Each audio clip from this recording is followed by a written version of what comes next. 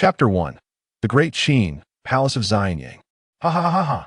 The immortal technique that belongs solely to me truly transcends life and death. Enough to overturn the ledger of Yama. The 10,000 Realms auction is indeed as legendary as rumored. The first emperor, Ying Zheng, instantaneously opened his eyes, enveloped in swirling mist. Waves of celestial energy manifested around Ying Zheng, illuminating his presence. As the supreme emperor, he was worthy of the immortal method, feeling the myriad mysteries of the celestial techniques coursing through him. Ying Zheng's mind drifted back to a scene from a few days prior. A few days ago, the 10,000 Realms auction had descended. It had drawn all beings from the myriad realms and the martial world into its fold. The items up for auction sent everyone present into a frenzy. No one was exempt. Even the first emperor was driven to madness. Immortal techniques, genuine methods for eternal life. I wonder what the background of that mysterious auctioneer is. If only I could befriend him. Ying Zheng mused with excitement. However, he quickly dismissed his trivial thoughts. The individual capable of auctioning such celestial techniques far exceeded the imagination of the first emperor. What he needed to do now was to gather more resources in anticipation of the next auction. Ying Zheng raised his head, his tone exuding unparalleled authority. Zhao Gao summoned Dong Huang Tai Yi, Li Si, and Zhang Han to the palace of Xianyang immediately. Understood. A figure shrouded in darkness swiftly appeared, responding with utmost respect. Moments later, Li Si, Zhang Han, and the mysteriously robed Dong Huang Tai Yi emerged within the palace. Ying Zheng's voice turned grave. Li Si, I command you to immediately gather all the heavenly materials and treasures, as well as the cultivation techniques possessed by the Great Qin, and deliver them to the palace of Xianyang. Simultaneously, issue orders for all sects to submit their techniques. Those who defy shall face execution. Dong Huang Tai Yi, Zhao Gao, Zhang Han, you are to lead the Yin Yang school, the net of heaven, and the shadow guards to mobilize. Within 3 days, the first batch of sect manuals must be presented before me. Upon hearing Ying Zheng's words, Zhao Gao and the others' expressions shifted, realizing this was a sweeping operation to purge the myriad schools. With an expectation of preliminary results within 3 days, the task was immensely daunting. Yet, commands were as unyielding as mountains, and defiance was futile. Understood. The Great Qin Empire found itself engulfed in unprecedented turmoil. At this moment, the central figure of the 10,000 Realms auction, Lin Sheng, was seated in his leisure hall, meditating. He slowly opened his eyes, a smile unconsciously curling at the corners of his lips. Having become the master of the 10,000 Realms auction after his transmigration, he could gain system rewards and grow stronger with each successful auction. During the last auction, both he and the recipients of the auction items had reaped abundant benefits. Lin Sheng's gaze fell upon the system panel before him. Host, Lin Sheng. Strength, 3rd stage perfection. Technique, Hongming Emperor Scripture. Wealth points, 135,000 points. Not bad. This next auction shall surely be a resounding success. Lin Sheng thought, beginning to swiftly browse the products in the leisure mall. Selecting auction items was an art form. The ideal auction items should meet the basic needs of the masses while catering to the particular desires of a select few strong individuals, ensuring that their prices would continually rise. Based on this principle, Lin Sheng began contemplating the individuals he would invite to the next auction, already formulating a plan in his mind. Before long, Lin Sheng had chosen 5 treasures, nodding in satisfaction. These 5 items will undoubtedly compel you to generously contribute your wealth points. Having finalized the auction items, Lin Sheng shifted his focus to the products in his store.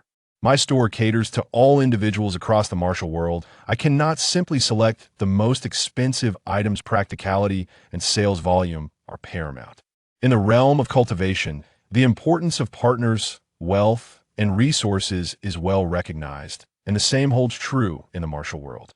Dan pills, weapons, techniques, and armors must not be overlooked. Soon, Lin Sheng completed his selection of all products and began to devise the location for his store. Considering the circumstances of the 9 provinces continent, he quickly came up with a plan. On the 9 provinces continent, the Great Sui Empire, eastern capital Luoyang. Within the palace, Yang Guang sat upon the throne. Below, a man clad in martial attire knelt, reporting, "Your Majesty, this is the detailed account of what transpired at the auction." Currently, the 10,000 Realms auction had become the hottest topic across the 9 provinces continent. As the emperor of the Great Sui, one of the 7 kingdoms of the 9 provinces, Yang Guang was instantly electrified upon hearing that Ying Zheng had acquired cultivation techniques capable of granting immortality to practitioners. He set aside his quest for beautiful maidens and the desire to suppress Goguryeo, promptly dispatching Yu Wenhua to locate a martial artist who had participated in the auction to gather more information. After listening, Yang Guang waved his hand, signaling for the man to be taken away, then turned his gaze to Yu Wenhua. "Yu Wenhua, what are your thoughts on this 10,000 Realms auction?"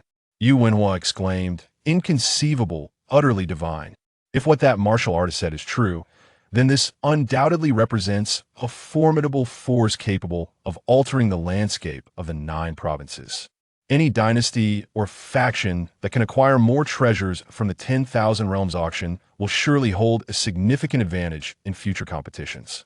Your Majesty, we must prepare accordingly." Yang Guang nodded.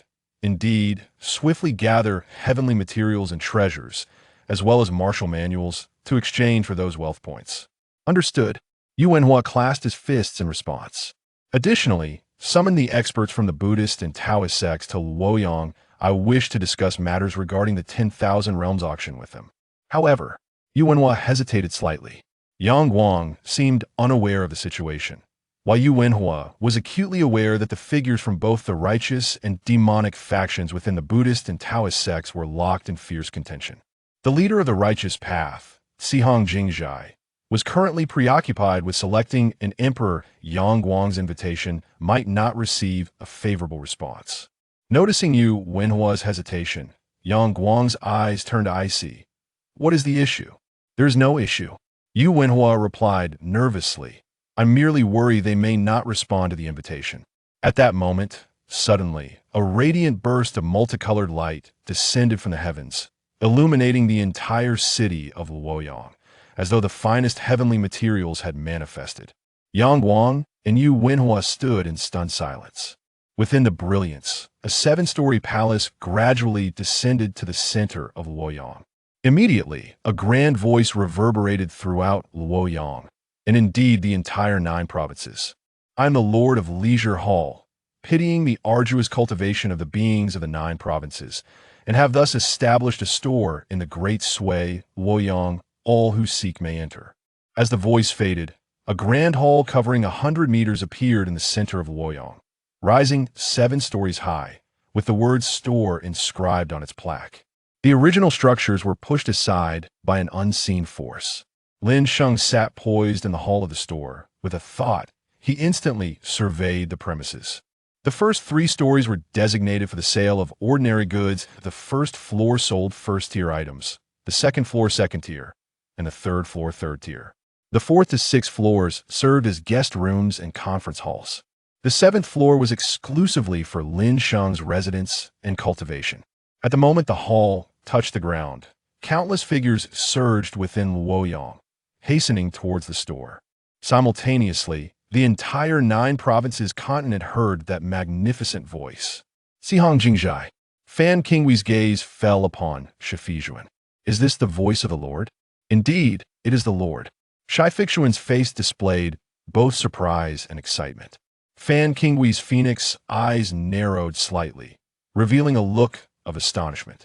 "The Lord must be in Luoyang, for he can project his voice to our Xiong Ba. Such cultivation is simply unfathomable." Shitian nodded.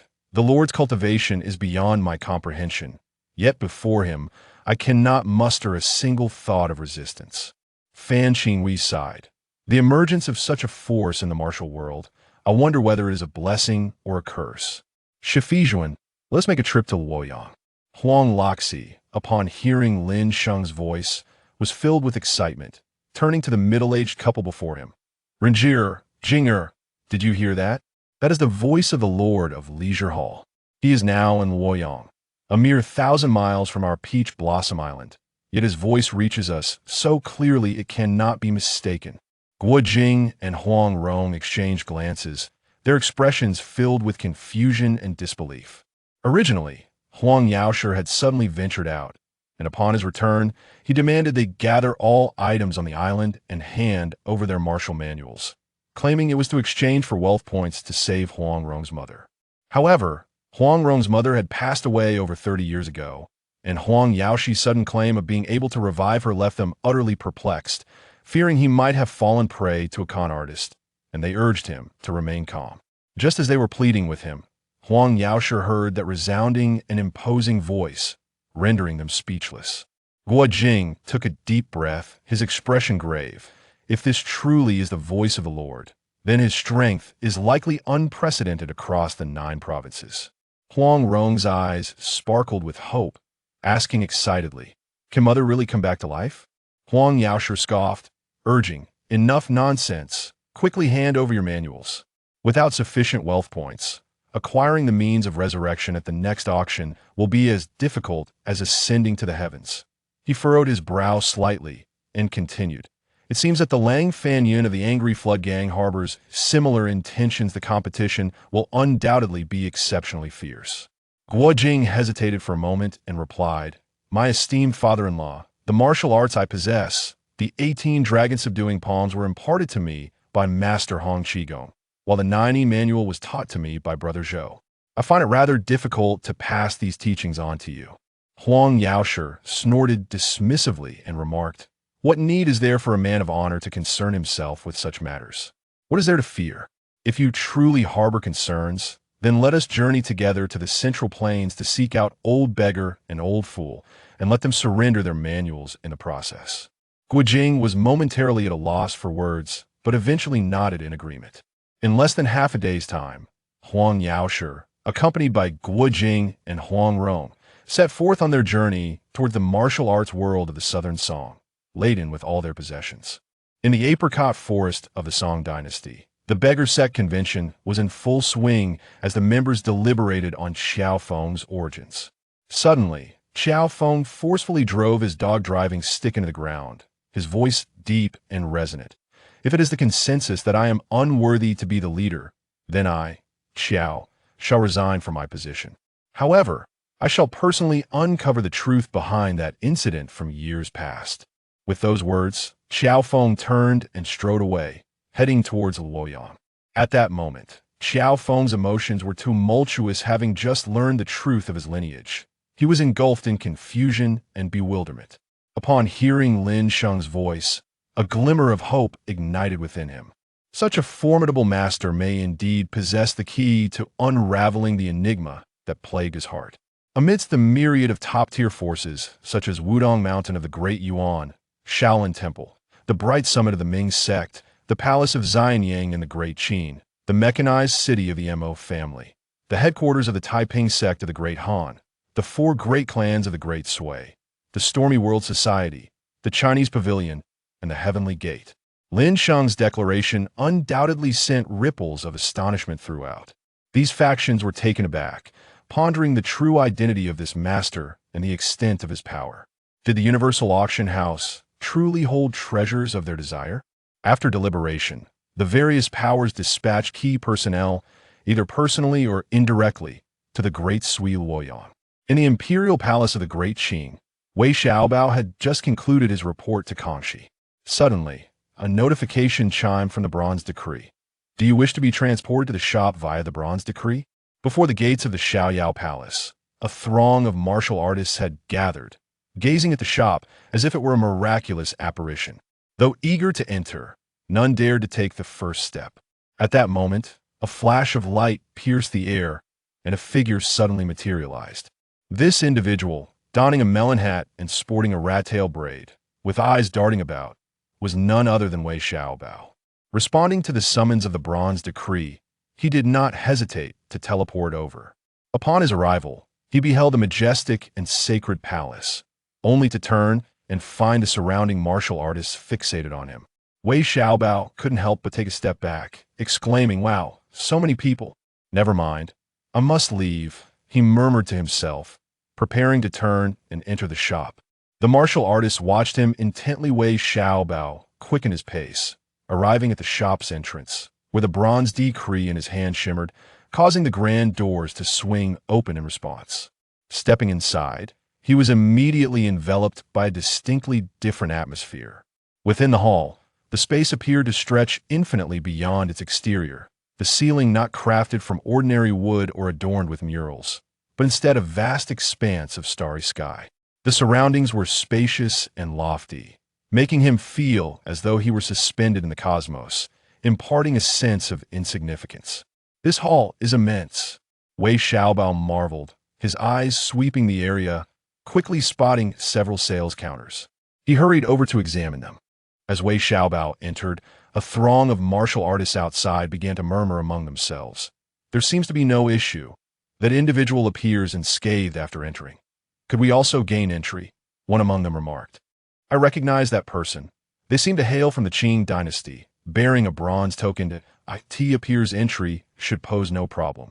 The crowd began to stir restlessly, with several martial artists unable to contain their excitement and hastily making their way toward the establishment.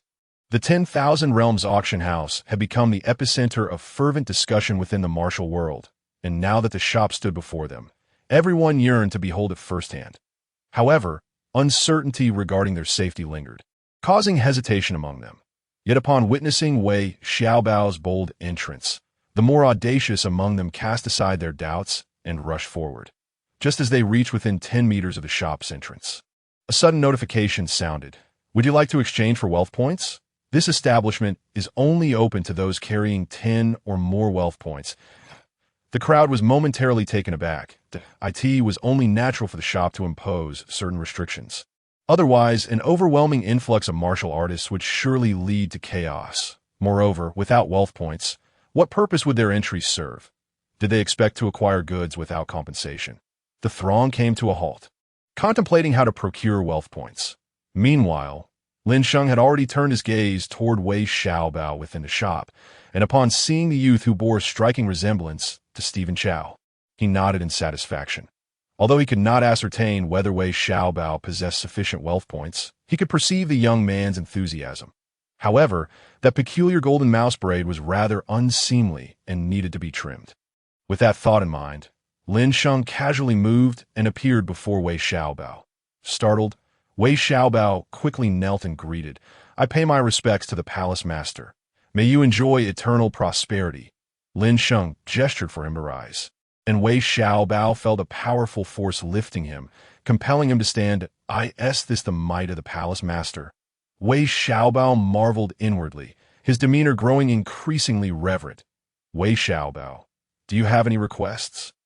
Lin Sheng inquired, suddenly recollecting his purpose for being there, to enhance his strength to confront Xiong Ba.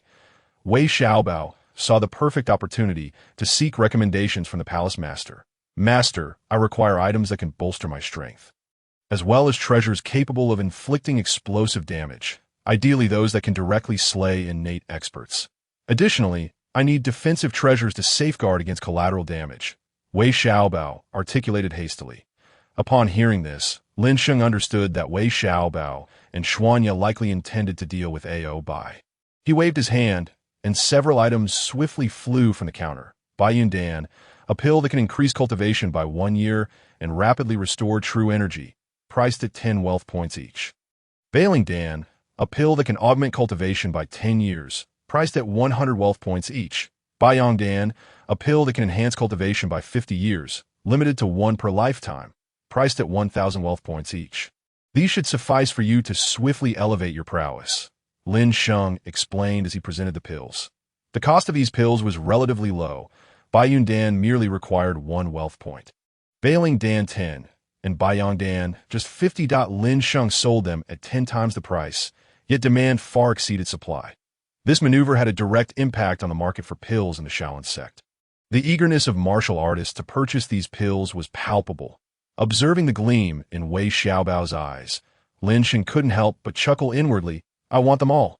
Wei Xiaobao exclaimed excitedly, promptly producing his bronze token. Do not rush. There are even better items, Lin Sheng replied with a slight smile. As more items began to soar through the air, the shop was now teeming with patrons. From his vantage point on the 7th floor, Lin Sheng estimated that over 3,000 people had gathered. Were it not for the special spatial laws within the shop, standing room would have been impossible. Lin Sheng nodded in satisfaction, noting that his earlier words had prompted Xiong Ba to exhaust his 10,000 wealth points. Upon returning upstairs, he was astonished to find such a multitude flooding into the shop in less than a quarter of an hour. It should be noted that the entry requirement was 10 wealth points, a price not easily borne by all martial artists. These individuals had to offer precious resources such as century-old ginseng or snow lotus, or possess advanced martial arts techniques to meet this standard. Did you think such martial artists were numerous? In truth, they were few. The social structure of any industry resembles a pyramid. Those capable of presenting such resources constitute a minuscule fraction. The majority of martial artists are merely ordinary low-tier practitioners, or even third-rate fighters. Although the shop was already quite crowded, Lin Sheng scanned the outside and discovered that the foot traffic was more than tenfold that of the interior. The more, the better. These individuals are walking wealth points, Lin Sheng mused, then focused on practicing with the exquisite Tao artifact, the Hunyuan Tower. As for sales? With such a vast establishment, surely there was a self-service checkout feature. Martial artists paused before the merchandise, occasionally exclaiming in awe, "What is this? Bai Yun Dan. Consuming one can enhance cultivation by a year and restore internal energy. Only 10 wealth points. Fury Pill, which instantly doubles combat power upon consumption. This is truly a miraculous remedy for a comeback. It only costs 50 wealth points. Desert Eagle, capable of piercing the defenses of martial artists below the innate realm, severing heads from 300 meters away with ease. What is this hidden weapon?" These exclamations reached the ears of Master Fangjing, whose expression darkened instantly. Fangjing had originally come to visit Master Jingtian of the Pure Thought Zen sect, only to unexpectedly encounter the arrival of the shop. As one of the top powers in the 9 provinces, the Buddhist sects, particularly Shaolin, had established their presence in the martial world through countless miraculous pills. Yet upon witnessing the array of pills within the shop, his heart sank. Ba, good, Fangjing murmured, prompting confusion among the disciples of the Pure Thought Zen sect nearby. "Master Fangjing, is there something amiss with the items in the shop?" one disciple inquired. Fangjing shook his head, sighing. Whether good or bad is difficult to assess, but it seems trouble is imminent for the martial world. The emergence of turmoil within the martial realm was inevitable, with the acquisition of superior items from a shop enhancing one's strength. The next step would be to devise means for amassing wealth points. Conflicts and violence were all too common in the martial world. Inside the shop, Lin Sheng retracted the Hunyuan Tower, pleased to observe the continuous influx of wealth points. "Indeed, in such a short span, I've already earned 100,000 wealth points. It seems the consumption levels in this martial world are quite substantial."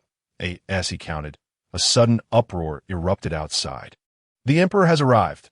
Palace Master, you ought to come forth and kneel in welcome." Lin Sheng's eyes narrowed as he rose. Outside the shop, martial artists parted to create a pathway, while the imperial guards of the Sui dynasty stood at attention on either side. In the center, Yang Guang, Yu Wenhua, and Yu Wudi approached with measured steps. Having heard of the shop's arrival, Yang Guang naturally sought to investigate, and as Yu Wudi reached the shop's entrance, he suddenly shouted, "Why are you not kneeling before His Majesty?" Lin Sheng emerged from the pinnacle of the 7th floor, casting a cold gaze upon Yang Guang and his entourage below. Under the weight of Lin Sheng's stare, Yang Guang and his companions felt an icy chill envelop them. Yu Wudi, seething with anger, bellowed, "Impudent! How dare you not kneel before His Majesty?" With a disdainful glance, Lin Sheng unleashed a flash of purple light, the formidable power of the Hongmeng Emperor's scripture bearing down upon them. Yu Wudi's body trembled violently, blood spurting from his mouth as he collapsed to the ground, incapacitated. "Wudi, what has befallen you?" Yu Wenhua rushed forward, witnessing Yu Wudi's pallid visage, clearly beyond recovery. The surrounding crowd was astounded, murmuring in disbelief at Lin Sheng's overwhelming strength. Heavens, Yu Wudi was slain by a mere glance from the palace master. Just how powerful is the palace master? Even innate experts cannot withstand his gaze. The crowd buzzed with speculation, yet Lin Sheng remained unfazed, He descended gracefully from the void, his presence exuding an unassailable aura. Yang Guang's eyes widened in astonishment as he beheld Lin Sheng approaching him. Lin Sheng halted before Yang Guang, coldly inquiring, "Is it you who wishes for me to kneel?" Lin Shengping stood quietly, an invisible pressure sweeping through the air, causing those around him in the martial world to feel as though a formidable will bore down upon them, making it difficult to breathe. They found themselves compelled to kneel, yet this oppressive force merely brushed past. Yang Guang's legs weakened, and he hastily spoke. "Master, you have misunderstood. Everything is the doing of Yuan Wudi. Who deserves his fate?" A flicker of resentment flashed in Yu Wenhua's eyes as he turned to Yang Guang. Observing Lin Sheng's continued indifference, Yang Guang quickly smiled and addressed him. "Master, it is our honor that the shop is established in the Great Sway." Yang Guang respectfully declared, "I hereby announce that everything within a mile surrounding the shop shall belong to it. Furthermore, I will present 10,000 taels of gold and 10,000-year-old ginseng roots to celebrate the shop's grand opening." Lin Sheng nodded, considering these gifts rather acceptable. The 10,000 taels of gold and 10 ginseng roots could be equated to approximately 2,000 wealth points. "The Emperor of Sway is being too courteous. Might I inquire the purpose of your visit?" Lin Sheng asked with an air of indifference. Yang Guang, noticing Lin Sheng's demeanor soften, promptly replied, "I have heard that Master intends to open a shop in Luoyang, and I came specifically to congratulate you." Lin Sheng acknowledged. "Your congratulations have been received. If there is nothing further, you may take your leave. I would not wish to impede the business of my shop." The surrounding martial practitioners gasped in awe, marveling at Lin Sheng's commanding presence. Yang Guang appeared somewhat awkward, but quickly regained his composure, stating, "There is one more matter. I have heard that Master is poised to host a second auction, and I wish to apply for a bronze token to participate." Lin Sheng nodded in affirmation. "It was already designated for you." Take a tea. As he spoke, Lin Sheng handed Yang Guang a bronze token. Yang Guang accepted it, overwhelmed with gratitude. "Thank you, Master." Lin Sheng succinctly explained the token's purpose, and Yang Guang immediately expressed his intention to exchange sufficient wealth points. "You may go." Lin Sheng gestured for Yang Guang to depart. Once Yang Guang saw Lin Sheng move away, he let out a sigh of relief and glanced at the fallen Yuan Wudi, shivering involuntarily before hastily returning to the palace. Upon reaching the 7th floor, Lin Sheng had already devised a new plan. With only 2 days remaining until the second auction, the distribution of the tokens should commence. Accordingly, Lin Sheng initiated the issuance of the bronze tokens for the Myriad realms based on the candidates he had previously determined. In the grand forbidden city of the Qing dynasty, Wei Xiaobao was reporting to Kangxi, "Your Majesty, rest assured, I have prepared sufficiently powerful weaponry to ensure the swift defeat of Xiong Ba. Summon him to the palace at once." Kangxi, of short stature and marked by a pockmarked visage, nodded gravely and stated, "Since you are so confident, let us take the gamble and summon Xiong Ba to discuss matters concerning the auction of the Myriad realms." In both fiction and historical accounts, Kangxi is portrayed as a man of great impulsiveness and narrow-mindedness. Had he not possessed such traits, he would not have dared to act against Xiong Ba immediately after stabilizing the Qing regime. Nor would he have pressured him to reduce his fiefdom even as Wu Sangu aged at this moment. Having heard Wei Xiaobao's confidence, the increasingly exasperated Kangxi resolved to take action against Xiong Ba. Soon after, within the Tianxia Palace, Kangxi and Wei Xiaobao stood tense, fixated on the entrance. Outside, Xiong Ba strode in with measured steps, upon hearing of the Emperor's summons and the discussion regarding the auction. Xiong Ba's interest peaked. He had heard several rumors about the auction and thought perhaps the young Emperor might possess some insights to share. However, as soon as he entered the Tianxia Palace, Xiong Ba noticed the numerous young guards stationed on either side. Sensing something amiss, he scoffed. "Didn't the Emperor summon me to discuss the auction? Why the presence of so many guards?" Kangxi feigned calmness, saying, "We shall discuss the auction shortly. I have heard that you, Xiong Xiaobao, are the greatest hero of the Manchus. I wish to witness it firsthand." Surely, Xiong Xiaobao is not afraid? Upon hearing this, Xiong Ba laughed heartily. "Ah, afraid? What do I have to fear from these children who have yet to grow their first hair?" Kangxi replied coldly, Bai, do not underestimate us. Today is your day of reckoning. With that, one of the guards could no longer contain himself and rushed forward. A mere glimmer of a grain dares to compete with the sun and moon. Bai disdainfully sneered as he unleashed his strength, sending all the attacking guards flying. Get lost, he bellowed, shaking his arms, causing the last two guards to also be flung aside. Just then, a gunshot rang out, causing Bai to halt, slowly turning to face Kangxi and Wei Xiaobao. Wei Xiaobao stood firm, brandishing a silver desert eagle, smoke curling from its barrel. Kangxi, filled with excitement, inquired, Is he dead? Suddenly, Bai's body trembled, and a bullet flew back from his chest, with a rip. Bai's official robe shredded, revealing his muscular, bronze skin. 13 bodyguards practicing the golden bell shield. Kangxi and Wei Xiaobao exchanged panicked glances, aghast at the sight.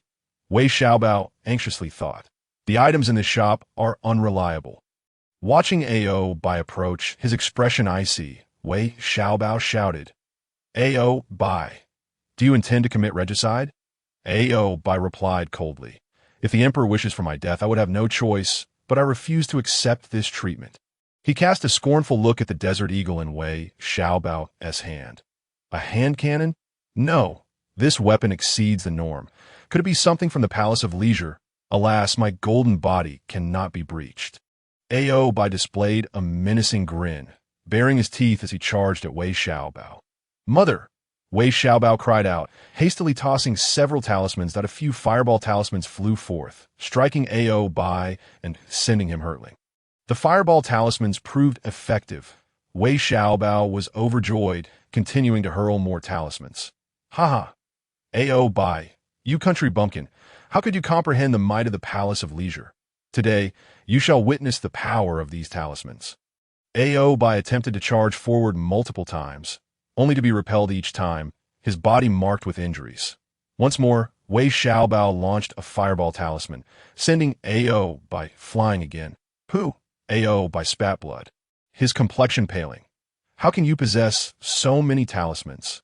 Humph, your grandfather has even more formidable ones, Wei Xiaobao declared, producing a flying sword talisman that transformed into a sword aimed at Bai.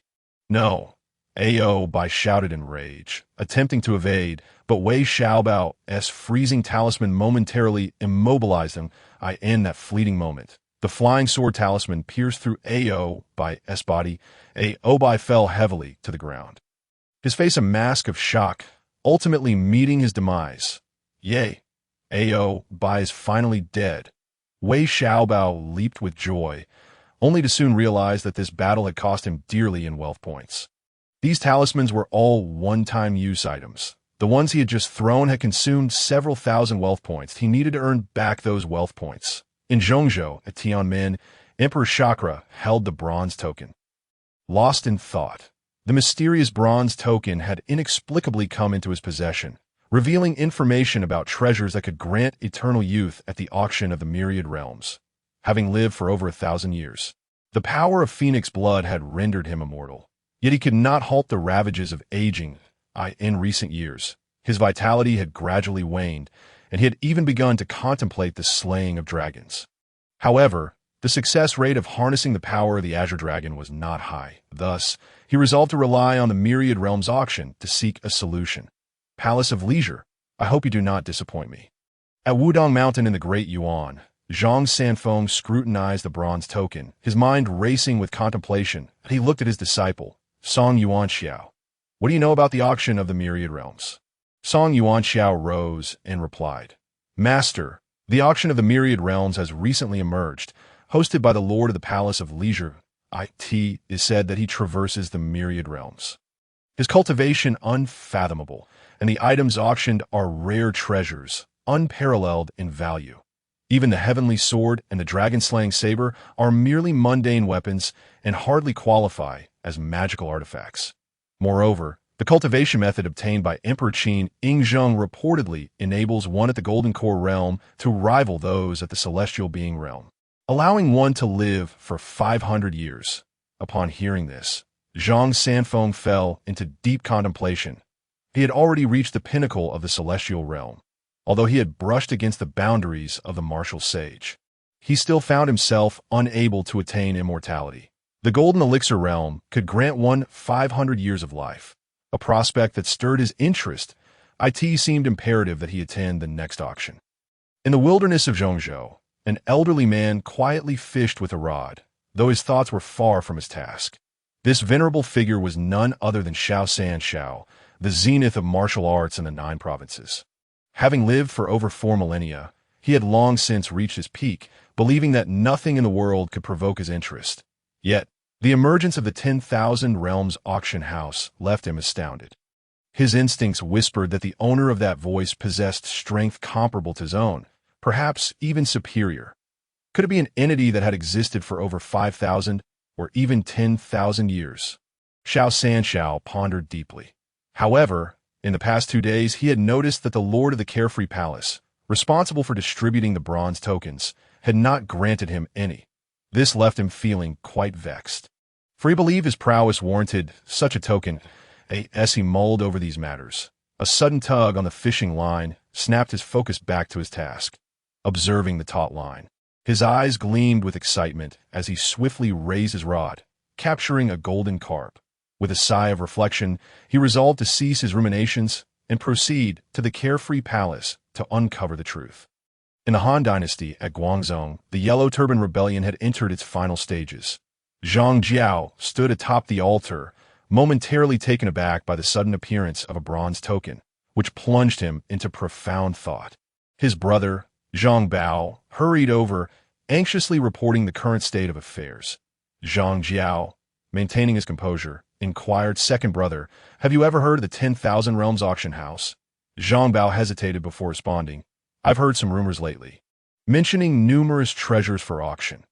I even heard that the first emperor participated, though I cannot ascertain the truth." That a flicker of interest ignited within Zhang Jiao, who murmured to himself, "If the rumors hold any merit, the master of that auction house may far exceed my own strength."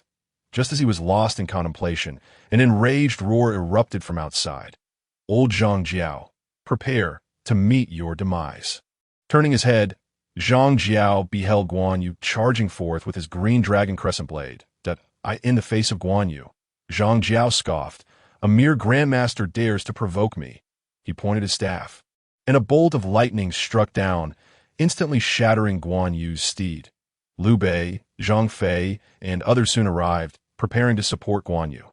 Zhang Jiao, brimming with arrogance, proclaimed, "You shall never comprehend the might of the yellow heaven." On the altar, Zhang Jiao cast a spell to invoke the Thunder Prison, unleashing a tempest of lightning and thunder upon Guan Yu and his allies.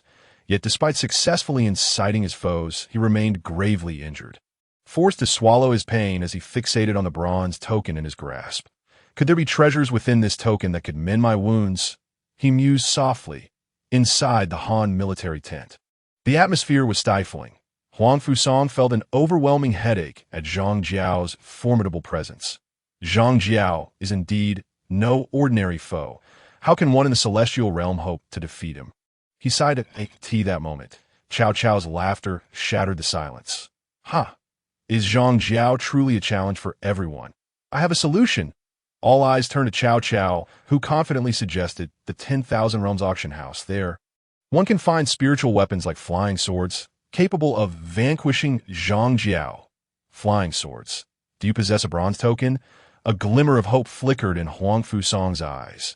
Cao Cao grinned as he produced a bronze token, explaining, "With sufficient wealth points, one can ascend to a silver token, allowing 2 individuals to participate in the auction." Upon hearing Cao Cao's plan, the crowd was electrified. He continued, "By acquiring a flying sword, Zhang Jiao will be no match." Yuan Shao and Huang Fusang nodded in agreement, resolved to support Cao Cao's scheme. Thus it was decided. After the auction, Zhang Jiao's demise would surely follow. As time raced on, the second auction of the 10,000 Realms auction house finally commenced. Various factions entered the Carefree Palace with their bronze tokens, preparing for the impending auction. Zhu Wushi stood within the grand hall, surveying his surroundings and feeling a sense of pride at the sight of individuals from the great Ming's martial world. "Ding! Congratulations, esteemed silver-level user of the Carefree Palace. Your rank has risen, granting you access to the auction's private box. Will you enter? Hearing the notification, Zhu Wusher's heart swelled with joy. His bronze token had upgraded to a silver token, signifying greater privileges. Indeed, opportunity had arrived. That he smiled at the crowd, noticing Lang Fanyun also gazing in his direction. The two exchanged knowing smiles before making their way to the private box as the auction commenced. More elite figures emerged. This hall is magnificent. The aura here is so dense. I feel my cultivation advancing. That is this truly the legendary carefree palace. In a lavishly decorated private box, Zhang Sanfeng sat in quiet repose, eyes closed in meditation, absorbing the rich aura and profound laws within the carefree palace. Beside him, Song Yuanxiao reported, "Master, many participants have gathered for this auction, hailing from various factions across the 7 nations of the 9 provinces. Yet, the Qing faction appears scant, with only a minor eunuch present. The reason remains unclear." Zhang Sanfeng replied calmly, "The martial world of the Qing nation is inherently weak, with their highest being merely at the innate level. Naturally, the palace master does not regard them with any significance." That he continued, "However, many top-tier forces and royals from the 9 provinces are present. This auction will likely be fiercely competitive. Since we are here, we shall make the most of it." Zhang Sanfeng sighed, feeling a bit more at ease. Just as the two conversed, a radiant light suddenly illuminated the auction stage, revealing a formidable figure before them. This presence resembled a divine being, towering at 100 meters, radiating a sacred glow akin to the manifestation of a primordial spirit. A staggering aura swept across the auction hall, silencing the previously boisterous crowd, leaving everyone in hushed reverence. Zhang Sanfeng abruptly sat upright, eyes wide with astonishment. This pressure is reminiscent of the celestial realm's might. Could this be the path ahead? The figure was none other than Lin Sheng, a cultivator at the pinnacle of the 3rd stage, equivalent to a grand ascendance expert in the cultivation system, whose primordial spirit's manifestation instantly captivated the entire auction hall. "Salutations, Palace Master." The martial figures within the hall rose in unison, reverently bowing before Lin Sheng's primordial spirit. Those who had not yet reacted quickly stood and offered their respects. Observing this, Lin Sheng raised his hands, and in an instant, thousands stood in perfect alignment. His primordial spirit gradually retracted, and his towering form swiftly coalesced into a human shape, standing upon the auction stage. Scanning the hall, Lin Sheng nodded inwardly, satisfied. Over 3,000 guests had arrived, most of whom were affluent and powerful. Among them were 5 supreme private boxes, entry to which required a minimum of 1 million wealth points. Today promised to yield great rewards. Lin Sheng felt a surge of joy within. Compared to the previous auction, this event was truly formal, with participants well-prepared and wealth points abundant. This time, victory was assured. Lin Sheng smiled as he addressed the crowd. "Welcome to the 2nd auction of the 10,000 Realms Auction House.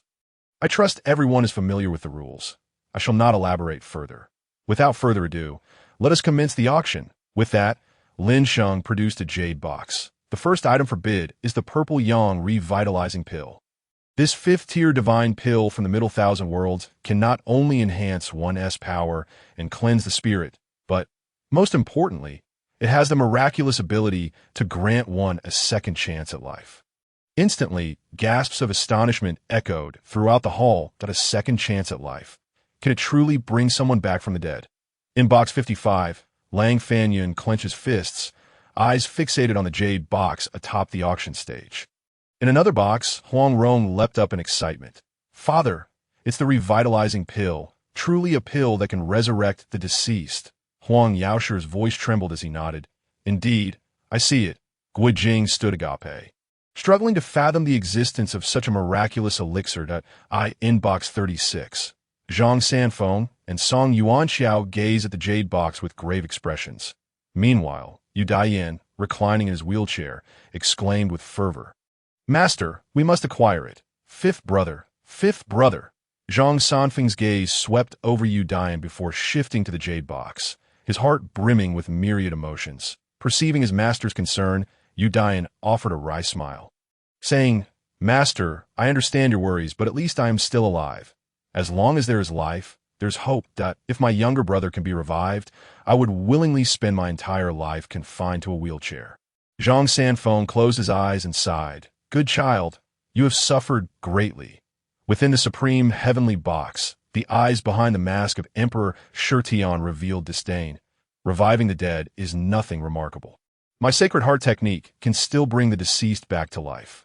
Yet, Lin Sheng continued, while some divine abilities can indeed revive the dead, most are mere tricks, requiring the spell to be cast immediately after death. If too much time has passed, resurrection becomes impossible.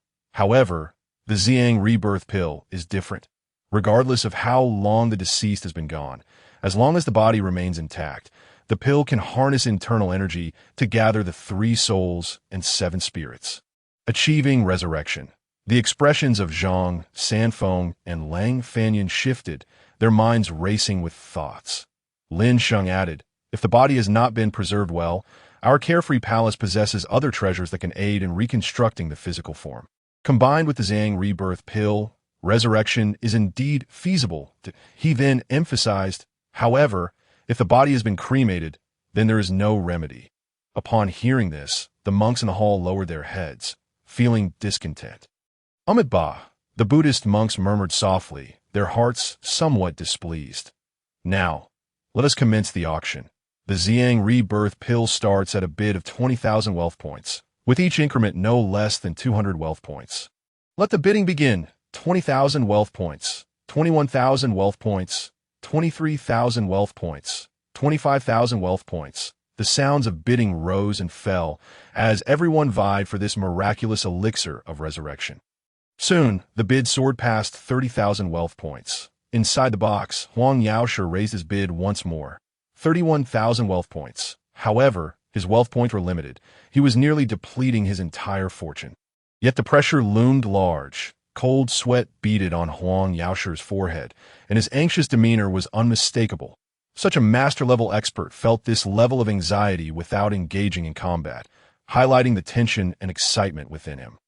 Guojing and Huang Rong, observing their father's state, could not help but feel anxious, worry etched on their faces. Yet, it was not only they who felt the pressure. In another box, Lang Fanyan also sensed the strain. Gripping his rain-covering sword tightly, 40,000 wealth points. Lang Fanyan called out a higher price. Although the angry flood gang boasted substantial resources, he remained uncertain whether he could secure the pill. Within the supreme heavenly box, Emperor Shitian's expression grew complex. He had not anticipated that the Xiang rebirth pill could revive lives lost for many years. What sort of power lay behind this? My Sacred Heart technique relies on the power of phoenix blood to revive recently deceased individuals. So what distinguishes this Xiang rebirth pill? Perhaps it could even slow my aging process. 50,000 wealth points. Emperor Shitian could no longer contain himself and entered the bidding. This bid rendered the auction hall silent, as everyone realized it was the first offer from the supreme heavenly box. The 5 individuals within the box were undoubtedly the most formidable competitors. Complicating the auction further, in the box occupied by Ying Zheng. He gazed at the auction stage, a playful smile gracing his lips. Lic. Do you know who placed that bid? Ying Zheng inquired. Lic shook his head. Your Majesty. The voice was deep and cold, suggesting a formidable presence. Yet I have not heard of him and do not know his identity. Ying Zheng frowned slightly, but refrained from pressing further. He held little interest in this auction item. This holds no significance for me. Thus, I am rather curious to see who will ultimately acquire it. Zhang Sanfeng furrowed his brow and raised the bid again. 51,000 wealth points. 52,000 wealth points. Lang Fanyan countered without hesitation. 55,000 wealth points. 56,000 wealth points. 60,000 wealth points. 63,000 wealth points. The pace of bidding quickened, and Lin Sheng was inwardly delighted. The Xiang rebirth pill, though precious, cost merely 4,000 wealth points to produce, and now the price had exceeded tenfold, with bright prospects ahead. 80,000 wealth points. Huang Yaoshe gritted his teeth and increased his bid, drawing close to exhausting his entire wealth. With Huang Yaoshe's increment, only 5 strong competitors remained in the bidding arena. 85,000 wealth points. The voice from Yao Yu resonated again. her bid startling those around her. Her companion, Lin Sheng, wished to dissuade her, but ultimately fell silent. Her expression tinged with concern at 86,000 wealth points. 88,000 wealth points. 90,000 points. The bids continued to climb, the atmosphere thickening with tension. 100,000 points. Yao Yu's voice rang out venomously, her expression interwoven with anger and anguish. I must resurrect that despicable man. How dare he choose my maid over me? Her tone dripped with resentment, revealing her madness. Lin Sheng observed her expression, a chill running down his spine as he silently lamented. Encountering such a lunatic is truly terrifying. Yet 100,000 wealth points marked the limit for many bidders. Lin Sheng, however, felt even more exhilarated. Huang Yaoshir's complexion paled further, his hands trembling, acutely aware this was his breaking point. I cannot afford to lose. A hen is still waiting for me, Huang Yaoshir murmured. Feeling the weight of responsibility, he turned to his son-in-law. Jing, Jinger, I implore you, exchange the dragon's subduing 18 palms and the left and right fighting techniques for wealth points.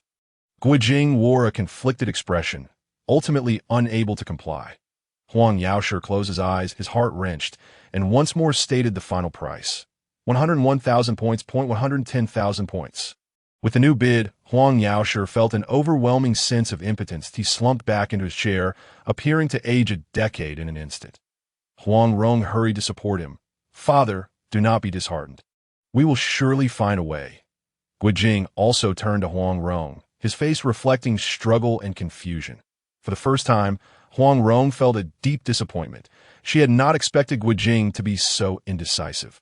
120,000 points. Zhang Sanfeng could no longer hold back. Stepping to the window of the box, his eyes fixed intently on the Xiang rebirth pill. 150,000 points. Lang Fanyun countered fiercely, not backing down. 190,000 points. Zhang Sanfeng summoned his last reserves, bidding with all his might. 195,000 points. Zhang Sanfeng raised his bid again. Utterly exhausted.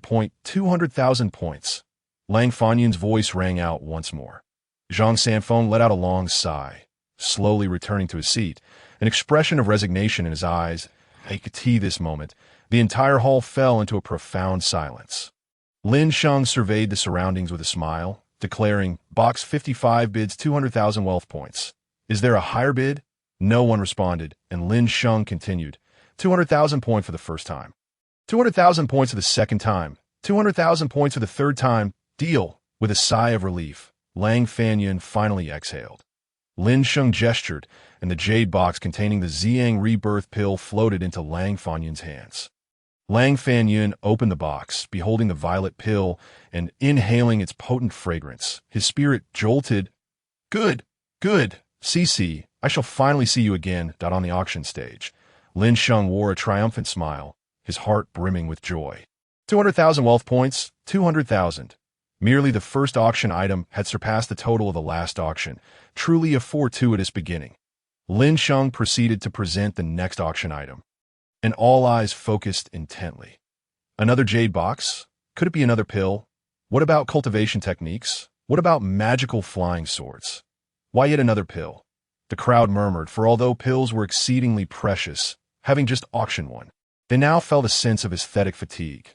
Lin Sheng, observing their expressions, could not help but smile inwardly, thinking, these people will never guess what lies within the box. Suddenly, he opened the jade box. In an instant, an overwhelming aura swept through the entire auction hall that the formidable marshal will surge forth, causing everyone to feel as if an immense force, akin to mountains and seas, was bearing down upon them. As though a primordial beast had awakened. Vaguely, a towering figure appeared, exuding dominance as if ready to battle the world. Its ferocious presence made the surrounding elite warriors fall one after another. Within the private room number 3, Emperor Shitian abruptly stood, a phoenix apparition rising behind him, shielding him but a martial saint expert. This was undoubtedly the presence of a pinnacle martial saint.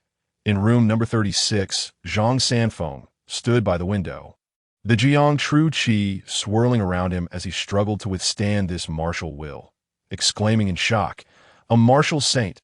In room number 10, Zhang Jiao coughed up blood, his eyes filled with astonishment as he stared at the jade box on the auction stage. A relic of the martial saint. A flicker of madness crossed Zhang Jiao's face. Observing the reactions of everyone in the hall, Lin Sheng smiled slightly and closed the jade box in his hands. He surveyed the hall and slowly spoke. The second auction item is a martial golden elixir from the peak martial saint of a martial world. This elixir encapsulates the lifetime experiences and vast true essence of this martial saint. Consume it, and you shall instantly become a master of the celestial realm. Furthermore, with the experience and will of this pinnacle martial saint, you can condense your own martial golden elixir and ascend to the rank of a martial saint. The lifespan of a martial saint can reach 500 years, and their combat prowess is unparalleled. In all the third-tier small thousand worlds, the martial saint is nearly the most powerful existence. Second only to the terrestrial immortals. Do you aspire to grow stronger? Do you wish to live for 500 years? Then, come forth to bid. The starting price for the pinnacle martial saint golden elixir is 50,000 wealth points. With each increment no less than 1,000 wealth points, the bidding begins. As his voice fell, the entire auction hall fell into silence. All eyes were fixed on the jade box in Lin Sheng's hands, and no one made immediate bid. This was the legendary martial golden elixir that only a martial saint could condense. Securing it would allow one to effortlessly become a top-tier master of the martial world, enjoying untold riches and glory. However, with a starting price of 50,000 wealth points, the vast majority were unable to participate in the bidding. The only true contenders were the esteemed guests in the Tianxia private rooms. Soon, the gazes of the crowd began to shift towards the upper boxes. In room number 3, Emperor Shitian retracted the phoenix apparition behind him, calmly contemplating that he understood that the strength of this martial saint far surpassed his own, even exceeding that of Wu Wudi, who had previously defeated him. Although Emperor Shitian had barely become a martial saint through the power of phoenix blood, the gap between him and a true pinnacle martial saint was considerable. He knew that only by growing stronger could he prolong his life, and now was the opportunity to do so. 100,000 wealth points. Emperor Shitian was the first to bid, instantly sealing off the path for the martial figures in the hall to compete. Lin Sheng smiled faintly, observing the rising bids. Although the price of the Xiang reviving pill was high, it catered only to specific seekers, while this martial golden elixir was entirely different. 110,000 wealth points. 120,000 wealth points, 130,000 wealth points, 150,000 wealth points. The price continued to climb, the atmosphere growing tense. 200,000 wealth points. A celestial voice emanated from room number 4. Countless individuals in the hall revealed expressions of rapture. This voice seemed to carry an ethereal quality, sending tremors through the entire auction venue. In room number 13. A formidable middle-aged man suddenly opened his eyes, his gaze sharp as it turned toward the Tianxia box. She has come as well? He muttered to himself, gripping his blade more tightly. In room number 4. Shi Feishuan stood behind Fan Qingwei, quietly observing the auction stage. The abbess of the day sways righteous path and the leader of the Cihong Jingjai. Fan Qingwei calmly assessed the value of the martial golden elixir. Feishuan, do you know why I'm bidding for this martial golden elixir? After a moment of contemplation, Shi Feishuan replied, is it to grow stronger? Fan Qingwei nodded, then shook her head. Yes, but not solely for that. Are you aware that our Cihong Jingjai is currently in extreme peril? Shi Feishuan gasped. Fan Qingwei sighed. Although our Cihong Jingjai leads the Day Sui's righteous path, I was injured in my early years. My strength has remained stuck at the pinnacle of the Grandmaster level, unable to break through. We possess wealth and the Cihong Sword Classic, yet lack sufficient strength. The situation is dire. This auction must grant us strength. The martial golden elixir is crucial for us. Shi Feishuan nodded. Disciple understands. 250,000 wealth points. Just then, in room number 1, Ying Zheng calmly announced a bid. Fan Qingwei frowned slightly, a flicker of displeasure in her eyes. Ying Zheng remained expressionless, appearing remarkably composed.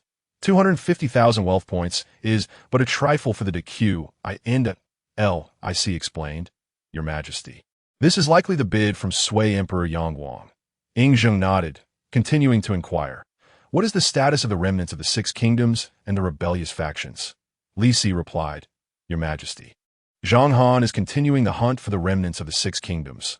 Most of the rebellious factions have cooperated, with only the Mo family resisting. That a glint of coldness flashed in Ying Zheng's eyes. The Mo family is being obstinate. If so, eradicate them.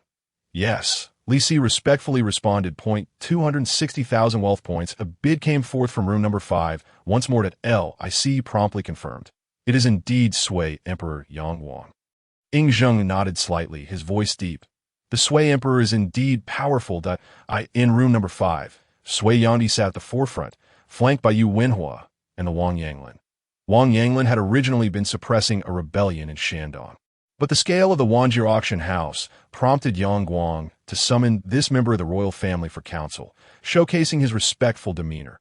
Uncle, do you know how many martial saint experts exist in this world? Yang Guang greedily gazed at the martial golden elixir on the auction stage, turning to inquire of Wang Yanglin.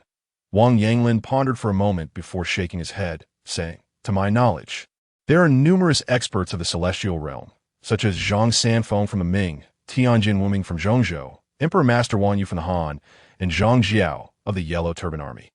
However, I have yet to hear of any martial saints." Yang Guang nodded, excitement flickering in his eyes. "Then, if I secure this martial golden elixir and consume it, shall I not become a martial saint and the foremost figure in the world? Perhaps even the mightiest of emperors." Yu Wenhua and Wang Yanglin exchanged glances, their expressions somewhat dazed. Clearly, Yang Guang lacked a full understanding of the terror of a martial saint, believing that anyone could easily break through to become one. However, Wang Yanglin did not directly dissuade him, instead nodding. "In theory, yes. However, the Hall Master just mentioned that consuming the martial golden elixir will only swiftly elevate one to the celestial realm, to break through to martial saint. Further opportunities are required. The celestial realm is already sufficient, and who knows if I have such opportunities?" A confident smile appeared on Yang Guang's face. As the auction progressed, the price of the martial golden elixir continued to soar, swiftly reaching 300,000 wealth points. Yang Guang did not hesitate to bid again. 310,000 points. At this moment, Yang Guang brimmed with confidence, believing that the wealth foundation of the Desui could easily suppress all. Yet at this instant, a cold, mechanical voice rang out, raising the bid by a staggering 90,000 points. 400,000 points. This caused Yang Guang's expression to stiffen instantly. It was from room number 2. Wang Yanglin's expression changed. This box had remained silent until now, yet suddenly raised the bid by such an astonishing margin, astonishing everyone present. That it has undergone voice modulation, not using its original sound, Yu Wenhua coldly analyzed. The use of voice modulation technology within the box clearly indicated that this mysterious guest was exceptionally powerful. Curiosity arose among all as to who this guest in room number 2 could be. Within room number 2, only one person sat, surrounded by dim light that cast a young and indifferent face. He wore a bright yellow dragon robe, unmistakably the emperor of the Ming Empire, Zhu Hozhao. No one knew that the largest underground force in the Ming Empire, the Qinglong Society, was actually controlled personally by Zhu Hozhao. Zhu Hozhao was not as debauched and tyrannical as the outside world believed. In truth, he had already thoroughly investigated all the ambitions of the iron-willed Zhu Wushi behind the scenes. However, Zhu Hozhao's personal strength had always been relatively weak. Despite years of martial training, he remained at the innate level. Yet now, with the emergence of the martial Dao Golden Pill, he saw a glimmer of hope for a breakthrough. That if he could obtain the martial Dao Golden Pill, he would be able to ascend to the celestial realm, and perhaps even reach the level of a martial sage, thereby completely subduing Zhu Wushi. Zhu Hozhao calculated calmly. Once he acquired the martial Dao Golden Pill, he would lead the Ming dynasty to unify the 9 provinces. At this moment, Lin Sheng on the auction stage was taken aback by the bid, exclaiming, "Wow, this Emperor Zhengde truly possesses audacity." He opened with a bid of 400,000 points. What a shock. Lin Sheng's perception of this emperor began to shift. The distinguished guest in the second VIP box had offered 400,000 wealth points. Was there a higher bid? Before Lin Sheng could finish his sentence, a voice from the third box announced 401,000. Then came 420,000, 450,000, 600,000 wealth points. Zhu Hozhao's bid once again silenced the entire room. As if all were subdued beneath his might, the attendees murmured amongst themselves, their gazes fixated on this enigmatic figure. Zhu Hozhao maintained his composure, continuing with a bid of 600,000 points. 700,000 wealth points, and he remained unfazed at this moment. Even Ying Zheng was left speechless. The individual in the second box was clearly playing by their own rules. Zhu Hozhao continued to bid calmly. 601,000 wealth points. Ying Zheng chose to concede 700,000 wealth points. Zhu Hozhao remained unhurried, countering with 701,000 wealth points. Yang Guang was now fraught with anxiety, shouting 800,000 wealth points. This was indeed a fierce bid. Yang Guang nearly spat blood in his fervor. Your Majesty. Yu Wenhua and Yang Lin hurriedly stepped forward to support him. Lin Sheng on the auction stage was also astonished by this string of high bids. He had never anticipated that the martial Dao golden pill could fetch such an exorbitant price. What was truly needed was not merely resurrection, but an enhancement of strength. Lin Sheng inwardly lamented. 800,000 wealth points. Is there a higher bid? The hall fell into silence, as the other VIP boxes could no longer compete. Ultimately, the second box emerged as the sole victor of the martial Dao golden pill. If no one else bid higher, 800,000 wealth points. First time. 800,000 wealth points. Second time. Lin Sheng surveyed the hall once more, particularly noting the attendees in the Tianxia box, observing their lack of reaction. He continued, 800,000 wealth points. Third time. Sold. Congratulations to the friends in the Tianxia second box. With that, the auction concluded, and a cacophony erupted in the venue. My goodness. 800,000 wealth points. That's far too expensive. I couldn't possibly afford it. You worry too much. You're worth at most 80 wealth points. The martial Dao golden pill. I truly wish to know who resides in the second Tianxia box, regardless of their identity. It would not be long before a bona fide martial sage emerged in the martial world, which was quite an exciting prospect. A discussion swirled among the crowd. Lin Sheng completed the transaction with Zhu Hozhao.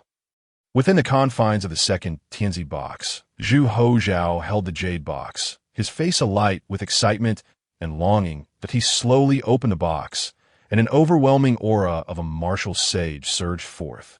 Though it was much gentler than the energy Lin Sheng had previously emanated. Upon seeing the glowing martial Dao golden pill within, Zhu Hozhao could no longer contain himself, swiftly placing it in his mouth. In an instant, a vast energy erupted within him, accompanied by a flood of experiences and memories into his mind, causing his body to instinctively begin to channel the martial arts techniques. As he progressed through the techniques, his momentum soared rapidly.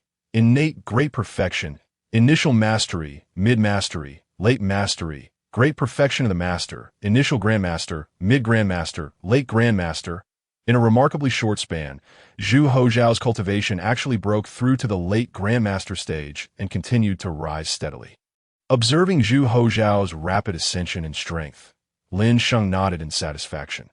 Thankfully, the Tianxia box was insulated from the aura and scrutiny, or else the attendees in the hall would undoubtedly be left dumbfounded.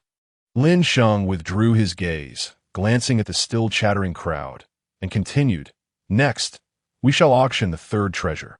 Upon hearing this, the hall fell silent instantly. All eyes turned to Lin Sheng, eagerly anticipating the unveiling of the third auction item. The shock from the previous item had been immense, and everyone was impatient to discover what the third treasure would be. Noticing the expectant gazes, Lin Sheng smiled slightly. This time, he did not flip his hand, but instead waved his right hand, transforming the space behind him into a vast starry sky. Then, a thunderous roar resonated, a colossal bear, towering 100 meters and exuding a ferocious aura, materialized in the starry expanse, opening its massive mouth as if capable of swallowing an entire house, pounding its chest with great force, unleashing a series of deafening roars. The fierce aura swiftly enveloped the hall, causing the faces of all present to change dramatically. This level of might even surpassed the celestial realm. How could such a beast be up for auction? After a brief moment, the crowd's attention shifted back to Lin Sheng. Ignoring their gazes, he waved his hand, and the giant bear instantly transformed into a beam of light, landing within the beast control token he held. Raising the token, Lin Sheng began to introduce. This auction item is a Tier 3 ferocious beast, the Titan Bear. Its temperament is volatile, possessing immense destructive power, comparable to that of the celestial realm, capable of battling even martial sage-level experts. Acquiring it means you have a martial sage-level guardian at your disposal. Whether for combat, defense, or warfare between nations, the Titan Bear is a formidable war machine.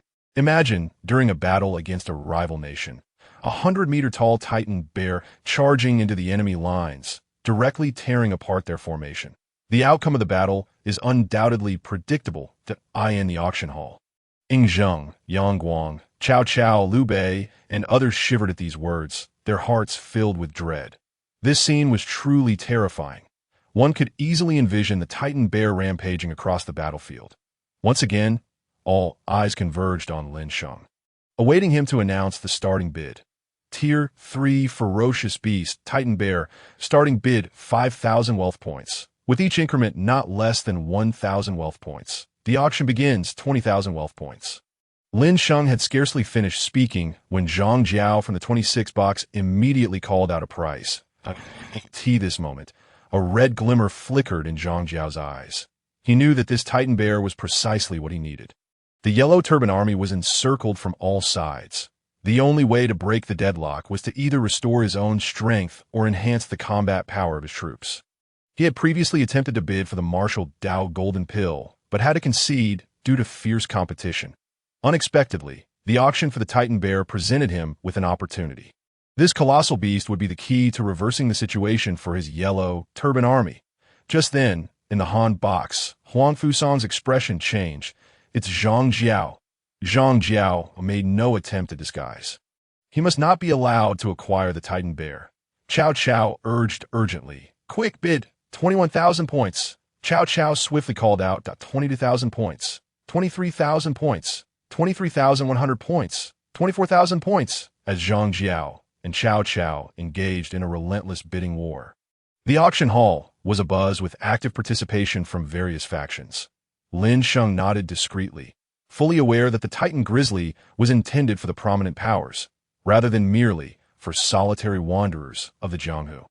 Although the majority at this auction were Jianghu forces, there were also numerous top-tier dynasties and factions present. Such a colossal war beast possessed the potential to alter the landscape of warfare, even impacting the power dynamics among the great dynasties of the 9 provinces. While competition was scarce, the price would undoubtedly soar. Within the Tianxia No. 3 box, Emperor Shitian observed the unfolding situation with a calm demeanor, revealing little interest. This fierce beast, though formidable, exuded an aura of savagery. Its essence could scarcely be compared to that of a divine phoenix or dragon. The immortality it offered was limited in utility, rendering its acquisition of little significance. He decided to remain a spectator. In stark contrast, within the box of Cihong Jingzhai, Fan Qingwei weighed her options. The assistance of such a beast would greatly enhance the odds for those she supported. However, considering the exorbitant costs, she ultimately resolved to forego the bidding. Meanwhile, the other factions in the Tianxia box displayed fervent enthusiasm. Inside the Sui box, Yang Guang's pallid complexion belied the desire that flickered in his eyes at the prospect of the Titan Grizzly. 300,000 wealth points. Yang Lin chuckled beside him, declaring, with this beast, we shall sweep away the Yellow Turbans, Goguryeo, and Turks alike. A true era of prosperity will dawn upon the Sui. Yu Wenhua hurriedly complimented Yang Guang, preemptively congratulating him on securing the beast that would enable him to eradicate all foes. Though he bowed in respect, a subtle hint of disappointment and anxiety etched across his face that I bid 330,000 points. In box number 2, Zhu Hozhao quickly followed suit. He mused privately that the Titan Grizzly was perfectly suited for him. Should he acquire this beast, he could exact revenge for the Ming, avenging the disgrace of the Battle of Tumu Fortress. I bid 400,000 points. Emperor Ying Zheng also entered the fray from Tianxia No. 1 box. As the foremost power of the 9 provinces, the Qin dynasty needed to amass formidable cards. And Ying Zheng recognized the immense value of the Titan Grizzly. How could he let such an opportunity slip away? As the bidding escalated from the Tianxia box, unease gripped the ordinary boxes. This is dire. The Tianxia box is also participating in the bidding that we may not secure it. Zhang Jiao's expression darkened with apprehension. The three factions in the Tianxia box have already bid, and the price has reached 400,000 wealth points. We lack sufficient funds. Huang Fusong exclaimed anxiously. Cao Cao laughed heartily, his tone light. General Huang Fu need not fret. Even if we do not win the bid, Zhang Jiao and his cohorts may not succeed either. They cannot afford this price. Even without the Titan Grizzly, we can still triumph in the upcoming battle in Guangzhou. Huang Fusong sighed in relief, his anxiety dissipating. Indeed, as the factions in the Tianxia box continued to bid, the fervor of the ordinary boxes waned, leaving only the competition among the Tianxia box. In this clash, only one victor could emerge, and all eyes were fixed upon the Titan Grizzly. 600,000 points. Ying Zheng declared. Finally, Zhu Ho Zhao could bear it no longer. Muttering to himself, I have ascended to the realm of Grandmaster and will soon break through to the celestial realm.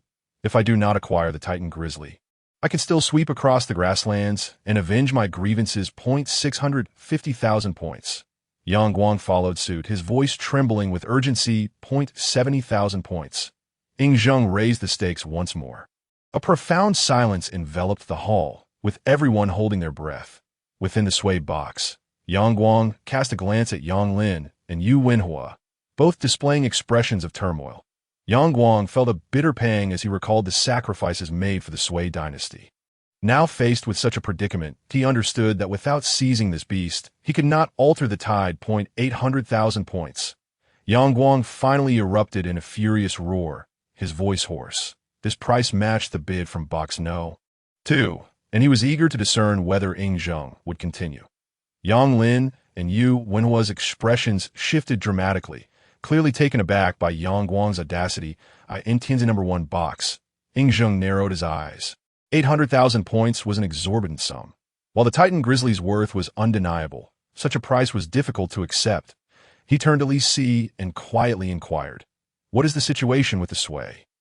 Li Si replied solemnly, "The Sui is in a state of weakness, embroiled in turmoil, with chaos and rebellion rampant." Ying Zheng nodded, having made his decision. Even if Yang Guang acquired the Titan Grizzly, it would not pose an immediate threat to the Qin. Thus, he resolved to relinquish the Titan Grizzly to him.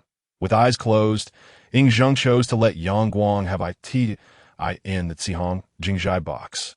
Shi Feishuan anxiously regarded Fan Qingwei, her eyes reflecting her concern. "Master," she implored, "if Yang Guang secures the Titan Grizzly, the situation for the Sui will be irrevocably altered." Fan Qingwei sighed, shaking her head. "The price of 800,000 points is excessively high, nearly depleting our entire savings. It is not worth the risk." After a moment of silence, she added, "Following this auction, I shall personally journey to Luoyang to meet with Yang Guang." Lin Sheng stood at the auction stage, surveying the hall. After a moment of contemplation, he spoke. "The Tianxia number 5 box bids 800,000 wealth points. Is there any higher offer? The Titan Grizzly, as a war beast, has the potential to alter the dynamics of the 9 provinces. Is there truly no higher bid?" In the Tianxia number 5 box, Yang Guang murmured impatiently, "What higher offer could there possibly be? Announce it already." The hall remained silent. 800,000 points was already a staggering price. Seeing no further bids, Lin Sheng resolved to declare, 800,000 wealth points. Once 800,000 wealth points. Twice 800,000 wealth points. Thrice sold. Congratulations to the esteemed guests of Tianxia number 5 box for successfully acquiring the Tier 3 ferocious beast. The Titan Grizzly. Excellent, Yang Guang exclaimed, rising in excitement, his fists clenched in triumph. Yang Lin and Yu Wenhua hastily bowed, proclaiming, "Congratulations, Your Majesty. With this beast's assistance, the Sui shall surely quell the rebellion and eradicate Goguryeo." Yu Wenhua hurriedly echoed, "Congratulations, Your Majesty. Heaven bless the Sui. Long live Your Majesty." Yet within Yu Wenhua's heart, calculations began to stir. With Yang Guang obtaining the Titan Grizzly, the Sui's power would greatly surge, and his own ambitions to usurp would become significantly more challenging. He resolved to maintain a low profile for a time. Ignoring the accolades from Yang Lin and Yu Wenhua, Yang Guang swiftly completed the transaction with Lin Sheng. When the Beastmaster's token for the Titan Grizzly was placed into his hands, Yang Guang could no longer contain his elation, bursting into laughter. Ha! In the wake of that laughter, Yang Guang's demeanor underwent a profound transformation. The despondency wrought by the Goguryeo threat and domestic rebellions dissipated. Replaced by an aura of dominion and ambition, he, Prince Yang Guang, had returned, standing on the auction stage. Lin Sheng observed Yang Guang's metamorphosis with a silent nod of approval. While he did not entirely endorse Yang Guang, he held a modicum of admiration for him. Yang Guang's ambitions were excessively grand, ultimately leading to the downfall of the Sui, yet he harbored a fervent desire for its resurgence. May he restore the Sui. Lin Sheng mused, surveying the hall before announcing, "Next, we shall commence the auction for the fourth treasure." As his words echoed, all gazes once again converged upon Lin Sheng. A faint smile graced his lips as he continued. This auction item is likely to overturn the perspectives of all present. With a snap of his fingers, a large screen materialized behind him, showcasing a ravaged world where cities had become hell on earth. Monstrous beings, grotesque in appearance, pursued humans, swiftly tearing them apart and devouring them. Within the hall, many recoiled in horror, their faces paling. What manner of monstrosity is this? Utterly repulsive. How savage, devouring humans whole. Demons, where is this place? I shall go forth and exterminate these beasts. Within the grand hall, a cacophony of anger erupted among the crowd. Even those affiliated with the dark sect displayed expressions of disdain. Countless humanoid monstrosities were relentlessly hunting and devouring living humans. And as the horrifying scene unfolded, everyone was struck with shock. Silence. Everyone, they urged the master of the hall, yet he found himself at a loss for words. Old Taoist Zhang Sanfeng, allow me to inquire on your behalf. A warm, aged voice resonated, prompting the people of the martial world to fall silent. Zhang Sanfeng, revered as a towering figure within a martial realm, had long ascended to the pinnacle of grandmasters, arguably surpassing even the realm of transcendent beings. His immense prestige commanded respect from both righteous and dark factions, and the tumultuous noise of the hall gradually subsided. Zhang Sanfeng stepped out from the private chamber and approached the main hall, offering a respectful bow to Lin Sheng. Old Taoist Zhang Sanfeng pays his respects to the esteemed master. Lin Sheng smiled gently and returned the gesture. Zhang Zhenren is too kind. What queries do you have? Zhang Sanfeng inquired. Earlier, the master mentioned the auction of the fourth treasure. Might I ask how this treasure is related to the scene behind you? Lin Sheng nodded, smiling as he explained. Indeed, the fourth auction item is precisely the world displayed behind me. What? The crowd below gasped in astonishment, realizing that the fourth auction item was, in fact, the very world before them. Zhang Sanfeng furrowed his brow, perplexed, and asked, "Is this world different from the one we inhabit?" Lin Sheng affirmed with a nod, continuing, "As I have previously mentioned, the rare treasures collected by the Celestial Hall originate from myriad realms. These worlds are distinct from one another. For instance, techniques for cultivating immortality and elixirs for resurrection come from other worlds. Among the myriad realms, countless worlds exist, and our Jiuzhou continent is but an insignificant small world among them." Indeed, the expressions of those in the hall shifted, although they had heard Lin Sheng mention multiple times that the treasures came from different worlds. Most believed these were merely sourced from some minor cave world and had never contemplated the concept of other realms deeply. Now, with Lin Sheng's detailed explanation, they listened intently, fearful of missing any critical information. Though the myriad realms are numerous, they can generally be classified into 3 categories and 9 tiers. The first to third tier worlds are known as small thousand worlds, capable of reaching a peak at the 3rd tier. The 4th to 6th tier worlds are referred to as middle thousand worlds, peaking at the 6th tier. The 7th to 9th tier worlds are labeled as great thousand worlds, reaching a maximum at the 9th tier. Our Jiuzhou continent, for instance, is a 3rd tier small thousand world. Your maximum strength can only ascend to the 3rd tier. Should you exceed this, you would ascend to other worlds that we are merely a small thousand world. Amit Ba, may the Buddha have mercy. So this is the explanation of the small thousand world. Hence, our world is merely a foundational world within the myriad realms. In the hall, discussions erupted among the crowd, including those from ordinary and elite private chambers, all in shock that it seemed my perspective had been too limited. Ying Zheng sighed deeply, lamenting, the Juzhou continent is merely a small thousand world. No wonder I believed I could dominate the martial world. Now I realize I am but a frog at the bottom of a well. The emotions of Shitian also fluctuated intensely. Thankfully, we have the master, as long as the master supports us. The great sway can not only sweep across Juzhou, but can also establish a foothold in the Myriad realms. Yang Guang appeared exhilarated, having resolved to clutch tightly to Lin Sheng's golden support. Zhang Sanfeng posed another question. May I ask the master how the first, second, and third tiers of strength are delineated? First-tier strength, as the name suggests, represents the most fundamental level of power, taking the Juzhou continent as an example. Ordinary people without any cultivation, average third-rate experts, postnatal masters, and innate masters all fall under first-tier strength. Second-tier strength encompasses grandmasters, great grandmasters, and transcendent beings. Zhang Zhenren, you currently stand at the pinnacle of the transcendent realm, placing you among the top of the second tier. Third-tier strength refers to the martial saint and earth immortal realms. Should a third-tier expert advance further, they may undergo a transformation and become an immortal. Progressing to the fourth tier, as for realms above the fourth tier, they transcend our understanding. Lin Sheng's explanation elicited waves of astonishment throughout the hall. It turns out that having broken through to the innate realm, I thought myself formidable, but in the context of the Myriad realms, I am merely a first-tier strength. Zhang Zhenren is indeed a master of the transcendent realm. The transcendent realm is merely second-tier strength. Wait, the master mentioned our world is a third-tier world. Does that imply that here exist martial saints or even earth immortals? Heaven forbid. Who could be that powerful? Just how terrifying is the Master S strength? How have we never heard of this before?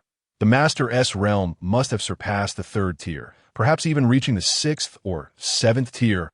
All hail the Master, not only the crowd in the hall, but even the top experts in the private chambers were profoundly shaken by Lin Sheng's words. It was astonishing to learn that Zhang Zhenren had reached the pinnacle of the transcendent realm while they had believed themselves powerful, only to realize the vast gap that remained to the pinnacle. Xiong Ba contemplated silently, suddenly feeling a renewed vigor, thinking that once the auction concludes, he would seize the opportunity to conquer Wushuang City and unify Zhongzhou, thereby reaping greater resources. In the first-tier private chamber, Ying Zheng fell into deep thought. Zhang Sanfeng stands at the pinnacle of the transcendent realm, just a step away from the martial saint realm. And according to the master, our world harbors third-tier experts. Surely the Qin must also possess such beings. The question remains, who among them is the hidden martial saint? He turned to Li Si and asked, Li Si, do you believe the Qin harbors a hidden martial saint expert? Li Si pondered for a moment before shaking his head. I dare not speculate. Speak freely. I shall not hold it against you. After a moment's contemplation, Li Si replied, Mr. Dong Huang Tai of Yin School should have reached the pinnacle of the transcendent realm. Whether he can break through to martial saint, I cannot assert. Ying Zheng nodded. Dong Huang Tai is enigmatic and rarely intervenes, yet based on the strength of his surrounding elders, he is at least a transcendent-level expert. L.I.C. continued, Mr. Gui Guzi of the Zonghong School. Although he has vanished for many years, if there is a martial saint within the Qin, he would certainly be one. Gui Guzi's two esteemed disciples, Gai Nie and Wei Zhuang, are both at the pinnacle of grandmasters, and Gui Guzi's strength likely reaches the martial saint realm. Ying Zheng nodded, envisioning the scene of Gai Nie sweeping the world with his sword. Additionally, the master of the Taoist heavenly sect, Master Xiaoming, may also be a martial saint-level expert. Upon hearing Master Beiming's name, Ying Zheng's eyes narrowed slightly as he calmly remarked, Master Beiming has been absent for many years, yet his disciple Xiaoming's talent is truly extraordinary. At merely 18 years old, she has already become the foremost expert of the Taoist heavenly sect, stepping into the transcendent realm. What a remarkable feat! Ying Zheng contemplated for a moment, his expression shifting. It appears that for the Qin to unify Juzhou, the road ahead will be exceptionally arduous. In the hall, Upon hearing Lin Sheng's words, the crowd ceased their doubts. After all, if even techniques for cultivating immortality and elixirs for resurrection could be auctioned off, then there was no need for pretense regarding other matters. Zhang Sanfeng remained silent for a moment before sighing deeply. Alas, I had not expected my cultivation to be so limited that I have yet to touch the pinnacle of our world. I am indeed a frog at the bottom of a well. Within the hall, the crowd felt a renewed sense of shock. If even the pinnacle of the transcendent realm considers himself a frog at the bottom of a well, what then are we, those of the second-rate, third-rate, grandmasters and great-grandmasters, not even worthy to be called frogs? Lin Sheng chuckled. Zhang Zhenren need not belittle himself. I have observed the vitality and spirit within you, indicating that your martial arts realm is on the verge of a breakthrough. Perhaps before long, you shall step into the martial saint realm, extending your lifespan by 500 years and advancing further. Gasp! The master actually recognizes Zhang Zhenren as a quasi-martial saint expert. I have encountered a quasi-martial saint. The Wudong sect is destined to rise. Congratulations, Zhang Zhenren. Congratulations, Zhang Zhenren. The crowd within the hall began to murmur, subsequently extending their congratulations to Zhang Sanfeng. Within the Amei sect's private chamber, an elderly woman with an expression of displeasure instructed the young girl beside her. Zhuo, after the auction concludes, you and I shall proceed to Wudong Mountain to congratulate Zhang Zhenren. Within the private chamber of the great Yuan Shaolin, the countenance of Abbot Kongwon was somber, clearly beset by unease. He recalled the days of yore when Shaolin had compelled Zhang Suishan, the beloved disciple of Zhang Sanfeng, to take his own life. Now, with Zhang Sanfeng on the verge of breaking through to the martial sage level, should he seek vengeance, it would be a formidable challenge even for the entirety of the temple's inhabitants to withstand. Kongwen's junior, Kong Jian, observed this scene and quietly inquired, Abbot, how shall we respond if Zhang Sanfeng indeed ascends to the martial sage?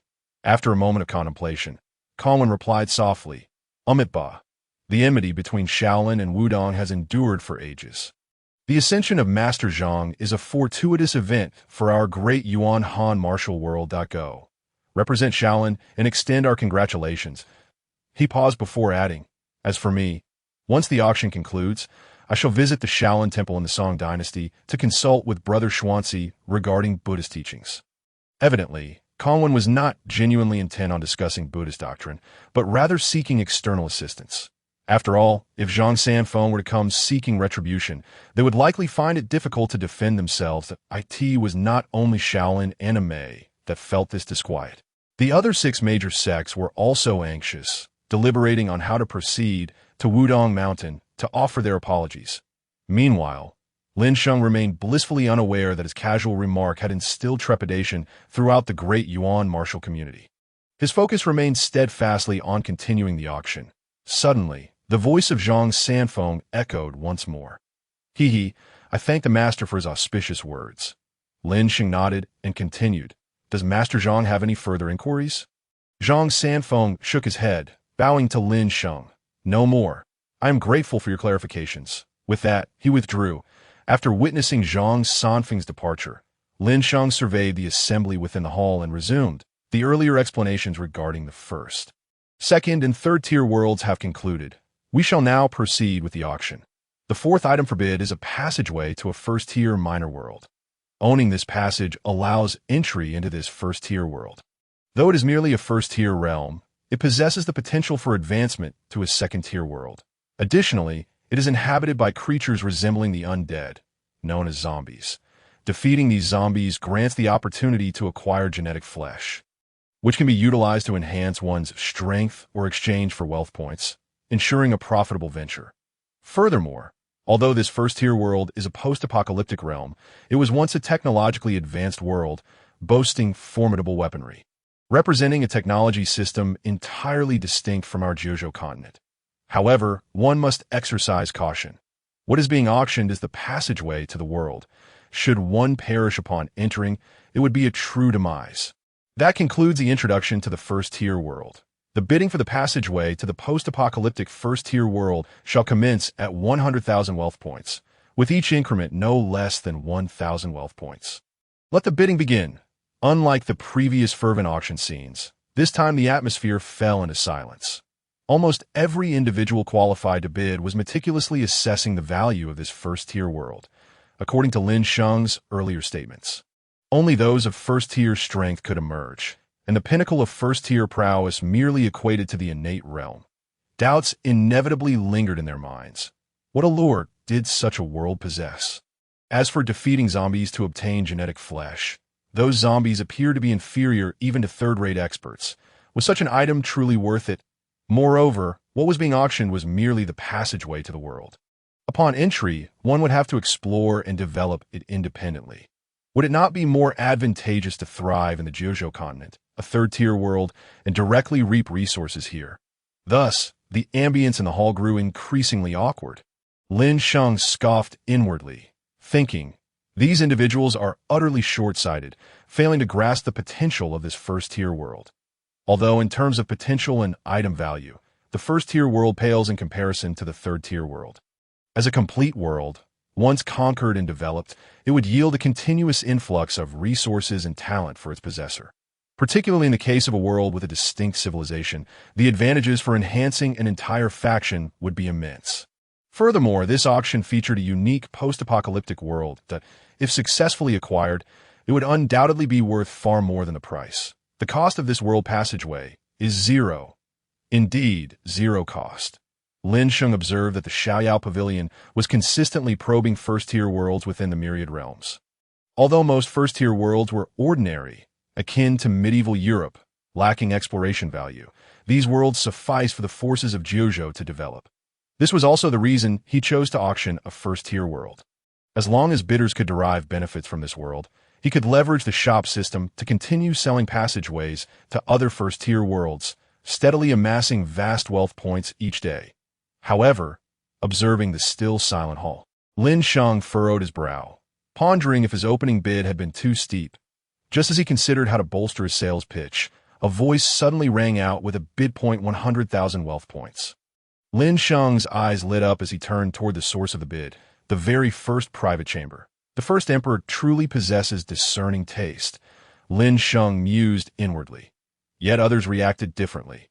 Why would the first emperor bid on this? The Qin dynasty already possessed two-thirds of Jiuzhou's land and lacked for resources. Could it be that the first emperor sought to curry favor with the master? Indeed, if this item remained unbid for long, it would be a slight against the master, would it not?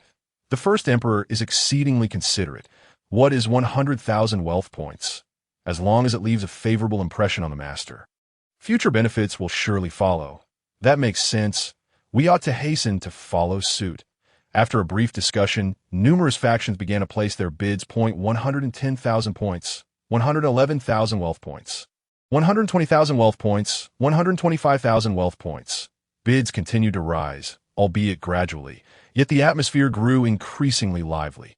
Lin Sheng felt a twinge of helplessness, though he silently thought, these people truly know how to ingratiate themselves. Could they not, like Emperor Jingde, raise the bid by several thousand points outright? Nevertheless, as wealth points continued to flow in, his mood brightened. 200,000 wealth points. Ying Zheng again called out from the first private chamber, then turned to Fu Su. Fu Su, tell me, why do I bid on this first-tier world? Fu Su pondered for a moment before replying, though the value of this first-tier world is not high. It is nonetheless a treasure auctioned by the master. If no one bids for an extended period, the master may feel disheartened. By bidding, father can leave a positive impression on the master. Upon hearing this, Ying Zheng frowned slightly. Oh, is that your sentiment as well? His tone revealed a hint of disappointment. Fu Su's expression shifted, but he quickly responded, I am but a fool. Please enlighten me. Father? Ying Zheng turned to Fu Su, his voice cold as he asked, Fu Su, what do you believe is the most crucial condition for the Qin dynasty to unify Jiuzhou? Fu Su reflected for a moment before respectfully answering. In the past, the Qin dynasty implemented benevolent governance, widely bestowing virtues, winning the admiration of the various states of Jiuzhou. Subsequently, with a righteous army, we conquered all directions and would surely prevail. This. Ying Zheng suddenly erupted in anger, exclaiming, nonsense, benevolence. Did the Qin dynasty conquer the 6 states and annex 2 provinces through benevolence? In this chaotic era, What use is benevolence? Benevolence holds no significance in this tumultuous time. You merely recite empty platitudes.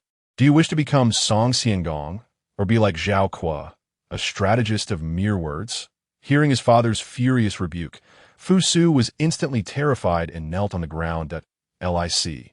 Witnessing this, quickly followed suit, respectfully addressing Ying Zheng. Your Majesty, please temper your anger. The eldest son merely spoke without malice. I beseech you to forgive him. Lic thought to himself. Fu Su's Confucian ideals would surely be detrimental should he inherit the Qin dynasty, making him a future adversary. Ying Zheng's anger remained unabated as he continued. War is the paramount affair of a nation. The matter of survival is not to be trifled with. How did the Qin dynasty sweep through the 6 states and annex 2 provinces? It was through the soldiers' lives, inch by inch, that victories were earned, not through empty benevolence. To achieve success in war, an empire must possess formidable military potential to support large-scale, prolonged conflicts. What constitutes military potential? It is population, resources, and a powerful army. Ying Zheng paused before continuing. Since the reforms of Xiong, the Qin dynasty has rapidly grown strong. It was ultimately through the annexation of Bashu that we gained the capacity to conquer the 6 states. Now, acquiring this first-tier world is akin to the historical conquest of the Bashu region.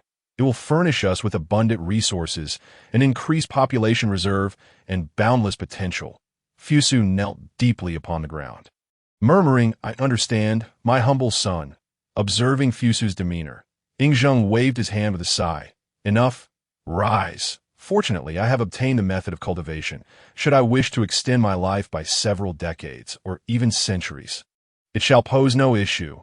You may remain by my side. This moment. Ying Zheng was acutely aware that his decision to procure the cultivation technique was exceedingly astute. Otherwise, upon his demise, should Fu Su take the reins of the Qin dynasty, it would likely descend into chaos swiftly as for his other sons. They were scarcely worth mentioning, inferior even to Fu Su. Heaven be praised, for the palace master is present. Blessings upon great Qin. Lin Sheng, from his vantage point at the auction stage, couldn't help but marvel at the situation within the Qin private box. Indeed, Ying Zheng is the first emperor, his vision remarkably clear. This assessment is exquisitely accurate. In contrast, Fu Su appears somewhat naive. No wonder he was dispatched by the first emperor to the borders to guard against the Xiongnu. Perhaps the first emperor wished for him to personally experience the brutality of warfare.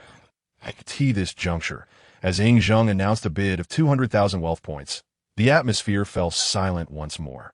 Having already raised the price several rounds, it indeed seemed somewhat unwarranted to expend over 200,000 wealth points on this first-tier world. Consequently, the number of bidders diminished significantly, just as everyone presumed the auction was nearing its conclusion. A bid emerged from the Xiong Ba box, 210,000 wealth points. Upon hearing this offer from Xiong Ba, Lin Sheng felt a wave of admiration swell within him. Xiong Ba, as the leader of the great sway's righteous path, albeit lacking top-tier experts, possesses the discernment and wisdom to ensure the enduring prosperity of their sect. For a nation, a small world holds paramount importance. And it is no different for sects. In the cultivation novels Lin Sheng had perused in his previous life, certain grand sects would control multiple mortal dynasties, routinely selecting exceptional disciples from these realms to sustain their own prosperity. Clearly, Xiong Ba recognizes this fact as well. As the leader of the great sway's righteous path, Xiong Ba is in dire need of talent, contending annually with other factions for disciples. Should they possess a small world exclusively for talent cultivation, they would undoubtedly grow increasingly formidable in the future. Lin Sheng couldn't help but regard Fan Qinghui with newfound respect. This elder nun truly grasps the intricacies of the matter. Her intelligence is not to be underestimated. Upon hearing Xiong Ba's bid, Ying Zheng's brow furrowed, and he muttered, "It's merely a sect. Does it warrant such a sum?" 250,000 points. Ying Zheng raised the bid without awaiting a response.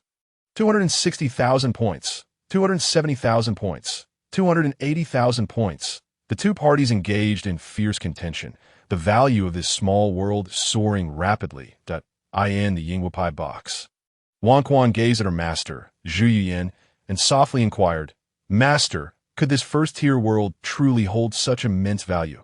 Why are both the Qin Emperor and those from Xiong Jingzhai vying for it?"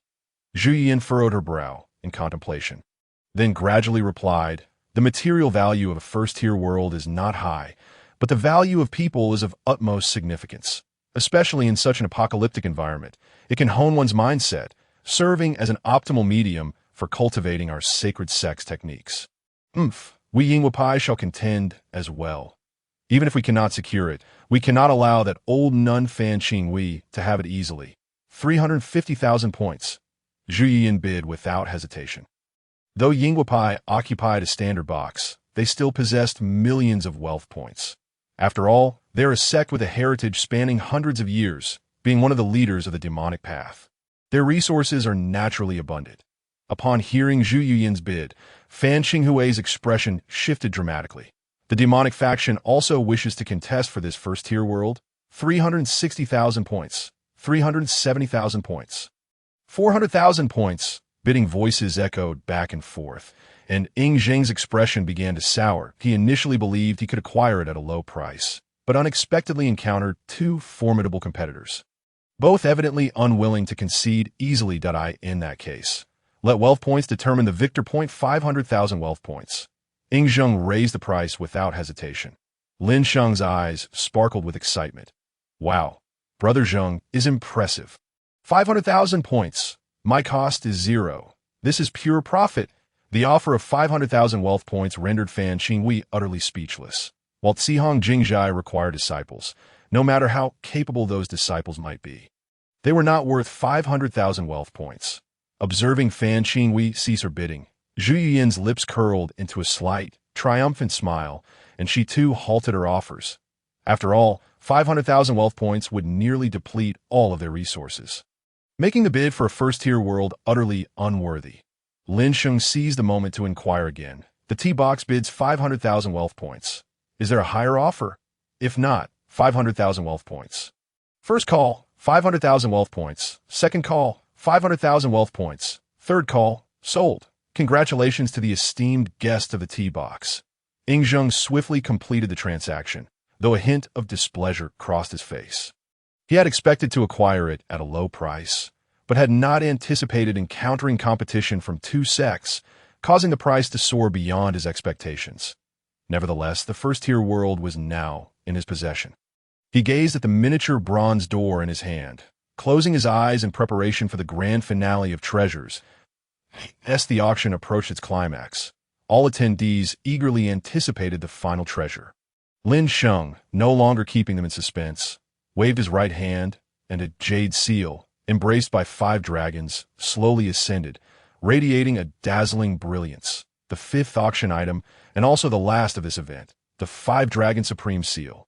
This seal hails from a 5th-tier, Great World's divine dynasty and can consolidate the fortune of an entire nation, bestowing enhancements upon the emperor.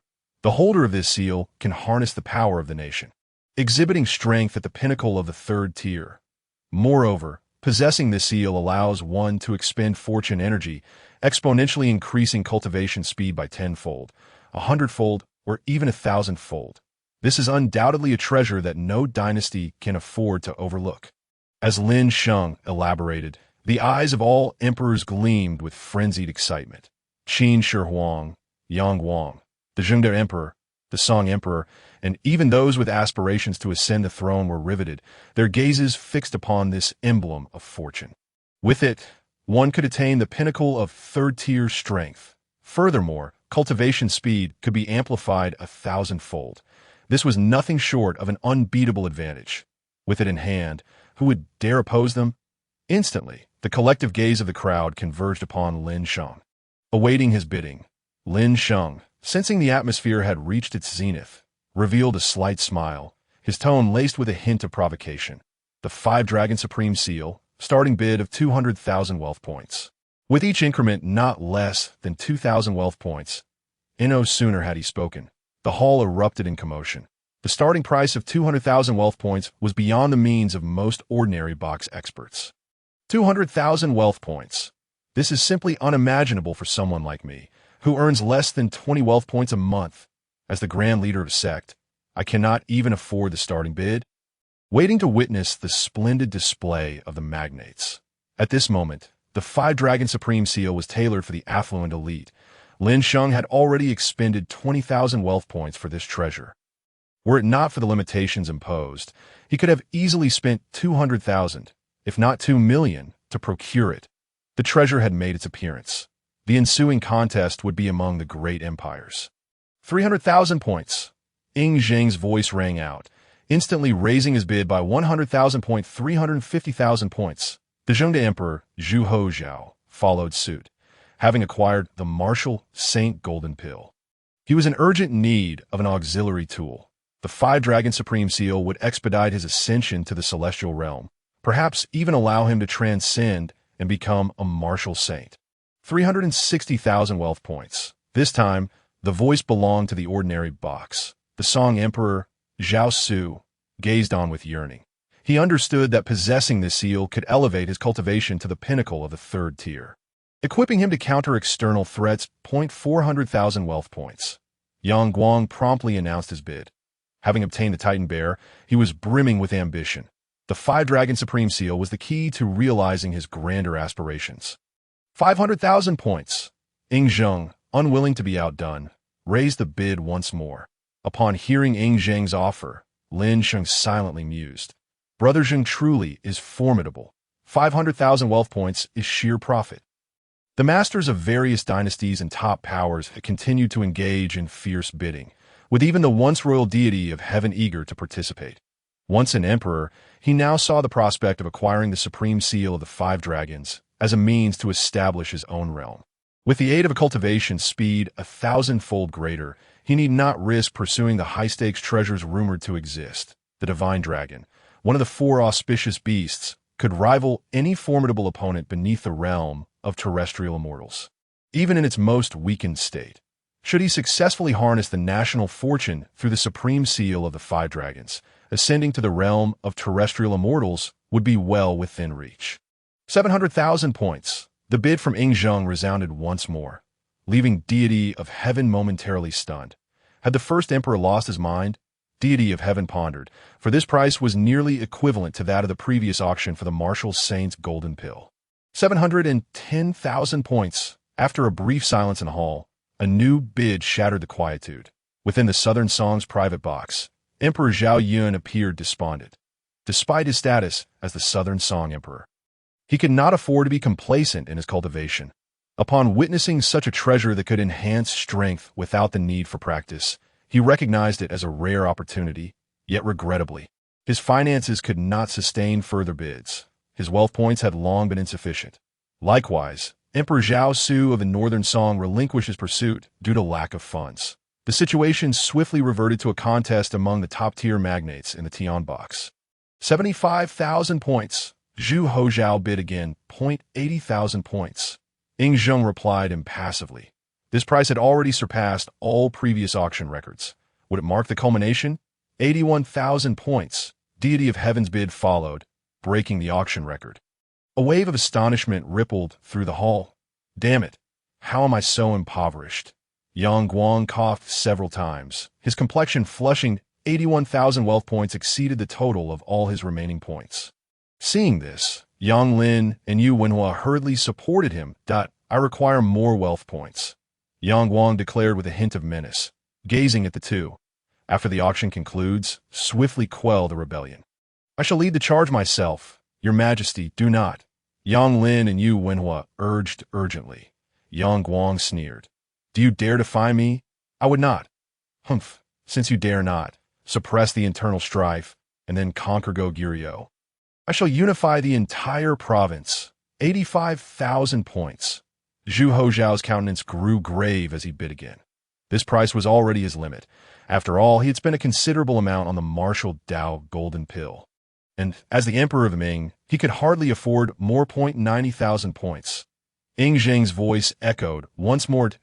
This moment, Ying Zheng appeared to possess an inexhaustible supply of wealth points. Bidding wildly as if to prove to all who the true powerhouse of the Jiuzhou continent was, amidst this fierce competition, Fan Qinghui merely observed with an indifferent gaze. She did not participate in the bidding. Although Cihong Jingjai supported the chosen emperor in court, she had no intention of sacrificing for someone else's reign. Would she truly gift this treasure to the emperor she backed? Clearly, Fan Qinghui would not make such a sacrifice. Inside the Tian box, deity of heaven's agitation grew. Damn it, how can Ying Zheng possess so many wealth points? Am I truly to return empty-handed this time? No, I cannot concede. With that, deity of heaven focused intently. A glimmer of crimson flashing in his eyes. Ying Zheng, you have already spent 500,000 wealth points. I refuse to believe you can outbid me. 95,000 points. Deity of heaven raised his bid once more. In the Qin box, Ying Zheng listened to this offer with an impassive demeanor, not even furrowing his brow. 1 million wealth points. Instantly, the entire hall erupted in commotion. 1 million. 1 million wealth points. Good heavens. A jade seal demands 1 million wealth points. The first emperor is indeed as wealthy as a nation. Is this the grandeur of the great Qin? Cursed be it. Deity of heaven's face revealed anxiety. For he understood that if he did not raise the price, Ying Zheng had already exceeded his budget. 110,000 points. Without hesitation, Deity of heaven raised his bid again, this round reflecting centuries of his accumulated wealth. 120,000 points. Ying Zheng remained calm, refusing to yield. Ultimately, in the final round of bidding, Ying Zheng resolutely escalated his offer, entirely disregarding his competition. Deity of heaven's breath became rapid, his chest heaving. As he sighed, I did not expect the wealth I accumulated within the heavenly gate to be so meager. It seems time to re-enter the world. Lin Sheng, upon hearing this, felt a surge of joy, as the final auction results indeed brought him substantial profit. The Tian box had bid 120,000 wealth points. Was there a higher offer? None. 120,000 points. Going once, 120,000 points. Going twice, 120,000 points. Going thrice. Sold. Congratulations to the esteemed guest of the Tian box for acquiring the supreme seal of the 5 dragons. Applause erupted as Ying Zheng did not conceal his identity, and the attendees offered their congratulations. The first emperor wore a smile, secretly reveling in his triumph. This auction was a resounding success for him. Having acquired 2 treasures and showcased the might of the great Qin Empire. With the transaction completed, Ying Zheng held the supreme seal of the 5 dragons, which was adorned with 5 divine dragons, radiating endless majesty and mystery. Following the guidance of the Xiaoyao Hall, Ying Zheng swiftly refined the supreme seal, and moments later, a plethora of information flooded his mind. Though the process seemed lengthy, it had only spanned 10 seconds. Ying Zheng opened his eyes in astonishment. I never imagined the supreme seal of the 5 dragons possessed such myriad uses. This time, I truly struck gold. The Hall Master is indeed a benefactor of our great Qin. Lin Sheng's lips curled into a subtle smile. Whether I profit or not matters little. Regardless, I have gained immensely. This auction saw 5 treasures fetch a total of 350,000 wealth points. Far exceeding his expectations, such wealth points would enable him to accomplish many endeavors. Now, the auction of the 5 treasures has concluded, and today's event is at an end. Guests may depart in an orderly manner. Those wishing to remain may visit our shop to select other treasures of interest. The next auction is scheduled to take place in 1 month. Guests from the Tian box, please hold. Upon hearing this, Ying Zheng's face lit up with surprise. Could it be that I've spent too much, and the Hall Master wishes to grant me special treatment? Huang Rong's eyes sparkled. Should the Hall Master be willing to meet her, she would have the opportunity to inquire about reviving her mother. Hall Master, please wait. I wish to see you. May I be granted this honor? Lin Sheng replied with calm composure. Those wishing to see me may contact me through silver grade auction tokens or above. If necessary, you will receive a reply. Each person is allowed 1 opportunity. If fate does not permit, you may not enter the Xiaoyao Hall again. Subsequently, Lin Sheng's figure flickered and vanished from the auction stage. Returning to the backstage, instantly, discussions erupted among the attendees, speculating on the true intentions of the Hall Master, as holders of silver and gold tokens became increasingly agitated. That moment, the Xiaoyao Hall's prestige soared to new heights. In the study of the Xiaoyao Hall, Lin Sheng sat in the main seat, while Ying Zheng respectfully occupied the lower position. Master, what instructions do you have for me? Ying Zheng inquired reverently. Lin Sheng smiled. There is no need for the Qin Emperor to be anxious. This is a private conversation, so let us be more casual. How dare I? Ying Zheng replied respectfully, though his posture visibly relaxed. Lin Sheng continued. The reason for retaining the Qin Emperor is to discuss the matter of the first-tier world acquired from the auction. Upon hearing this, Ying Zheng immediately sat up straight. Responding with utmost respect, "Please, Hall Master, I am all ears." Lin Sheng nodded and succinctly described the situation regarding the first-tier world. This first-tier world was in fact an apocalyptic realm, a rather unique existence among first-tier worlds. Upon your entry, you must exercise caution and avoid being scratched by the zombies. In the event that an ordinary soldier falls victim to such an attack, there is a high likelihood of infection, leading to their transformation into a zombie. Upon hearing this, Ying Zheng was momentarily taken aback and hastily inquired, "How shall we respond? The apocalyptic world is rife with zombies, and it is inevitable that we will encounter such creatures upon our arrival. If we are to develop this world, shall we send the soldiers of the Qin? What if they become infected and turn into zombies? There is no need for concern, Your Majesty," Lin Sheng replied with a smile. "I have made the necessary preparations. Within the shop, there are elixirs specifically designed to combat the zombie virus at that time. You need only purchase a batch and provide each soldier entering with one. Furthermore, the shop is stocked with a plethora of weapons and equipment suitable for the soldiers of the Qin, which will aid in the effective development of this apocalyptic world. You may personally select what you need from the shop later." "That is truly splendid." Ying Zheng's eyes instantly gleamed with excitement. With these preparations, the progress of developing this first-tier world will undoubtedly accelerate significantly, and I am confident that the 500,000 wealth points will be recouped swiftly. "Very well. If there is nothing further, you may take your leave," Lin Sheng gestured, indicating for Ying Zheng to depart. "Yes, I shall head to the shop at once." Ying Zheng bowed respectfully to Lin Sheng and subsequently exited the Xiaoyao Hall. After Ying Zheng's departure, a crisp notification sound resonated in Lin Sheng's ear. "Congratulations, host, for successfully completing the routine auction task and acquiring the third-tier world of the Pacific Rim, a lower-grade immortal artifact. The Thundercloud Battle Armor, and a lower-grade immortal elixir, the 5-Chi Returning Origin Pill. Congratulations, host, on your privilege upgrade, unlocking the Celestial Task Template. Countless tasks will emerge from the Myriad worlds each moment, and completing these tasks will yield substantial rewards." "Oh, what generous rewards," Lin Sheng mused. "Not only do I receive a lower-grade immortal artifact and elixir, but also a third-tier world. If developed, it could provide a continuous stream of wealth points.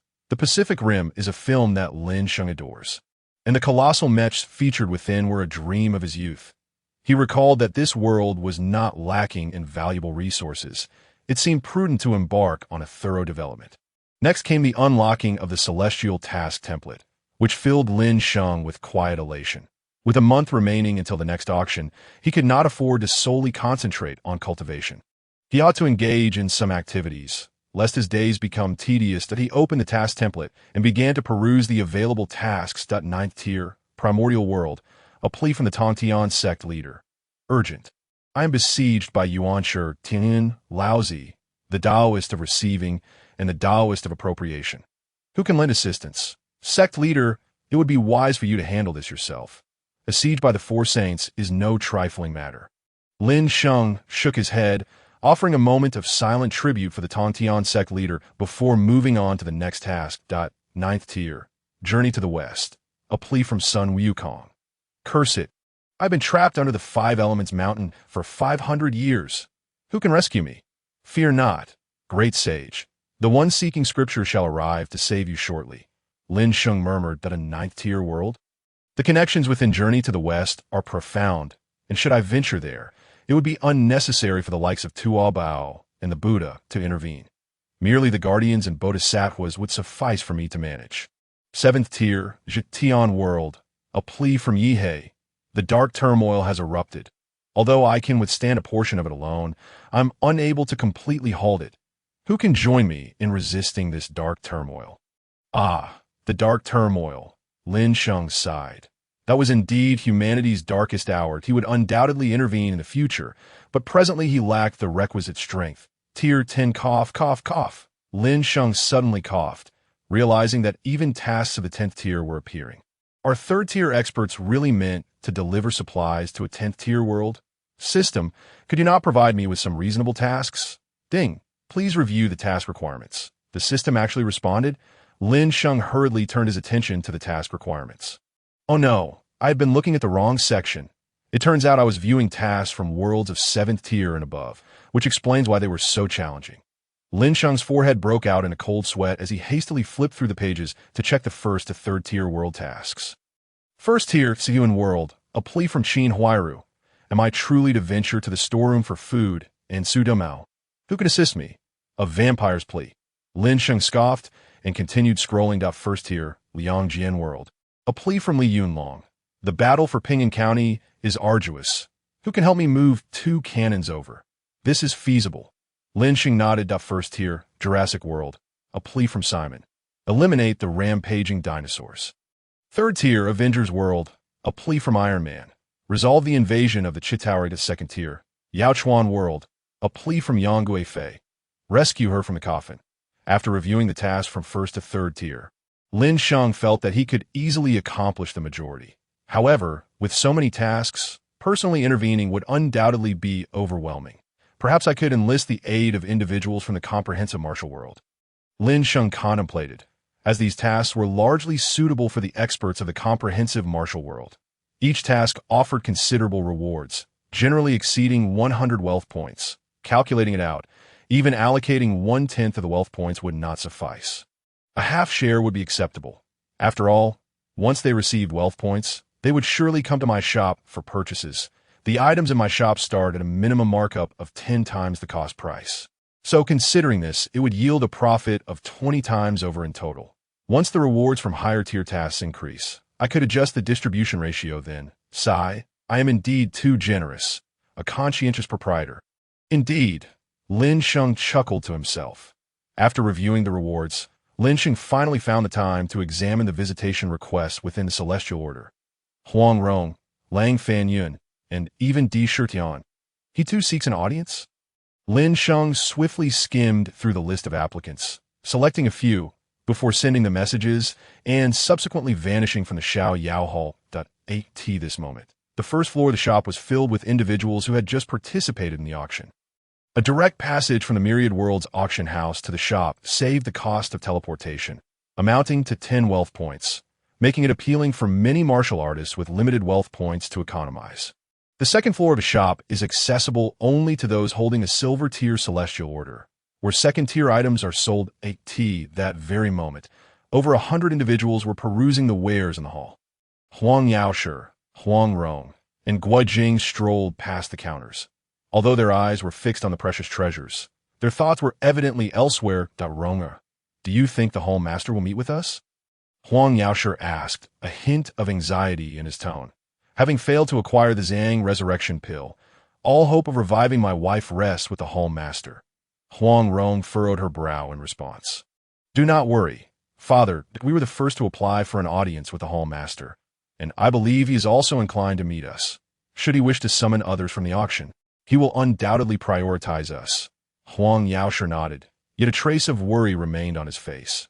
Very well, but our wealth points are limited. What if, esteemed guest, your visitation request has been approved by the Hall Master? Please, Ms. Huang Rong, proceed to the 4th floor reception room with this Celestial Order and await further instructions. Suddenly, a notification chimed within Huang Yaoshi's Celestial Order, and his expression instantly brightened with excitement. Excellent. The Hall Master has agreed. Is that true? Guo Jing and Huang Rong also expressed their exhilaration. Ronger, swiftly take the order to the 4th floor, Huang Yaoshi urged, handing the silver Celestial Order to Huang Rong. Father, are you not going? Huang Rong asked, puzzled. The order specifies that you must go alone. Perhaps each person can only bring themselves. That I shall abstain to avoid any unforeseen circumstances, Huang Yaoshi said with excitement. Ronger, make sure to conduct yourself well. Yes, Huang Rong nodded, mentally preparing herself, and then made her way to the 4th floor with the Celestial Order. Once Huang Rong departed, both Lang Fanyuan and Zhang Sanfeng displayed expressions of excitement, and they too made their way to the fourth floor. Aside from the three of them, the expressions of the remaining individuals were dejected, evidently having not been summoned by Lin Sheng. Lin Sheng's management style was remarkably efficient. Upon selecting the candidates, all other applicants received prompt rejection notifications, ensuring a swift process. After all, coming from the Dragon Nation, basic customer service must be adequately attended to in the reception room on the fourth floor of the shop. Lin Sheng sat at the head of the table. Upon seeing the alluring young woman gracefully enter, memories of Xiangyang, linen, and the Mongolian encampment flooded his mind. Cough, cough, I must not lose focus. Lin Sheng shook his head. Regaining his composure and directing his gaze upon her, Huang Rong entered the reception room, performed a respectful bow, and greeted. Huang Rong pays her respects to the hall master. Lin Sheng nodded slightly, signaling for her to forego excessive formalities, and then inquired, "What brings you here, guild leader Huang? Might you share the purpose of your visit?" Huang Rong lowered her gaze, a hint of pleading in her tone. "Master, I am willing to exhaust all my efforts to acquire the treasure that can bring the dead back to life, solely to resurrect my mother." Lin Sheng raised an eyebrow, puzzled, and inquired, "Your mother?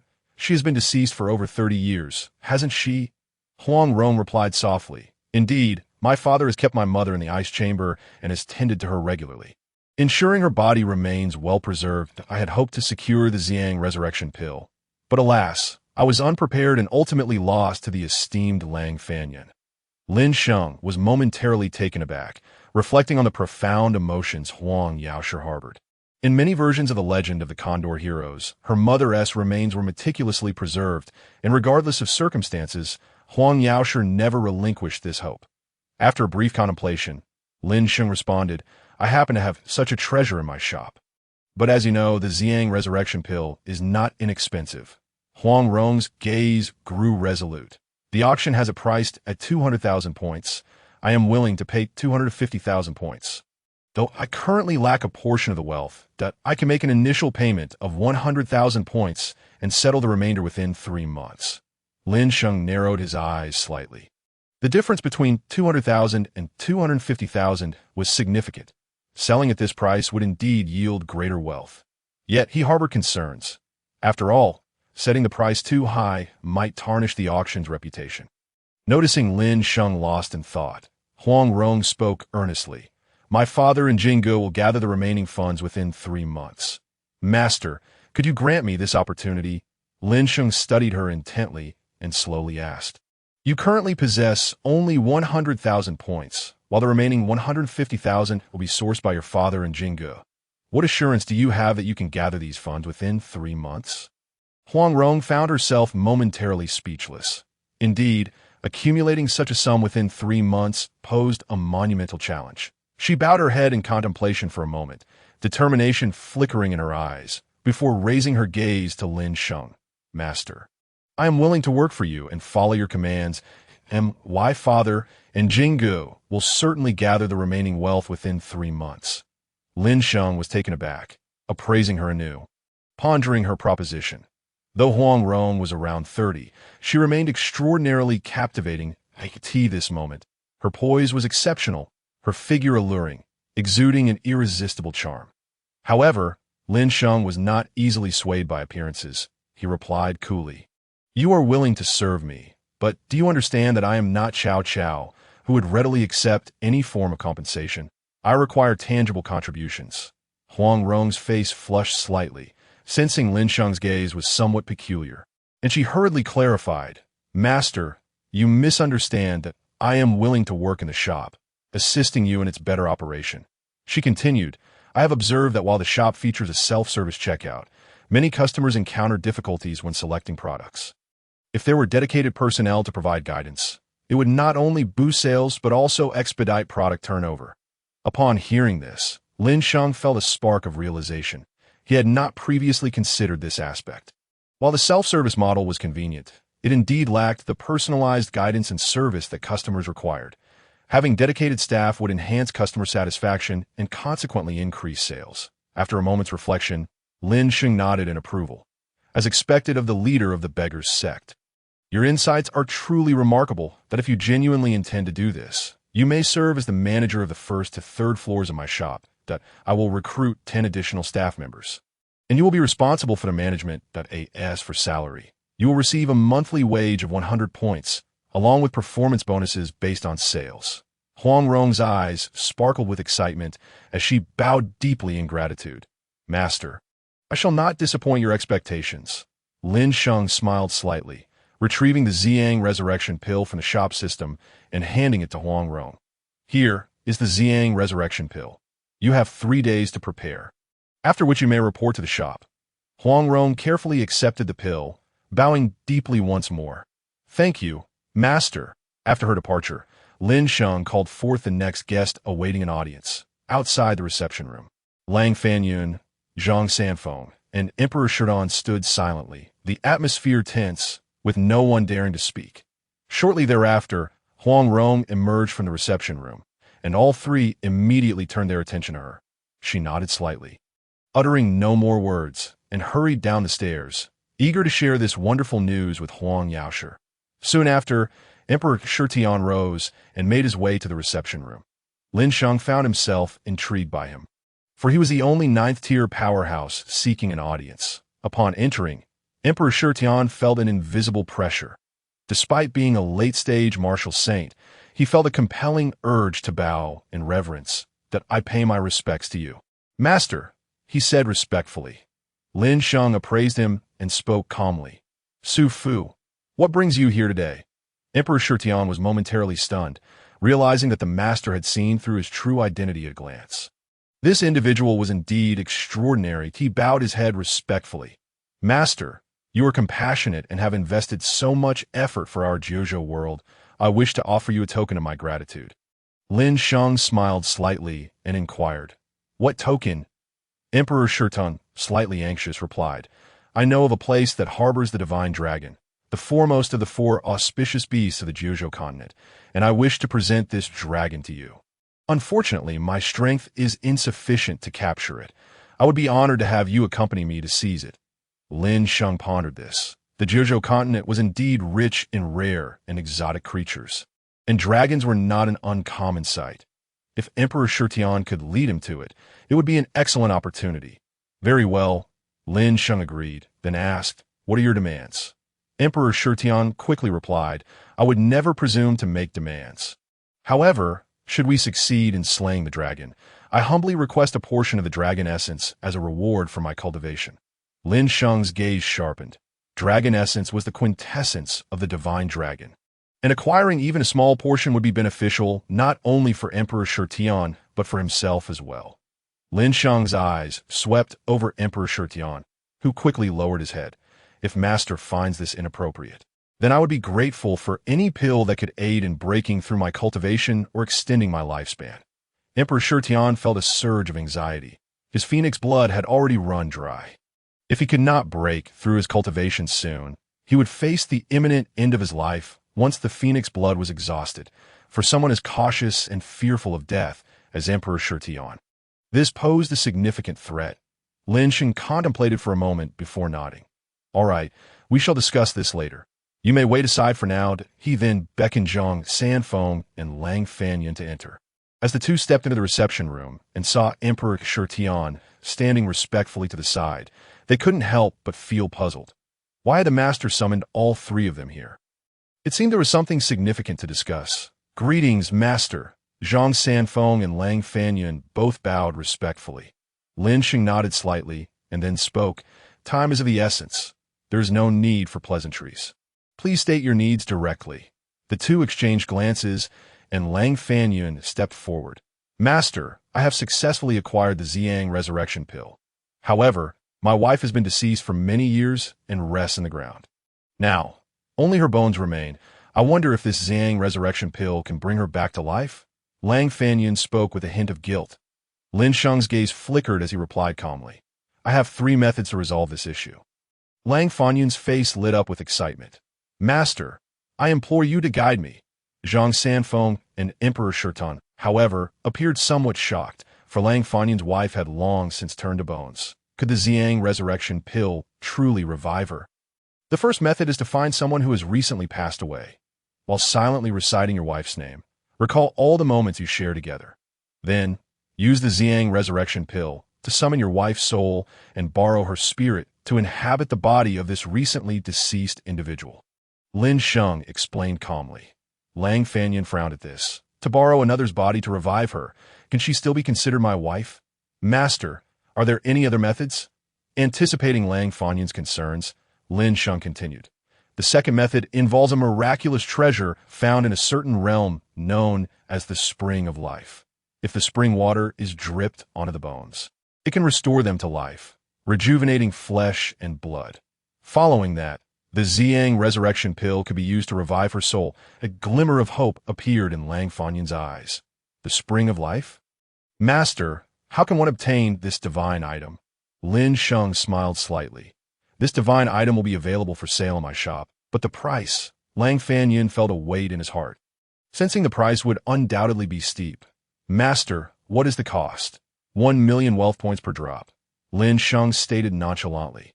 Lang Fanyan's expression changed instantly. He thought to himself, 1 million wealth points, perhaps even the entire Jiuzhou dynasty could not muster such a sum. It is evident that one cannot bear this burden alone. Observing this, Lin Sheng felt a sense of helplessness and let out a gentle sigh. The Fountain of Life, as a divine artifact within the fifth-tier realm, can benefit even the most skilled immortals.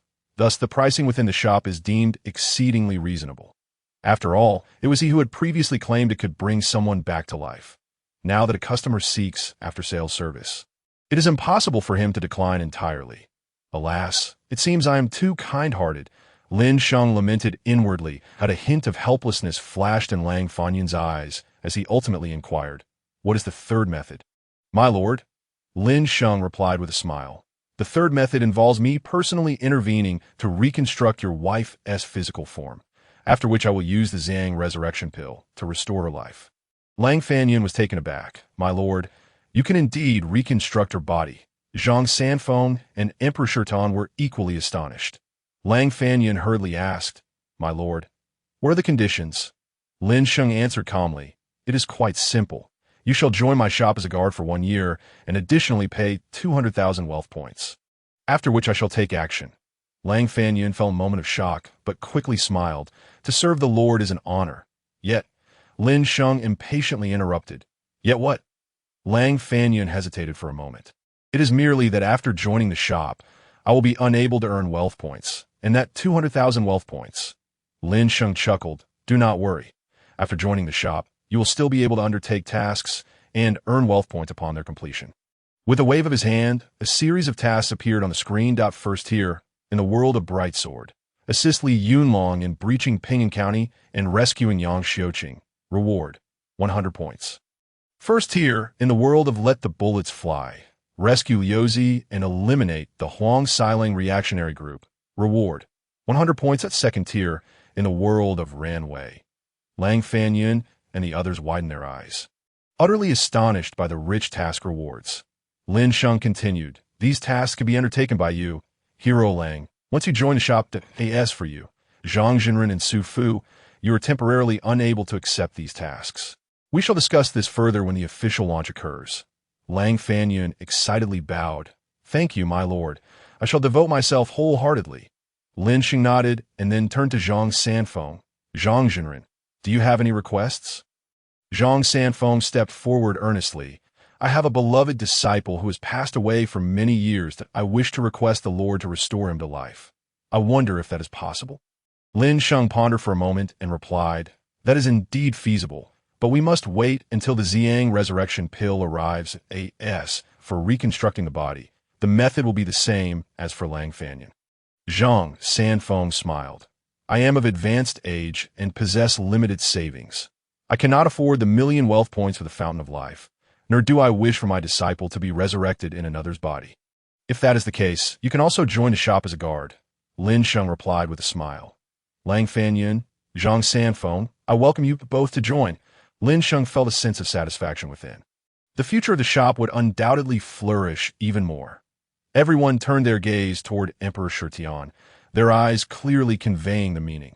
"We both intend to join the shop as guards. Do you not wish to join as well?" Emperor Shitian felt a wave of panic, pondering internally. If I refuse the Lord, will it displease him? However, he was acutely aware that adapting to such a shift in a short time would be challenging. After all, he had enjoyed honor in this world for over 1,000 years. How could he accept the role of an ordinary guard?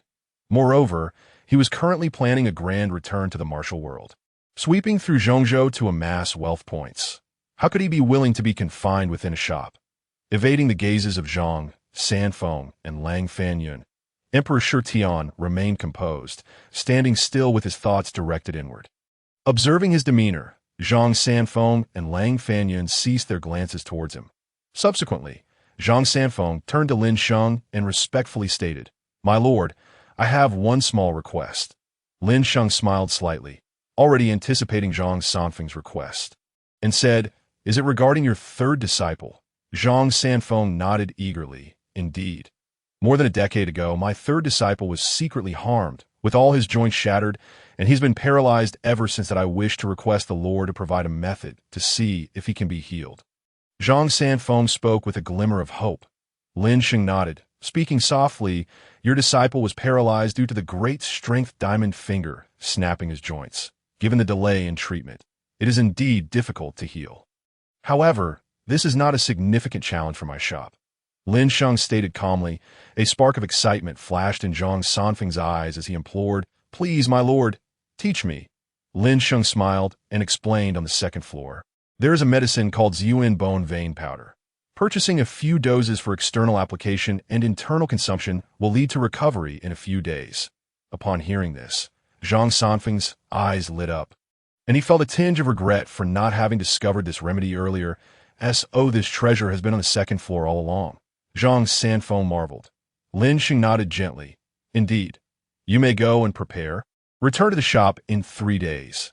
After Lang Fanyun and Zhang Sanfeng departed, Emperor Shitian hastily approached Lin Sheng, bowing, "My lord, do you have any further instructions?" "None," Lin Sheng replied, rising to his feet as he regarded Emperor Shitian. "Come, let us go and witness the divine dragon of the 9 provinces." "Yes," Emperor Shitian responded promptly. Huang Rong and Huang Yaoshi were preparing to leave when Huang Rong whispered to Huang Yaoshi, "Father, we have obtained the items. Let us return to Peach Blossom Island swiftly." Huang Yaoshi glanced around, noting the many eyes upon them. Understanding that this was not a suitable place for discussion, he nodded in agreement. And the 3 activated the Celestial Order, vanishing from the shop in an instant. Upon returning to Peach Blossom Island, Huang Yaoshi eagerly inquired, "Ronger, where are the items?" Huang Rong produced the Zhang resurrection pill, and Huang Yaoshi excitedly took the pill box, murmuring, "Wonderful! A hen can finally be revived." After calming his emotions, Huang Yaoshi asked, "How did you obtain this pill?" Huang Rong replied, "I offered 25,000 wealth points, and the Lord agreed." Guo Jing's face displayed a troubled expression. 25,000 wealth points. How could we possibly have that much? Huang Rong casually remarked, "I initially transferred 10,000 wealth points to the Lord, the remaining 15,000 points. The Lord has agreed we can repay within 3 months. For this, I have pledged myself to the shop, working for the Lord. Thus, we must gather the 15,000 wealth points as soon as possible." Guo Jing anxiously asked Ronger, "Why have you pledged yourself to the shop?" Huang Rong replied with a wry smile, "Owing 15,000 points requires collateral. Otherwise, the shop would never easily agree." Huang Yaoshi stated solemnly, "Do not worry, Ronger. I will certainly manage to gather the 15,000 points." Huang Rong smiled faintly before saying, "All right, let us go and revive my mother, above the East China Sea, where the azure waves stretched endlessly." A streak of light flashed by in an instant. In a moment, the light pierced through the miles, arriving above an island, transforming into a magnificent pagoda. The pagoda shimmered with brilliance, and Lin Sheng and Emperor Shitian emerged from within. Lin Sheng surveyed the island below and asked, "Is this the Divine Dragon Island?" Emperor Shitian appeared somewhat perplexed but nodded, "Yes, this is indeed Divine Dragon Island." Lin Sheng nodded, extending his hand as the pagoda slowly descended into his grasp.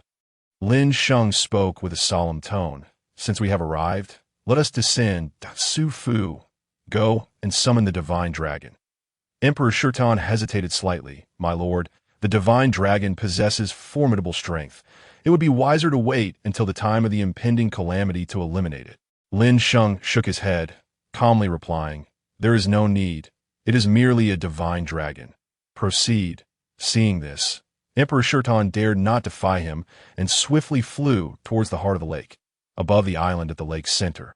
Emperor Shitian activated the Sacred Heart technique, unleashing a powerful martial saint pressure that suddenly descended, that he struck heavily with a fist, directly targeting the location where the divine dragon concealed itself.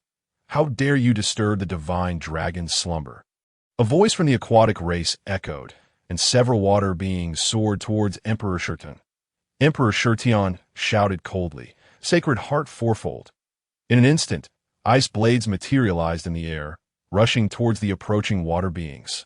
The water beings were instantly pinned to the ground by the ice blades, and without hesitation, Emperor Shitian unleashed his most powerful move, Divine Calamity of the Sacred Heart fourfold. Emperor Shitian's primordial spirit transformed into a phoenix. Soaring down towards the surface of a lake, a furious roar erupted from beneath the water, causing the dragon island to tremble. The divine dragon ascended from the surface, its colossal head colliding with the heart of the lake island as it leaped forth from the depths. With a mighty roar, the dragon surged toward Emperor Chakra. Swiftly, Emperor Chakra reacted, unleashing a blade of ice to meet the dragon's charge. The divine dragon smashed through the ice blade, hurtling toward him with relentless force. Emperor Chakra was sent flying, blood surging violently within him as he crashed heavily to the ground. The dragon showed no signs of hesitation, opening its gaping maw and lunging at Emperor Chakra. Ah, Lord, save me! Emperor Chakra cried out in terror. In the air, Lin Sheng observed the scene below, raising an eyebrow slightly at the dragon's formidable presence. However, upon witnessing Emperor Chakra's plight at the hands of the dragon, Lin Sheng hesitated no longer and pressed his palm downward. A powerful aura enveloped the divine dragon. Sensing danger, the dragon halted its advance and looked up toward the sky that a colossal hand loomed, obscuring the sun as it descended slowly. The dragon roared in defiance, unleashing a torrent of flames, yet the giant hand remained unmoved, continuing its descent. The dragon charged at the hand, but with a resounding crash. Its assault proved futile, its entire form pinned to the ground. Emperor Chakra stood in utter shock. The divine dragon was utterly powerless before Lin Sheng, an incredible sight to behold. Lin Sheng descended slowly, standing atop the dragon's head. That moment, the divine dragon was bloodied and battered, emitting pitiful cries, completely unwilling to resist Lin Sheng's dominion over it. The Azure Dragon, a lineage of the dragon race with a sparse bloodline across the 9 provinces, was a formidable Tier 3 entity. Lin Sheng glanced at the dragon's profile, noting its commendable strength, yet it was no match for him. The might of the Hongmeng Emperor scripture rendered Lin Sheng nearly invincible among his peers. Observing the dragon's wails, Lin Sheng inquired in a calm tone, Azure Dragon, do you wish to submit to me? Recognizing Lin Sheng's overwhelming power, the dragon dared not defy him, letting out a pair of angry roars before bowing its head in submission. Seeing the dragon's compliance, Lin Sheng nodded and continued, release your primordial spirit sea. With that, Lin Sheng formed a seal with his right hand, causing a Hongmeng talisman to materialize and swiftly enter the dragon's head. The divine dragon immediately erupted in terrified roars, yet felt no discernible change within its body. Lin Sheng's gaze pierced through the dragon's eyes, and the creature sensed that its very life and death lay in Lin Sheng's grasp, compelling it to lower its head in total obedience. The Hongmeng Emperor scripture, a 10th-tier cultivation method, contained numerous formidable techniques, including secret arts for controlling souls, by embedding the talisman into the opponent's primordial spirit sea. Lin Sheng could, with a mere thought, cause their essence to collapse, leading to immediate annihilation of their soul. Witnessing Lin Sheng effortlessly subdue the divine dragon, Emperor Chakra disregarded his injuries and swiftly approached Lin Sheng, respectfully declaring, congratulations, Lord, on conquering the divine dragon. Your might is unparalleled. I am in awe. Lin Sheng paid little heed to this praise, casually tossing out the primordial treasure pagoda. The pagoda expanded in the wind, hovering above the divine dragon, radiating light that completely enveloped it in the blink of an eye. The divine dragon was effortlessly drawn into the primordial treasure pagoda without any resistance. Emperor Chakra was left astounded by this spectacle. It turned out that this pagoda not only accelerated travel, but could also contain living beings. The divine dragon, a pinnacle of power comparable to a terrestrial deity, had been captured without a struggle, causing Emperor Chakra to tremble at the thought. If he were to face the Lord, he would surely stand no chance. Lin Sheng stored away the divine dragon and turned to the still-bowing Emperor Chakra. Satisfied with his attitude, "All right, rise. You have performed admirably this time. Thank you for your immense grace, Lord. This is but my duty." Emperor Chakra replied respectfully. Lin Sheng nodded, observing him as he said, "The divine dragon has been subdued. You need not concern yourself with the dragon essence any longer. However, I have noticed that your vitality is continuously waning, that if you cannot break through, you may not have many years left." Lin Sheng immediately discerned the root of Emperor Chakra's predicament. Years prior, he had suffered a devastating defeat against the top 10 martial artists. Though he had managed to recover, the power of the phoenix blood was steadily depleting, and once it was completely exhausted, his demise would be imminent. Upon hearing this, Emperor Chakra quickly knelt, pleading urgently, "I beseech you, Lord, save me." Lin Sheng nodded, speaking calmly, "I promised you before I arrived. I shall not go back on my word." With that, Lin Sheng searched through his store, spending 5,000 wealth points to purchase a 9-yang sacred flame pill, which he then handed to Emperor Chakra. "Your body relies on the power of the phoenix blood for sustenance. Yet the phoenix blood is of the fire element, in conflict with your chillingly cold cultivation method. As the phoenix blood power diminishes, the balance has been disrupted, and now you find yourself at an impasse. This 9-yang sacred flame pill will harness the power of the utmost yang to harmonize with your sacred heart technique's coldness, achieving a balance of yin and yang, paving the way for your breakthrough." Emperor Chakra, filled with excitement, hastily accepted the 9-yang sacred flame pill, deeply bowing in gratitude. "Thank you, Lord. Your kindness is unforgettable. From this day forth, should you have any commands, I shall not dare to disobey." "Well, the matter has been resolved. You may return now." Lin Sheng waved his hand, signaling for Emperor Chakra to leave.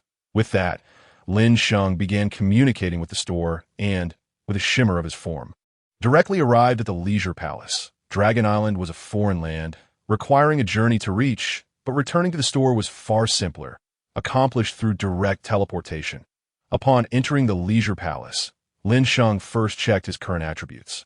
Host, Lin Sheng Strength, Tier 3, Great Perfection Cultivation Method, Hongmeng Emperor Scripture Wealth Points, 5 million Treasures, Primordial Treasure Pagoda, Thundercloud Battle Armor Connected Worlds, 2 Tier 3 Worlds, Comprehensive Martial 9 Provinces World. Pacific Rim World, 5 Tier 2 Worlds, 20 Tier 1 Worlds. After reviewing his attributes, Lin Sheng nodded in satisfaction. 0.5 million wealth points, of which 3.6 million originated from the auction, while the remainder primarily stemmed from store sales. This indicated that the store's revenue had exceeded 1 million wealth points over the past 2 days, a commendable achievement.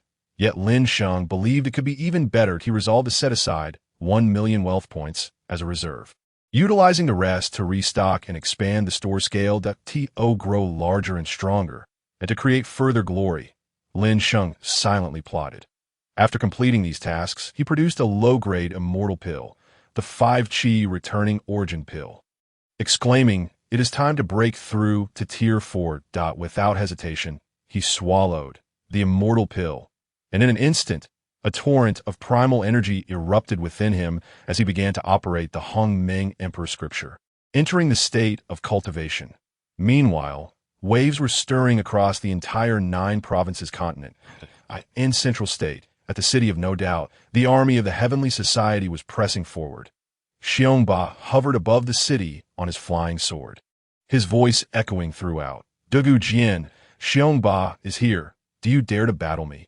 This time, Xiong Ba had come to challenge the sword Saint Dugu Jian, propelled by a sense of urgency after sending Nie Feng to coerce the city of No Doubt into submission 3 days prior. However, the city would not yield to the Heavenly Society. leading to Niefeng's failure and Xiong Ba's decision to confront the matter himself. Feeling his wealth points were insufficient, Xiong Ba had found himself unable to compete even for a single item at the auction. A humiliation that was intolerable for one of his pride, he led the elite of the heavenly society to the city of no doubt, intent on seizing it in one fell swoop. The people of the city were astonished to hear of Xiong Ba's challenge to the Sword Saint. The Sword Saint had traversed the world for decades without defeat, while Xiong Ba was merely a grandmaster. How could he dare to challenge the Sword Saint? This thought struck the citizens of the city of no doubt as utterly ludicrous. Dugu Yifang scoffed, "Xiong Ba, are you jesting?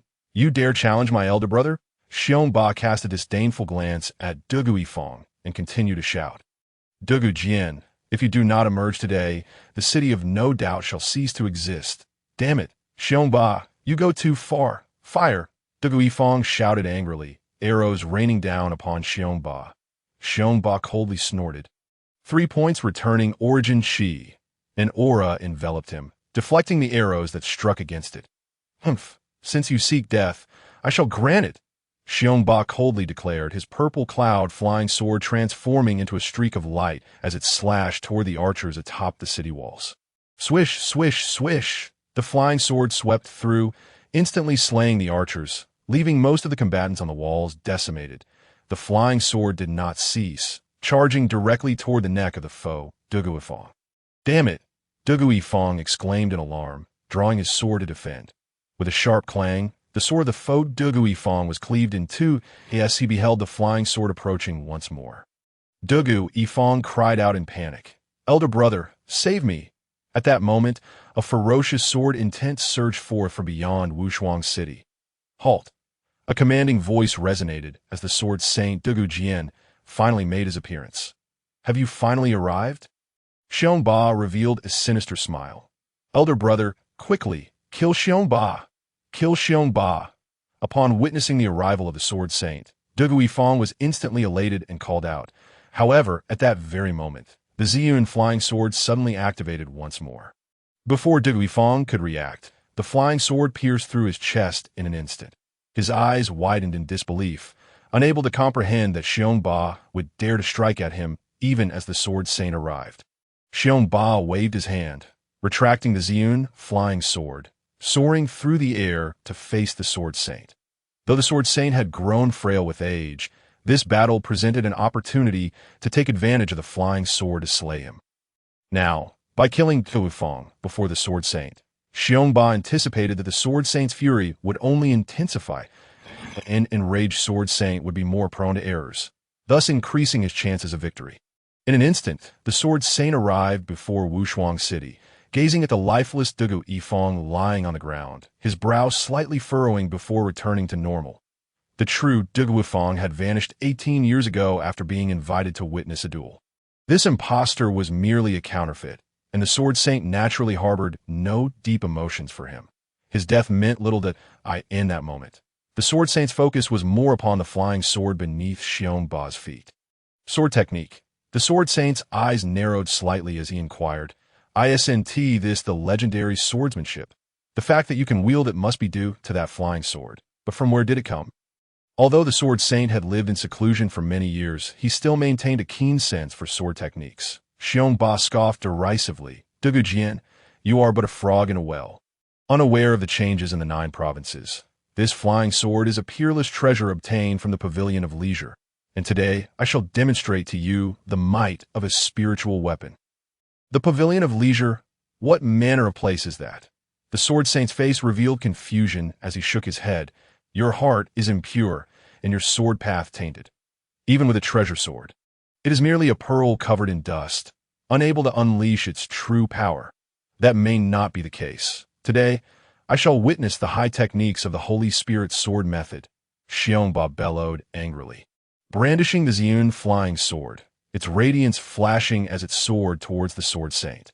Sensing the peril emanating from the flying sword, the Sword Saint did not dare to be negligent. In an instant, the Wushuang sword was drawn from his hand, and the Holy Spirit's sword method was unleashed. Sword 21.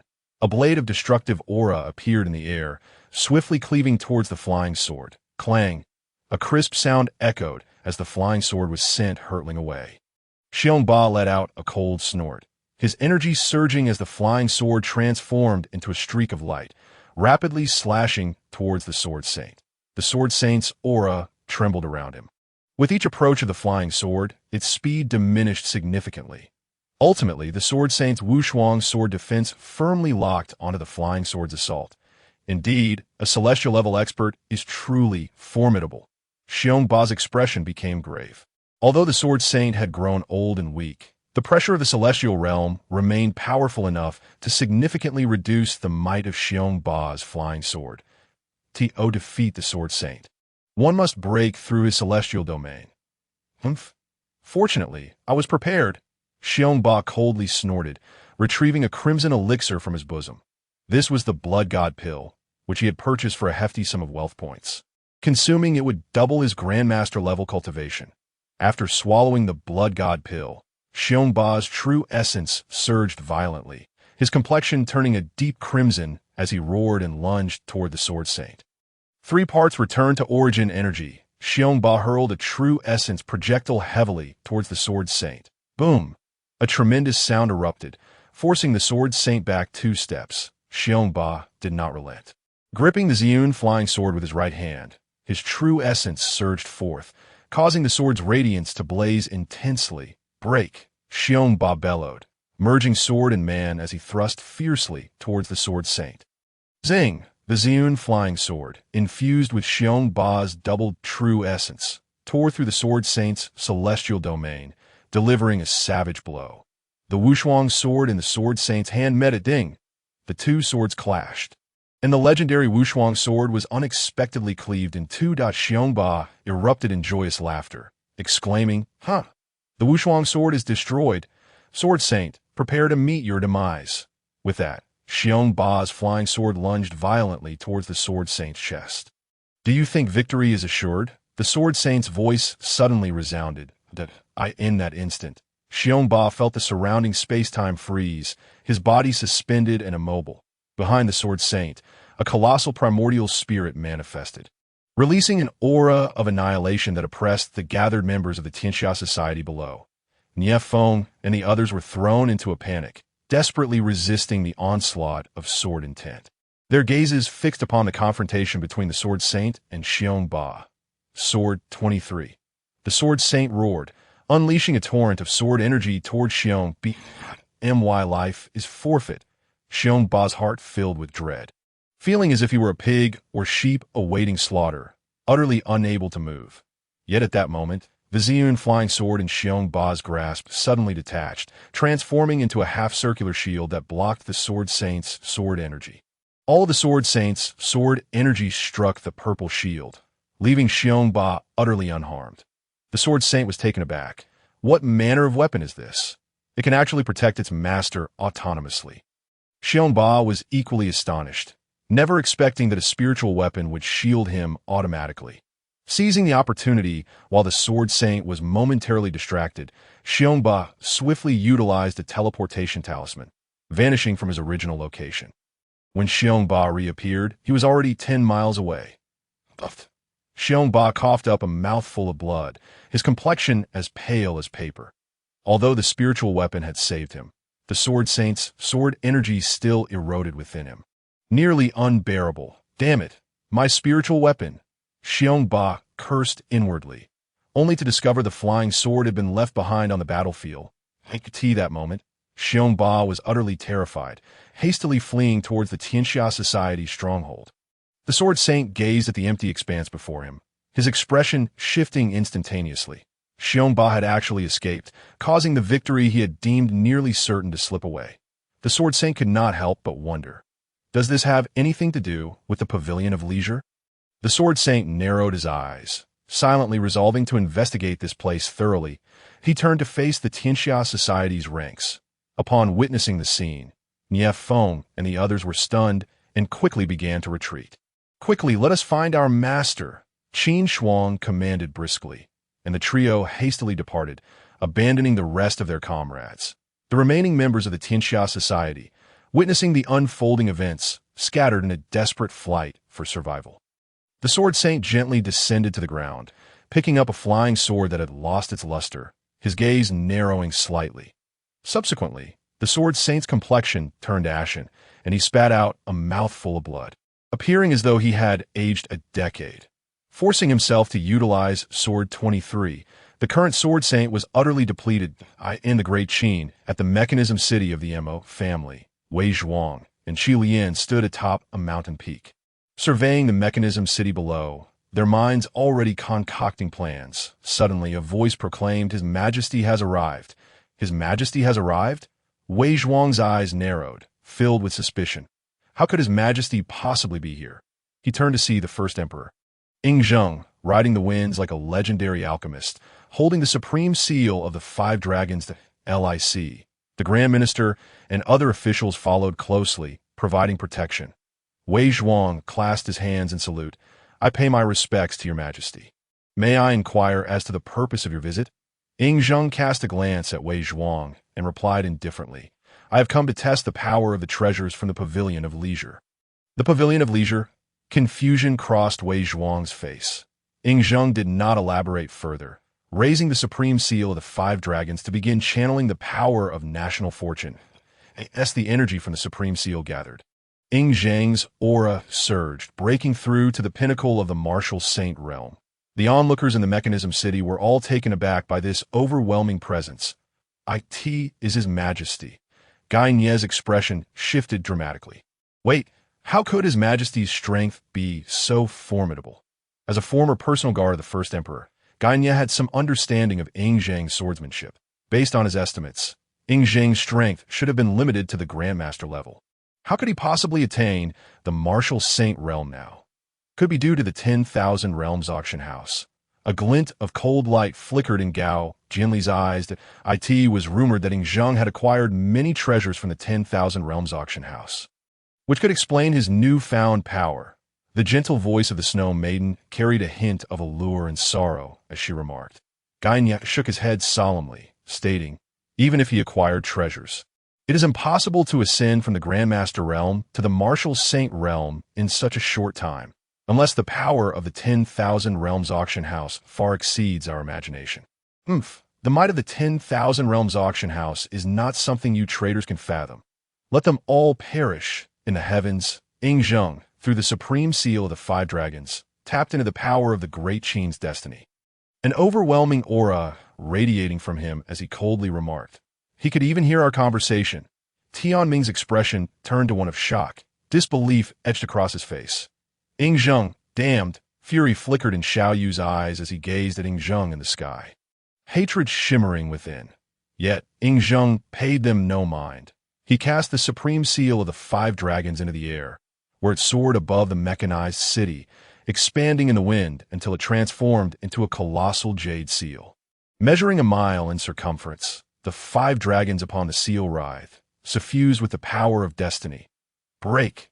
Ying Zheng roared, unleashing the full force of the martial sage, as the supreme seal of the five dragons came crashing down upon the mechanized city of the Mo clan like a mountain. Not good. Guy Nie and Xuan Nu's faces paled in alarm as they hurriedly led Tianming and others to retreat into the city. Boom! A tremendous sound erupted as the supreme seal of the five dragons struck down, causing the mechanized city to tremble, and half of the city was obliterated by the impact. Countless disciples of the Mo clan perished in an instant. On the mountain peak, Wei Zhuang, the moon goddess, and Xi Ming were left utterly astonished by the spectacle. Impossible! This cannot be. Wei Zhuang shook his head in disbelief. He had prepared for a long time regarding the mechanized city, never daring to commit to an attack. Yet, unexpectedly, Ying Zheng arrived and merely with one strike brought this renowned stronghold to ruin. Satisfied with the devastation wrought, Ying Zheng nodded approvingly, waved his hand to summon back the supreme seal of the five dragons, and turned away, no longer concerning himself with what followed. "I command all the schools and families to gather all masters above the level of Grandmaster within 3 days and proceed to Xianyang. Those who fail to arrive on time shall face the consequences of such a city." With that, Ying Zheng's figure flickered, and he invoked the technique of ascending to immortality, soaring into the distance. The Yin-Yang faction followed closely behind, leaving only Wei Zhuang and Qi Lian at the scene. Wei Zhuang gazed at the devastation of the mechanized city below, a hint of bewilderment flickering in his eyes. Is it the Hall of Freedom? In the Great Sway, outside the Wagang stronghold, both armies were embroiled in fierce combat. Suddenly, a 100-meter-tall giant bear descended from the sky, crashing down amidst the forces of Wagang. Wherever it passed, the Wagang army collapsed in an instant. Subsequently, the Titan bear rampaged through, and the foremost force of the Great Sway rebels was utterly annihilated within a day. The Great Sway had undergone a transformation. At Wudong Mountain, Zhang Sanfeng watched as Yu Daiyan staggered to his feet, tears brimming in his eyes. In the Southern Song. On Peach Blossom Island, Huang Yaoshi and his daughter Huang Rong were overjoyed to see the stunning woman slowly opening her eyes from the ice bed. In the Ming Dynasty, within the imperial palace, a mysterious aura rose from a chamber, swiftly retracting thereafter. Zhu Hozhao opened his eyes, a faint smile gracing his lips as he calmly instructed, Chao Zhengchun, summon the iron-willed divine marquis to the palace for an audience. In the Qing Dynasty, at the residence of A.O. Bai, Wei Xiaobao frantically rummaged through A.O. Bai's collection of treasures, his mind drifting to the items that could enhance his strength, and he couldn't help but entertain thoughts that were perhaps inappropriate. Perhaps I could also stake a claim to the great Qing's throne in the Hall of Freedom. As the entire Juzhou continent was engulfed in endless strife, a formidable aura suddenly surged forth. Lin Sheng slowly opened his eyes, and in an instant, the laws of the immortal path flowed around him, an overwhelming pressure enveloping the surroundings, were it not for the Hall of Freedom being a self-contained entity. This pressure, if released, could potentially shatter the very heavens of the Zhongwu continent. At last, I have ascended to immortality. Lin Sheng's expression brightened with excitement as he stepped into the fourth stage of human immortal, finally completing the transformation from mortal to immortal. The Hongming Emperor's scripture rendered him invincible among peers. Now, he could even defeat celestial immortals by overcoming 2 ranks. Ding! Congratulations, host, on advancing to the fourth stage of human immortal. The celestial rankings function is now activated. The greater the influence of the rankings, the greater the benefits the host shall receive. Ding! Congratulations, host, on reaching the fourth stage. The shop system now allows for the daily acquisition of a random world passage between the first and second stages. Upon hearing the system's notifications, Lin Sheng's eyes sparkled with excitement. The rankings function? Influence? Nonsense. My shop is already the foremost power in the Juzhou continent. How could the influence of the rankings be insignificant? Regarding the function of world passages, there's also been an upgrade. Now, a daily acquisition of 1 world passage between the first and second stages is possible. The value of a second stage world surpasses that of a first stage. Lin Sheng had already mapped out his plans in his mind. 20 or so world passages could be sold for a substantial fortune. This is all gold, Lin Sheng thought, already strategizing how to have Ying Zheng thoroughly develop the apocalyptic world, allowing him to reap great profits before selling these world passages. These must be sold swiftly. Opportunities for wealth wait for no one. That once Lin Sheng was prepared, he shifted his attention to the rankings. The shop remained bustling with customers, countless martial artists selecting elixirs, techniques, and other treasures. The lowest grade elixir in the shop required merely 10 wealth points, making it affordable for nearly everyone. Suddenly, the entire shop trembled. A light screen shooting skyward, suspended in the air, revealing a segment of information. In order to better serve the Juzhou continent and to express gratitude for the support from its customers, the Hall of Freedom has established various rankings based on the strengths of different factions. Those who make the rankings will receive special rewards provided by the Hall of Freedom. Rankings, rewards. The patrons within the shop began to murmur in excitement. Simultaneously, the same information appeared in the sky. The first part of the celestial rankings, the top 10 dynasties of the Juzhou continent. As the rankings emerged, they immediately sent shockwaves throughout the Juzhou continent. It was, in fact, the empire rankings. The emperors of these empires could receive supreme spiritual artifacts. Even the 10,000 Realms auction house had only auctioned inferior spiritual artifacts. Supreme spiritual artifacts were far too powerful. Who could possibly be in first place? The 10th place in the top 10 dynasties rankings was the Shenzhou dynasty. With a reward of an inferior spiritual artifact, the fire spirit flying sword, as the 10th place was revealed, the crowd gasped in astonishment. The Shenzhou dynasty ranks so low? Wasn't it the strongest dynasty in Zhongzhou? As it turned out, the influence of the Zhongzhou dynasty had been seized by the martial world. The dynasty itself was not formidable. The crowd buzzed with discussions, and, as the tyrant of the Tianxia Society, Xiong Ba caught sight of the fire spirit flying sword reward on the rankings. His eyes gleamed with delight. Humph! Just in time, my flying sword was destroyed during my battle with the sword saint. And this fire spirit flying sword is precisely what I need. If that old emperor is wise, he will return the sword to me. If not, then he need not bother with his throne. Xiong Ba had already made up his mind to exert pressure at that moment. The second name appeared in the sky. The 9th place in the top 10 dynasties rankings was the Turkic dynasty. With a reward of an inferior spiritual artifact, the purple gold Dao robe, the Turkic power so weak. Wasn't it said that the Turkic had pressured the great sway to the brink? Nonsense. The Turkic had only recently been thoroughly defeated by the great Su in the Luoyang Palace. Emperor Yang of Sui gazed at the rankings in the sky, snorting coldly.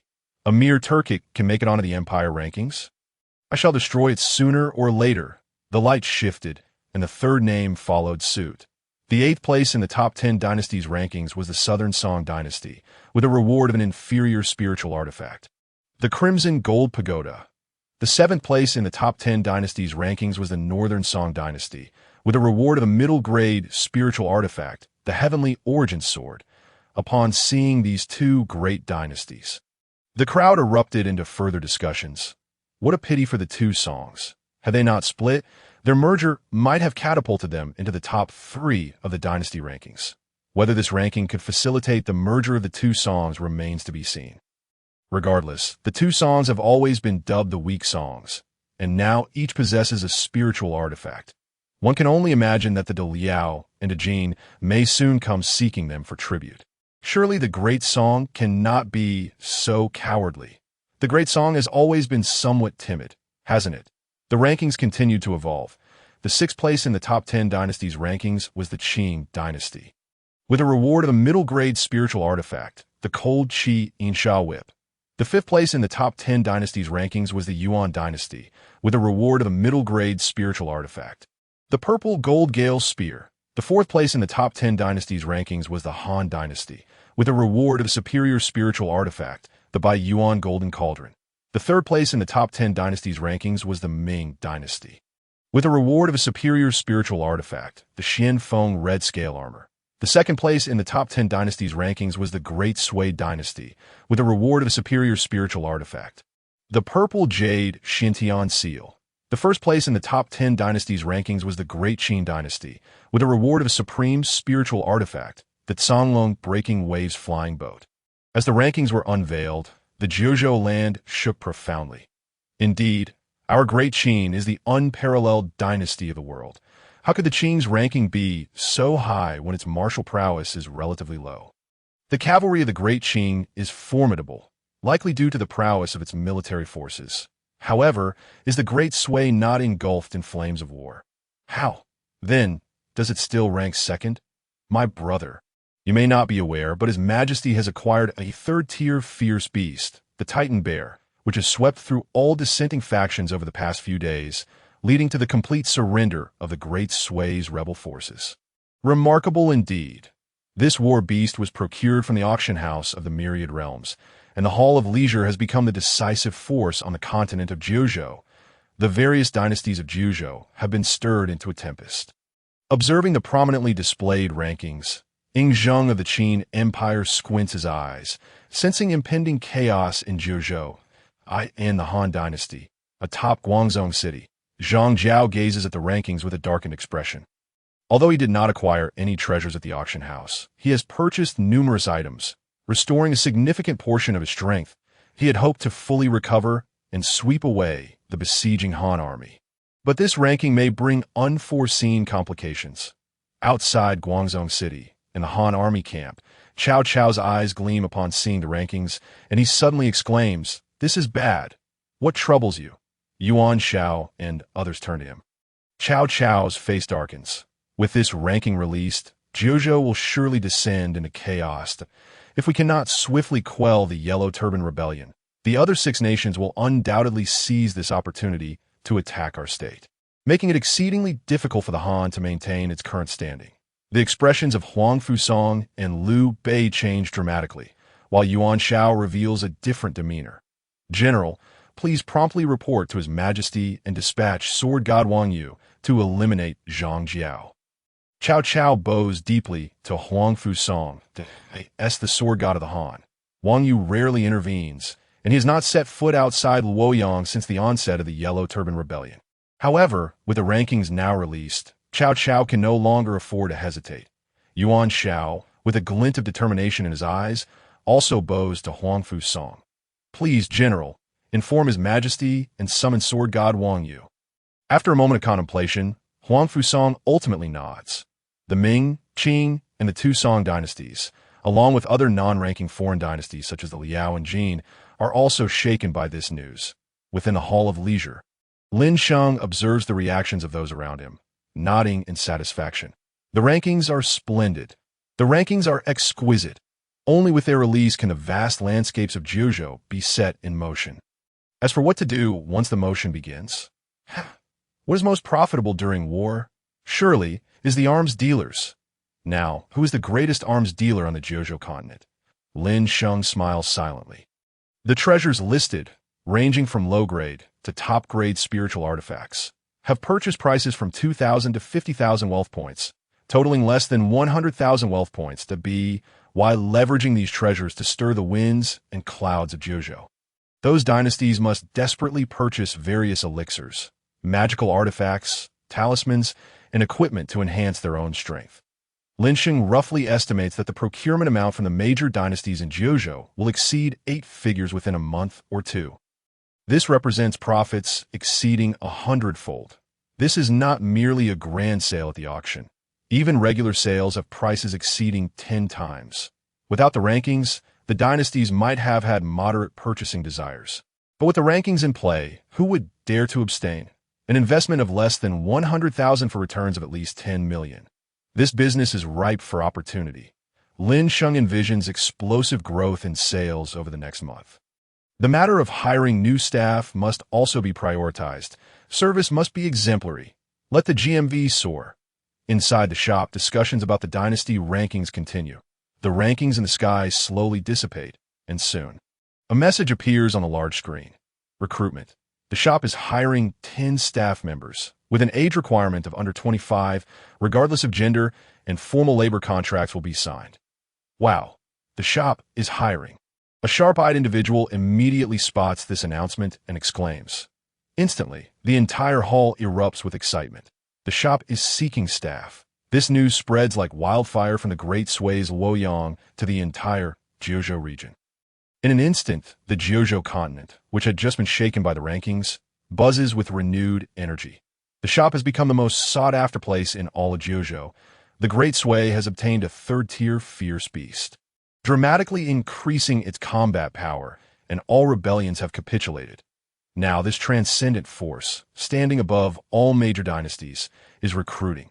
While it may seem like a simple hiring for shop staff, being employed there is no ordinary position. To become a staff member is to join the Hall of Leisure. For many, this signifies the opportunity to meet the Hall Master and enjoy countless unexpected benefits. The prominent figures of the various factions in Jiuzhou begin to contemplate their options. Yang Guang sits in his study, in high spirits, no longer as immersed in debauchery and despair as he was days prior. He has now become the true sovereign of the Great Sway. Although his expression carries a hint of contemplation, he still regards Yang Lin, Yu Wenhui, and other high-ranking officials with an air of authority, speaking solemnly. Our Great Sway possesses the shop in Luoyang. This is undoubtedly a matter of great honor for our dynasty. With the Hall Master now recruiting, we must offer our full support. Yu Wenhui quickly kneels, declaring, Your Majesty is wise, since the Hall Master has issued an edict. We shall exert all our efforts. Yang Lin also nods in agreement, then turns to Yang Guang, saying, The Hall Master is an extraordinary individual. We cannot afford to miss this opportunity to select candidates. Your Majesty, I advise that we send forth young women under the age of 20, possessing beauty and grace, to apply at the shop. Yu Wenhui internally rolls his eyes, thinking, this is not merely about hiring staff. It is clearly about selecting concubines. Yet before he can voice his thoughts, Yang Guang solemnly nods in agreement, responding, indeed, candidates must be chosen with great care. My youngest daughter, Rui, is now 18 and possesses beauty that rivals others. If she can serve the hall master, it will undoubtedly demonstrate the sentiment of our great SU. Yu Wenhui is left speechless, astounded that even the emperor is so brazen as to offer his daughter. He cannot help but lament that if he had a daughter, perhaps she too could be arranged in such a manner. Your Majesty is wise. Yang Lin quickly concurs. Yang Guang continues. The Buddhist and Taoist sects in Luoyang must have gathered by now. Yes, Yu Wenhui responds. Indeed, Your Majesty. After you clear the rebels in Shandong, both righteous and evil sects have come forth, awaiting your summons. Yang Guang nods. Among these sects, many disciples are exceptionally gifted and beautiful. Send them all to the shop. Yu Wenhui is left dumbfounded, contemplating. Allowing sects to send martial resources is one thing, but now they are expected to send their female disciples as well. Yang Guang casts a cold glance and states icily, what? Do you have any objections? Serving the hall master is a blessing accrued over 3 lifetimes. Yu Wenhui, frightened, hastily kneels. Yes, I shall obey. Then, Yang Guang turns to Lai Huer and Yang Lin, asking, Lai Huer, how is the army's preparation proceeding? Lai Huer respectfully replies, reporting to Your Majesty, 500,000 heavenly soldiers have assembled in Zhuojuan, awaiting your command to march east. Yang Guang's expression sharpens as he rises, coldly declaring, excellent, this time I shall personally lead the expedition that we shall not rest until we vanquish Goguryeo. Within Luoyang City, in the Zihong Jingzhai, Fan Qingwei speaks to Shi Feishuan. Feishuan, this is our opportunity. We must strive to become staff members at the shop and be close to the hall master. Shi Feishuan gently nods. I understand, and I shall give it my all. Tiding Gui factions base. Zhu Yin looks at Wan Quan and smiles. Wan Quan, do you have confidence in becoming a staff member? Wan Quan beams with confidence. Fear not. With my capabilities, I will surely succeed in the Longhu Mountain of the Ming Dynasty. Zhu Wushi gazes sternly at Haitang, his tone grave. Haitang, I entrust you with this matter regarding the staff. Shangwan Haitang, dressed in male attire, appears more spirited and extraordinary, bowing to Zhu Wushi. Rest assured, adoptive father, Haitang will not disappoint. Zhu Wushi nods, cautioning. This concerns the safety of our Ming Dynasty. You must exert your utmost effort. Depart at once. I shall go to the palace to meet with the emperor. Within the Ming Dynasty's imperial palace, Emperor Zhengde, Zhu Hozhao, stands with his hands clasped behind his back, not turning around, and asks plainly, Uncle, how have your communications with the border generals been of late? Zhu Wushi is momentarily taken aback, then replies, I do not understand Your Majesty's intent. Zhu Hozhao turns, revealing a cold smile, and slowly states, How goes the secret training of the assassins you have been cultivating? Uncle, Zhu Wushi's expression changes drastically, a sense of alarm washing over him as he realizes the emperor seems to know all secrets. I do not understand. Zhu Hozhao continues with his chilling smile, though the 4 ghosts of Xiangxi are powerful. If their martial skills are exposed, they will no longer pose a threat. Uncle, truly an impressive strategy. Zhu Wushi felt a jolt in his heart, utterly astonished. He never anticipated that his clandestine training would be unveiled by Zhu Hazio with a single utterance. You are not His Majesty, Zhu Wushi declared gravely, a hint of murderous intent flickering in his demeanor. Zhu Hazio smiled serenely. I am indeed His Majesty, the Zhengde Emperor, Zhu Hazio. Royal uncle, did you not wish to know my identity? Zhu Wushi scoffed coldly. Impersonating His Majesty is a grave crime. I shall ascertain precisely who you are. He then employed the art of suction, attempting to draw Zhu Hazio closer. Just as the force was about to take effect, a formidable aura erupted from Zhu Hazio, instantly countering the wave of suction. A transcendent being. Zhu Wushi exclaimed in terror and immediately summoned all his strength to retaliate. The fierce clash between them caused the entire palace to tremble, collapsing into ruins, leaving Zhu Wushi in a disheveled heap, bloodied and bruised. "Hurry, apprehend the assassin." Chao Zhengchun rushed in, only to be momentarily stunned by the sight before him. Zhu Hazio remarked nonchalantly, "There is no need for alarm. I am merely sparring with the divine marquis." Chao Zhengchun quickly regained his composure and knelt in haste.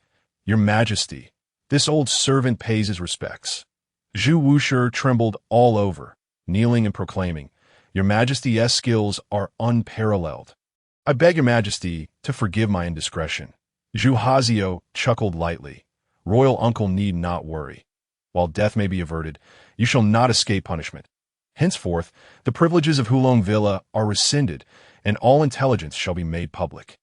He then added coldly, "As for your assassins, you are to dispatch them to the grasslands to assassinate the Tatar chief at once that in 3 days, I shall lead the charge myself.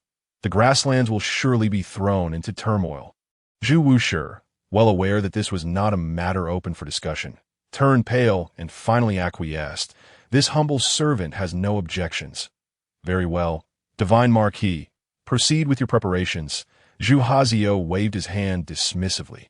Zhu Wushi bowed and hurriedly departed, as though fearing Zhu Hazio might change his mind.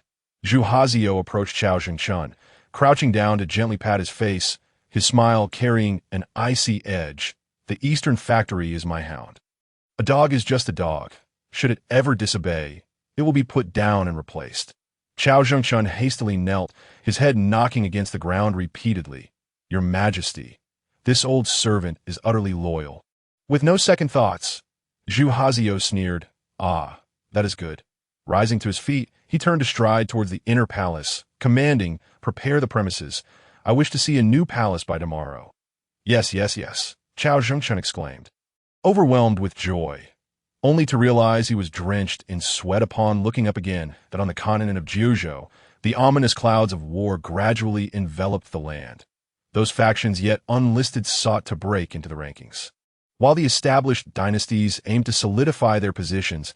An unprecedented tension permeated the entire continent. Lin Sheng remained unfazed, as he was engaged in receiving the first batch of employees for his shop. In a reception room on the 4th floor, Lin Sheng wore a smile as he regarded the 3 individuals before him, Lang Fanyun, Zhang Sanfeng, and Huang Rong, who had arrived punctually in just 3 days. Arrangements had been made.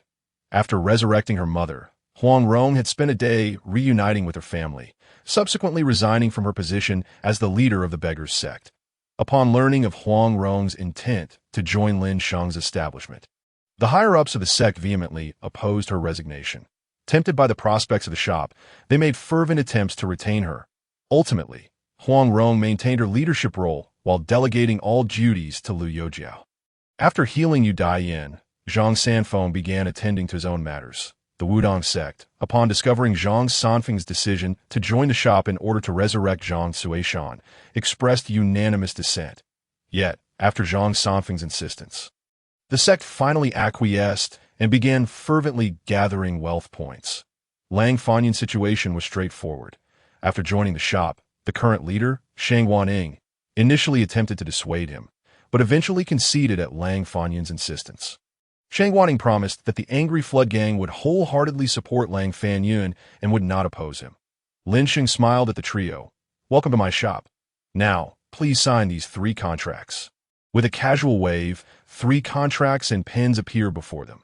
After a cursory glance at the documents, they expressed no objections and signed without hesitation. "Very well. I will upgrade your Tianling orders to employee tokens." Lin Sheng continued. The tokens materialized, transforming into white, inscribed with their names and likenesses. As they immersed themselves in the tokens, information surged into their minds. Lin Sheng elaborated. "The 6th floor is the employee accommodation area. You may bring 1 family member to reside with you, and the room numbers are contained within your tokens." Huang Rong. "The shop is currently recruiting staff. I entrust you with the selection process to ensure the shop's performance improves." Huang Rong nodded. "Understood." Lin Sheng then turned to Zhang Sanfeng and Lang Fanyun. "Though you are the shop's guardians, you may also accept missions to earn wealth points to assist me in resurrecting your loved ones." Zhang Sanfeng and Lang Fanyun's faces brightened, and they respectfully bowed to Lin Sheng. Lin Sheng waved them off. Go prepare. Once the three departed, Lin Sheng issued a new notification on the large screen in the lobby.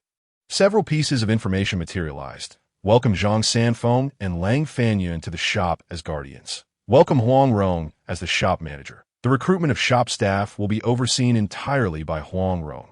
The news sent ripples of excitement through the shop. What? Zhang the Real and Senior Lang are joining the shop as guardians. They are titans of the martial world. How can they be guardians? What is wrong with being a guardian for the shop? The Hall Master is at the pinnacle of the third tier, while Zhang the Real is merely at the peak of the transcendent realm. The disparity is immense. Are you missing the point? The most significant news is Huang Rong becoming the shop manager and taking charge of recruitment. That does seem to be the case. As the patrons engaged in fervent discussions. The focus gradually shifted toward Huang Rong. As she stepped into the lobby, she felt countless gazes fixated upon her on the 7th floor of the shop. Lin Sheng observed Zhang Sanfeng and Lang Fanyun, who were ready, and smiled. Are you prepared? Let us embark on the mission. Yes, Hall Master. Zhang Sanfeng and Lang Fanyun responded with cupped hands. Tier 3, Pacific Rim World, Mission. Defeat the vengeful Obsidian in the Battle of Sydney and rescue Sun Matzi. CEO of the Xiao Group, Xiao Liwen. In the Pacific Rim World, Sydney, at the PPDC headquarters. 10 years prior, humanity struggled to vanquish alien monsters, sealing the wormhole connecting the two worlds, allowing Earth to enjoy a decade of peace. However, beneath the surface calm, a violent tsunami was on the verge of eruption. Xiao Liwen stepped out of her luxury vehicle. Clad in a silver uniform, her expression stern and resolute, she surveyed her surroundings. Noting a massive mech, the vengeful Strider, standing nearby, alongside protesting demonstrators brandishing placards. Ignoring them, she proceeded forward. Just as she took a few steps, she suddenly turned, observing seabirds taking flight in the distance, seemingly fleeing from some monstrous entity. Inside the vengeful Strider, Jack and Beckett sensed the anomaly. The mech slowly turned to focus on the location where the seabirds had taken flight. Below the surface of the water, a dark silhouette emerged. Boom! A deafening roar echoed as the shadow broke through the surface, the colossal mech landing on the vacant lot beside the Sydney Opera House. The vengeful Strider issued a warning. Unauthorized mechs. Immediately shut down your power and exit the cockpit. Yet, the vengeful Obsidian showed no response, launching missiles directly at the PPDC building. Boom, boom, boom. 3 resounding explosions reverberated as the building's helipad collapsed, hurtling toward Xiao Liwen. Lin Sheng, Zhang Sanfeng, and Lang Fanyun stood atop a nearby building. Witnessing the unfolding chaos, their expressions shifting dramatically. Miss Xiao is in danger, Zhang Sanfeng exclaimed, ready to rush forward. Lin Sheng halted him. Hold on. Let us assess the situation first. Lin Sheng had long since seen through the plot. At this moment, Xiao Liwen was not in any real danger. Even if peril were to arise, he could easily manage it. The true threat stemmed from the male protagonist sister. The character who played the female lead in Pacific Rim 1.at this juncture. Lin Sheng intended for the 2 ancient beings from the Jojo continent to personally experience the awe of a mecha battle. Before the PPDC, the Vengeance Wanderer swiftly extended its hand to securely catch the helicopter pad that was about to fall. Xiao Liwen exerted all her effort to remain composed as she quickly followed her bodyguards to evacuate the scene. Seizing the opportunity, the Vengeance Obsidian launched an attack, charging directly towards the Vengeance Wanderer. Soon, the Vengeance Wanderer began to retaliate, igniting a fierce clash. The 2 colossal mechas, each nearly 100 meters tall, collided with wild abandon, blending the beauty of strength and technology in a breathtaking spectacle. Bang! Thud! Each resounding impact sent Lin Sheng's heart racing uncontrollably.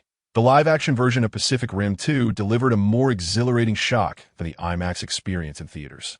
However, the absence of background music left a certain emptiness. Lin Sheng mused silently, while Zhang Sanfeng and Lang Fanyun were utterly astonished.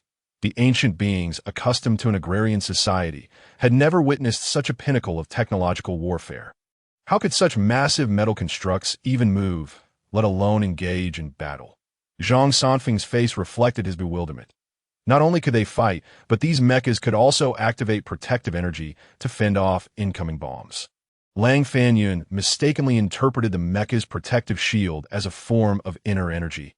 How terrifying. The combat prowess of these steel behemoths was comparable to that of top-tier experts of the second tier. In the context of the power struggles among the dynasties in the Jojo continent, their destructive capabilities might even surpass those of us in the celestial realm. Lang Fanyun remarked with great emotion. As the spectators observed, the mecha battle gradually tilted in favor of one side. The pilot of the Vengeance Wanderer, out of practice and lacking synergy, found themselves at a disadvantage after being ambushed at the outset. Boom! The Vengeance Wanderer was struck down by the chain sword of the Vengeance Obsidian. It quickly retaliated, pushing the Vengeance Obsidian back. Just then, a missile launched from the shoulder of the Vengeance Obsidian, heading straight for the helicopter where Sun Matsi was located. Oh no! The expressions of Zhang Sanfeng and Lang Fanyun froze instantly. Boom! The missile hit the helicopter, causing it to shake violently and begin its descent.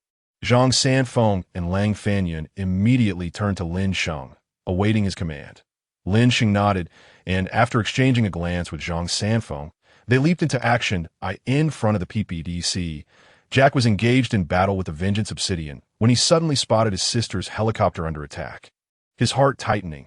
Matsi was in danger. The Vengeance Wanderer employed a gravitational slingshot to repel the Vengeance Obsidian and rushed towards the falling helicopter. However, due to the earlier delay, time was no longer on his side to save the helicopter. No, Jack shouted in despair as the massive form of the Vengeance Wanderer sped towards the helicopter.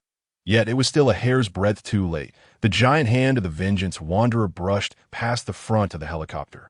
Jack and Sun Matsi locked eyes, helplessly watching the helicopter plummet. In that moment of despair, the helicopter miraculously began to ascend slowly. Jack and Beckett looked down in astonishment to see an ethereal elder gently lifting the helicopter. Heavens, is this a superhero? Beckett exclaimed. Perhaps we should call in the Chinese Superman. Jack murmured. Whoosh, whoosh, whoosh. At that moment, several missiles streaked towards them once more. It was then that Jack and Beckett remembered they were still engaged with the Vengeance Obsidian. The two immediately spread their arms, positioning themselves in front of the helicopter to brace for the missile attack. However, the anticipated missile assault did not arrive as expected.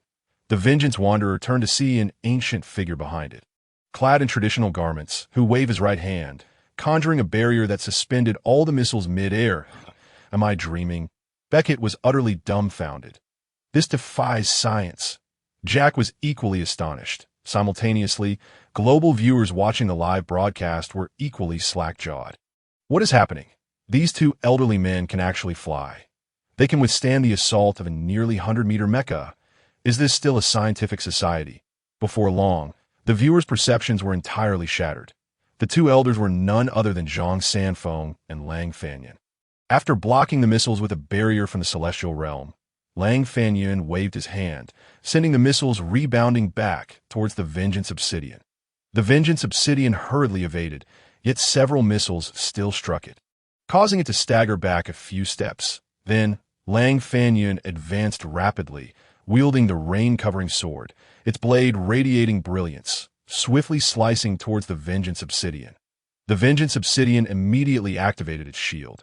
However, the sword energy shattered the shield in an instant, leaving it in ruins. That moment, the roar of the helicopter echoed once more as the Vengeance Obsidian glanced into the distance, where three gigantic mechas were rapidly approaching. It dared not continue the fight and hastily retreated towards the sea. Lang Fanyun stepped forward, blocking the escape route of the Vengeance Obsidian. This path is closed. Standing firm with his sword drawn, Lang Fanyun single-handedly obstructed the Mecha Hunter-S retreat. Meanwhile, Zhang Sanfeng successfully lowered Sun Matsi-S helicopter and rescued the individuals inside. He paused briefly before swiftly flying behind the Vengeance Obsidian to join Lang Fanyun in their assault. Buzz! Buzz! Buzz! Upon seeing this, the Vengeance Obsidian activated its sonic weapon, its dual-chain swords slashing fiercely towards the two. Supermen, aim for the head. The cockpit is right there. The Vengeance Wanderer stood upright, observing the two formidable beings blocking the vengeance obsidian, and hurriedly called out to ensure they understood. He deliberately spoke in Chinese. This was somewhat unnecessary, as all participants, assigned by the Xianyao Palace, could comprehend each other's languages. Upon hearing this, Zhang Sanfeng and Lang Fanyun exchanged glances, nodding in agreement. Subsequently, Zhang Sanfeng unleashed his formidable aura, summoning the essence of heaven and earth to coalesce in his hands. Boom! The 9-yang divine skill of Zhang Sanfeng erupted, pushing the vengeance obsidian back. In that instant, Lang Fanyun moved as well, swiftly approaching the head of the vengeance obsidian like a shadow. The rain-covering sword gleamed with brilliance, infused with Lang Fanyun his ultimate sword intent, piercing through the vengeance obsidian's shield. The sword energy swiftly penetrated, completely obliterating the extraterrestrial entity within the cockpit. Clang! The vengeance obsidian lost control, its massive form kneeling on one knee before crashing heavily to the ground. The vengeance wanderer quickly approached, opening the cockpit of the vengeance obsidian. And upon seeing what lay within, Jack and Beckett were left utterly stunned. Not far away, Xiao Liwen and Sun Matzi arrived as well. Upon seeing the extraterrestrial being within the cockpit, they were all taken aback. What on earth is happening? Xiao Liwen demanded angrily. It is quite simple. This mecha was created by Dr. Newt of the Xiao Group using his technology, and the extraterrestrial being was similarly crafted by him. Intended to control the mecha hunters, or rather, the unmanned mechas. A calm, yet authoritative voice resonated from above, causing everyone to turn their gaze upwards to see a handsome young man gracefully descending from the sky. It was Lin Sheng. Zhang Sanfeng and Lang Fanyun immediately bowed in respect, exclaiming, "We pay our respects to the palace master." Xiao Liwen and the others were utterly astonished. These two elderly men, capable of effortlessly defeating the vengeance wanderer, were showing such reverence to this young man. Even Xiao Liwen could not help but temper her icy demeanor. Lin Sheng landed steadily, disregarding the crowd from the Pacific Rim world, and addressed Zhang Sanfeng and Lang Fanyun, saying, "The mission is complete. You have familiarized yourselves with the process and may return to receive new assignments." Zhang Sanfeng and Lang Fanyun confirmed the completion of the mission through the Celestial Order, each receiving 2,000 wealth points. "Yes, Palace Master." After the two responded in unison, they clicked the return button, and their figures vanished in an instant. Xiao Liwen and Jack, along with the others, were once again taken aback. They had completely failed to perceive how Zhang Sanfeng and Lang Fanyun had departed. Lin Sheng wasted no time and directly revealed the truth. The vengeful obsidian had been crafted by Dr. Newt of the Xiao Group using his advanced technology. Moreover, many of the unmanned mechas produced by the Xiao Group had been implanted with extraterrestrial life forms by Newt for the purpose of control. Once these mechas proliferated across the globe, Earth's defense forces would fall under the dominion of alien beings, and the consequences would be unimaginable. Xiao Liwen broke into a cold sweat, although she wished to deny it. Faced with the evidence presented by Lin Sheng and Sun Matzi, as well as the brain of the pioneer discovered in Newt's residence, everything had become indisputable. Xiao Liwen might even be facing imprisonment. Lin Sheng remained indifferent to this, instructing Xiao Liwen to construct for him the most formidable mecha, utilizing the most advanced technology and the strongest firepower and power configurations, disregarding any complexities in operation. Upon the completion of the mecha, Lin Sheng personally approached the leaders of various nations around the world for a friendly exchange. Xiao Liwen emerged unscathed, with all responsibility shifted onto the already fled Newt and the pioneer. Subsequently, Lin Sheng piloted an untainted unmanned mecha and quietly departed from the Pacific Rim world. Just as Lin Sheng was leaving, Newt, on a small island deep within the Pacific, wore an expression of fury. "Damn it! Who is this sudden intruder that has disrupted my plans? However, Earth is destined to perish. The pioneer shall undoubtedly conquer this land." As soon as he finished speaking, several mechas emerged from beneath the sea. In the Xiaoya Hall of the Jiuzhou continent, Lin Sheng completed the preliminary tasks of the Pacific Rim world within a mere day. From the perspective of Blue Star technology, the Pacific Rim world was merely an ordinary second-tier world. However, with the presence of the pioneers and stable wormhole connections, the value of this world had become significant. If this were a world composed of countless planets, its worth would be immeasurable. Regarding Newt's escape with the mechas, Lin Sheng felt no concern. Rather, he anticipated that he would unleash monsters through the wormhole. Just imagining a mecha battle against small monsters was quite thrilling. After resolving matters concerning the Pacific Rim world, Lin Sheng returned to Xiaoyao Hall to continue his cultivation of the Hongmeng Emperor's scripture 8T. This moment, Huang Rong had become the busiest figure in the shop, wielding power in her hands and rapidly ascending to the rank of the second most powerful individual on the Jiuzhou continent. Countless individuals began vying for the opportunity to enter the shop, as this signified an elevation in status. Some even began to take notice of Guo Jing, Huang Yaoshi, and even Huang Rong's daughter, Guo Fu. Despite being dubbed the female Zhuge and having overseen the beggar's sect for years, Huang Rong still felt an immense amount of pressure. Nevertheless, she remained diligent in her duties, refusing to tolerate any form of favoritism or corruption. After rigorous selection, Huang Rong ultimately chose 20 candidates from the numerous applicants and submitted them to Lin Sheng for the final decision. Outside the reception room on the 4th floor of the shop stood 20 young individuals. All the girls exceptionally beautiful. Among them were Shi Feishuan, Wan Quan, Yang Rui, and Shangwan Haideng. However, the male candidates were scarce, with only 4 present. In a corner, 2 young men whispered to one another. Ling Xiao, this situation seems awry. Why are all the applicants for the shop assistants so stunning? Do we even stand a chance? These 2 were Ko Zhong and Su Xiling, who had acquired the longevity scripture and had been on the run. Upon hearing that the shop was hiring, they hurriedly arrived to apply. Hoping to change their circumstances, Su Xiling expressed concern, stating, being a shop assistant cannot solely be about appearance. Ko Zhong shook his head, replying, who knows? What if the hall master favors beautiful women?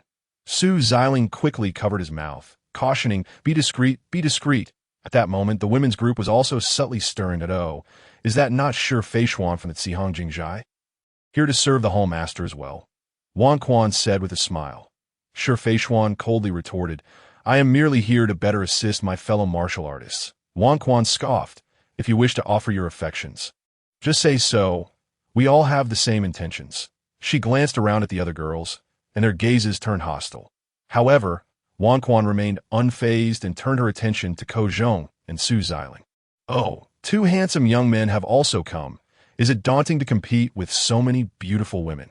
Ko Zhong nonchalantly replied, we are here to be shop assistants, as long as we can speak well. What does appearance matter? Ah, quite confident, aren't we?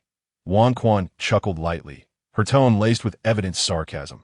Just then, the door to the reception room swung open, and Huang Rong's enchanting figure appeared before everyone. She scanned the candidates before her gaze settled on Ko Zhong and Su Xiling. Ko Zhong, Su Xiling, come in for a moment. Ko Zhong was instantly elated. Ling Xiao, the hall master has called for us. The 2 excitedly congratulated each other and hurried into the reception room. The other candidates were left in a state of confusion, pondering why the hall master would select 2 boys for an interview while overlooking the beautiful women. Inside the reception room, Lin Sheng sneezed, who is speaking ill of me behind my back. He murmured to himself as he continued to peruse the materials in hand. Huang Rong had sifted through several thousand applicants within 2 days, and Lin Sheng couldn't help but admire her efficiency.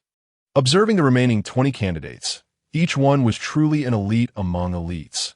Hailing from the 7 nations of Jiuzhou, from the Great Qin came Xiao, Siming, Tianyin, and Duanmu Rong from the northern Song, Wang Yun and Izhu from the southern Song, Chengying, Yanghua, and Lu Shuangshuang from the Great Han, Zhanjiang from the Great Sui, Shi Feishuan, Wan Quan, Yang Rui, Ko Zhong, and Su Xiling from the Great Ming, Shangwan Haideng, and Reninging, and from a Great Qing, a Ku from Fengyin, Duanlang, Luo Xian, and Yu Rua. Lin Sheng scanned the list and had already formulated his plans. Ko Zhong and Su Xiling entered the reception room, and Lin Sheng was somewhat surprised that these 2 had passed the initial screening. After communicating with Huang Rong, he learned that despite their youth, they were eloquent and lively, making them quite suitable as shop assistants. Once inside, the 2 immediately knelt, greeting the hall master. We humbly request your acceptance. Lin Sheng calmly inquired, why should I accept you? Ko Zhong and Su Xiling were momentarily taken aback, and then Ko Zhong hastily explained, "We have grown up on the streets, skilled in work. We will surely be competent for this position." He also mentioned the longevity scripture in the Yanggong treasure house, expressing his willingness to offer treasures from within to the hallmaster. Lin Sheng was taken aback. He had not anticipated their cleverness. "These are precisely the talents my shop requires." Lin Sheng silently praised a teachable child. He nodded. "Very well. You are both hired." Ko Zhong and Su Xiling were overjoyed, embracing tightly. "We have been hired." Ahem. Huang Rong could not help but lightly cough, prompting the two to quickly react. Kneeling once more, "We apologize. We were too excited and lost our composure. Now that you've been hired, you may leave." Lin Sheng waved his hand dismissively, after expressing their heartfelt gratitude. The two exited the reception room. Lin Sheng continued his final selection, ultimately choosing 10 shop assistants. Outside, the other candidates remained anxiously awaiting. Yanggua stood beside Ko Zhong and Su Xiling, enviously saying, "You two brothers are truly fortunate. The hall master met with you first. You are surely going to stay? I am so envious." Ko Zhong, beaming with joy, was about to speak when Su Xiling interjected, "We are merely fortunate. Whether we can remain depends on the hall master's decision." Although they had received Lin Sheng's confirmation, Su Xiling understood that such matters awaited the hall master's personal announcement. Not only Ko Zhong, but the others who had been summoned were also chatting merrily, appearing quite pleased. Meanwhile, those who had not been summoned were filled with anxiety. Finally, the door to the reception room opened once more, and the results of the selection were about to be revealed. Huang Rong emerged from the reception room, 20 pairs of eyes instantly focused on her, filled with anticipation and unease. Huang Rong surveyed the crowd before announcing, after selection, the final 10 chosen are Shi Feishuan, Wang Quan, Yang Rui, Ko Zhong, Su Xiling, Yanggua, Aku, Shengwan Haidang, Wang Yiyun, and Duanmu Rong. The selected individuals erupted in jubilant cheers. Hooray! Meanwhile, those who were not chosen displayed expressions of dejection. Alas, the disappointment of not being selected is profoundly disheartening, particularly amidst a multitude of exceptional talents, leading one to inevitably feel inferior to others. The judgment rendered by the Xiaoyao Hall seems to indirectly affirm their shortcomings, which is unbearable for those who have always held themselves in high regard. Even the expressionless, seemingly indifferent girl, Xiao Siming, cannot conceal the tumult of emotions flickering across her face at this moment. Huang Rong's sharp rebuke cuts through the tension in the presence of the hall master. "There shall be no raucousness." Instantly, a hush falls over the crowd. Huang Rong continues, "Those who remain shall await the hall master's instructions, while those not selected may return and await the next recruitment." Understood. The crowd responds, swiftly dividing into two factions. The unsuccessful candidates activate their tokens to depart, while those remaining exuberantly congratulate one another. "Congratulations, Brother Ko and Brother Su." Yanggua joyfully expresses his congratulations to Ko Zhong and Su Xiling. He is naturally filled with excitement, as his previous cultivation environment within the ancient tomb sect had not been satisfactory. After spending a prolonged period in solitude at the ancient tomb sect, he resolved to participate in the selection for Xiaoyao Hall upon hearing the rumors circulating in the outside world. To his astonishment, he successfully passed the evaluation, and the joy within him is ineffable. "Ha, Brother Yang, what delightful news! I never anticipated you would also be retained. How wonderful!" Su Xiling expresses his happiness to Yanggua. Ko Zhong claps Yanggua on the shoulder and chuckles. "We are all brothers here. No need for such formality. In the future, you may refer to us as Zhong Xiao and Ling Xiao, while we shall call you a Xiao." "How does that sound?" "Excellent. Zhong Xiao, Ling Xiao." Yanggua responds with enthusiasm. However, nearby, Duan Lang's face darkens, unmistakable fury etched upon his features. Among the 4 male candidates, 3 have successfully remained, leaving him to grapple with a bitter sense of injustice he cannot reconcile being so dismissed within the Tianxia Society. Must it be the same within the Xiaoyao Hall? After a moment of hesitation, Duan Lang ultimately refrains from activating his token to leave, remaining rooted in place.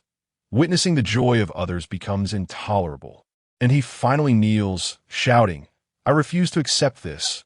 Why can't I stay? If the hall master were to see me, I am certain I would be retained. I refuse to accept this. Huang Rong's expression shifts sharply as she coldly admonishes.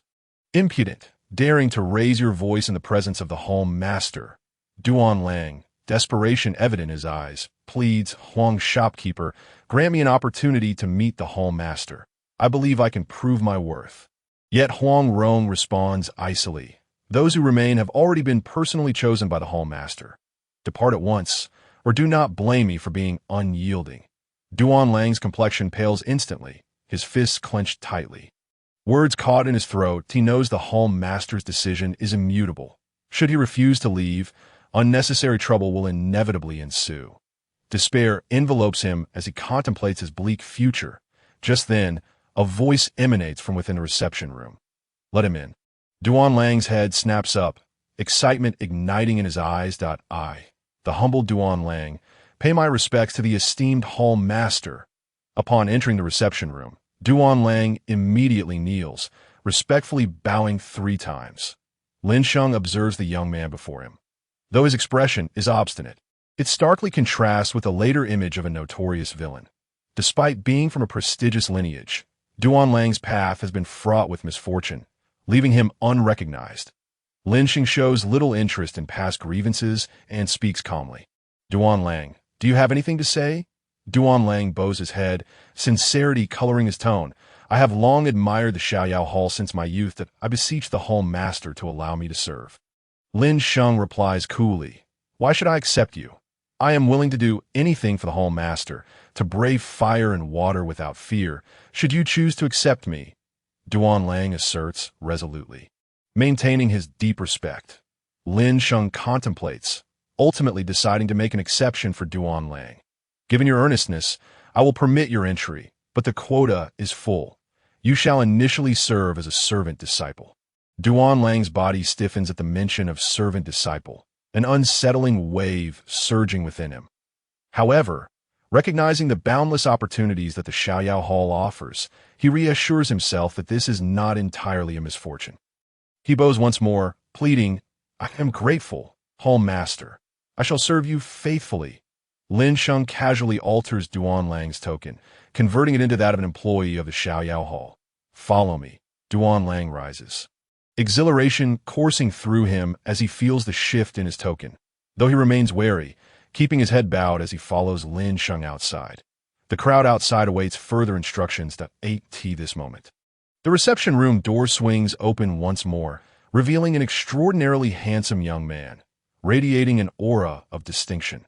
Shi Feishuan, Shangwan Haidang, and others glance at him, their hearts racing, instinctively lowering their heads. Yet, Wan maintains her gaze fixed upon Lin Sheng.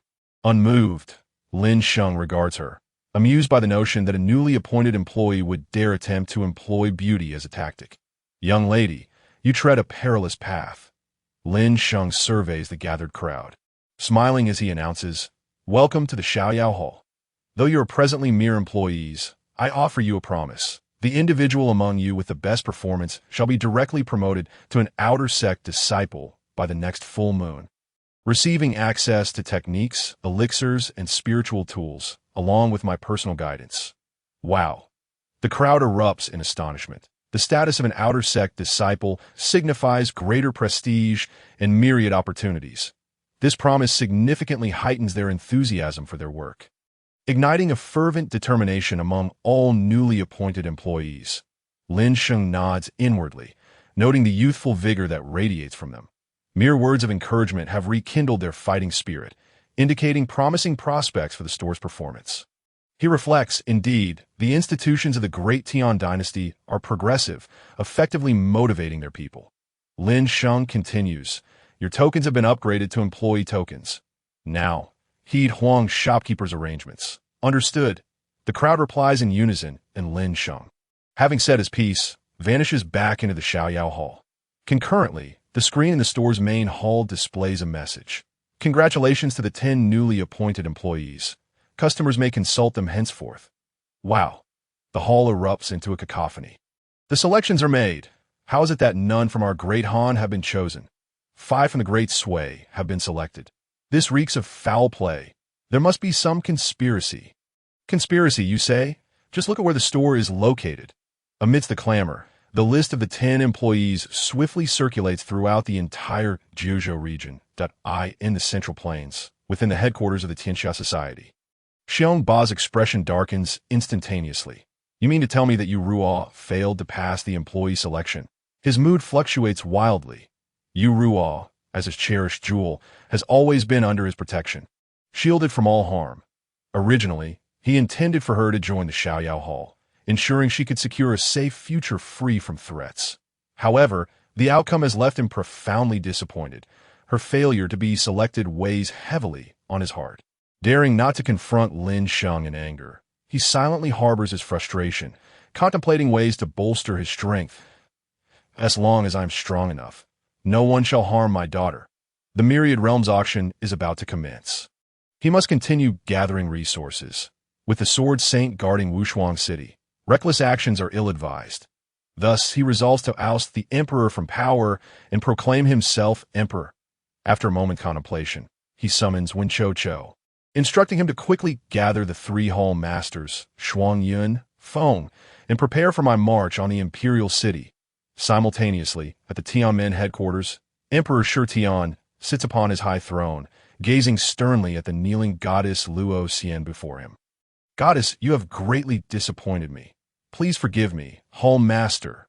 Luo Xian immediately kneels, her face etched with remorse. Emperor Shitian coldly shakes his head, sighing, Enough, enough. Not being able to serve the Hall Master is your own misfortune. You can never fathom how strong I truly am. Though kneeling, Luo Xian's voice remains steadfast. Hall Master, there will be another opportunity. I will spare no effort to participate in the Xiaoyao Hall's recruitment once more. And I shall not disappoint your expectations. Emperor Shitian raises his gaze to her, his tone indifferent. Then perhaps next time that he abruptly shifts the topic. The winds of change are stirring in Jiuzhou. The Myriad Realms auction is imminent. Our Tian men can no longer remain in the shadows. Gather the disciple from the realms of heaven, earth, and man. We shall set forth immediately to assault the imperial city in the grand tent of the Sui army in Zhuojuan. Yang Guang's heart raced with excitement as he perused the information relayed from the shops. He has successfully been selected. Moreover, our mighty Sui has 5 participants chosen, claiming half of the available spots. This is a testament to the Lord's favor towards our Sui. Destiny is on my side. Destiny is on my side. Yang Guang laughed heartily, his inner joy beyond words, feeling that the Xiaoyao Hall was indeed the divine mandate of the Sui. The generals within the tent also displayed their delight, eagerly congratulating Yang Guang. Congratulations, Your Majesty. With the Lord's support, our Sui shall undoubtedly sweep across the 9 provinces. Suddenly, a guard clad in bright armor entered the tent and knelt before Yang Guang. Reporting, Your Majesty, King Yingyang of Goguryeo has sent envoys to express submission and request our Sui to withdraw its troops. The tent fell into an immediate hush, and Yang Guang's expression darkened as he coldly regarded the guard. Do they think they can simply surrender? Is there such a thing as an easy way out in this world? Our Sui does not accept surrenders. Execute the envoys and send their heads back. Your Majesty is wise. Lai Huer promptly knelt, his face alight with fervor. I shall lead the vanguard and obliterate Goguryeo. It is imperative that I personally partake in this campaign. The generals in the tent echoed their willingness to serve as the vanguard. Yang Guang laughed heartily. Excellent. The battle spirit among you all is invigorating. It brings me great comfort. This time, I shall personally lead the expedition against Goguryeo and vow not to return. Yes, the generals responded in unison. Prepare yourselves.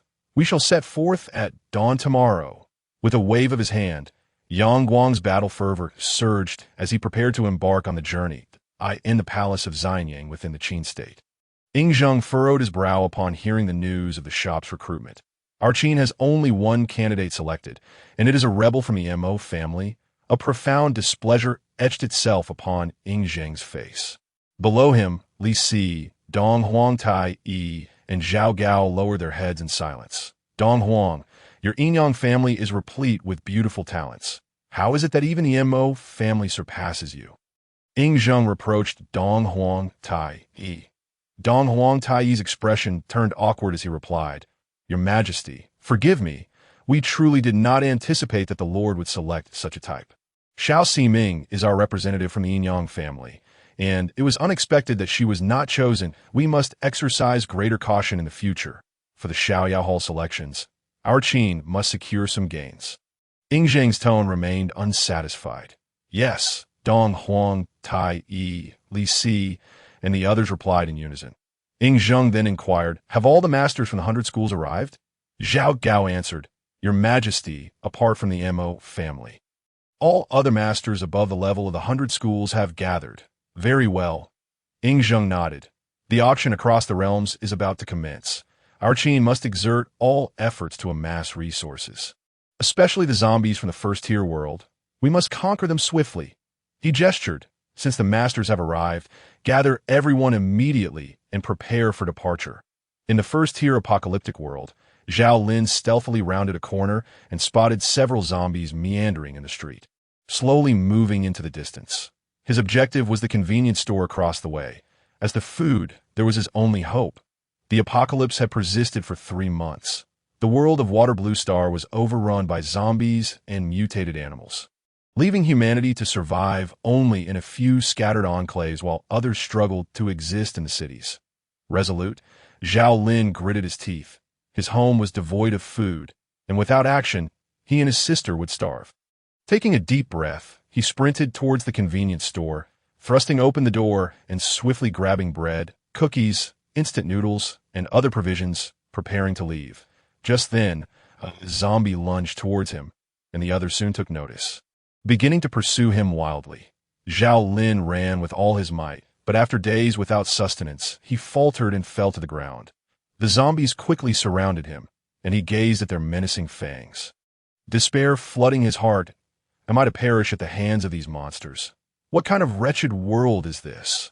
In his moment of hopelessness, the ground trembled violently, causing the zombies to halt and turn towards the distance. Zhao Lin looked up to see a massive luminous membrane appearing above the street. Nearly 100 meters high, as the membrane opened, a greenish flying vessel slowly emerged, its dragon-shaped bow emanating an aura of power. The arrows of light fired from the vessel instantly obliterated the pursuing zombies. Astonished, Zhao Lin murmured, Is this the arrival of a savior? He then fainted on the dragon vessel. Ying Zheng stood at the bow, hands clasped behind his back, surveying the starkly different world before him. Behind him, the masters from the 100 schools were engaged in discussion about this unfamiliar realm. Your Majesty, there appears to be an individual down below. Zhao Gao reported suddenly. Ying Zheng cast a glance, and with a wave of his right hand, a wind spell lifted Zhao Lin and brought him aboard the vessel. Upon awakening and seeing the powerful figures before him, Zhao Lin exclaimed, Are you the celestial warriors for myth? At that moment, Lin Sheng was unaware that the various factions across the 9 provinces were actively gathering resources for the impending 3rd auction. Bustling with activity, he was observing the wealth point accumulation of his subordinates, Zhang Sanfeng and Lang Fanyun, nodding in approval. These 2 elders truly toil for their kin. In the past 3 days, they had completed over 20 tasks. Although most were low-tier tasks, little by little, it added up. Each individual had earned 7,000 to 8,000 wealth points during this period, of course, while Zhang Sanfeng and Lang Fanyun earned a considerable amount. Lin Sheng accrued even more. After all, they only received half of the task rewards, and special items were entirely out of their reach. The Xiaoyao Hall indeed required more personnel. The more individuals, the greater the wealth points earned. Lin Sheng contemplated the future organizational structure of the Xiaoyao Hall, intending to draw inspiration from traditional cultivation novels. He planned to establish positions such as miscellaneous disciples, outer disciples, inner disciples, true disciples, and holy sons and daughters. Alongside senior roles like outer and inner elders, that he also considered adopting a model akin to state-owned enterprises and banks. To become an outer disciple, one must first serve as a shopkeeper, accumulating performance before having the opportunity for promotion. A perfectly competitive system, Xiaoyao Hall would undoubtedly prosper. As long as we all strive together, I shall soon ascend to the 10th tier. The more Lin Sheng thought, the more exhilarated he became. After organizing his ideas, he conveyed them to the system, allowing employees to access relevant information via their employee tokens. The first floor of the shop was bustling with a steady stream of customers, being the busiest area. Huang Rong assigned 6 clerks to this floor. Ko Zhong, Su Xiling, and Yang Gua, 3 lowly ruffians from the martial world, were stationed on the first floor, while the other 3 clerks were Ku, Wang Yin, and Duanmu Rong. Wang Yin possessed a solid martial arts foundation, making her suitable for handling a large number of martial artists on the first floor.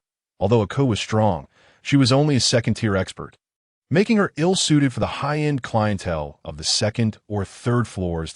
As for Duanmu Rong, as the leader of the Mo family, her frequent interactions with lower-tier disciples made her well-suited for work on the first floor. Duan Lang, serving as a miscellaneous disciple, was responsible for maintaining order and cleanliness on the first floor, akin to a security guard in the main hall. The second floor was staffed by Shitian, Wan, and Shangwan Haitang, while Huang Rong and Yang Ru Yi managed the third floor. Yang Ru Yi, as the princess of the Sui, was not particularly concerned with Yang Guang's attitude, but as the shopkeeper, she carefully considered and ultimately decided to assign her to the third floor. Ko Zhong had just assisted a second-tier martial artist in locating the required elixir and was momentarily free, so he struck up a conversation with Su Xiling. Ling Xiao, it seems there's no future for us on this first floor. Look at those old lechers crowding around a Ku and Wang Yuyan. They stand there doing nothing, yet their performance far surpasses ours. The two glanced around to see a Ku and Wang Yuyan surrounded by martial artists, their space packed tightly with eager customers, each one exceedingly polite. Miss Yuyan, I wish to practice sword techniques. Are there any related manuals? Miss A. Ku, where might I find a Baiyun pill? Miss Duanmu, my throat is uncomfortable. Do you have any suitable elixirs? The behavior of these patrons ignited Ko Zhong and Su Xiling's fury. Suddenly, Ko Zhong's expression shifted. Ling Xiao, there's a new message on the employee token. The two hurriedly focused their attention on the token. The encircled Wang Yuyan, Ku, and Duanmu Rong also bid farewell to their customers, engrossed in the new information from the employee tokens. Even Duan Lang, who was maintaining order in the hall, noticed the new message and excitedly absorbed the latest internal promotion information. Miscellaneous, outer, inner, true disciples. Once miscellaneous disciples accumulate enough contribution points and complete the promotion tasks, they can rise to become outer disciples. Duan Lang will surely ascend to the rank of outer disciple. In the eyes of Duan Lang shimmered a resolute light. Although he was merely a servant disciple, tasked with menial cleaning and security duties each day, the patrons of the shop consistently regarded him with respect. He firmly believed that a radiant future awaited him. On the second floor, Wan Xiao, Shi Feishuan, and Shangwan Haidang perused the promotion information contained within their tokens, their glances exchanged brimming with competitive sparks. Humph, the title of the first outer sect disciple shall be mine. Wan Xiao declared confidently, her enchanting charm having garnered considerable achievements in recent days, much to the chagrin of Shi Feishuan and Shangwan Haidang, who were seething with jealousy at that moment. A brilliant light flashed as a middle-aged man clad in a dragon robe abruptly appeared on the second floor. Wan Xiao swiftly approached him, her voice sweet with laughter. Zhao Guanjia, what brings you here in such haste? Have you encountered some trouble? I am Wan Xiao from the Xiaoyao Hall. Any issue you face, I assure you I can resolve it. The visitor was none other than Zhao Su, the emperor of the Northern Song dynasty. Upon hearing Wan Xiao's words, he hastily exclaimed, Miss Wan Xiao, save me. The allied forces of Ajin and Liao have already besieged Kaifeng. The Song is on the brink of collapse. Wan Xiao responded calmly, do not fret, take your time to explain. Yet inwardly, she could not suppress a smirk. If Kaifeng falls, this emperor will pay handsomely, ensuring my success. She cast a triumphant glance at Shi Feishuan and Shangwan Haitang. Shi Feishuan's face darkened with anger, cursing inwardly. Damn it, this witch has beaten me again. What to do? However, Shi Feishuan ultimately resolved to act without hesitation, reaching out to her devoted followers. Xiong Ba, are you there? It is Feishuan at that moment. Wan Xiao learned from Zhao Su that the northern and southern Song dynasties were under joint assault by the Liao and Jin. And in a desperate bid for peace, Zhao Su had even offered the Tianyuan sword to Liao Emperor Yel Hongji. They promised that as long as I surrendered the Tianyuan sword, they would withdraw their troops. And so I complied. Upon hearing this, Yuan Xiao found it utterly unacceptable that the emperor of the Song dynasty had relinquished the Tianyuan sword to the enemy in a bid to save his own life. These people are utterly cowardly. However, Yuan Xiao was undeterred and immediately sprang into action. We have just acquired some war machines. Come with me. She led Zhao Su to the counter, pointing to a pristine white mech. The automated combat machine that Lin Sheng had brought back from the Pacific Rim world. With a smile, Yuan Xiao showcased the mech, relaying the information via her employee token to Zhu Hozhao. The Song is in peril. Swift action is paramount. She had resolved to secure this significant client. For the support of the Ming Emperor, Zhu Hozhao was crucial for her future. Zhu Hozhao stood atop a mountain on the grasslands, surveying the scene below where countless Tatars met their demise, their cattle and wealth being transported southwards to the Great Wall, his expression devoid of emotion. Days prior, Zhu Hozhao had personally led an army of 500,000 Ming cavalry into the Tatar encampment amidst the chaos, resulting in a brutal battle. Though the Tatars had the protection of the Mage Palace, they were ultimately overwhelmed by the elite forces of the Ming and the Qingshan society. Mage Pang Ban attempted to capture Zhu Hozhao, but he was met with the full display of Zhu Hozhao's peak celestial prowess, engaging in a fierce duel. Pang Ban and Lang Fanyun were evenly matched, yet Zhu Hozhao's cultivation surpassed that of Pang Ban. Encased in his Xianfeng crimson scale armor, rendering Pang Ban's attacks ineffective. After an intense battle, Pang Ban fled wounded, and the Tatar army collapsed in an instant. Zhu Hozhao promptly ordered the execution of all men on the grasslands. The complete annihilation of the Walla tribe, sparing neither woman nor child. This campaign allowed the Ming to utterly erase the humiliation brought upon by Zhu Qizhan, showcasing a grand resurgence. Just as Zhu Hozhao reveled in his military achievements, a sudden message from the Celestial Command altered his countenance. Upon reviewing the information, a look of delight spread across his face as he turned to Zhu Wushi behind him. He commanded, "The Song is in dire straits. The Liao and Jin armies are at the gates of Bianjing, and the Song Emperor is incompetent. I have decided to personally lead the troops to render aid." Yet Zhu Hozhao was acutely aware that this rescue mission bore a high probability of mirroring Liu Bei's expedition to Sichuan, one from which he might not return. The 10,000 Realms auction is about to commence. Shunho, remain on the grasslands and strip the wealth of the grassland dynasty clean. I expect to see 1,000,000 wealth points. Zhu Hozhao's eyes gleamed with intensity as he fixed his gaze on Zhu Wushi, who bowed in acknowledgement. "Yes, I shall not fail your majesty's trust." "Excellent. I shall proceed to assemble the army." Zhu Hozhao nodded, his Xianfeng crimson scale armor shimmering as he transformed into a streak of light, darting towards the military camp's main tent. Zhu Wushi watched him depart, contemplating. This emperor's nephew grows increasingly regal, his brilliance undeniable and uncontainable. With merely half a month remaining until the 10,000 Realms auction, the major dynasties had entered a frenzied phase of resource collection. A fortnight slipped by. Within the Xiaoyao Hall, Lin Sheng slowly opened his eyes, having stabilized his fourth-tier cultivation, fully mastering the profound applications of the Hongmeng imperial scripture. He glanced at the time. Only 3 days remained until the third auction, and he had already formulated his plan that it was time to select the auction items. Reflecting on the past month of gathering, Lin Sheng noted that the major dynasties and factions had nearly stripped the land of all plunderable resources. Now, as the flames of war engulfed the Zheozhou continent, the conflicts between dynasties escalated. Lin Sheng resolved that this auction's items must closely align with the demands of the various factions, with preliminary choices in mind. He swiftly acquired 5 treasures, a glimmer of anticipation illuminating his face. These treasures are sure to incite a frenzy among the various factions. The total sum from this auction was bound to reach an astonishing figure. Lin Sheng brimmed with expectation and promptly issued a notice. 3 days hence, the third 10,000 Realms auction shall commence on time. As the news spread, the Zheozhou continent erupted in excitement. In the central state, within the imperial palace, Emperor Shitian lounged languidly upon his throne.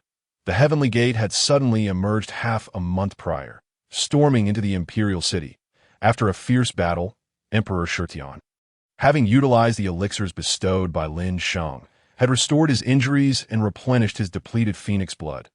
Now he had attained the pinnacle of martial sage, merely a step away from ascending to the realm of terrestrial immortals, becoming one of the strongest entities in the third-tier world. Before his formidable martial prowess, the resistance of the Central State dynasty crumbled like paper, easily vanquished. The Heavenly Gate proclaimed the establishment of the Tianxia dynasty, with Emperor Shitian adopting the title of Sacred Emperor, embarking on a campaign to conquer the entirety of the Central State, amassing various resources. The Tianxia Society, initially poised to attack the imperial city, retreated immediately upon witnessing the might of the Heavenly Gate.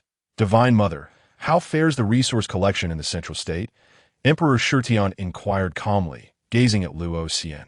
Reporting to your majesty, apart from the Tianxia Society and Wushuang City, all sects of the Central State have surrendered to the Tianxia dynasty, offering substantial resources. Currently, we have amassed approximately 110 million wealth points. Well done, Emperor Shitian commended with a nod. Then commanded, the 10,000 Realms auction is set to begin, and the Tianxia Society and Wushuang City are temporarily unable to launch an offensive. We shall thoroughly scour the resources we have occupied. Within 3 days, I demand an additional 50 million wealth points. Understood. Luo Xian replied respectfully. In Goguryeo, the royal capital of Pyongyang, the mighty army of the Sui dynasty loomed at the borders, soldiers flooding in like a torrent. Extending for 10 miles, before the army stood a giant bear, towering 100 meters high, surveying the Goguryeo royal city and emanating an overwhelming aura of oppression.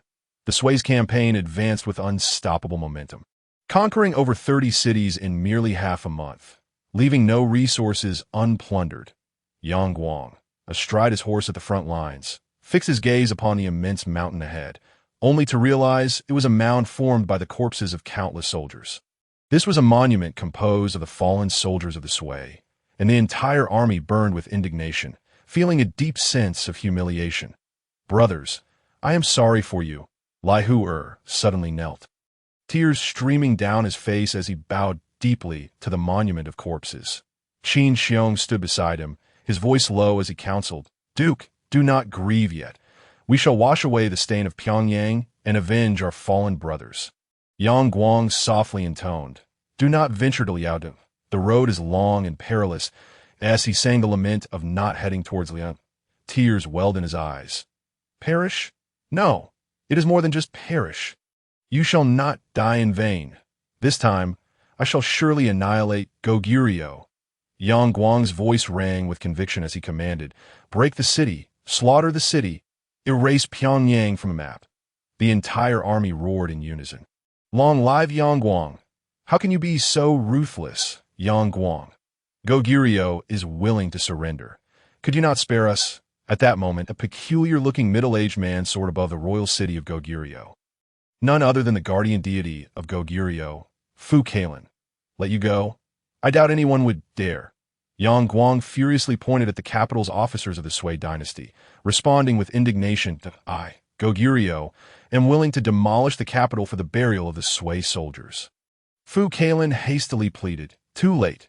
Yang Guang coldly retorted, Today, the Sui shall demand blood for blood. Kill. With Yang Guang as command, the Titan Bear lunged fiercely at Fu Kalen. Sword art. Fu Kalen unleashed a wave of sword energy to block the assault. Yet the Titan Bear shattered the energy with a single strike, sending Fu Kalen flying. Subsequently, the Titan Bear collided with the city wall, resulting in a tremendous explosion. The royal city of Goguryeo collapsed with a thunderous roar. The city in ruins? Kill! The furious Kaihu roared, gripping his spear, charging into battle and leading the army like a tidal wave toward the royal city of Goguryeo. Kill! Kill! Avenge our fallen brothers! Kill! Leave none alive! The soldiers of the Sui dynasty roared, 500,000 strong, sweeping through the royal city of Goguryeo like a force of nature under the guidance of the Titan Bear. Since the establishment of the Sui, Goguryeo had persistently harassed the borders and slaughtered the populace. Today, it was finally eradicated entirely. Just as Yang Guang reveled in the fruits of victory, news from the celestial decree caught his attention. 3 days hence, at noon, the third grand auction of all realms shall commence. Excitement flickered across Yang Wang's face, as he had long prepared to embrace the challenges of the auction. 3 days later. Within the venue of the grand auction, the once empty hall was suddenly filled with figures, all entering the arena. Ah, Emperor Shi Huang, I wonder how your fortunes have fared this past month. Zhu Hozhao appeared in his dragon robe. Shattering the tranquility of the scene, in the past month, Zhu Hozhao had swiftly risen in the Ming dynasty, exterminating the Tartars and aiding the Northern Song in defending their cities, nearly conquering half of the Northern Song's territory. News of his acquisition of the precious Martial Saint Golden Elixir had spread throughout the land. Ying Zheng cast a glance at Zhu Hozhao and replied nonchalantly, "Not bad. I've gathered a fair amount in the first-tier world of the Hallmaster." A flicker of confusion crossed Zhu Hozhao's eyes as he quietly inquired, "Is such wealth possible in a first-tier world?" Ying Zheng sighed, "Not comparable to your sweeping of the Tartars and devouring of the Northern Song within a month." Zhu Hozhao chuckled, waving his hand dismissively. "Your Majesty, please do not speak so lightly. I merely assist China in repelling foreign invasions." Ying Zheng let out a cold smirk. "Oh, is that so?" Zhu Hozhao awkwardly smiled. Choosing not to dwell on the topic, the auction is about to begin. I must prepare. With that, he activated the Golden Celestial Decree and vanished from the VIP box. Watching Zhu Hozhao depart, a glint of coldness flashed in Ying Zheng's eyes. It seemed that after the auction, my Qin shall take action against other dynasties, with the Han as the target. Having made his decision, Ying Zheng's figure flickered and disappeared from the spot. Just as the two left, Wei Xiaobao and Kangxi appeared in the hall, accompanied by the money rat braid. Over the past month, the landscape of the Jiuzhou continent had undergone tumultuous changes, with multiple nations perishing, including the Central State Dynasty, one of the top 10 dynasties. This left the Qing dynasty in a state of profound unease, particularly Kangxi, who was nearly terrified into submission to avoid becoming the next target of annihilation. He hastily implored Wei Xiaobao to bring him to the auction. Shortly after their entrance, the figure of Yuan Shun Emperor emerged, clad in Mongolian robes, striding with resolute steps.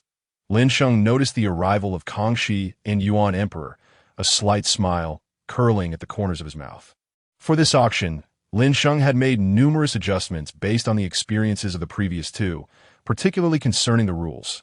First, he implemented a registration system. Anyone with sufficient wealth points could participate in the auction. With a minimum registration requirement of 100,000 wealth points, the Qing, Yuan, and other foreign dynasties, witnessing the gradual strengthening of other Chinese dynasties, decided to join in to avoid being marginalized. Although Lin Sheng did not make it explicit, he was acutely aware that the wealth points of foreign powers were precisely what he valued. Another adjustment was increasing the number of VIP boxes to 10. The top 10 participants with the highest wealth points would automatically be assigned boxes, no longer ranked by the order of wealth. Furthermore, the auction would no longer provide services to mask voices or conceal identities, allowing opposing factions to contend through bidding prices, thereby inflating the value of items.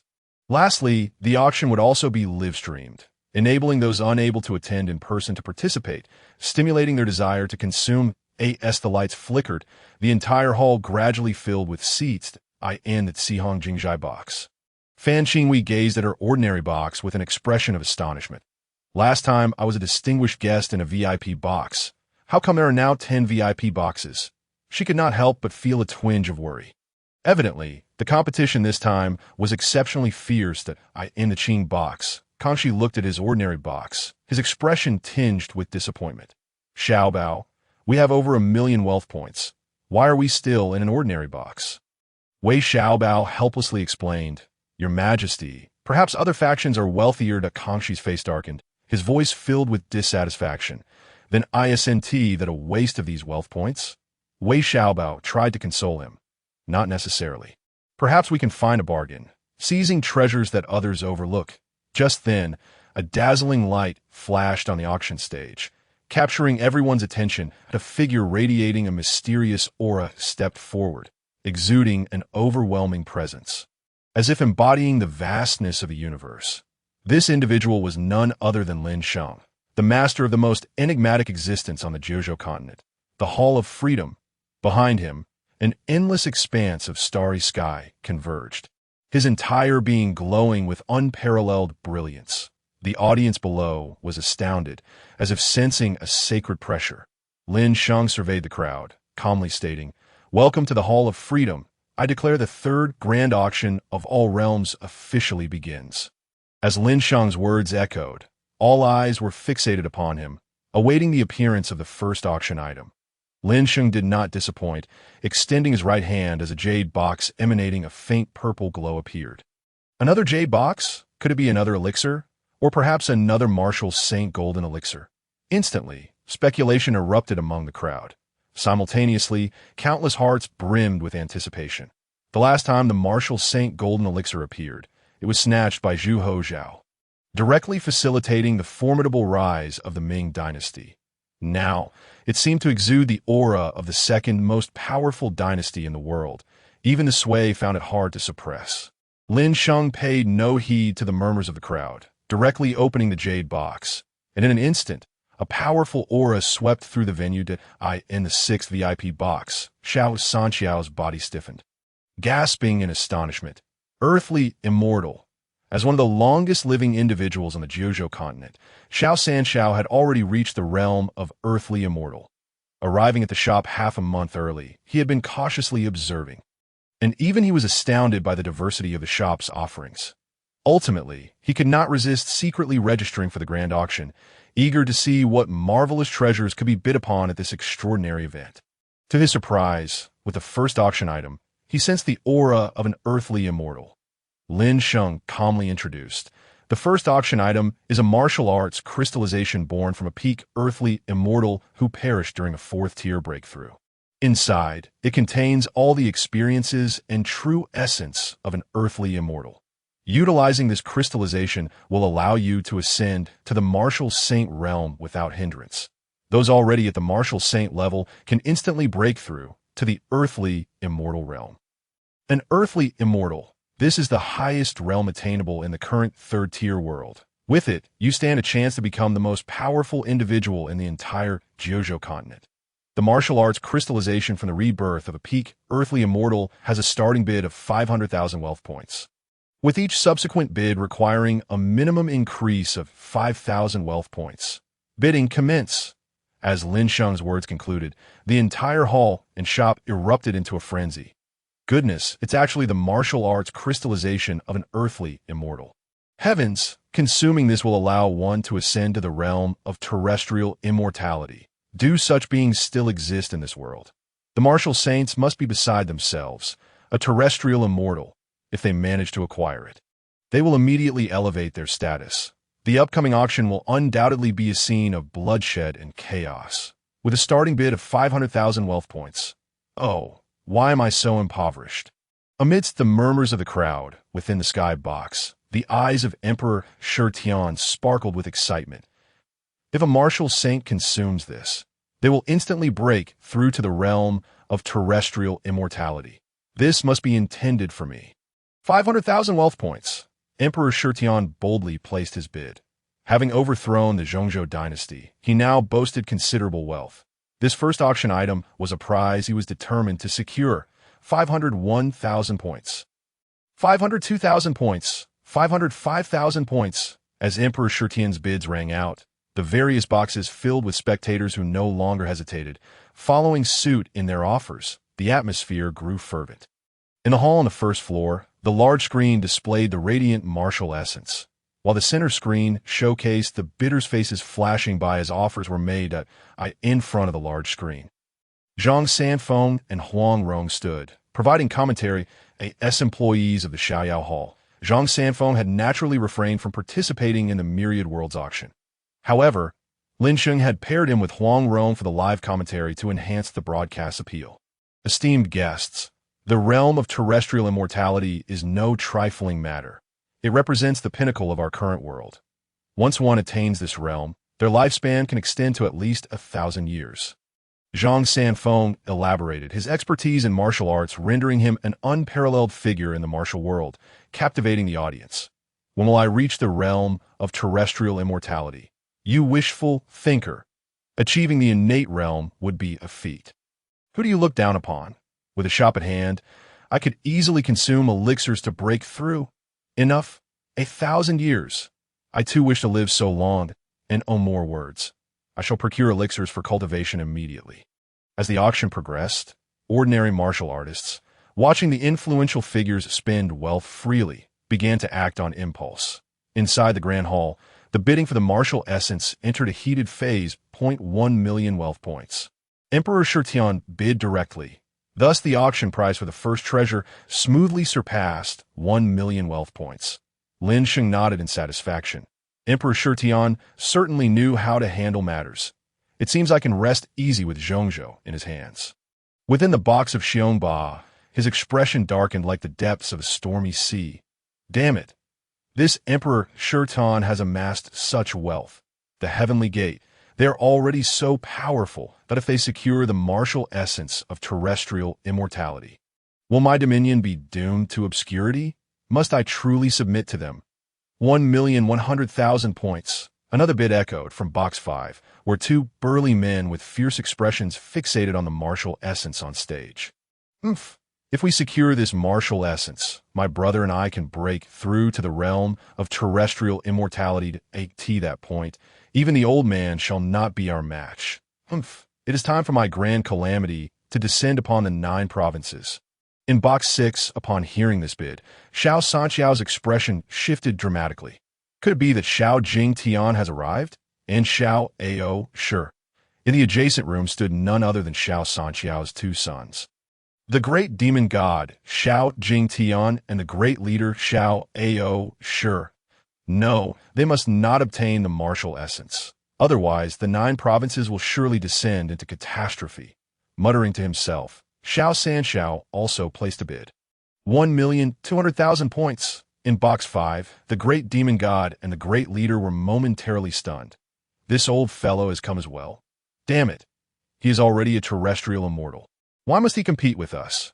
1,300,000 points. The great demon god roared again. 1,400,000 points. Xiao Sanxiao would not yield in the slightest for the first time. A direct confrontation and bidding emerged at the auction. Lin Sheng watched with keen interest, internally marveling. What a spectacle. This is a true father-son showdown. One can only wonder which side will emerge victorious. At that moment, Emperor Shitian was at a loss. What on earth? Wasn't this supposed to be a guaranteed win? Who are these suddenly appearing 2 individuals, bidding so fiercely without a hint of hesitation? Are they truly this wealthy? In an instant, Emperor Shitian found himself unsure whether to continue bidding or retreat. In the box of the Qin dynasty, Ying Zheng narrowed his eyes. The individuals in boxes 5 and 6 are ruthless. They regard wealth points with utter disdain. Li Si, Zhao Gao. Do you know their backgrounds? This time, Ying Zheng did not bring Ying Fusu. After the last auction, he had been somewhat disappointed with Fusu's performance and instructed him to reflect at home and study the works of legalism diligently. Li Si, appearing somewhat embarrassed, replied, Your Majesty, I have never heard their voices before. Moreover, I truly have no knowledge of their origins. Zhao Gao shook his head, responding, Your Majesty, the intelligence from the Luo network does not include these 2. Perhaps they are reclusive figures from the 9 provinces continent. Lic pondered for a moment before saying, These 2 are bidding so wildly that the price has risen to 1,700,000 points. They certainly do not belong to a mere faction. However, our Qin dynasty has never heard of them, which can only imply one possibility. The individuals in boxes 5 and 6 must belong to a top-tier force established by martial saints or above. Long hidden behind the scenes in the 9 provinces continent, Ying Zheng furrowed his brow, murmuring, Have even these old relics been drawn to the Myriad world's auction? It seems the process of my Qin dynasty unifying the 9 provinces will undoubtedly encounter many unforeseen obstacles. Speaking aloud, Ying Zheng's mind raced with calculations. My Ascension to Immortality Sutra, with the assistance of elixirs and the 5-dragon imperial seal, has successfully broken through to the golden core stage, granting me a lifespan of 500 years. Simultaneously, my strength can rival that of a celestial being, yet remains insufficient. Now, Any random individual emerging from the Myriad Worlds auction is either a martial saint or even a terrestrial immortal. As the emperor of the Qin dynasty, my strength must not be too low.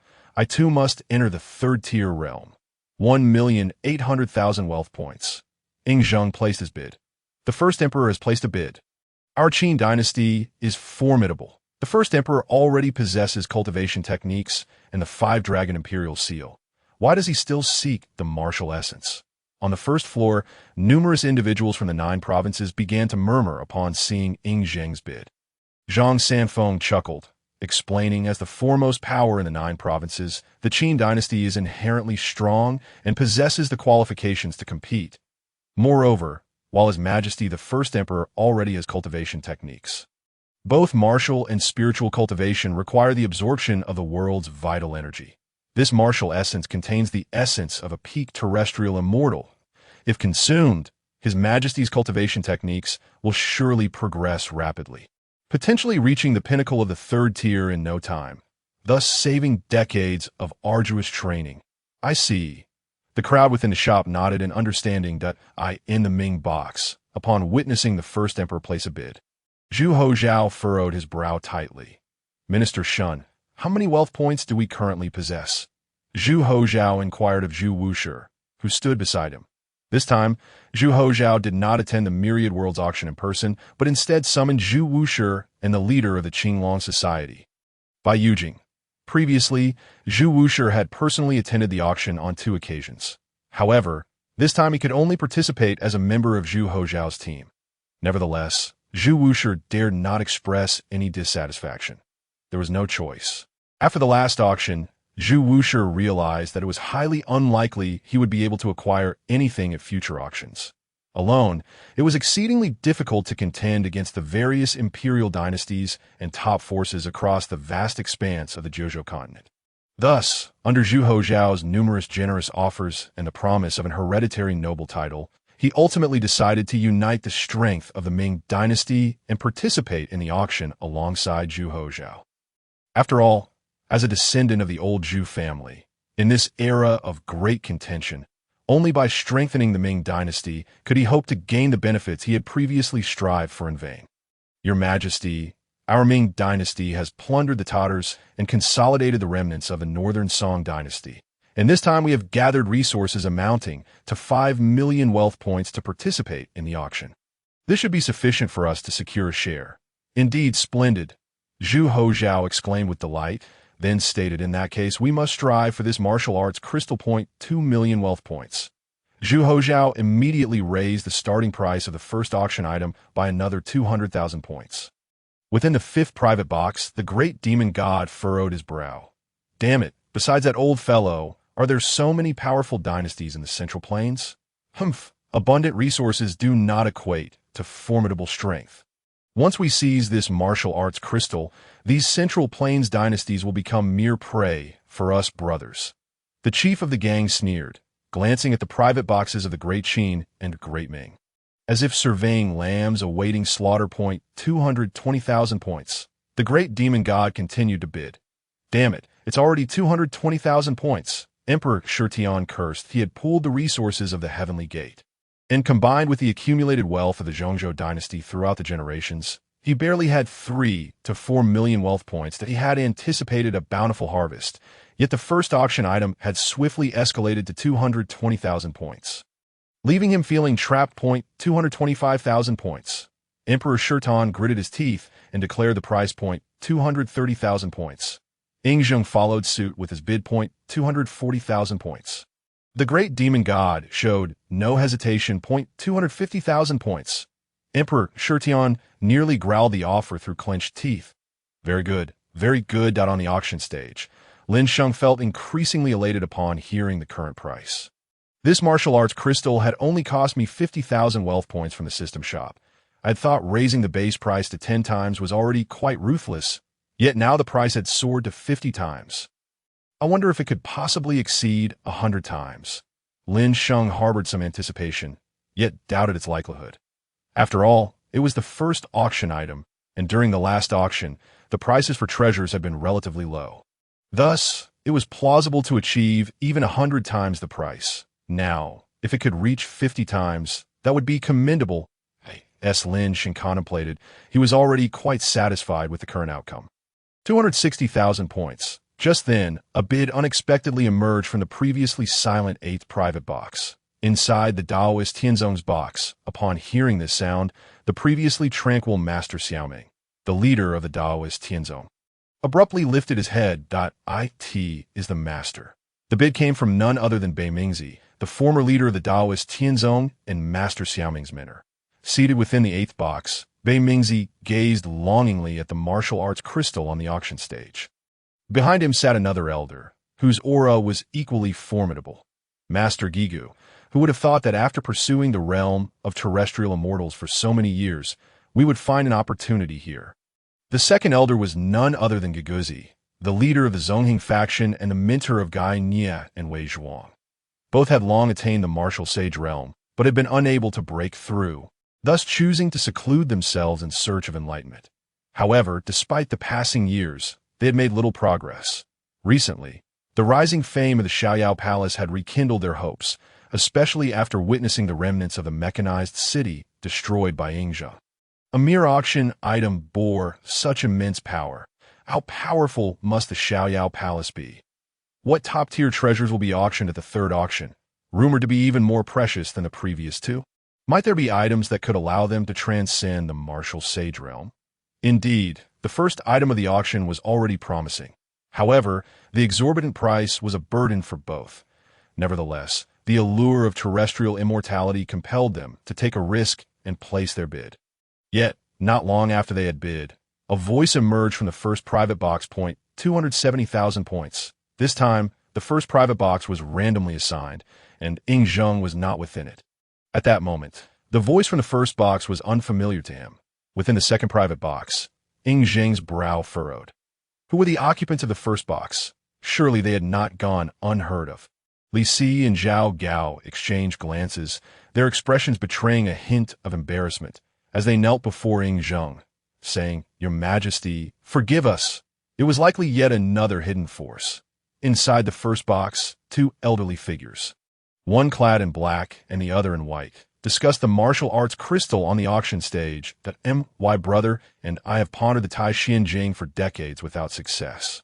It seems our cultivation is still lacking. If we could acquire this martial arts crystal, it would surely allow us to advance our skills and ultimately unravel the mysteries of the Tai Xianjing.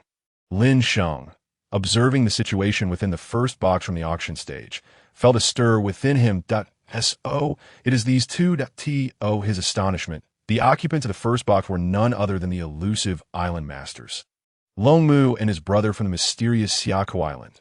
These two island masters were obsessed with the Tai Xianjing, sending emissaries to the northern rivers every decade to invite individuals to Xiakou Island for shared cultivation.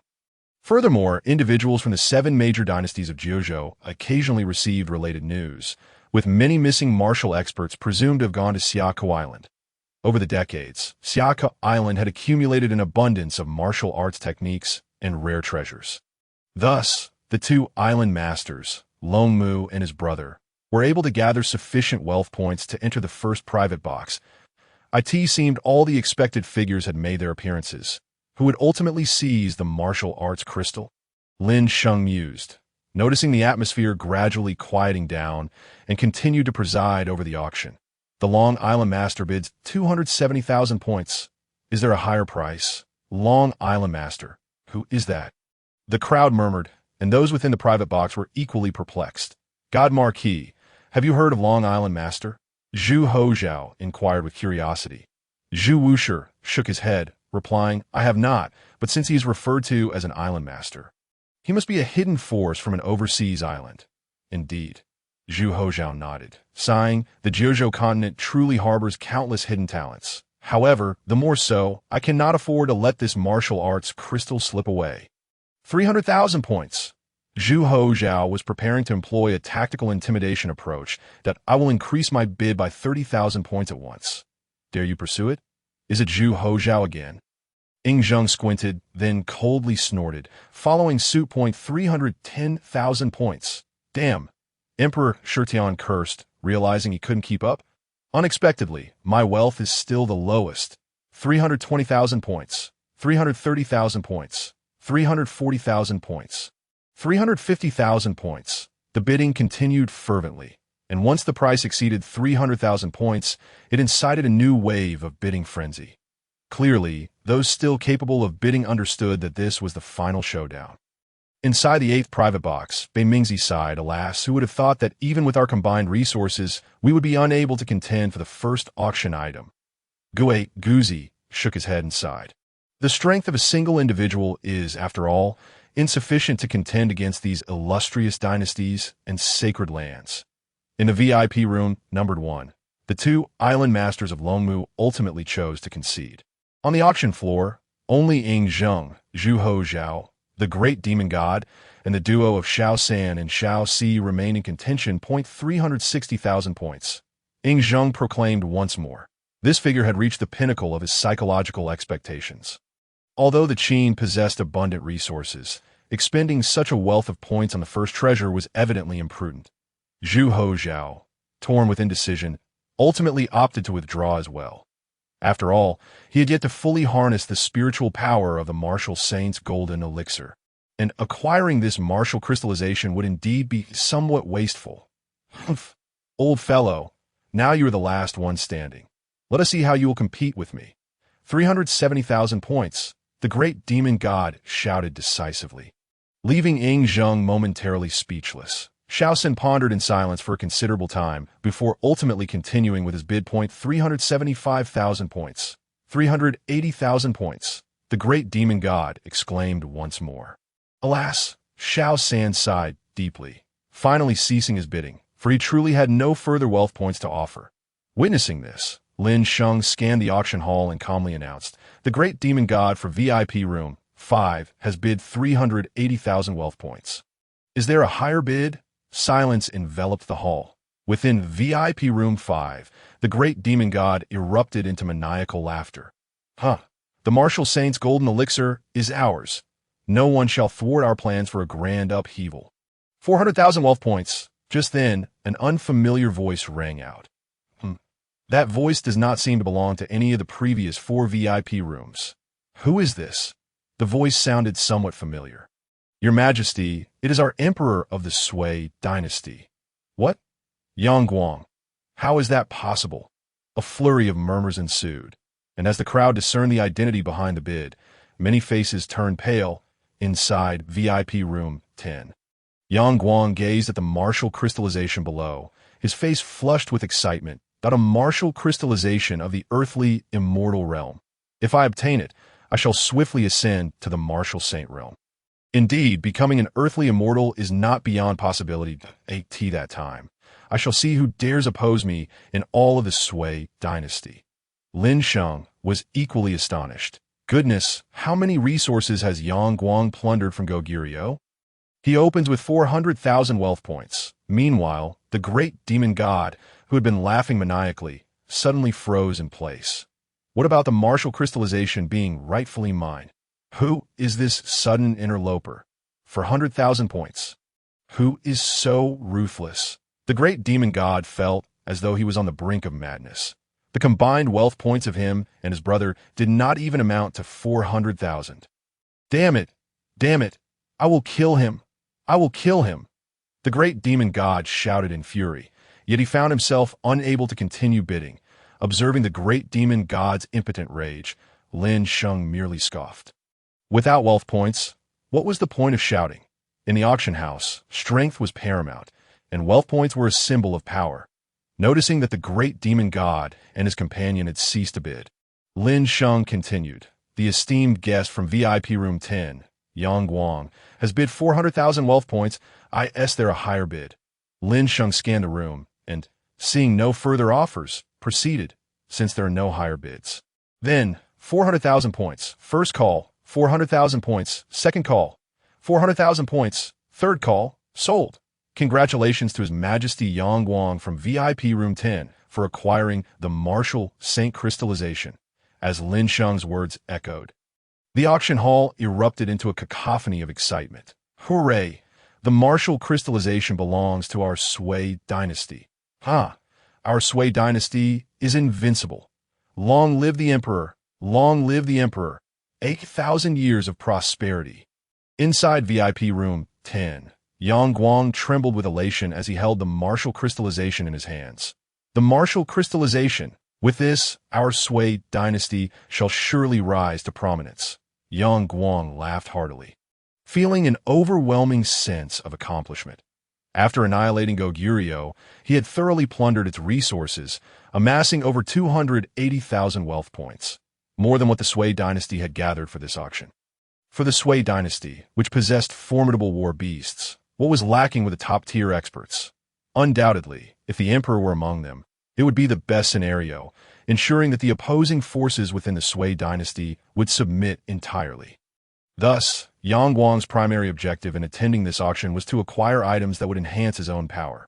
Now his wishes had finally been fulfilled. Congratulations, Your Majesty. Best wishes, Your Majesty. Yu Wenhua and Yang Lin hurriedly lavished compliments upon Yang Guang. With this martial crystallization, Your Majesty shall extend your lifespan for 1,000 years, and our Sui dynasty shall truly unite the 9 provinces for all eternity. Your Majesty, quickly consume this martial crystallization. Ha ha ha, very well. Let those sects of the Sui dynasty await my ascension to the earthly immortal realm, Yang Guang declared, and without hesitation, he swallowed the martial crystallization. Boom! Instantly, a surge of violent primordial energy erupted within Yang Guang's abdomen, and boundless martial mysteries coursed into his consciousness.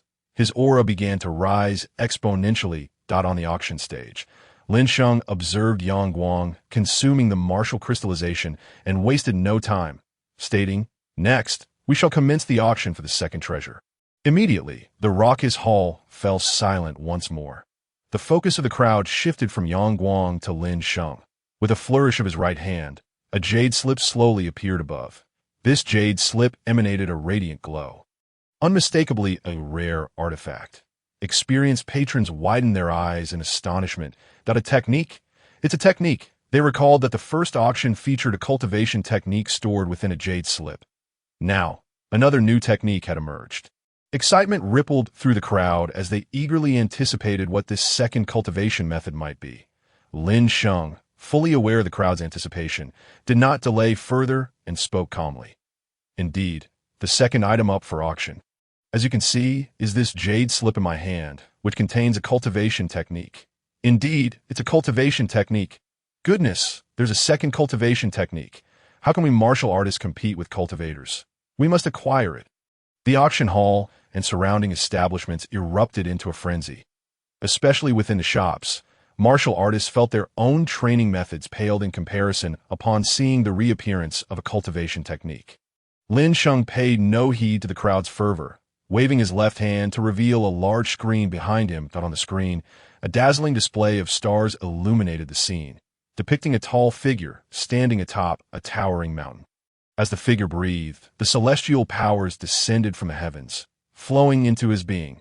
With a tremendous roar, the starry energy transformed into visible beams of starlight, infusing him with immense power. Roar, with a mighty bellow. The man's body, originally of ordinary stature, surged to a height of 1,000 zhang, surrounded by swirling constellations that radiated an overwhelming pressure. Break. The man, enveloped in starlight, delivered a powerful punch that shattered the towering mountain beneath him. Instantly, the auction attendees were left in awe. What kind of strength is required for such a feat?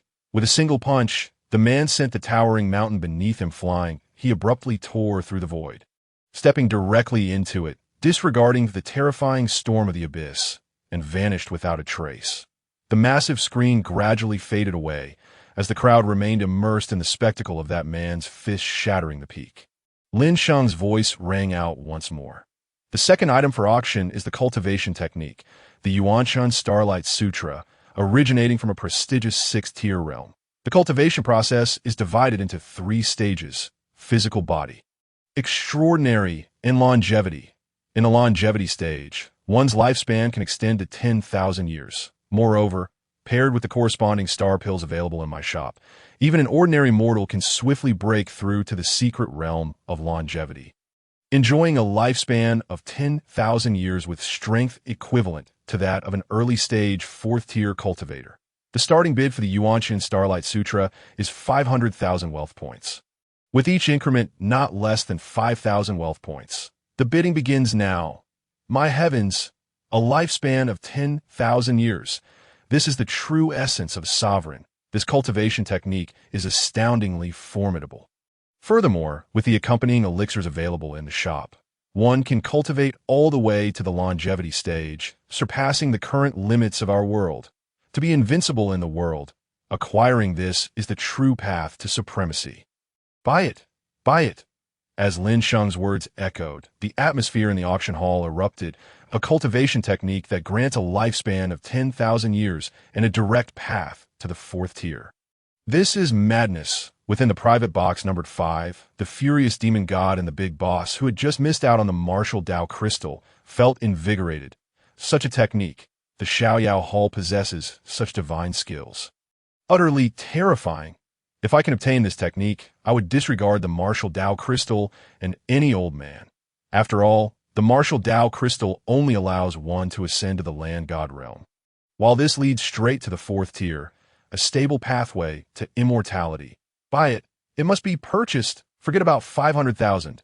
Let us make it a round number. 1 million wealth points as the demon god's bid echoed through the hall. A brief silence ensued, only to be followed by a renewed uproar. Bidding had commenced. Let us see to whom this cultivation technique will ultimately belong. Even though I possess only a few dozen wealth points, I remain unperturbed in this auction.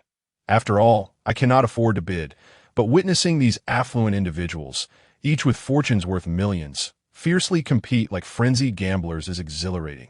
What a delightful spectacle. In box number 6. Upon hearing the demon god's bid, the crafty figure of Xiao Sanxiao revealed a scowl. This ungrateful wretch, not obtaining the martial Dao crystal, he now sets his sights on this cultivation technique. This cannot be allowed. 1,100,000 points. Xiao Sanxiao also placed a bid point 1,200,000 points. Zhu Hozhao followed suit point 1,300,000 points. 1,400,000 points within the royal box and among those possessing wealth points. Bids soared one after another. Clearly, in the face of this second cultivation technique, which offers a straightforward path to the fourth tier, everyone was losing their composure. Observing the fervent bidding, Lin Sheng nodded subtly, a smile curling at the corners of his mouth. It will be amusing once this crowd secures the Yuanqian Starlight Sutra, though the price appears modest.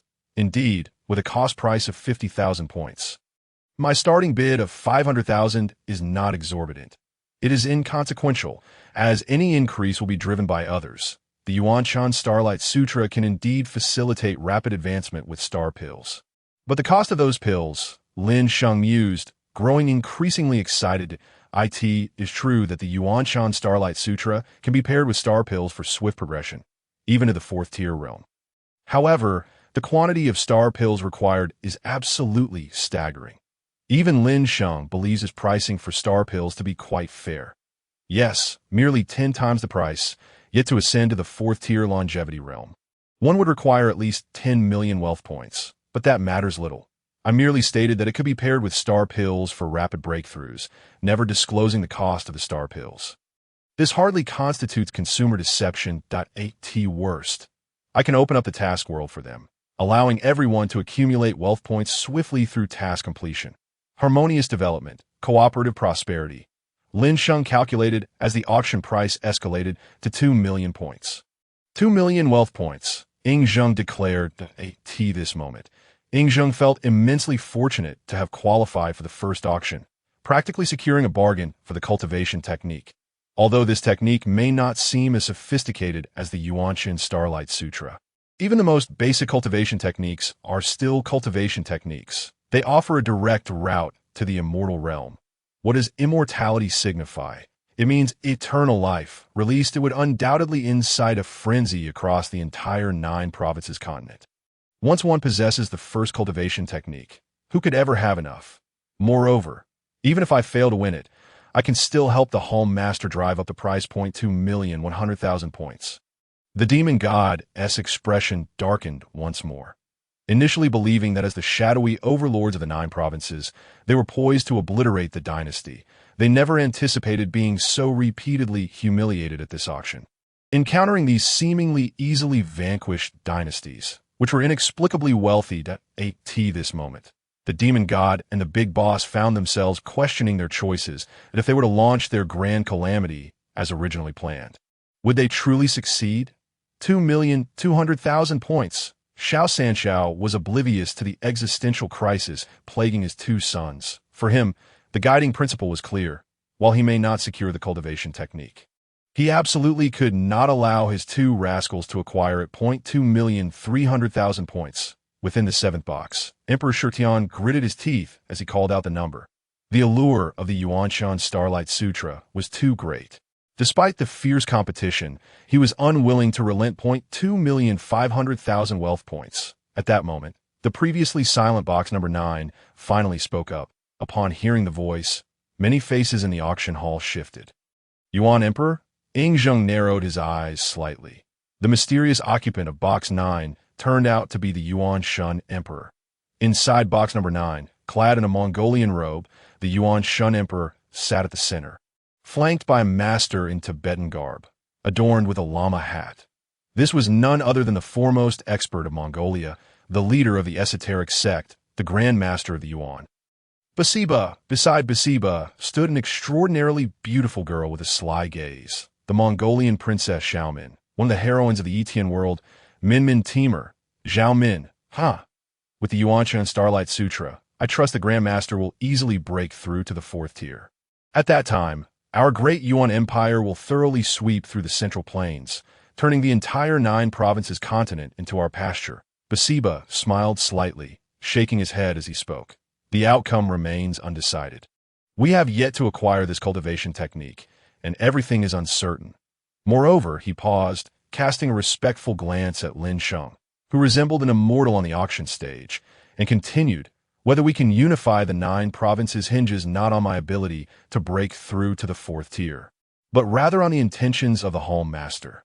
The intentions of the Hall Master? Zhao Min's expression shifted. She involuntarily raised her head, looking toward Lin Sheng. Sensing something, Lin Sheng turned to box number 9, locking eyes with Zhao Min for a brief moment. Her face flushed, yet the Mongolian women were known for their boldness. She soon lifted her gaze again toward Lin Sheng. However, Lin Sheng's attention had already shifted elsewhere, as if he had merely glanced over without intention. Zhao Min felt as though she had been choked, her confidence in her allure wavering for the first time. Had Lin Sheng known her thoughts, he would surely regard them with disdain. Did she truly believe she was beautiful? The sovereign of this realm traverses the myriad heavens and boundless worlds, possessing an infinite array of resources. What type of beauty is beyond my reach? To speak of nothing else, in the realm of fantasy, the celestial maidens of the esteemed sex of cultivation are all paragons of beauty and grace. Furthermore, enhanced by spiritual energy, their physiques resemble exquisite jade, flawless in every aspect. It's so unreasonable for me to seek the enchanting women of the cultivation world, rather than concern myself with the stunning maidens of your martial arts realm. Am I to become a sycophant? How absurd! At this moment, within the confines of box 9, upon hearing the words of Basiba, the countenance of Emperor Yuan Shun shifted. With brows furrowed, he remarked, "It seems that the sovereign does not hold our foreign kin in high regard. During the recent auction, we were not invited at all, and it was only through our own amassed wealth that we could register for this event. If the sovereign disapproves, how can we hope to unify the 9 provinces?" Basiba shook his head and replied, "No, it cannot be done. Although I am unaware of the full extent of the sovereign's power, the mere hint of his aura has already left me breathless. If he so desired, I believe he could erase the entirety of the great Yuan from existence." Hiss! Both Emperor Yuan and Zhao Min involuntarily gasped. It is worth noting that the individual speaking is the foremost expert of Mongolia. Having been bestowed the title of king of the western regions by the Mongolian Khan at the tender age of 16. Now, he has reached the pinnacle of the earthly immortal realm, unequivocally one of the most formidable figures in the world. Yet such a person claims that the sovereign's mere aura can leave him gasping for breath. How immensely powerful must that be? The expression on Emperor Yuan's face contorted with intensity as he declared, "This will not do. We must alter the sovereign's perception of our Mongolian people. Min, you are the most exquisite beauty of Mongolia, the pearl of the vast grasslands. This task is entrusted to you." Emperor Yuan was clearly resorting to the allure of beauty. Zhao Min was momentarily taken aback. However, recalling the calm and indifferent gaze of Lin Sheng, she couldn't help but doubt her own capabilities. 260,000 points. Ying Zheng placed another bid. Recognizing the voice of Emperor Yuan, he would not allow this cultivation technique to fall into the hands of foreigners. 270,000 points. 280,000 points. 290,000 points. 300,000 points. Amidst the fervent bidding, the price of the Yuan Chun Starlight technique finally surpassed 300,000 points. 310,000 points. The great demon god called out once more that at this moment, he had resolved to obtain the Yuan Chun Starlight technique at any cost. 320,000 points. 330,000 points.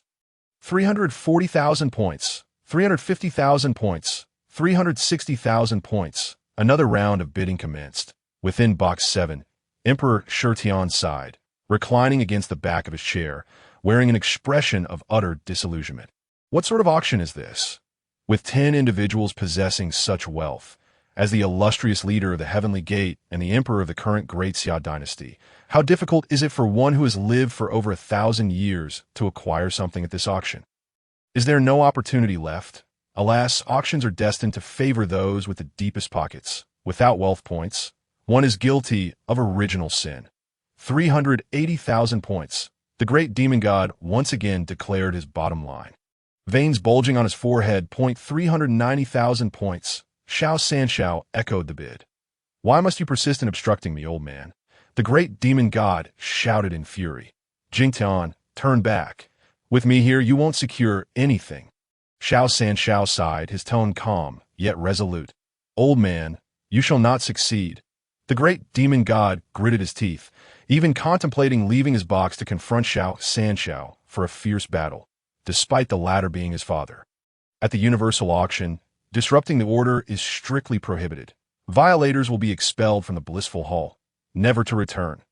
Just then, Lin Sheng's voice resonated, imbued with unfathomable authority and presence.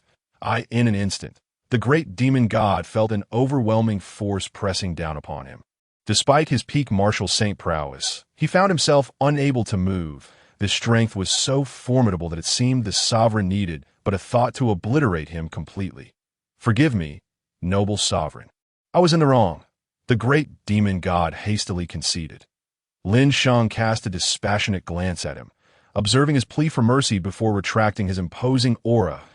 In the adjacent box, Xiao Sanxiao's expression shifted dramatically as he murmured, "That aura just now undoubtedly surpassed that of an earthly immortal.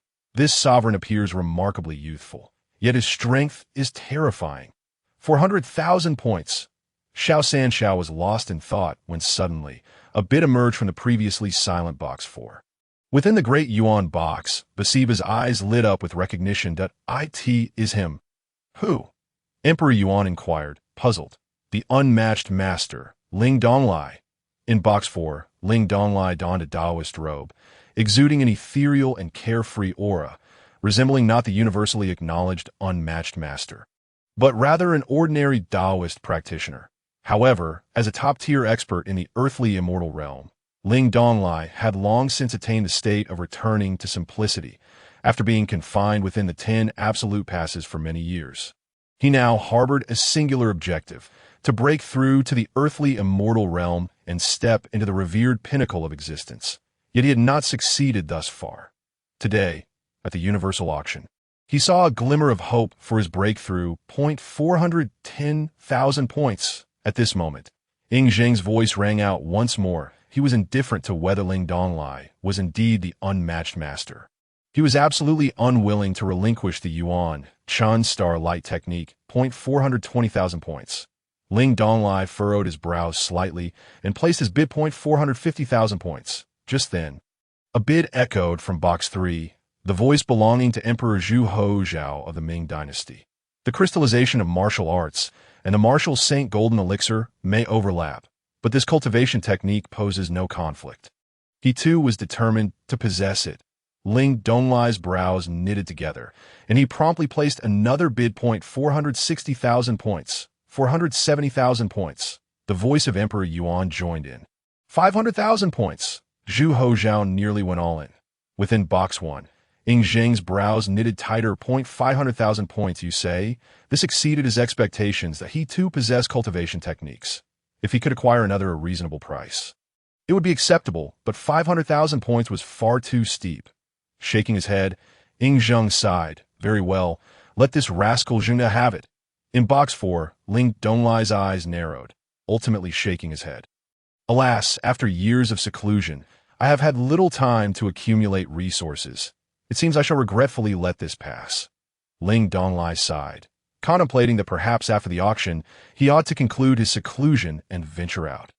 Within the great Yuan box, Emperor Yuan's brows were tightly knit as well. Zhu Hozhao was truly extravagant. With a sigh, Emperor Yuan shook his head, ultimately conceding on the auction stage, observing the now quiet auction hall. Lin Sheng inquired in a calm tone, Emperor Zhu Hozhao has bid 500,000 wealth points. Is there any higher bid? If not, then 500,000 points, first time, 500,000 points, second time. 500,000 points, third time, sold. Congratulations to Emperor Ming Zhu Hozhao for acquiring the second auction item, the Yuan Shun Star Light Technique. Congratulations, congratulations. Instantly, the hall erupted with cheers of congratulations. Excellent. Zhu Hozhao's expression turned ecstatic, even as he had nearly exhausted his wealth points. However, he had managed to secure this cultivation technique.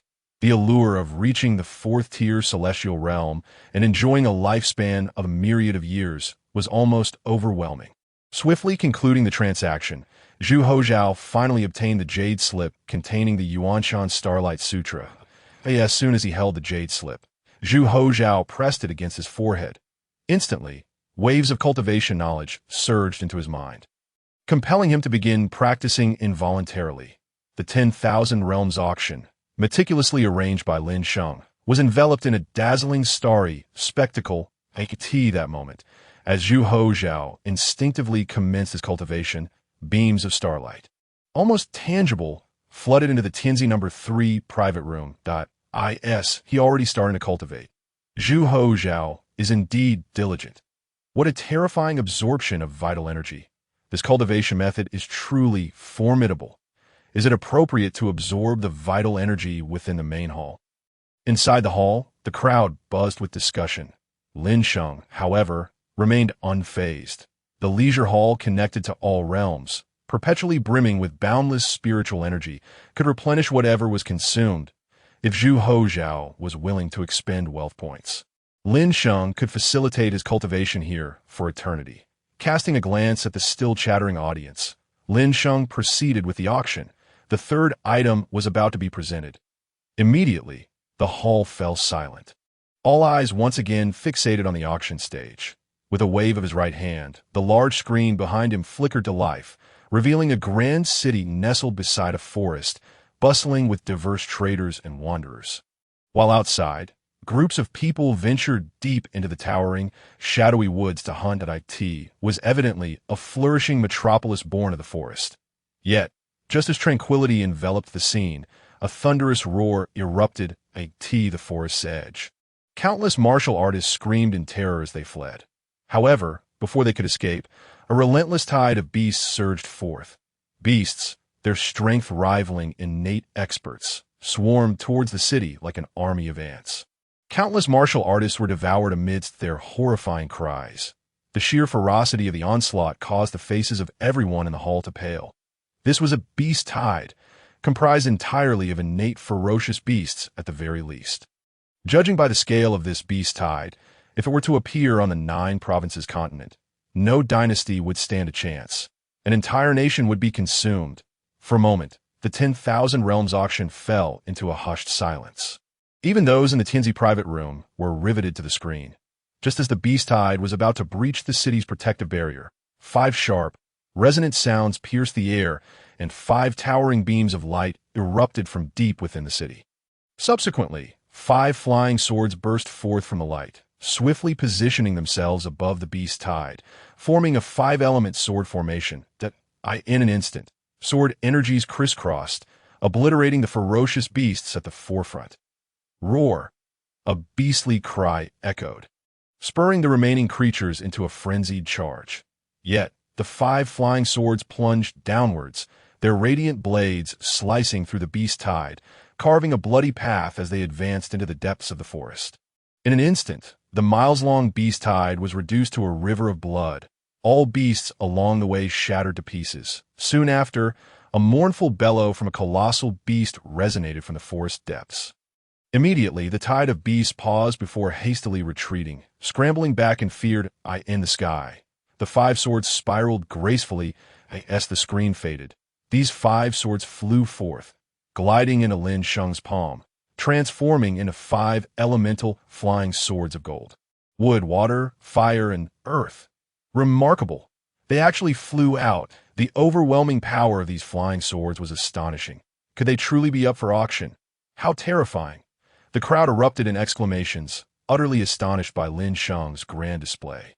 Lin Sheng, observing their reactions, nodded in satisfaction. The spectacle had indeed reached its zenith, but he then proceeded without further ado. The 5 elemental flying swords, all of which were of spiritual weapon grade, could form a 5-element sword formation. When unleashed in unison, even the mightiest armies on the 9 provinces continent would struggle to withstand their power. For martial saints, possessing them could make slaying Earth immortals a reality. For those at the Earth immortal level, they could contend even with celestial-level experts, truly an indispensable artifact for transcending realms and dominating the heavens. The starting bid for the 5 elemental flying swords was set at 300,000 wealth points, with increments of no less than 3,000 wealth points. Let the bidding commence. The price seems a bit low. After all, they were external items that could not enhance one's cultivation, hence the reduced value. While they may not augment cultivation, they certainly bolstered combat strength. Who would ever complain about having too few spiritual weapons? As the crowd deliberated, Lin Sheng remained impassive, despite the formidable display of the 5 elemental flying swords in the video. They were merely ordinary flying swords from 4th-tier world. One could find similar items even in small border towns. The cost was merely 30,000 wealth points. Setting a 10-fold markup for the starting bid was hardly a loss. It remained to be seen how much they could ultimately fetch. Within the Tianxia No. 5 private room, the great demon god, who had failed to bid twice, now had a gleam of excitement in his eyes. Martial saints can indeed slay Earth immortals? Such a divine artifact is available for only 300,000 points. Buy. It must be mine, the great demon god exclaimed in astonishment, promptly raising his bid. 300,000 points. Hearing the great demon god's offer, Lin Sheng's eyebrows raised slightly. These 2 foolish sons of Laughing 3 were indeed losing their composure. Have they been in Japan for too long? Nevertheless, their enthusiasm was commendable. 350,000 points. The voice of Laughing 3 followed suit. The great demon god was instantly infuriated, feeling a surge of frustration. 400,000 points. 450,000 points. 460,000 points. 500,000 points. A flurry of bids erupted, igniting the atmosphere. Inside the Tianxia No. 1 private room, the 2 island masters of Longmu exchanged glances. Long Island Master shook his head with a sigh. What a pity our cultivation methods are not sword-centric. Otherwise, we could have pursued these 5 elemental flying swords. The Wood Island Master nodded in agreement. Such a terrifying artifact, even if we both joined forces. It would be unlikely for us to acquire it. Long Island Master nodded, subsequently letting out a bitter laugh. Alas, it seems we are destined to leave this auction empty-handed. However, there are still numerous treasures within the shop. We can explore after the auction concludes. Indeed, the Wood Island Master echoed in agreement. Simultaneously, within the auction, many powerful and affluent figures, unable to secure victory in the bidding, began to contemplate similar plans. Lin Sheng's thoughts wandered as he surveyed the scene. Contemplating a new stock for the shop after the auction concluded, in the Tianxia No. 10 private room. Yang Guang slowly opened his eyes. At this moment, his once somewhat corpulent figure had vanished, replaced by a robust and powerful physique. The wrinkles on his face had disappeared, and he appeared to have regained 20 years of youth. Simultaneously, a martial saint's aura radiated from him, prompting Yang Lin and Yu Wenhua to kneel in reverence. Congratulations, Your Majesty, on advancing to the martial saint realm. Huh. You too, please rise. Yang Guang clenched his fist, feeling a newfound strength coursing through his previously hollow body. This the power of a martial saint. To live for 500 years. Does this mean I still have 400 more to go? 400 years should suffice for me to dominate the world. At this moment, Yang Guang was filled with ambition. Lowering his gaze to the auction below, now in the third round, he inquired, "How has the auction progressed thus far?" Exchanging glances, Yu Wenhua and Yang Lin stepped forward to report, 5 million wealth points have been bid for this astonishing price. The cultivation techniques of immortality. Alas, it is a missed opportunity, Yang Guang lamented, thumping his chest in despair. Your Majesty, even if you had just participated, I fear you would still be unable to secure it. Our wealth points are insufficient. Yang Lin kindly reminded Yang Guang at that moment. Yang Guang was momentarily taken aback, and then his expression shifted, gritting his teeth as he declared, "We must earn more wealth points." Within the ordinary VIP box, Wu Ming gazed at the 5 elemental flying swords on stage, listening to the continually escalating bids for wealth points. It could not help but sigh. He had always believed that his strength had reached the pinnacle of celestial beings, making him one of the most formidable in this world. Yet upon witnessing so many individuals bidding hundreds of thousands of wealth points for a single treasure, he profoundly felt the inadequacy of his own power. After years of seclusion in the Zhonghua Pavilion, he found that he could muster only a paltry few 100,000 wealth points, a truly disheartening revelation. A master of swordsmanship. The existence of the heavenly sword rendered his heart tormented at the sight of such flying swords being out of reach, even prompting thoughts of ending his seclusion. Not only Wu Ming, but also top swordsmen from the 9 provinces such as Xie Xiaofeng, Shimen Chui Shui, Yi Gu Cheng, Yin Shi San, and Feng Xingyang were all shaken by this unattainable flying sword. Such a magnificent blade, yet unable to be possessed, was indeed the greatest torment for a swordsman. At this moment, many of these elite swordsmen harbored similar thoughts. After the auction concluded, they would surely seek to find if any flying swords were for sale in the shops. Lin Sheng, oblivious to the contemplations of these swordsmen, was currently stirred by the soaring bid of 2 million wealth points for the 5 elemental flying swords. He had not anticipated that a mere ordinary 5 elemental flying sword could fetch such a price, especially considering that numerous dynasties had already obtained the rights to use spiritual artifacts.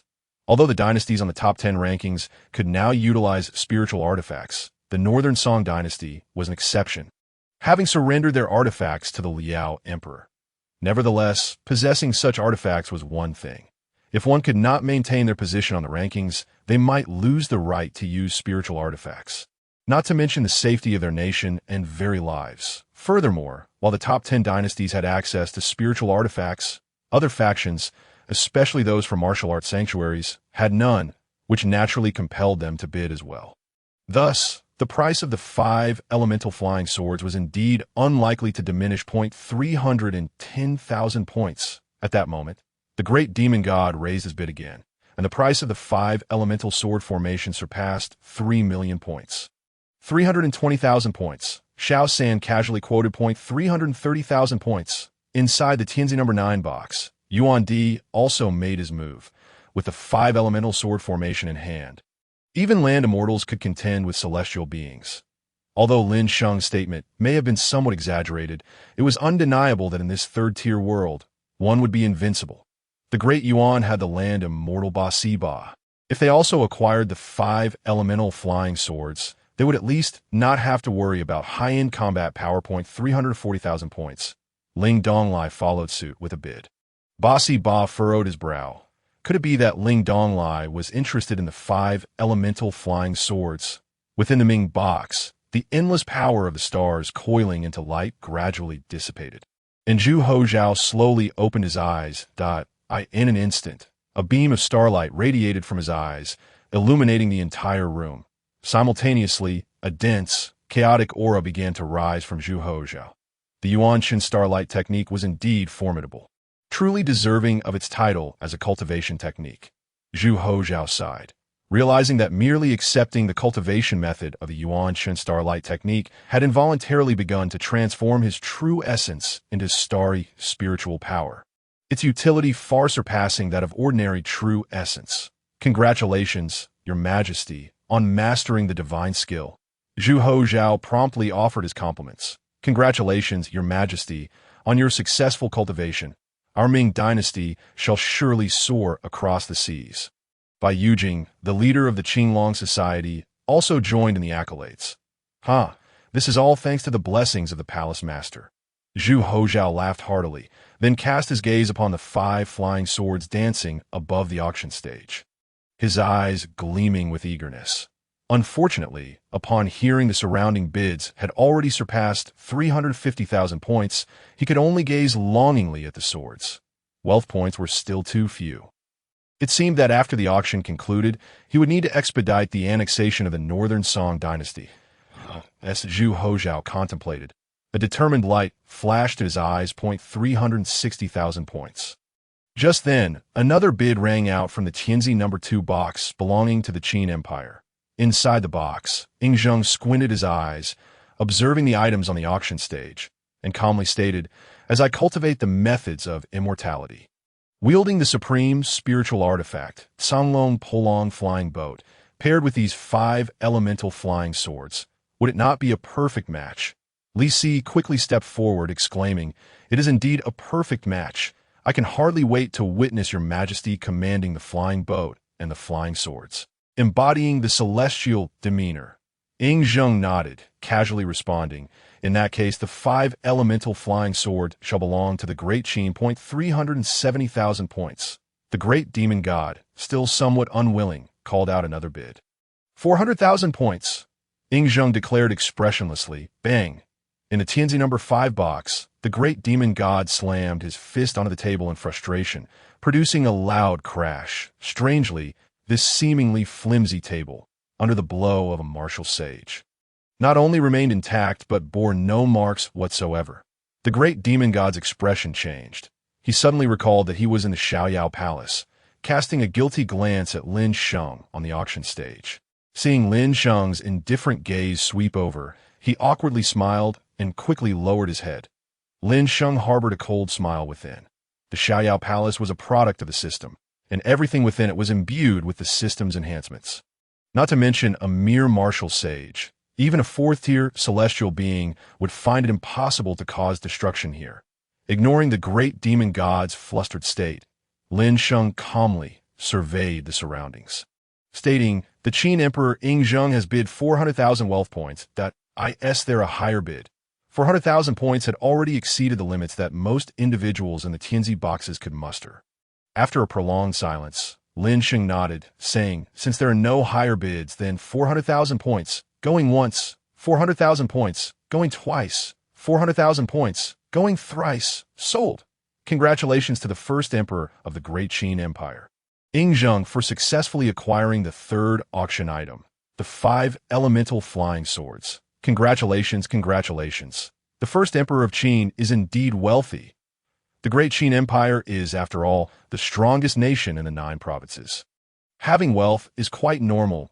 I heard that the last time the Great Qin Empire auctioned a complete world from the palace master, they began large-scale development. I wonder how the output is? Buying a world is quite a feat. Should we praise the first emperor's prowess or the palace master's? Of course, the palace master is the one to be praised." Amidst the murmurs of the crowd, Ying Zheng completed the payment, gazing at the 5 small flying swords, black, white, red, blue, and yellow. Floating in his hand, Ying Zheng clenched his fist, and the 5 flying swords were drawn into his body as of now. Ying Zheng was still a golden elixir cultivator, so naturally, he had no trouble storing spiritual artifacts within his dantian. With the auction of the flying swords concluded, they would soon enter the latter half of the auction. Looking at the eager faces below, Lin Sheng continued in a calm tone, "Next, we will begin the auction for the 4th item. Please direct your attention to the big screen." As he spoke, a massive battlefield appeared on the large screen behind him. On the battlefield, flying swords darted about, and cultivators danced amidst the chaos. Below, an endless army clashed like a meat grinder, filling the battlefield with a harrowing atmosphere. This was the clash between two cultivation dynasties. In an instant, emperors and generals from various dynasties focused intently on the scene. Such a display of warfare would likely overwhelm their armies in the blink of an eye, just as the battle raged fiercely. Suddenly, one side's commander waved his hand and cast forth. An 8 formation diagram slowly descended upon a select elite. Suddenly, the elite soldier radiated a brilliant light, merging with the 8 formation diagram, and charged forward with ferocity. Where he passed, it was as if boiling water melted ice, utterly unstoppable. Above the 8 formation diagram, waves of murderous intent surged, annihilating all enemy forces that dared to obstruct in the wake of this display. Two cultivators, sensing the dire situation, hastily summoned their flying swords and rushed forward. However, upon hearing the furious roar of the soldier within the 8 formation diagram, 2 beams of sword energy erupted forth, sending both cultivators flying through the air, blood spewing from their mouths, their lives hanging by a thread. Subsequently, the soldiers beneath the 8 formation diagram breached the enemy's central command, leading to an immediate collapse of their ranks, thus bringing the fierce battle to a close. What is this entity? A formation. It appears to consolidate human strength. This is indeed a battlefield weapon. As the crowd murmured, Lin Sheng retracted the large screen and began his introduction. The fourth auction item is none other than the formidable 8 formation diagram showcased in the previous video. With that, Lin Sheng extended his right hand, revealing an array disc that appeared in his palm. One side depicted the Bagua and Taiji, while the other was engraved with the imagery of arrows and spears, exuding a palpable aura of slaughter. The 8 formation diagram can gather the power of the Bagua battle formations, capable of being executed by a minimum of 1,000 and a maximum of 10,000 soldiers. The greater the number of soldiers, the more formidable the power unleashed. Theoretically, 10,000 innate experts wielding the 8 formation diagram could even slay a peak 3rd-tier master. Moreover, once within the great formation, as long as the diagram remains intact, the soldiers are virtually immortal, able to heal from any injury in an instant. Such a battlefield weapon shall be auctioned as a benefit today. The starting price is 200,000 wealth points, with each subsequent bid not to be less than 2,000 wealth points. The auction begins. Indeed, this is a welfare price. Although the cost of the 8 formation diagram is merely 20,000 points, it is still being auctioned at a 10-fold markup. However, to be candid, formations of this nature are rarer than spiritual artifacts, in certain special worlds. Even if the price were raised 100-fold, dynasties would scramble to acquire it. Naturally, there are discerning individuals present. Upon hearing Lin Sheng announce the price, the first emperor immediately shouted out a bid point 500,000 points. This instantly doubled the price, rendering the small nations like Dali and Xixiao incapable of competing. Zhu Hozhao gazed at the military formation, his heart aching at the thought of acquiring it. Unfortunately, having already wagered his wealth points on the auction for the Yuanchen Star Radiance technique, he found himself lacking in funds. He lamented, hoping that the 8 formation diagram would not fall into the hands of foreign entities. Otherwise, the Chinese dynasty would face dire consequences. 600,000 points. Just as Zhu Hozhao's words faded, a voice emerged from within the ordinary box. Lin Sheng's attention was drawn to it. Inside the box, 2 men sporting money rat tails were intently focused on the 8 formation diagram on the auction stage. These 2 were, of course, Wei Xiaobao and Kangxi. Having participated as members of the atmosphere crew for 3 rounds, Kangxi, upon seeing the 8 formation diagram for the first time, could not tear his eyes away. The reason was simple. The Great Qing desperately needed this 8 formation diagram. Despite the formidable strength of the 8 Banners Iron Cavalry, they had always suffered from a lack of high-end combat power, with not a single grandmaster among them. They even had to rely on the Great Yuan dynasty to occasionally provide them with experts for support. Now, upon witnessing a formation capable of condensing military spirit and countering land deities, Kangxi felt that the opportunity had arrived. With this 8 formation diagram, the Great Qing would no longer have to fear being decapitated by the masters of rival dynasties. Xiaobao, we must secure this 8 formation diagram for the Great Qing, Kangxi declared, his face set with determination. Wei Xiaobao, however, looked troubled, muttering, "But we only have just over 1,000,000 wealth points. We can't possibly win it." Damn it. Conscious expression darkened immediately. He prayed silently that no one would compete against them. Alas, his wish was destined to be in vain. 700,000 points. A bid rang out, surprisingly from Zhao Yun, the emperor of the Southern Song. Although the Southern Song was one of the top 10 dynasties, it had always suppressed military might in favor of literature, and its emperor was notoriously timid. However, after witnessing the fate of the Northern Song, Zhao Yun was genuinely frightened, having seen his capital besieged by Liao and Jin. And now, half of his territory occupied by the Ming. Even if they eventually repelled Liao and Jin, it was unlikely they could dislodge the Ming. The Southern Song was on the brink of collapse. In fear, Zhao Yun finally sought to bolster his own strength. 800,000 points. The Turks followed suit with a bid. 900,000 points. The Liao kingdom chimed in. 950,000 points. The Jin dynasty also entered the fray. Observing the succession of bids from various dynasties, Lin Sheng couldn't help but smile. The 8 formation diagram truly proved its worth as a battlefield weapon, igniting fierce competition among the top martial artists and nations alike. 1,000,000 points. Zhao Yun called out again. The Southern Song's military might was average, and its status as one of the 7 great dynasties relied primarily on its developed economic strength.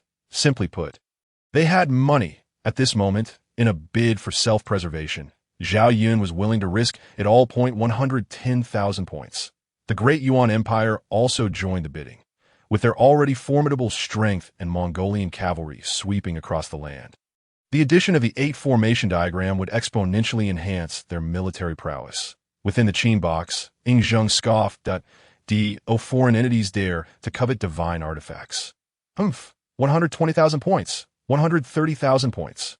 140,000 points. The bids continued to rise, pushing Kangxi into a state of despair. The Great Qing was once again relegated to the role of a mere spectator. In box number 5, the Great Demon God and the Big Boss gazed vacantly. Having suffered 3 consecutive auction failures, their spirits dampened this moment. They found it hard to muster any interest in such a weapon that clearly favored dynasties. Even if they were interested, the looming presence of a father figure next door made participation feel futile. Suddenly, the Big Boss's eyes lit up as he shouted, "I've got it!"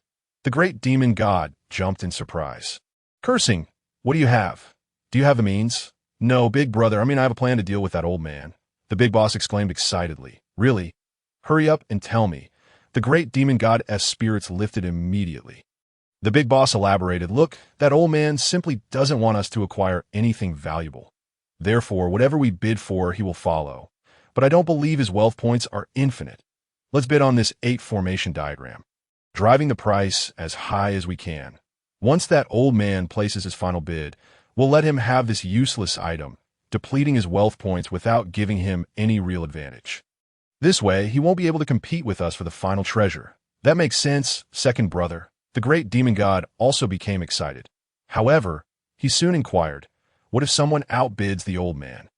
The Big Boss shook his head. "That won't happen. That I've observed that the primary competitors for this 8 formation diagram are the emperors of various dynasties. However, the true value of this 8 formation diagram isn't that high. If we reach 4 million, no dynasty will continue to bid, ensuring we can drain the old man's wealth." The Great Demon God nodded vigorously, slapping the Big Boss's shoulder in excitement. "Second brother, you truly are a genius. 2 million wealth points." The Great Demon God shouted, raising the stakes dramatically. In an instant, silence fell over the room. 2 million. This was a direct increase of 60,000 wealth points. And the bidder did not seem to be from any dynasty. Lin Sheng was momentarily taken aback. These 2 mischief makers had entered the fray. Having previously remained quiet, Lin Sheng had not been inclined to keep a close watch on their actions. But hearing their bid now piqued his curiosity. However, it mattered little. After all, any client willing to raise the price was a welcomed customer. Contemplating, Lin Sheng felt his mood lift significantly. Within the confines of box 6, the brows of Xiao San furrowed in concern.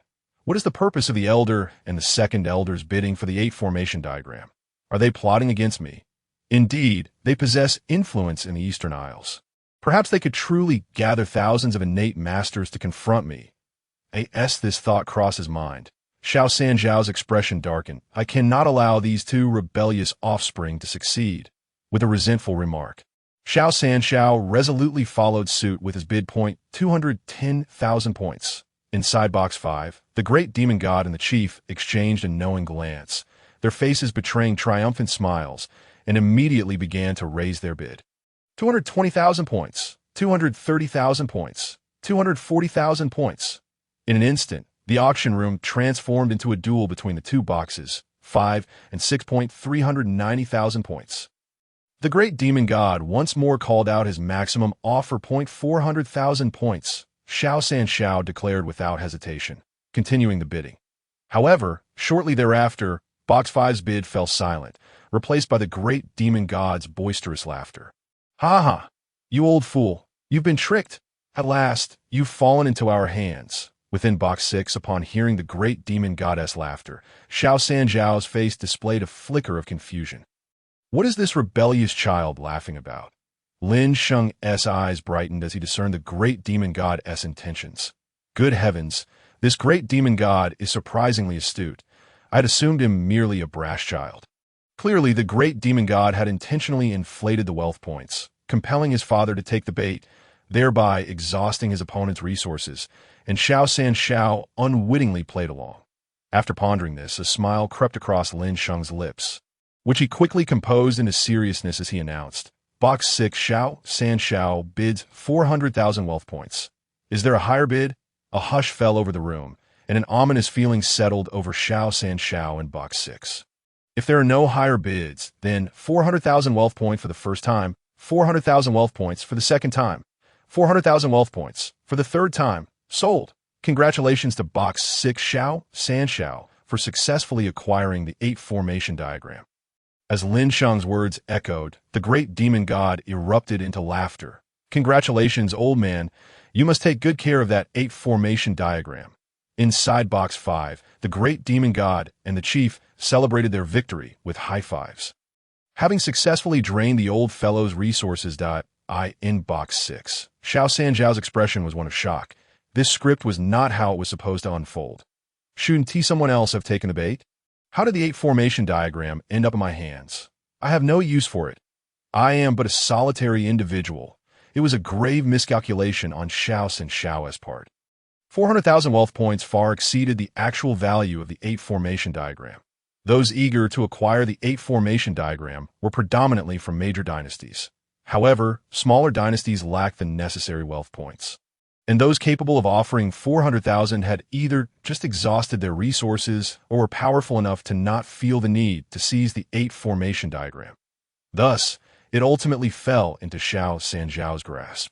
Suddenly, Xiao Sanjiao's expression shifted dramatically, as if he had realized something.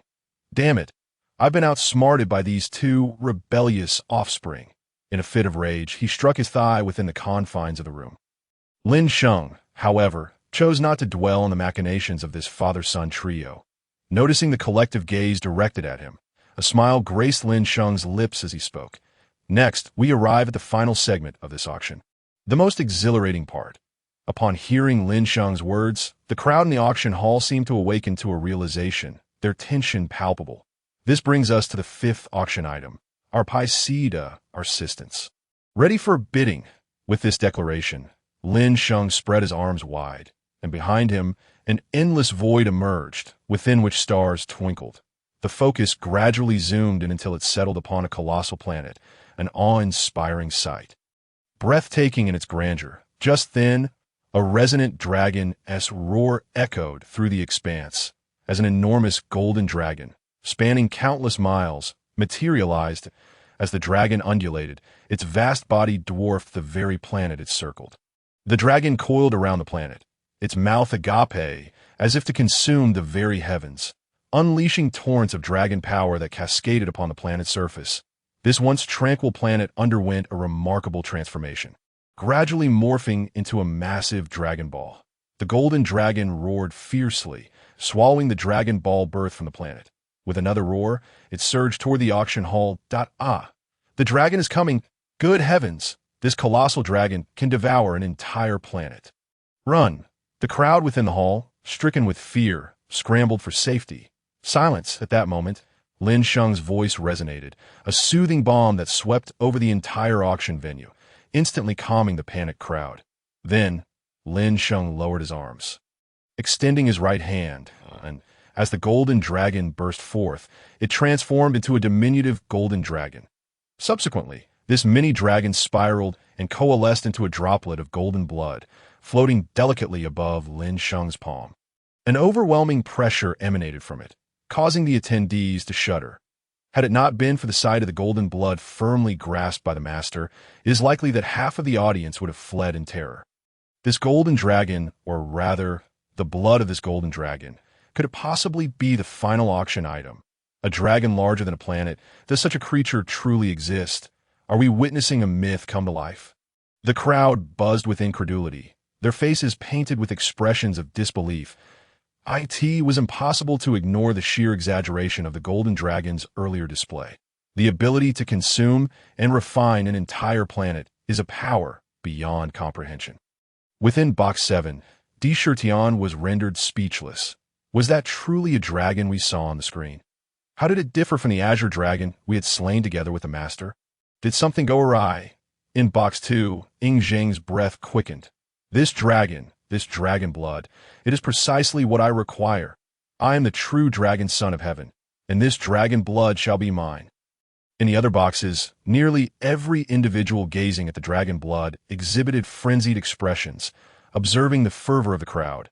Lin Sheng knew the atmosphere was right, that he smiled faintly, and, with a calm demeanor, announced the fifth auction item, a top-tier 4th-grade essence blood of a celestial-level dragon. The starting bid is 100,000 wealth points. Bidding commence. Instantly, the auction hall fell into a profound silence. That a celestial being, truly a celestial being. Though the comprehensive martial continent primarily practices martial arts, who hasn't heard of the celestials' renown? It is a realm of myth and legend, the deities to whom they pay homage during the new year. Yet now, within the halls of the Xianyao Pavilion, they declare that the Pai Seed, our assistance for auction, is the essence blood of a celestial dragon. Is this a dream? An overwhelming sense of unreality washed over them, and many began to feel lightheaded. Lin Sheng, unfazed by the crowd's astonishment, recognized the significance of the celestial level. Who hasn't heard the legends of celestial beings?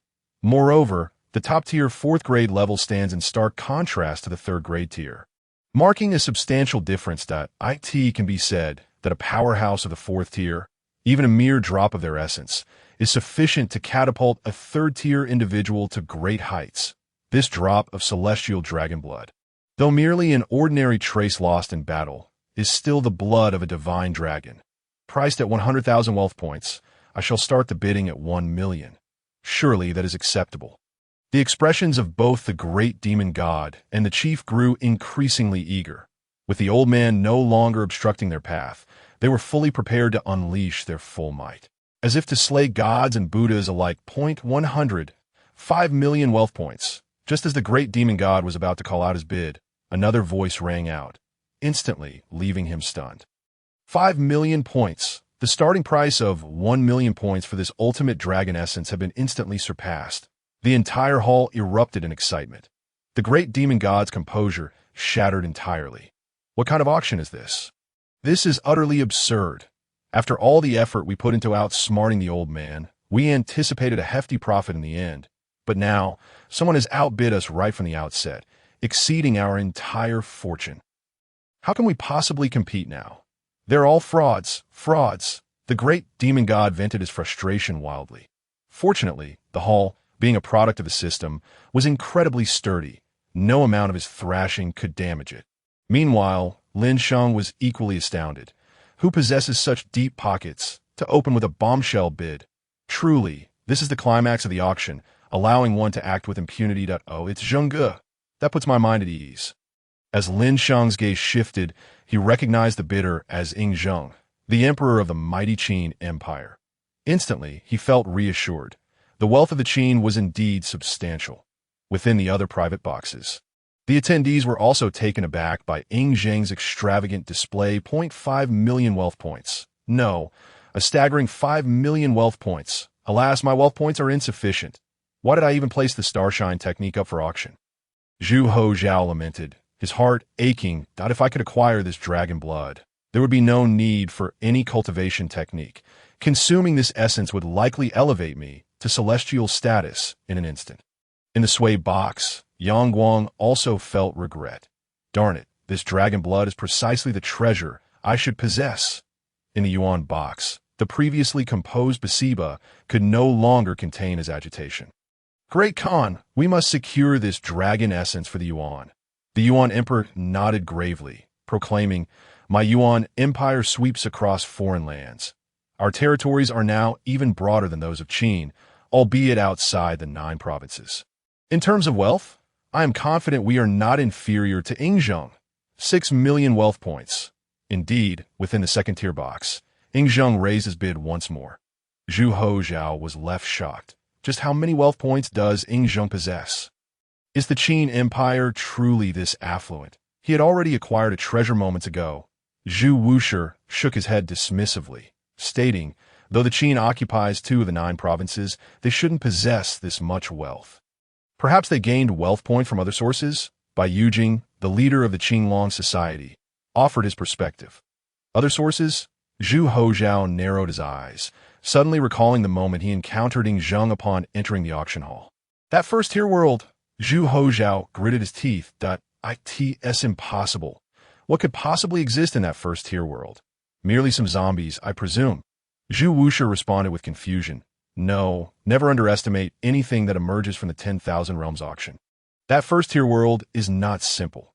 Zhu Hozhao spoke earnestly, regretting not competing with Ying Zheng for that first-tier world at the last auction that he shouldn't have dismissed it simply because it was a first-tier world. Now, it was too late for regret.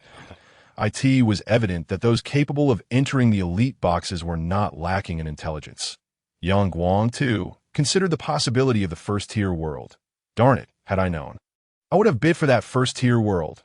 Yang Guang wore a face of regret, then frowned and said, I wonder if the Lord still has any first-tier worlds available, but I've come to realize that no matter how small, a first-tier world is still a complete realm. With proper development, there is always hope to reap wealth points. Within the yuan box, the yuan emperor had not participated in the previous auction. While he had heard of the Qin and the first-tier world, he lacked a direct understanding. However, now, facing Ying Zheng's overwhelming bid, he felt a surge of anger. 6,500,000 points. The yuan emperor called out again. This price had already crushed the other elites within the second-tier box. Within the 10,000 Realms auction, discussions erupted among the crowd. Is the yuan truly this wealthy? Well, the yuan is the foremost among foreign dynasties and has long conquered vast lands outside the 9 provinces. Thus, amassing such wealth points is entirely reasonable. The yuan merely has too many local lords, unable to unite as one. Otherwise, they would undoubtedly rank among the top 2 in the dynasty leaderboard. Who will emerge victorious in this final auction between the Qin and the yuan? It's hard to say. Though the Qin is powerful, they've already spent 4 million wealth points to acquire the 5 elements flying sword. Surely, they cannot have enough wealth points left. Not necessarily. I still have faith in His Majesty Ying Zheng. After all, he is the Qin. Amidst the murmurs of the crowd, Ying Zheng's expression remained unchanged. Extending his hand, he revealed a token of the myriad heavens. Strangely, this token was not the golden token he had brought last time, but instead a pure white copper iron one. This was the platinum token, obtainable only by recharging at least 10 million points. How could a foreign dynasty comprehend the might of the great Qin? 7 million wealth points, Ying Zheng declared confidently.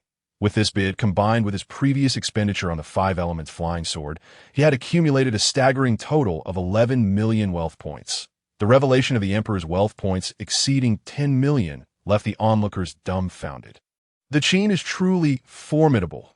In the yuan box, the yuan emperor could not help but swallow hard.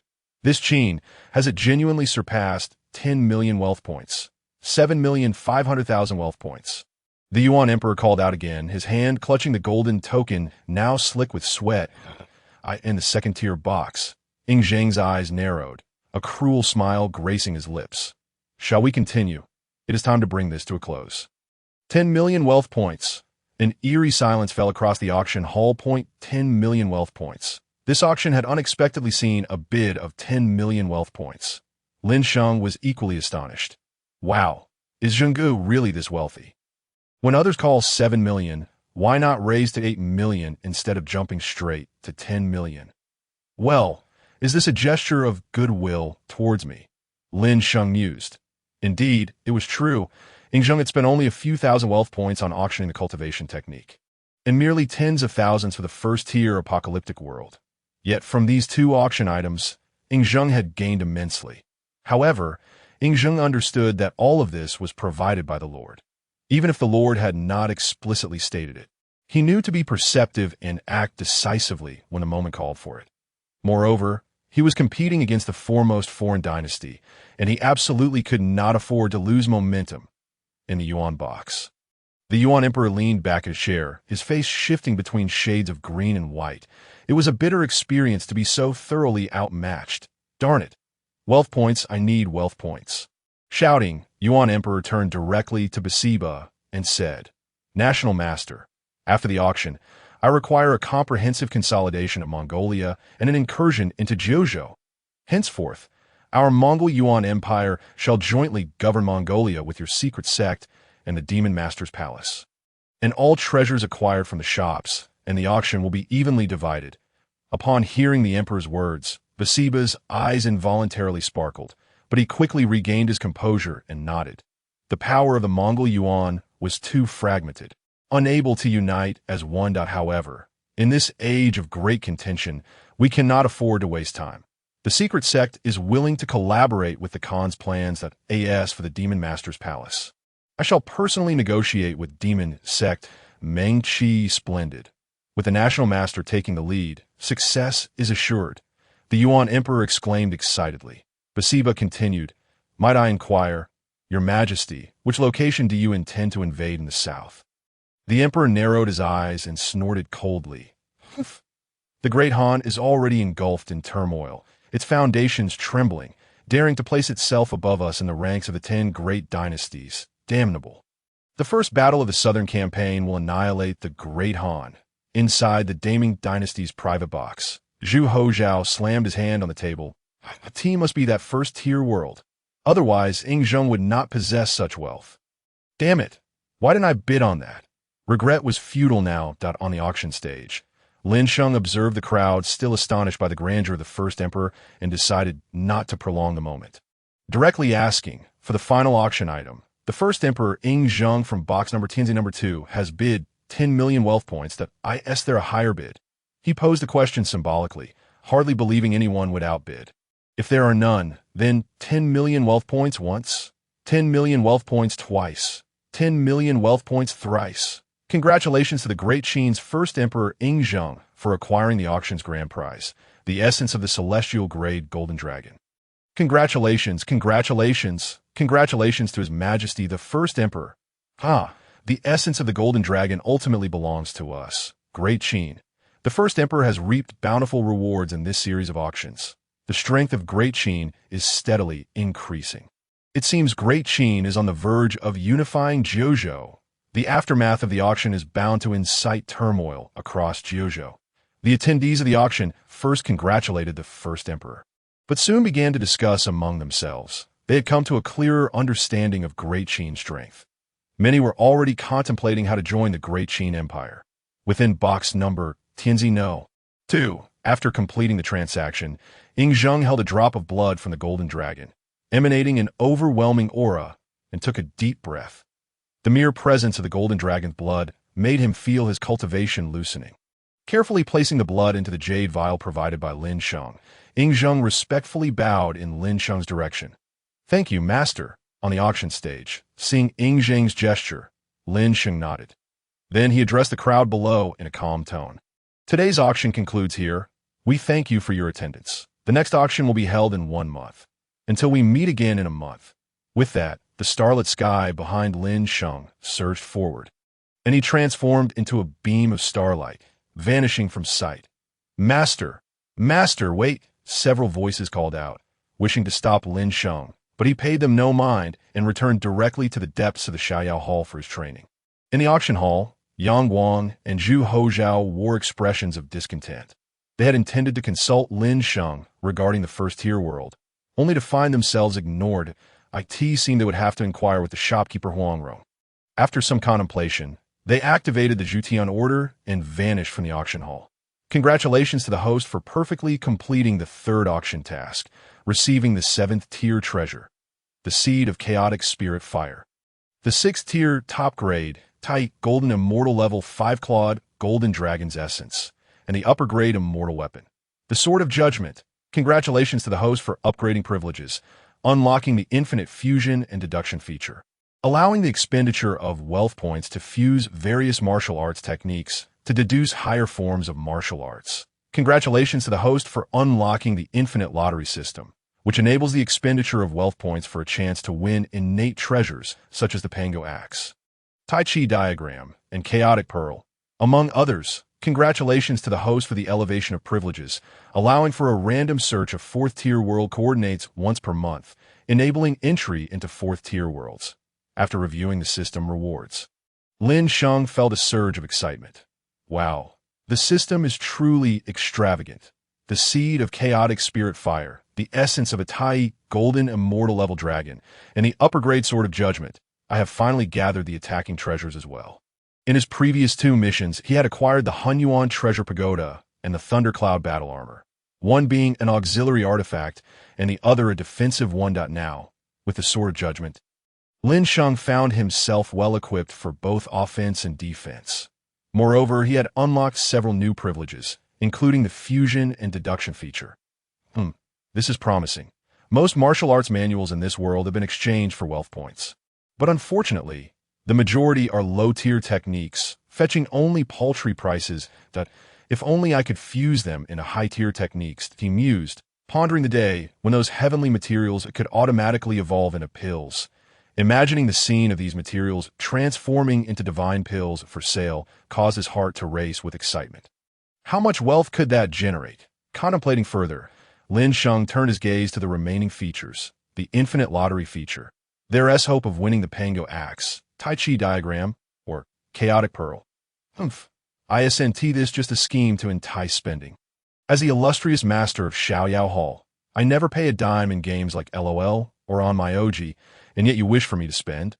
Lin Sheng scoffed internally, his eyes casually scanning the treasures in the lottery pool, gradually becoming entranced. Why not? Just one draw. He began to weigh his resources, considering whether to take the plunge. Host: Lin Sheng. Strength: 4th-tier beginner, human immortal realm. Martial arts: Hongmeng Emperor Sutra wealth points, 45 million points treasures. Hunyuan Treasure Pagoda, excellent Dao artifact. Thundercloud Battle Armor, low-grade immortal artifact. Sword of Judgment, upper-grade immortal artifact. Seed of Chaotic Spirit Fire, golden dragon essence. Gazing at his wealth points, now nearing 50 million, Lin Sheng nodded in satisfaction. These wealth points were amassed from this auction alone, totaling 27 million wealth points, a staggering profit of over 100 times the initial investment.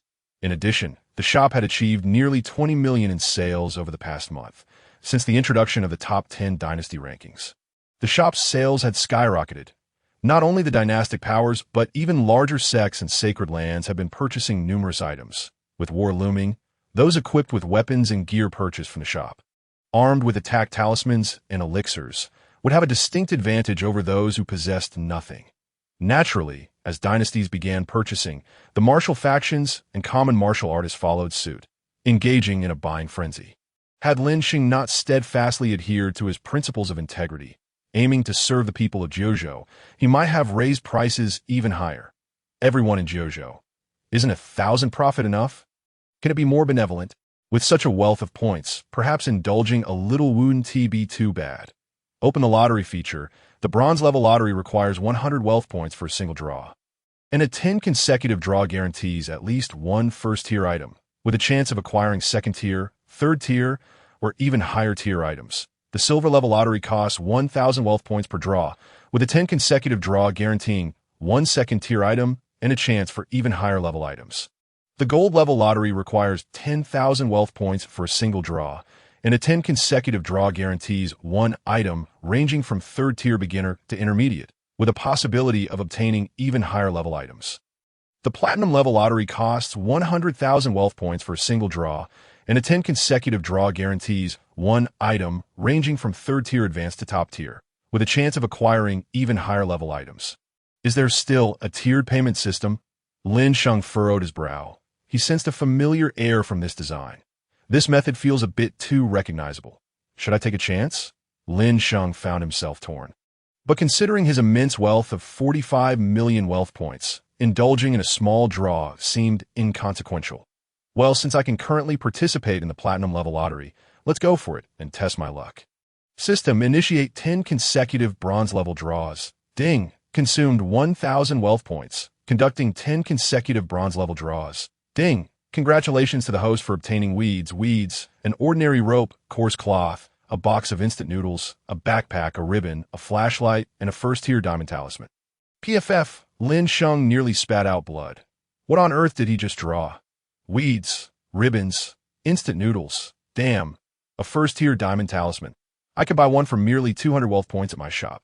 The cost price is only 20 wealth points. Essentially, I just spent 1,000 wealth points on something worth 20 wealth points, effectively losing 49 times the money to the system. Lin Sheng was speechless. He had always been the one reaping the benefits from others. Yet today he found himself at the mercy of the system. It's fine. It's just bronze level, right? Just 1,000 wealth points. No big deal. I have plenty of wealth points. Let us go for a round of silver level lottery. Ding, consumed 10,000 wealth points, conducting 10 consecutive silver level draws. Ding, congratulations to the host for obtaining a box of cola, a century-old ginseng, a century-old snow lotus, linen, silk, 10 tails of gold, a fireball talisman, a tiger whip, a spirit weapon level snow silkworm silk belly band, and a copy of the Analects. Hiss. Lin Sheng gasped, nearly choking. What on earth did I trade 10,000 wealth points for? Do these items collectively even amount to 2,000 wealth points? The only 2nd tier item is a spirit weapon level belly band. Can I even wear this? I'm not a cross-dresser. Gazing at the delicate belly band in his hands, Lin Sheng felt like he was losing his mind. The material is exquisite, and it feels great. But I can't use it, and I don't have a girlfriend to use it either. Suddenly, Lin Sheng's eyes lit up. Although he had no girlfriend, he did have employees. Why not reward the top performer with this as a prize? With that thought, images of Shi Feishuan, Wan, Shangwan Haidang, and even Huang Rong wearing the snow silkworm silk belly band flashed through his mind. Ahem. Lin Sheng quickly cleared his throat, dispelling those thoughts. Well, I'm merely contemplating how to provide benefits for my employees.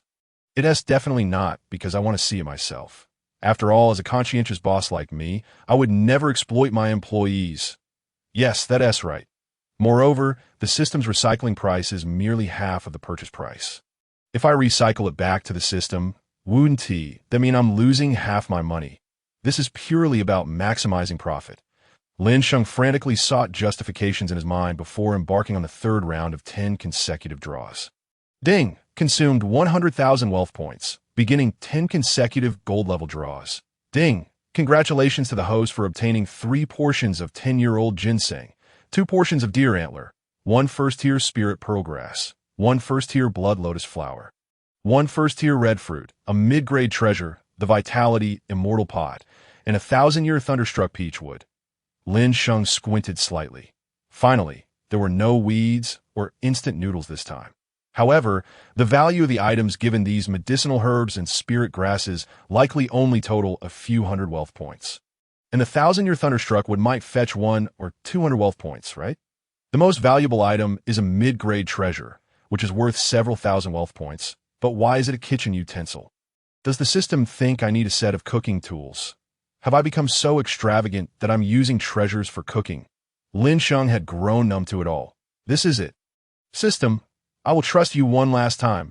Begin the final round of 10 consecutive platinum level draws. Ding, consumed 1 million wealth points, commencing 10 consecutive platinum level draws. Ding, congratulations to the host for obtaining the rejuvenation powder.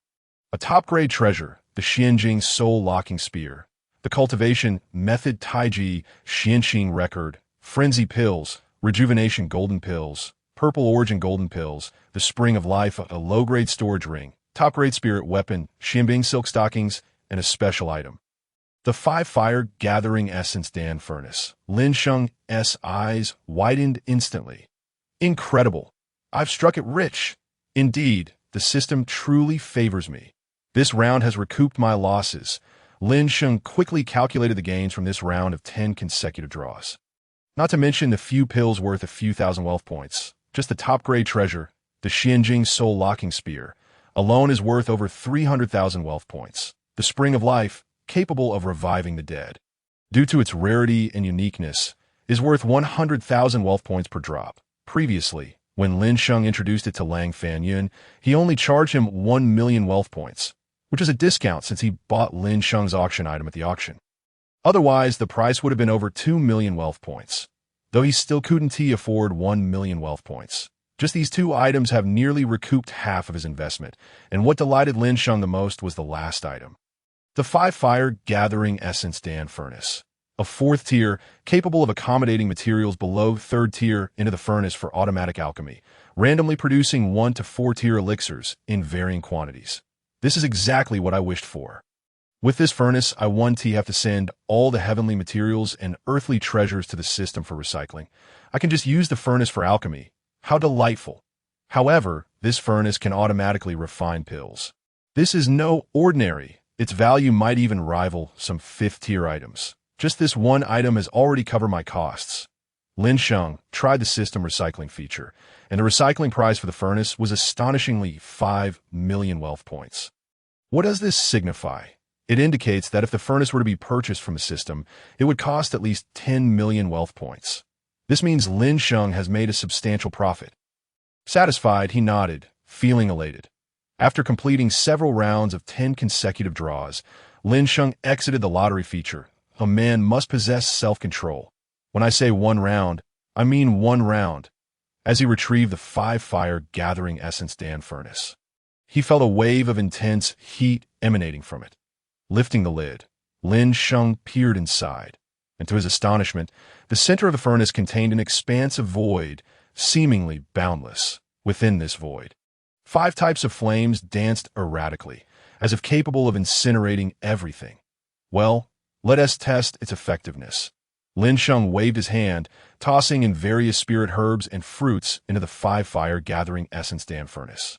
Simultaneously, he added various auxiliary alchemy waters, spirit woods, and even spirit crystals. The five-fire gathering essence Dan furnace seemed limitless. Lin Sheng continued to pour in heavenly materials and earthly treasures worth over 1 million wealth points before finally pausing. Sealing the furnace's lid, it immediately radiated a red glow, and the furnace began to operate rapidly. Lin Sheng glanced at it, realizing the alchemy process would take some time, so he turned his attention back to the system functionality area. Once a month, I can search for the coordinates of a 4th tier world. Well, while the time frame is a bit lengthy, considering the rarity of 4th tier worlds, it's still acceptable. Lin Sheng thought to utilize this once-a-month detection feature. System, initiate the search for the coordinates of a 4th tier world. Ding! Congratulations to the host for detecting the coordinates of the 4th tier world battle through the heavens. What the heck? Battle through the heavens. Lin Sheng's eyes instantly sparkled. This is an excellent world. A plethora of beautiful women. No, wait. A variety of extraordinary flames, and a thriving alchemy industry. As a 4th tier world, there are also numerous 4th tier powerhouses. Isn't this precisely the world I need? The auction of the Myriad realms has already been held thrice in this martial world, effectively exhausting much of its potential. If there are no significant changes, the next auction will likely yield no greater gains than this one. However, a sudden arrival from the 4th tier Dopa world has introduced numerous affluent families. With their participation, the upcoming auction is sure to reach new heights. Contemplating this, Lin Sheng could not suppress a triumphant smile. Eager to venture into the Dopa world to issue celestial edicts to the influential figures, urging them to prepare their resources in advance. Yet despite being a 4th tier world, Dopa is still beneath the vast expanse of the Great Thousand World, which is no less than a 7th tier realm. I must enhance my strength further. With this resolve, Lin Sheng produced the essence blood of a Tai golden immortal level 5-clawed golden dragon. This was not mere ordinary blood. but rather the potent lifeblood imbued with the essence and spirit of the divine beast, a single drop equivalent to hundreds of ordinary ones. The Tai golden immortal dragon's essence blood radiated waves of primordial energy, spiraling into the air and manifesting as miniature golden dragons that danced in a mesmerizing loop. An immense surge of spiritual power flooded the training room, and Lin Sheng felt the concentration of spiritual artifacts within the chamber multiply exponentially. Wasting no time, he swallowed the golden dragon's essence blood. Instantly, a colossal force erupted within his abdomen, a torrent of power cascading throughout his body. To his astonishment, scales began to manifest across his form, while two dragon horns slowly emerged from his forehead. The terrifying potency of the Tai golden immortal dragon's blood was evident. Mere moments after consumption, it initiated his transformation into a dragon. Humph, Lin Sheng grunted, unwilling to delay any longer, and began to cultivate the immortal-level techniques of the Hongmeng Emperor scripture with all his might. As he did so, the violent essence of dragon blood was drawn into his myriad energy points, causing the dragon's scales and horns to gradually fade. Concurrently, Lin Sheng's aura intensified as he absorbed the dragon blood's essence. Meanwhile, within the shop, Huang Rong found herself surrounded by numerous influential figures. Shopkeeper Huang, I implore you to relay my urgent matters to the palace master. Zhu Hozhao, standing beside her, wore a look of urgency. Although Huang Rong felt anxious, she maintained a smile as she replied, Your Majesty, it's not that I am unwilling to assist you, but the palace master is currently absent from the shop, and I have no means to reach him. However, I procured the Yuanshan Starlight technique, and the palace master mentioned that it is best paired with the star pill for cultivation. That I wish to inquire where I might obtain this pill. Huang Rong hesitated. Zhu Hozhao genuinely needed to consult the palace master. And I, too, I truly wish to purchase a first-tier world. Yang Guang chimed in, stepping forward. Huang Rong furrowed her brow, contemplating for a moment before suggesting, Very well, Your Majesties, please return for now, that I shall leave a message for the palace master regarding your inquiries. Once I receive a response, I will inform you accordingly. Seeing no other options, Zhu Hozhao and the others nodded in agreement and departed from Huang Rong's side, either returning to their respective realms or continuing to browse the shop on the third floor. Huang Rong let out a sigh of relief, finally managing to disperse the emperors. She then turned her attention to the other patrons on the third floor, her face betraying a hint of bitterness. The third floor of the shop was exclusively open to clients holding the Golden Celestial Edict and above. For a while, foot traffic had been sparse, but now, with the emergence of antiquarians and hidden factions, the crowd had grown significantly. While increased foot traffic was generally favorable, the current atmosphere was rather disconcerting. You old fool. Why do you insist on pursuing us relentlessly? At one of the display counters, the great demon and the boss were vehemently berating an elder. This elder, of course, was the infamous Xiao Sanxiao. After the auction concluded, he had entered the third floor of the shop, hoping to acquire some suitable items. Little did he expect to find the great demon and the boss perusing the merchandise at a counter, prompting him to approach. Yet, the reunion between father and son was anything but warm. Sighing, Xiao Sanxiao lamented, Alas, you two are still my sons. I cannot stand by and watch you stray from the right path. Come back with me. Return with you. In your dreams, you refuse to give us the true blood of the Xuanwu. Yet you expect us to return? The great demon scoffed. Xiao Sanxiao frowned. The true blood of the Xuanwu has already merged with my being. How could I possibly give it to you? Still unwilling to part with it. Are you old fool, just get lost. The great demon cursed vehemently at that moment. Huang Rong approached and addressed the trio, saying, Gentlemen, fighting and causing a disturbance within the shop is strictly prohibited. If you have grievances, please resolve them outside and do not impede other customers. Did you hear that? The shopkeeper has ordered you to leave. The boss mocked. You ungrateful wretches. Xiao Sanxiao shouted in fury before he reluctantly retreated to the second floor. Ungrateful. Is this man truly their father? He seems to be a powerful figure from box number 6. At that moment, Emperor Zhao Yun of the Southern Song dynasty, who was selecting items, brightened at the realization and called out, Esteemed elder, please wait. Xiao Sanxiao paused, turning to the speaker with a puzzled expression. Who are you?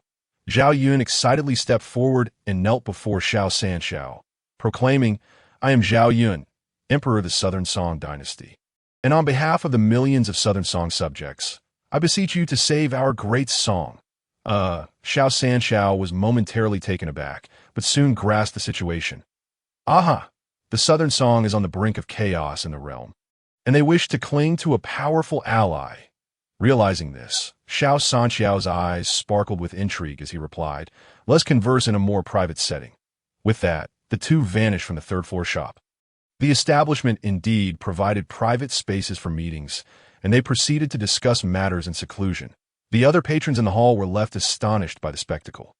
Zhao Yun, being a ruler among the top 10 dynasties, publicly kneeling before an elder and then disappearing with him to converse privately. This is rather unusual. The great demon and the boss wore expressions of anger. Damn it, that old fool is also about to emerge. It seems our plans must be expedited. Southern Song, you are courting disaster. Meanwhile, Yang Guang, observing Zhao Yun's departure, displayed a look of disdain, clinging to some reclusive figure. Even if he is a hidden powerhouse, how does he compare to the palace master? If one is to seek a powerful ally, it must be the palace master. Contemplating this, Yang Guang turned to his daughter, Yang Rui, and said, My dear, the safety of our Sui dynasty rests upon your shoulders. You must impress the palace master. Yang Rui bit her lip, determination shining in her eyes. Yes, I understand. Please rest assured, father. Ha! Good daughter, come. Let us procure some items together. Yang Guang laughed heartily as he led Yang Rui off for a shopping spree. Nearby, Huang Rong witnessed this scene and let out a long sigh. Alas, how can a coup ensure Feishuan compete with Yang Rui's achievements? She has the backing of an entire dynasty. Yet is this not somewhat unfair? Pondering this, Huang Rong shook her head and retreated to her office to contact Lin Sheng. Lin Sheng, meanwhile, was unconcerned with notions of fairness. He was not Zhang Matzi, intent on establishing equality across the 9 provinces. He had come to accumulate wealth points, indifferent to the methods others employed to attract customers. If their performance was commendable, they would reap the best rewards. Currently, within the Xianyao Palace, Lin Sheng was wholeheartedly cultivating the Hongmeng Emperor scripture. As the boundless essence of the Golden Dragon surged through him, his cultivation level continued to ascend. Mid-stage human immortal, late-stage human immortal, peak human immortal, early-stage earth immortal, mid-stage earth immortal, late-stage earth immortal, peak earth immortal. Upon achieving the pinnacle of the earth immortal realm, Lin Sheng finally opened his eyes slowly. He exhaled a deep breath, his brow furrowing slightly. A singular breakthrough to the great perfection of the earth immortal realm was commendable. However, a vast reservoir of golden dragon essence blood power still resided within his body, yet to be fully harnessed. Otherwise, it would undoubtedly suffice for my ascension to the celestial immortal realm. Wait, do I not possess a chaos spirit fire seed as well? Should I absorb it, perhaps I could indeed strive for the celestial immortal realm. As he pondered, Lin Sheng's right hand revealed a faint flickering flame seed hovering delicately in his palm. This seed exuded a chaotic aura, devoid of color, with a hint of chaotic light flickering at its core. Upon closer inspection, Lin Sheng sensed his very soul being singed. Retracting his consciousness, he allowed the primordial spirit energy within him to surge, enveloping the chaos spirit fire seed completely. The primordial emperor scripture could condense the true primordial fire, yet it required rare flames from countless realms as a catalyst. This chaos spirit fire seed was perfect for experimentation. With this thought, Lin Sheng unleashed the fire control technique from the primordial emperor scripture with utmost effort. 8 waves of spiritual power surged. The chaos spirit fire was gradually drawn into his body. A wave of searing heat coursed through Lin Sheng, making him feel as though his very cells were ablaze, and he could not help but emit a muffled groan. Such formidable flames. Merely a seed. And yet my primordial body feels overwhelmed by the scorching intensity. How fortuitous it is to utilize you for cultivating the true primordial fire seed. Boom, boom, boom. A series of thunderous roars erupted as clusters of chaotic flames ignited upon Lin Sheng's form. instantly releasing the previously dormant golden dragon essence blood power. With a soft pop, Lin Sheng's body was entirely consumed by the chaos spirit fire, transforming into a sphere of primordial hue. After a while, the color of the flames enveloping the primordial sphere gradually shifted, taking on a misty violet glow. Suddenly, the flames retracted inward, all converging within the primordial sphere.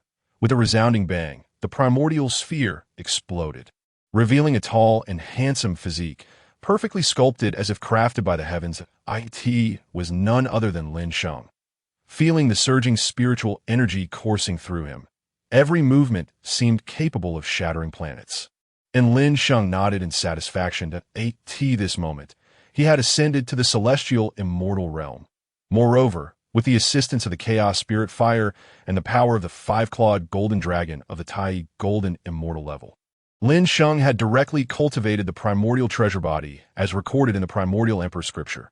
The primordial treasure body, impervious to calamity, immune to all evil, even at the celestial immortal realm. Lin Sheng could traverse chaos and roam the primordial with ease. Even in the ninth order primal world, it is essential to note that the chaotic energy is exceedingly toxic to most cultivators.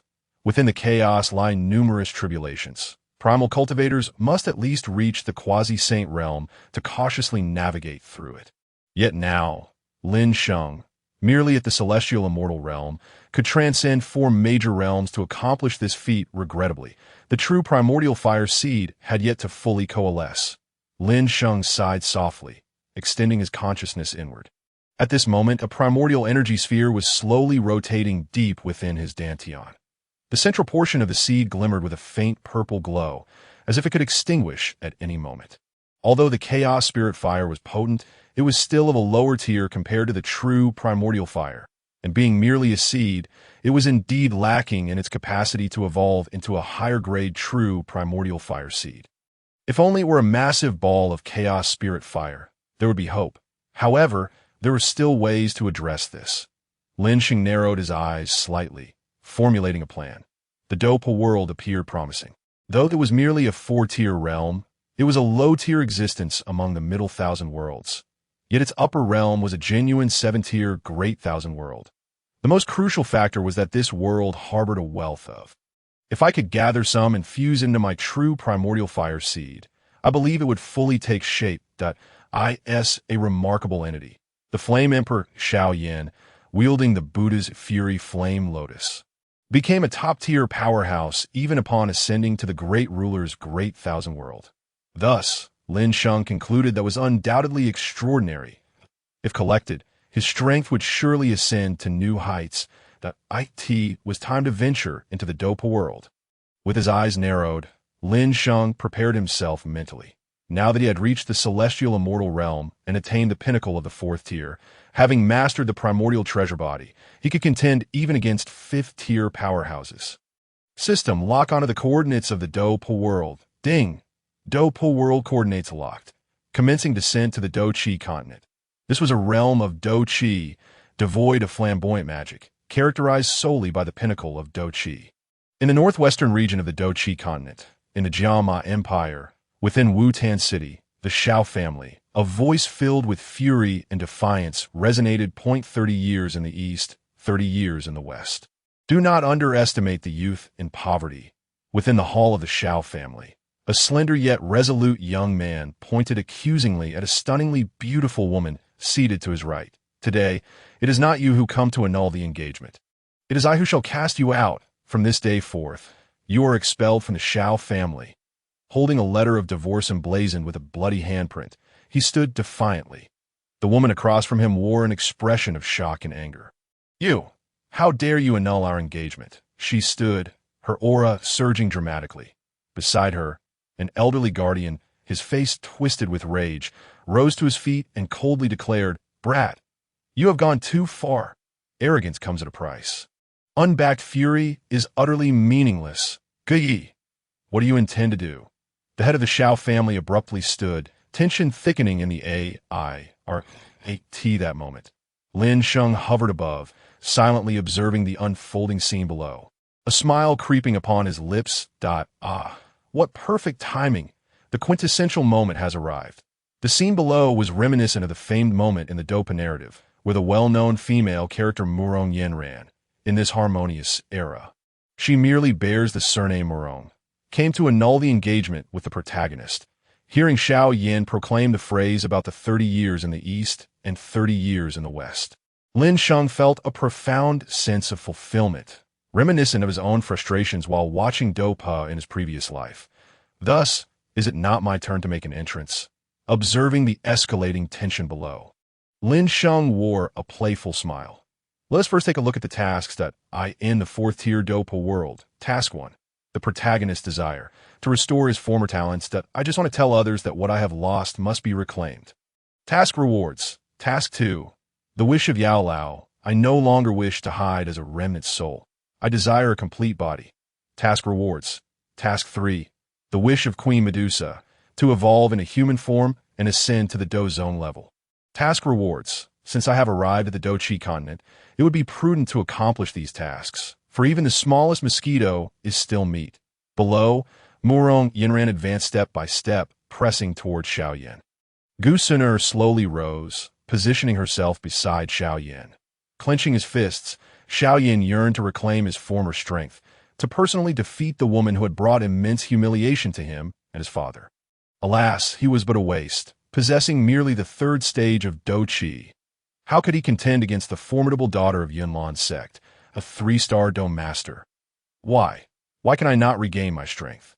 Why am I not a Dome Master? Xiao Yin seethed in silent fury, when suddenly a gentle, serene voice echoed, "Oh, you wish to grow stronger. Do you wish to restore your former talents? Who?" Suddenly, everyone in the hall turned their gaze outward. Outside the hall, a figure seemed to materialize out of thin air, standing there. This figure was a strikingly handsome young man, around 17 or 18 years of age, with a tall and slender stature, giving him an appearance as if he were chiseled from stone. Dressed in flowing white garments, he exuded an ethereal aura that made onlookers feel a sense of inferiority upon sight. The newcomer was, of course, Lin Sheng. Within the hall, the young women of the Xiao family, including Xiao Mei, blushed at the sight of Lin Sheng, having completely forgotten about the so-called 5-star fighter from the Yunlan sect. Even Gu Suner and Murong Yenran were momentarily entranced by Lin Sheng's presence. The perfection of this youth was simply overwhelming. On the other hand, Xiao Zhan and Gu Yi wore expressions of discontent. The youth before them had appeared like a ghost, and despite their strength, they had sensed nothing that at this moment. The young man radiated no trace of fighting spirit, suggesting 2 possibilities. Either he was an ordinary person devoid of cultivation, or he was a powerhouse whose abilities far surpassed theirs. But how could this be? How could someone so young possess such strength? Instantly, both of them felt a surge of tension. Xiao Yan, however, was oblivious to these thoughts. At this moment, all he could remember was Lin Sheng's earlier words. "You say you know the reason I became a waste. Do you have a way for me to regain my talent?" His eyes were filled with longing as he looked at Lin Sheng. Hearing Xiao Yan's words, the crowd's attention shifted to him. What was happening? Could Xiao Yan possibly regain his former genius? Lin Sheng regarded Xiao Yan and wasted no words. He extended his right hand. Instantly, the ancient black ring adorning Xiao Yan's finger detached itself and flew into Lin Sheng's grasp. What? The crowd was once again astounded. Remote control of a ring. What level of power was this? Such mastery of fighting spirit was beyond even that of a Do Ling. Moreover, they had not sensed any fluctuations of fighting spirit moments ago. Xiao Yan was taken aback. The ring had been firmly on his finger, yet it had flown into the hands of this youth without him feeling a thing. As Lin Sheng held the ancient black ring, he scanned it with his spirit, sensing a lingering, powerful soul within. With a slight smile, he lifted the ring and declared, "The reason your cultivation has been in decline these past few years lies within this ring." "Impossible! That was a relic left to me by my mother. How could she harm me?" Xiao Yan immediately refuted. Lin Sheng replied with a playful tone, "The ring itself will not harm you, but the entity within it." He then turned his gaze to the ring and inquired, "Will you come out on your own, or shall I summon you?" Boom! In an instant, a formidable aura swept across the entire hall, and a white, ethereal figure appeared in the air. This figure was an elderly man, who now looked at Lin Sheng with a guarded expression, asking in a grave tone, "Who are you? Have you been sent by the Soul Palace to capture me?" Upon seeing the translucent elder, Xiaoyan stumbled back in fright. The remnant soul. Xiao Zhan's expression grew serious. A powerful remnant soul. Guyi stepped forward, positioning himself protectively in front of Murong Yinran, beside Xiaoyan. Gu Sun'er's eyes flickered with golden flames at the mention of the Soul Palace, and her brows furrowed. As a princess of the ancient clan, she had certainly heard of the Soul Palace. Yet, how could such a force reach such a remote place? Could it be? Gu Sun'er's expression shifted slightly. Meanwhile, from the shadows, the Do Huang Ling Ying, tasked with guarding Gu Sun'er, gradually revealed himself, in contrast to the suddenly tense atmosphere in the hall. Lin Sheng remained unfazed. He did not respond to the elder's inquiry, but instead turned to Xiaoyan, stating, "Over the past 3 years, all the fighting spirit you cultivated has been absorbed by this remnant soul. This soul was once a Do Zun powerhouse. After death, it was gravely injured and has been compelled to feed on your fighting spirit to sustain itself. If you don't believe me, try cultivating again and see if your fighting spirit still disappears." As Lin Sheng's words fell, the hall was engulfed in shock once more. Hiss! A Do Zun powerhouse? What level is that? Should be stronger than a Do Shi, right? No, it's likely even more formidable than a Do Huang. But is there a realm beyond Do Huang? Can such a powerhouse truly perish? Unlike the murmuring crowd, Gu Sun'er, Xiao Zhan, and Guyi, those who understood the implications of a Do Zun, were all rendered pale. Elder Yao's expression shifted dramatically. This individual seemed to know his secrets all too well. Could he be a member of the Soul Palace? Damn it, I must escape. Elder Yao thought, channeling his immense soul power to transform into a fleeting shadow. Attempting to flee. Flying is prohibited here. Lin Sheng extended his right hand, and with a mere utterance, Elder Yao's soul body plummeted to the ground. The Hongmeng Emperor's scripture, a superlative cultivation method of the 10th tier, contained a plethora of celestial techniques. The ability to manipulate time and space was merely a minor application. Elder Yao, don't be in such a hurry to leave that I'm not a member of the Soul Palace. And I would like to have a more in-depth conversation with you later. Please come back. As he spoke, Lin Sheng waved his hand, causing Elder Yao to feel his soul being involuntarily drawn backward. Entirely unable to control his own essence. This child is terrifying. I cannot contend with him. Panic surged within Elder Yao as he forced a smile and replied, "Oh, not at all. I merely found the hall a bit cramped. Since this esteemed sir has matters to attend to, I shall remain here and wait patiently." With that, Elder Yao obediently positioned himself in a corner of the hall, remaining motionless. Xiaoyan, having been in a daze for a while, finally regained his composure and shouted at Elder Yao, "It was you. You are the one responsible for my becoming a waste. Why? Why would you harm me?"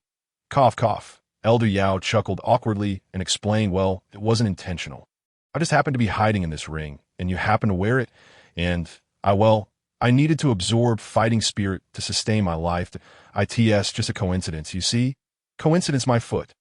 Xiaoyan erupted in rage, ready to charge at the old man who had turned him into a waste. But Lin Sheng suddenly called out to him, "Enough. We can discuss your matters later." Xiaoyan turned to Lin Sheng, calming himself, and said, "Thank you, brother, for helping me uncover the reason for my decline." "Not so fast. It's not over yet," Lin Sheng replied with a slight smile. "Didn't I just ask if you wish to grow stronger?" Xiaoyan was momentarily stunned. What did this mean? Could this person actually assist him in becoming stronger? Lin Sheng produced a jade vial, presenting it to Xiaoyan. Within this vial is a Do Yuan Dan. Consuming it will immediately elevate you from the fighting spirit stage to the Do Shi level. Furthermore, it will double your fighting spirit recovery and absorption rates for a short period. What do you think? Do you want it? What? Such a pill exists. Murong Yinran, Guyi, and the others were all left speechless. Compared to this pill, the qi gathering powder they had brought was utterly worthless. Gu Sun'er, too, wore an expression of disbelief.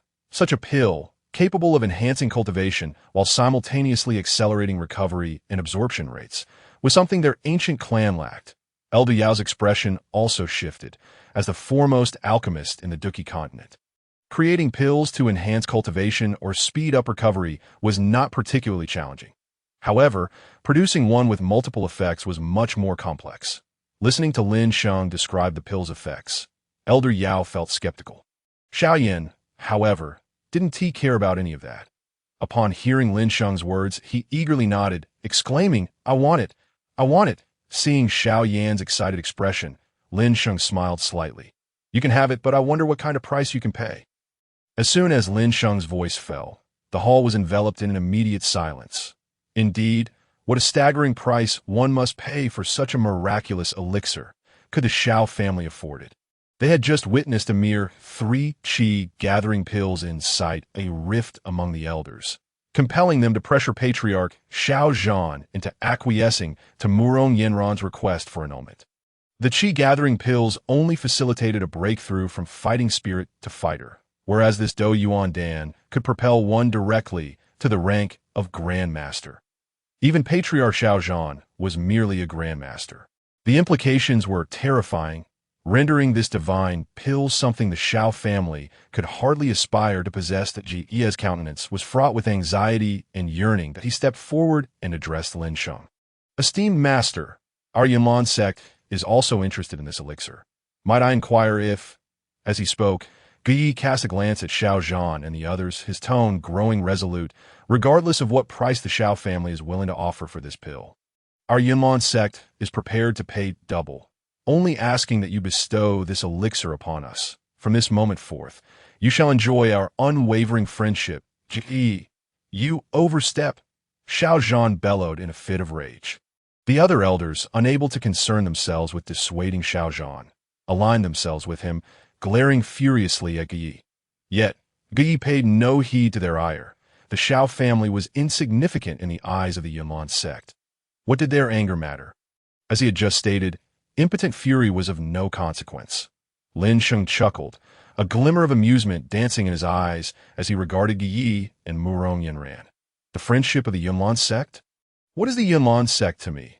You presume to insult my Yunlan sect. Guyi's expression shifted dramatically. Lin Sheng's eyes turned icy as he scrutinized Guyi. In an instant, Guyi felt as though he had plunged into the depths of an infernal abyss. Cold sweat pouring from him.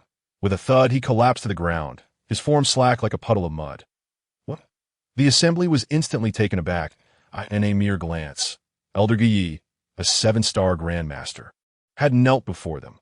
Who was this young man that wielded such formidable power?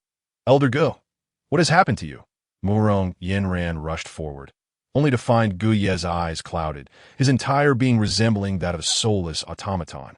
Xiao Yan's eyes widened in astonishment. This man was astonishingly powerful. It seemed that restoring my innate talent was no mere fantasy. Yaoshan lowered his head in trepidation, overwhelmed by the formidable presence of the young man before them. He had dispatched a Grandmaster with a single glance. Lin Sheng, however, showed no further interest in Guyi. The strength of a Grandmaster was merely that of a first-tier upper echelon. He himself had reached the pinnacle of the 4th tier, and the disparity was too vast to warrant his attention. Turning to Xiao Yan, Lin Sheng continued, "So, have you contemplated what price you are willing to pay?" Xiao Yan felt an urgency swell within him. What could he possibly offer? What did he possess that would pique the interest of the other party? Observing his distress, Xiao Zhan hastily interjected, "Esteemed sir, our Xiao family is willing to pay any price. Simply requesting that you grant us this elixir." Lin Sheng smiled faintly. "Any price, you say?" In truth, he did not require the Xiao family to pay a price at all. After all, he was here to complete a mission, and upon its fulfillment, he would be rewarded handsomely by the system. However, having come this far, it would be remiss not to secure some gain. Furthermore, Lin Sheng was not one to fawn over the protagonist. He would never accept something for nothing. Despite its humble stature, the Xiao family indeed possessed items of interest to him, such as the fragment of the ancient jade of the Tua Shi Emperor. Looking at Xiao Zhan, Lin Sheng smiled and said, "Then, I would like your patriarchal token." Patriarchal token? Xiao Zhan was taken aback. The patriarchal token was merely a piece of ordinary ancient jade. Their family had had numerous patriarchs experiment with it over the centuries. Yet none had discovered anything extraordinary about it. Why would this individual desire it? Noticing Xiao Zhan's momentary stupor, Lin Sheng pressed on. What? Are you unwilling? No. Xiao Zhan quickly replied, though he was puzzled as to why this esteemed individual would want a seemingly inconsequential token. For you, it may seem trivial, given that the Xiao family has fallen into decline over the past few centuries and fears being hunted. Thus, we dare not publicize the matter of the Tuo, Shi Emperor's jade. And even within the family, it remains undiscussed to this day. Even I was unaware that this patriarchal token was linked to the profound mysteries of the Do Emperor. Uninformed is one thing, but I am aware. It holds value for me. If you agree, this elixir shall belong to Xiao Yin, Lin Sheng stated casually. After some hesitation, Xiao Zhan finally nodded. Very well. Since this esteemed individual desires it, we shall relinquish our token to you. With that, Xiao Zhan produced a plain and unadorned piece of ancient jade. Seeing this, Gusuner's gaze sharpened. Could this ancient jade be? Lin Sheng glanced at Gusuner and then waved his hand, causing the fragment of the Tuo, Shi Emperor's jade in Xiao Zhan's possession to fall into his grasp. With a sweep of his consciousness, Lin Sheng sensed a formidable will contained within, nodding in approval. Indeed, this was a fragment of the Tuo, Shi Emperor's jade. This elixir is now yours, Lin Sheng said, tossing the pill to Xiao Yin. Xiao Yin caught the elixir, his excitement palpable. However, Gusuner's eyes remained fixated on the ancient jade in Lin Sheng's hand, for it was likely the very goal that had brought her to the Xiao family. As a princess of the ancient clan and one of the most prominent figures on the continent, she had spent years in this desolate place for the sake of that Tuo, Shi Emperor's jade fragment. Now, it had been seized by another. Panic surged within her.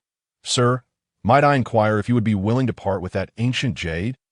I would gladly exchange it for a treasure, not a chance. Lin Sheng shook his head resolutely. Gusuner was taken aback. Did this person not know how to negotiate? All right, Xiao Yin, you should consume the elixir now. Lin Sheng instructed. Yes. Xiao Yin swiftly poured out the elixir, and instantly, a rich medicinal aroma wafted through the air, causing a stir among the onlookers, who felt their fighting spirit begin to surge. If I swallow this, I shall grow stronger. Xiao Yin gazed at the Do Yuan Dan with fervor, ready to consume it when a loud shout rang out. Stop! Xiao Yin, you cannot take it! Everyone turned to see the second elder standing, directly blocking Xiao Yan's path. This elixir was exchanged for the patriarchal token and should rightfully be consumed by the more promising and capable youth of our clan. Xiao Yin is only at the third stage of fighting spirit. How can he? Before the second elder could finish, a spark ignited in the air, cascading down upon him. The second elder didn't even have time to scream before he was incinerated, leaving no trace behind. What just happened? Where is the second elder? Only moments ago, he had been standing there, and now. At that moment, some began to realize the gravity of the situation, trembling in fear and silence. Lin Sheng's expression remained calm as he surveyed Xiao Zhan and the other two elders. Speaking in an unruffled tone, did I not make myself clear? I said for Xiao Yin to consume the elixir. Oh, you have any objections, brother? The faces of the other two elders turned pale. However, upon hearing Lin Sheng's inquiry, they hastily retreated 2 steps, their expressions filled with terror as they stammered, no objections. It was only then that everyone comprehended the severity of the previous incident. The second elder had been reduced to ashes for merely opposing a single command from this young man. Yaoshan felt a chill run down his spine, sensing the cold flames of the bone spirit within him quivering in fear as if confronting a nemesis. Did this young man possess a unique flame? Perhaps one of the highest rank? My word, the second elder was obliterated in an instant, leaving no remnants behind. This person is truly ruthless. How terrifying. The descendants of the Xiao family recoiled, none daring to mention the matter of vengeance, each stepping back in trepidation, fearful of inadvertently becoming ensnared by the flickering flames, following in the footsteps of the second elder. Xiao Yin was equally taken aback. However, his disdain for the 3 elders had long been profound. The swift demise of the second elder stirred a sense of vindication within him. Without further delay, Xiao Yin consumed the Do Yuan Dan instantly. A potent wave of fighting spirit surged from his body, and his cultivation began to ascend rapidly. from the third stage of Doqi to the ranks of Doshi, then to the Grand Dome Master, advancing through the third and fourth stages of the Grand Dome Master. In the span of merely a quarter of an hour, Xiao Yan's cultivation soared from the third stage of Doqi to the fourth stage of the Grand Dome Master. Such astonishing speed rendered the entire hall silent. Even Yao Cheng was left in a state of shock. As the foremost alchemist of the Doqi continent, he had concocted countless elixirs, yet he had never crafted one capable of facilitating such a seamless transition from Doqi to Grand Dome Master within a mere 15 minutes. What grade of elixir could this possibly be? It was utterly terrifying. Xiao Yan slowly opened his eyes, feeling the surge of his newfound strength, and was overcome with joy, bursting into laughter. Ha! My talent has finally returned. I am now a Grand Dome Master. With that, a suit of fighting spirit armor materialized around Xiao Yan, exuding a striking visual impact. Fighting spirit armor. Grand Dome Master. Xiao Zhan was elated. Excellent. Yin'er, this is wonderful. You have finally recovered. Yes, Father, I have not brought shame upon you. Xiao Yan retracted the armor and bowed deeply to Xiao Zhan. Just as the two were about to continue their heartfelt exchange, Lin Sheng, feeling somewhat disinterested, interrupted.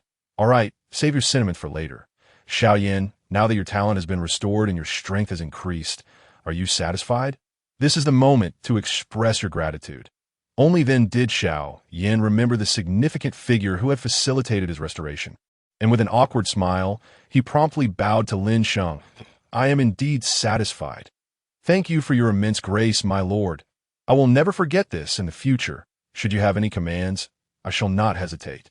Lin Sheng nodded, and soon after, a system notification echoed in his mind. Ding!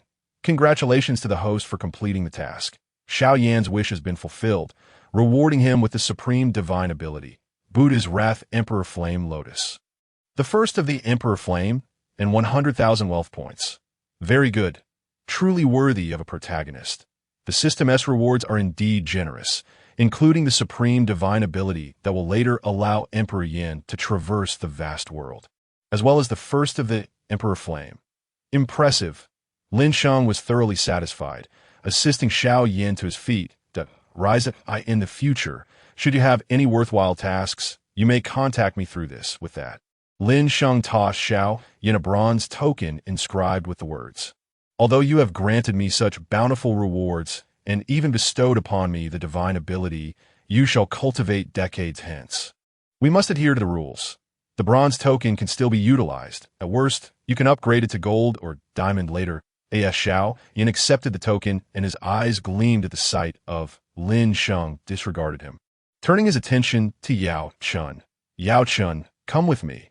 I can fulfill your wish and reconstruct your physical form. What? Yao Chun was instantly taken aback. Let us go. With a wave of Lin Sheng's right hand, Yao Chun was drawn into the black ring, and Lin Sheng prepared to depart. Wait! Gu Sun unable to contain herself, called out to him. Lin Sheng glanced at her and smiled slightly, saying, Little girl, I know what you wish to say. If you desire a fragment of the Tuo, ancient Emperor Jade, there will be an auction in a month. I will personally auction it off. So return to the ancient clan and have Gu Yuan prepare for it. Having said that, Lin Sheng no longer engaged with her, his form suddenly exploding into starlight and vanishing without a trace. A hint of embarrassment crossed Gu Sun-er's exquisite face, followed by a surge of annoyance. Throughout her life, she had always been the center of attention.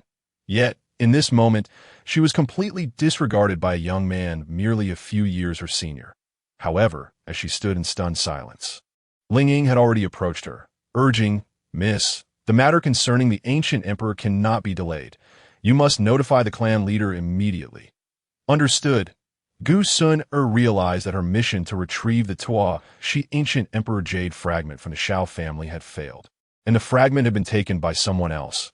This was a grave matter that could not be postponed. With that in mind, Gu Sun-er quickly activated the secret treasure left to her by her father, Gu Yuan, to establish contact. In the blink of an eye, a void portal appeared above Wutan City, and a man radiating a terrifying aura materialized in the skies above the Shao family. As soon as he appeared, he swiftly descended before Gu Sun, what has happened? Have you encountered any danger? Gu Yuan asked urgently upon seeing Gu Sun. Father, I'm fine. Gu Sun reassured him hastily. Greetings, clan leader. Ling Ying promptly bowed to Gu Yuan. Thank goodness. Thank goodness. Gu Yuan nodded in relief, but his expression soon shifted dramatically. What a powerful surge of this strength is not inferior to a Do Saint. What? Both Gu Sun and Ling Ying were once again astonished. Although they were already reeling from Lin Sheng's earlier display, Gu Yuan's assessment left them utterly dumbfounded that a Do Saint. The young man could hardly be more than a few years older than them. If he had started cultivating from birth, he shouldn't have reached Do Saint at this age. Noticing the peculiar expressions on Gu Sun and Ling Ying's faces, Gu Yuan couldn't help but display a look of confusion. What? Is there a problem? He inquired, aware that it was not the appropriate place for such discussions, and added, let us return and talk, just as Gu Yuan was about to lead Gu Sun and the others away. A chilling laughter echoed from the skies. Humph! Gu Yuan, are you so eager to leave without spending time with an old friend? Gu Yuan's countenance darkened, gritting his teeth as he uttered, Soul Emperor. A man in his 30s, appearing refined and elegant, materialized in the sky and strode directly towards Gu Yuan. As soon as he landed, his brows furrowed. The Shao clan's aura. How intriguing. Gu Yuan, you have concealed matters from me quite well. Hand over the Tuo Shi ancient Emperor Jade fragment. The Soul Emperor had once led a group to assassinate the Shao clan's ancestor, Shao Xian, so his sensitivity towards the bloodline of Shao Xian's descendants was extraordinarily keen. The moment he arrived, he sensed that he was indeed in the presence of Shao Xian's descendants. With Gu Yuan's appearance here, it was evident that the fragment of the Tuo Shi ancient Emperor Jade had likely fallen into the hands of this old man.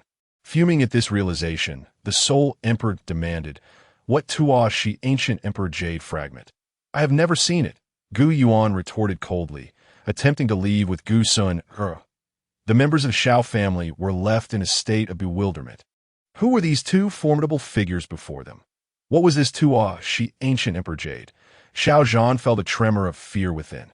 Could it be that the mysterious young man's clan token was indeed the fragment of the Tuo Shi ancient Emperor Jade? Observing the confrontation between the two, Xiao Zhan realized the extent to which their family had been ensnared in a deep plot. If it weren't for the sudden appearance of that formidable figure, the Shao family might have faced annihilation over this so-called ancient Emperor Jade fragment. Xiao Yan's expression shifted as he watched the unfolding drama, having sensed something amiss since Gu Yuan's arrival. His childhood companion, Sun was actually the daughter of this powerful figure. What could have compelled Sun the cherished jewel of such a prominent family, to come to the Shao clan? Surely, it was for the very ancient jade that the mysterious young man sought. Yet, all this time, Gu Sun had never confided in him that in that moment, Xiao Yan's gaze towards Gu Sun transformed. Having just endured a broken engagement, he was particularly sensitive, and feelings of resentment began to brew within him regarding Gu Sun's apparent deception. Sensing Xiao Yan's gaze, Gu Sun turned to him, her face revealing a hint of remorse as she said, Brother Yin, it's not as you think. I will explain everything to you later. No need for explanations. Xiao Yan directly interrupted her, letting out a self-deprecating smile as he spoke. Oh, illustrious princess, what is there for you to explain to me? Gu Sun wished to continue her rebuttal, but the Soul Emperor began to mock. Gu Yuan, for the sake of the Tuo Shi ancient Emperor Jade, you are even willing to sacrifice your own daughter. Resorting to the beauty trap, I must say, I am truly impressed. Upon hearing this, Xiao Yan's face turned an even deeper shade of green, his fists involuntarily clenching tightly.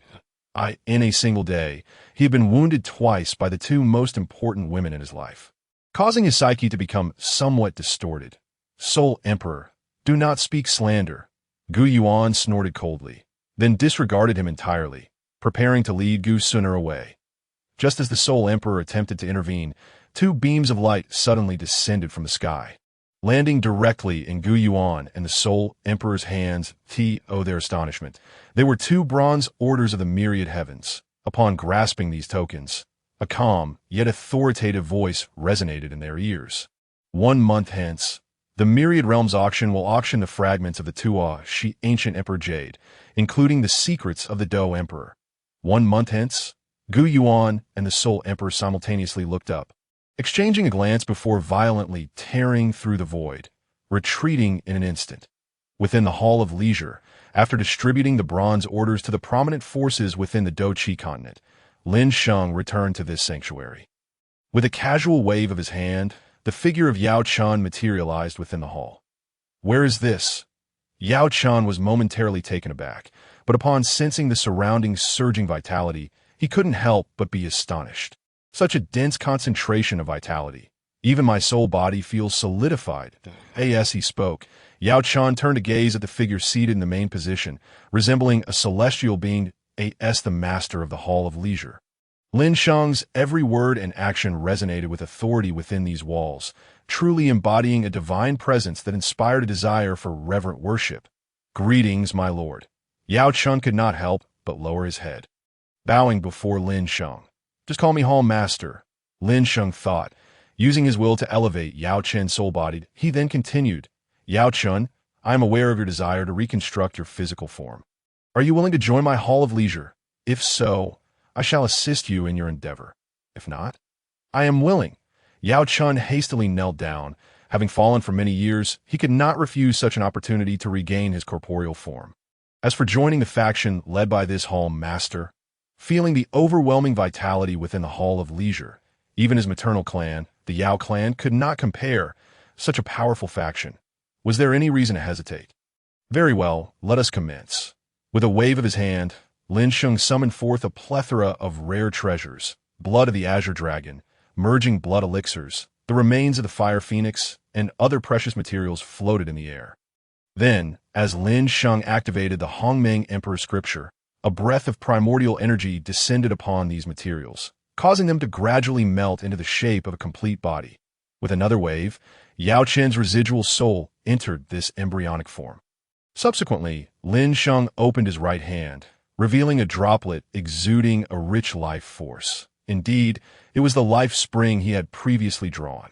With a flick, this life spring fell into the embryonic body. Instantly, the form began to grow rapidly. A quarter of an hour later, a middle-aged man's body, appearing to be in his 30s, manifested within the Hall of Leisure. This figure bore a faint resemblance to Yao Chen, albeit looking decades younger. Yao Chen opened his eyes, feeling the tangible body beneath him, and was instantly filled with exhilaration. "Wonderful, truly wonderful. I, Yao Chen, have finally come back to life. I am eternally grateful for the Hall Master's great kindness." Upon saying this, Yao Chen directly knelt before Lin Sheng. Lin Sheng nodded, calmly stating, "No need for thanks. You are now a member of my Hall of Leisure. Assisting you in reconstructing your body is only right. Though you will need to reimburse me for the cost of materials later. Of course, Yao Chen hurriedly replied. "May I inquire how much is required?" "Not much, just 100,000 wealth points." Lin Sheng replied casually. The total cost of materials should be around 300,000 to 400,000. Asking for 100,000 wealth points is indeed quite reasonable. After all, you are an internal member. There should be an internal rate," he added with a wry smile. "No problem." Yao Chen readily agreed. That moment, he was still unaware of what 100,000 wealth points truly entailed. Otherwise, he would not have acquiesced so easily. "Excellent." Lin Sheng appreciated Yao Chen's attitude, but then furrowed his brow, saying, "All right, you should get dressed. Soon, I will need you to accompany me. Yao Chen exclaimed awkwardly, suddenly realizing he had yet to don any clothing. Despite having lived for a long time, he felt his face flush with embarrassment. Lin Sheng, however, paid him no mind, striding towards the area where the automatic alchemy furnace had been placed at that moment. The alchemy furnace was nearing completion, ready to be opened. With a resounding boom, the furnace lid flew open and a torrent of pills burst forth from within. The sheer quantity was so great that it formed a cascade of pills in midair. A rich medicinal aroma wafted through the air, filling the entire room with the essence of the elixirs, invigorating all who inhaled it. Good heavens, so many! Lin Sheng gazed at the stream of pills emerging. Unwilling to delay, he promptly retrieved the premium Dao artifact, the Hunyuan Treasure Tower. Dao artifacts inherently possess their own space. Even if the number of pills multiplied 100-fold, they could still be collected within. Just then, Yao Chan emerged, now appropriately attired, staring in awe at the Hunyuan treasure tower, which radiated profound Tao principles, and the seemingly mystical five-fire convergence alchemy furnace. He was utterly captivated, witnessing the spectacle of a veritable river of pills. He was left speechless. What kind of alchemy technique is this, capable of producing so many pills at once? Although they're all low-grade pills, the sheer volume is astounding. Finally, the last pill was collected within the Hunyuan treasure tower. Lin Sheng roughly estimated that he had acquired around 100,000 pills, with 80% being ordinary first-grade pills, 15% second-grade pills, and less than 5% third-grade pills in terms of efficacy. Most of these pills were designed to enhance cultivation or heal injuries, with others aimed at accelerating training speed or even increasing one's potential. The variety was indeed rich, if one were to reference the current market pricing for similar pills. This freshly concocted batch could fetch a staggering 5 million wealth points. Such an exponential increase. No wonder alchemists and apothecaries in every novel are renowned for their wealth. This is indeed quicker than mere thievery. After reflecting on this, Lin Sheng retracted the Hunyuan treasure tower, turning to Yao Chun and inquiring, "Mr. Yao Chun, what did you think of the recent torrent of pills?" Yao Chun, still immersed in his earlier astonishment, took a moment to collect his thoughts before responding. "Such alchemy techniques are unheard of. I do not believe they have ever appeared on the Doqi continent. The ability to produce so many pills at once while ensuring their efficacy is truly unfathomable. I observed the 5-colored flames rising from the furnace, and the surrounding area was suffused with vibrant fire elemental energy. I suspect this is the furnace S effect. However, while this furnace is impressive, the majority of the pills produced are low-grade. If I were to take control, I should be able to produce quite a few high-quality pills. Indeed, then henceforth, the task of alchemy shall be entrusted to you." Lin Sheng had initially invited Yao Chan to join the Hall of Leisure precisely because of his alchemical prowess. Therefore, it was only natural for him to handle the alchemical tasks if he could produce more high-quality pills. It would only lead to greater profits for Lin Sheng. As for Yao Chen's comment about the technique not being from the Doqi continent, that was to be expected, as it originated from another world altogether. Another world? Yao Chan was taken aback. He had always assumed Lin Sheng was a significant figure from some hidden force within the Doqi continent. However, upon hearing Lin Sheng's words, it seemed that was not the case. "Take a look at this." Lin Sheng offered no further explanation and directly handed Yao Chun an employee token of the Xiaoyao Palace. However, inscribed on the token were the words Elder Steward. Given Yao Chen's considerable age, it was more fitting for him to assume the role of an elder rather than that of a disciple. Lin Sheng had already devised a hierarchy for the elders, which included positions such as Elder Steward, Outer Gate Elder, Inner Gate Elder, Guest Elder, and Supreme Elder. As Yao Chun had just joined the Xiaoyao Palace, he naturally began at the lowest rung as an Elder Steward. Upon receiving the employee token, Yao Chen's consciousness immediately reached out, and a plethora of information flooded into his mind. "Oh, that's how it is," Yao Chan exclaimed, his face a picture of astonishment. He had not anticipated the existence of numerous realms, including the Doqi continent. It was astonishing that within the vast multiverse, there existed a transcendent place like the Xiaoyao Palace. What merit do I possess to be granted the opportunity to join such a formidable force? He pondered. "Well, later you can delve deeper into the information about our Xiaoyao Palace," Lin Sheng remarked, casting a glance at Yao Chen's physique. "Are you satisfied with your current body?" "Indeed, I'm exceedingly satisfied," Yao Chun replied eagerly. This body was not inferior to the one he possessed in his previous life, and upon being reborn, his strength had returned to its former pinnacle. He could not be more content. "Ding! Congratulations to the host for completing the task. Yao Chen's wish has been fulfilled, rewarded with 50,000 wealth points. The true explanation of the pill, Tao across the realms, and the highest grade pill of the Doqi world." "The Emperor pill? Excellent." Lin Sheng nodded, pleased that the reward included the Emperor pill. This meant that 2 treasures had already been secured for the upcoming auction. The heads of those ancient families on the Doqi continent would surely go mad upon seeing the Emperor pill.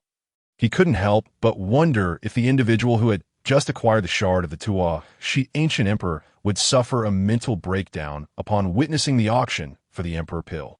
A playful smile crept onto Lin Sheng's face at the thought that as for whether the powerful figures of the Duki continent could afford the Emperor Pill's exorbitant price. There was no need for concern. These ancient families had accumulated vast wealth, and they should be able to bid adequately. After collecting the rewards, Lin Sheng turned to Yao Chun and said, "Come with me. I will introduce you to our colleagues in the palace." With that, Lin Sheng promptly summoned everyone in the Xiaoyao Palace for a meeting an hour later. Within the conference room of the Xiaoyao Palace, Huang Rong, Shi Fei Xian, Duan Lang, and the rest of the staff had all gathered. When the palace master called for a meeting, no one dared to be negligent. They hastily completed their work and activated their employee tokens to arrive at the palace AS for the shop sales. There was a self-service checkout function, and they would only be away for a short while. Huang Rong and the others arrived quickly, while Zhang Sanfeng and Lang Fanyun, who had been executing tasks, hurried back as soon as they received Lin Sheng's summons, disregarding the completion of their tasks. "Manager Huang, I wonder why the palace master suddenly called us back." Zhang Sanfeng inquired curiously. "I am unsure," Huang Rong replied, shaking her head. "It seems there may be something to announce. This is the first time the palace master has convened a staff meeting for us in the Xiaoyao Palace." "Indeed," Zhang Sanfeng nodded, no longer pressing for details. As everyone waited, the conference room doors swung open, and Lin Sheng entered, followed closely by Yao Chun. The moment the staff noticed Yao Chun trailing behind Lin Sheng, they were taken aback. "What is this? Why is there an outsider?" Observing their expressions, Lin Sheng smiled reassuringly. "Everyone need not be alarmed. The purpose of today's gathering is to address a few matters. Firstly, I would like to introduce our new employee of the Xiaoyao Palace, Elder Yao Chun." Yao Chun promptly stepped forward and offered a respectful gesture to the assembly. Elder Yao Chun is the foremost alchemist from a fourth-tier world, possessing unparalleled skills in pill refining. From now on, he will serve as our elder steward, specifically responsible for alchemical work. Please give him a warm welcome. Upon hearing this, Huang Rong, Zhang Sanfeng, and the others immediately broke into applause. Yao Chun quickly returned the gesture, humbly stating, "Your Excellency, the Palace Master, I am truly unworthy of such praise. My alchemical abilities pale in comparison to your esteemed self, and I have much to learn. I hope that my esteemed colleagues will guide me kindly." Though Yao Chun was still adjusting to the title of colleague, he maintained a favorable attitude towards those within the palace. "Allow me to introduce you to our current staff," Lin Sheng said as he proceeded to name each member of the Xiaoyao Palace. After the introductions, the staff members took their seats, and Lin Sheng surveyed everyone present. The second matter at hand is to review everyone's performance from last month. As previously mentioned, those with outstanding achievements will have the opportunity to be promoted to Outer Gate Disciples. Now, let us announce last month's performance results. "Understood," Huang Rong nodded, scanning the room before she began.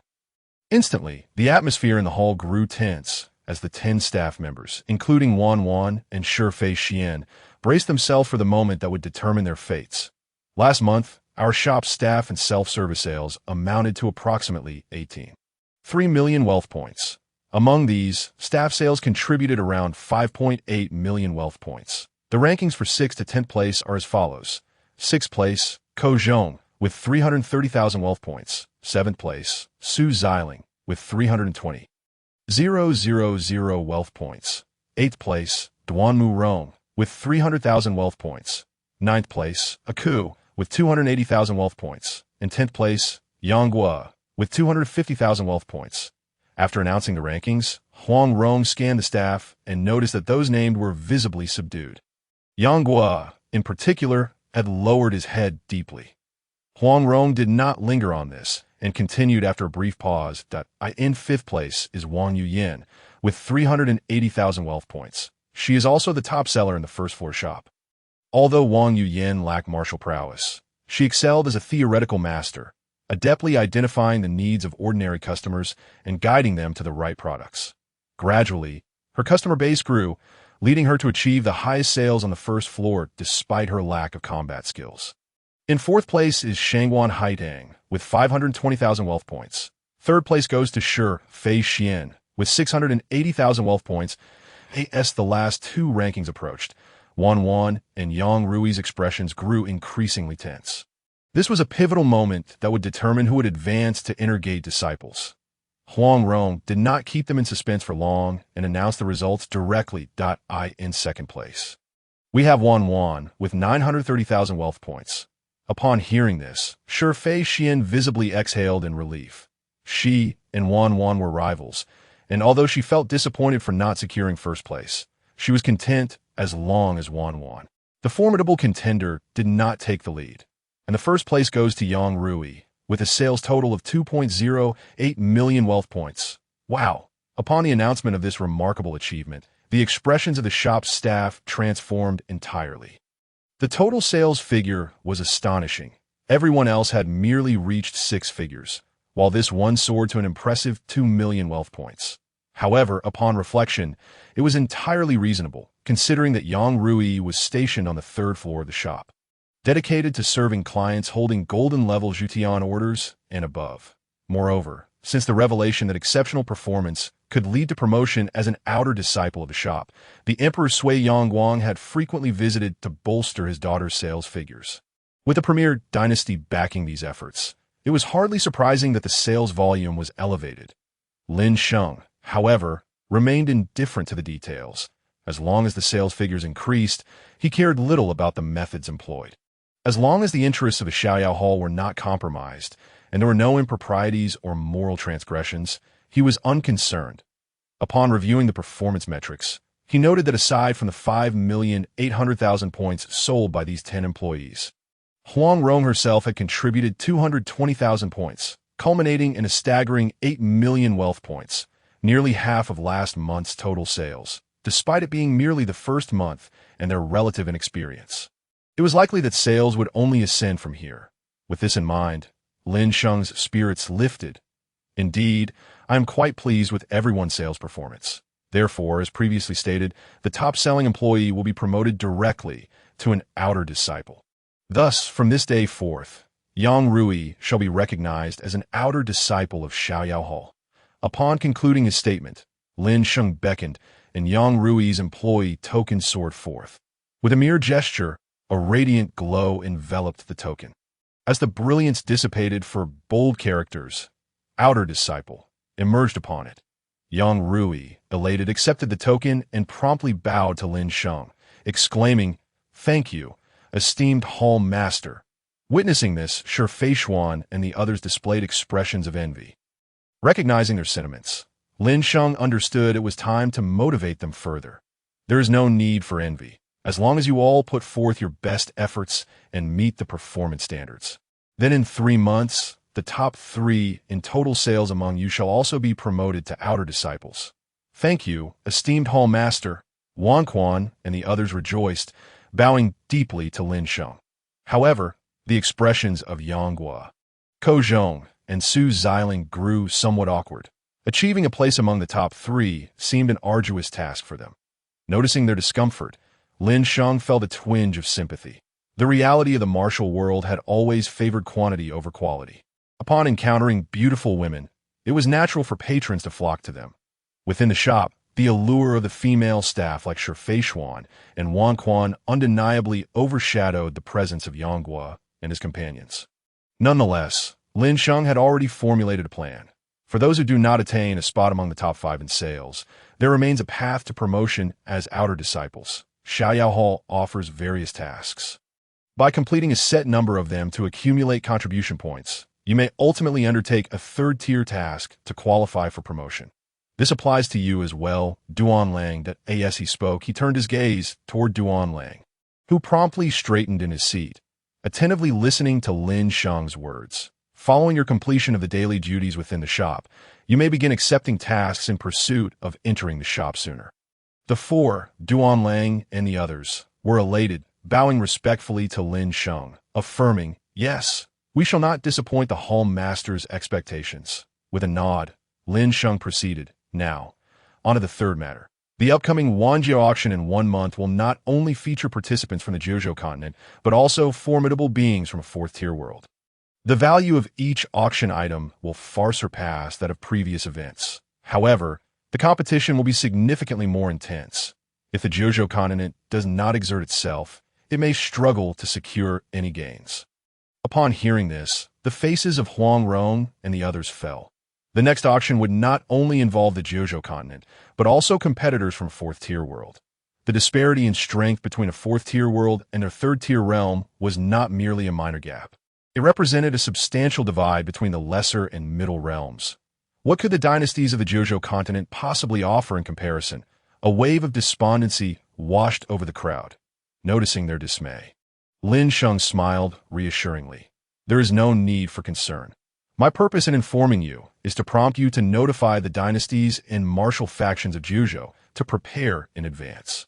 Furthermore, Xiaoyao Hall will soon open up celestial tasks to the Jiuzhou continent, allowing various dynasties and martial practitioners to directly undertake tasks. By completing these tasks, they can accumulate wealth points, thereby accelerating the rate at which they gather resources.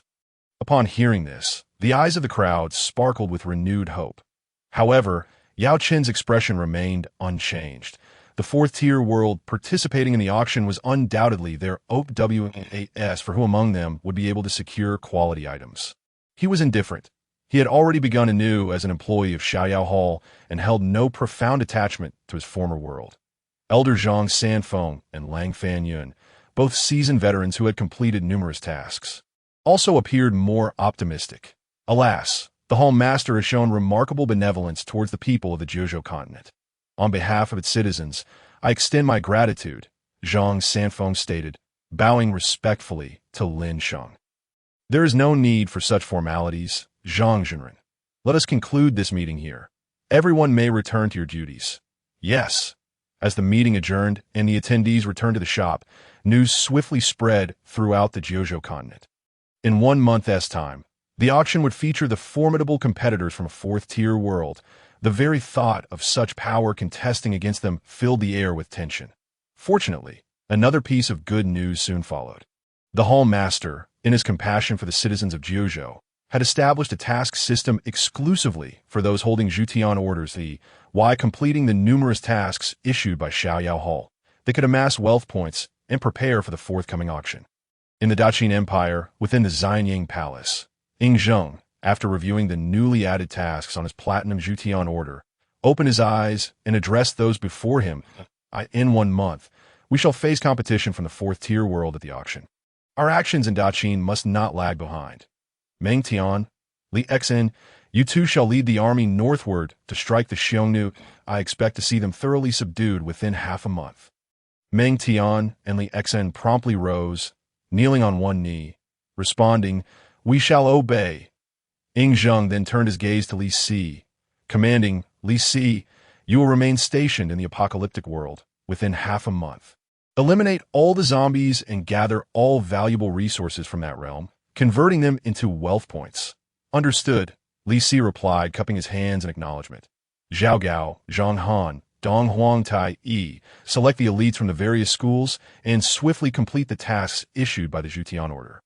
All necessary resources can be drawn from the Daqin treasury, and the wealth points accrued will be consolidated into my Shitian order, which Daqin will then purchase at their actual value." "Yes." Zhao Gao and the others promptly assented. With the full might of Daqin unleashed, the entire dynasty once again activated its war machine.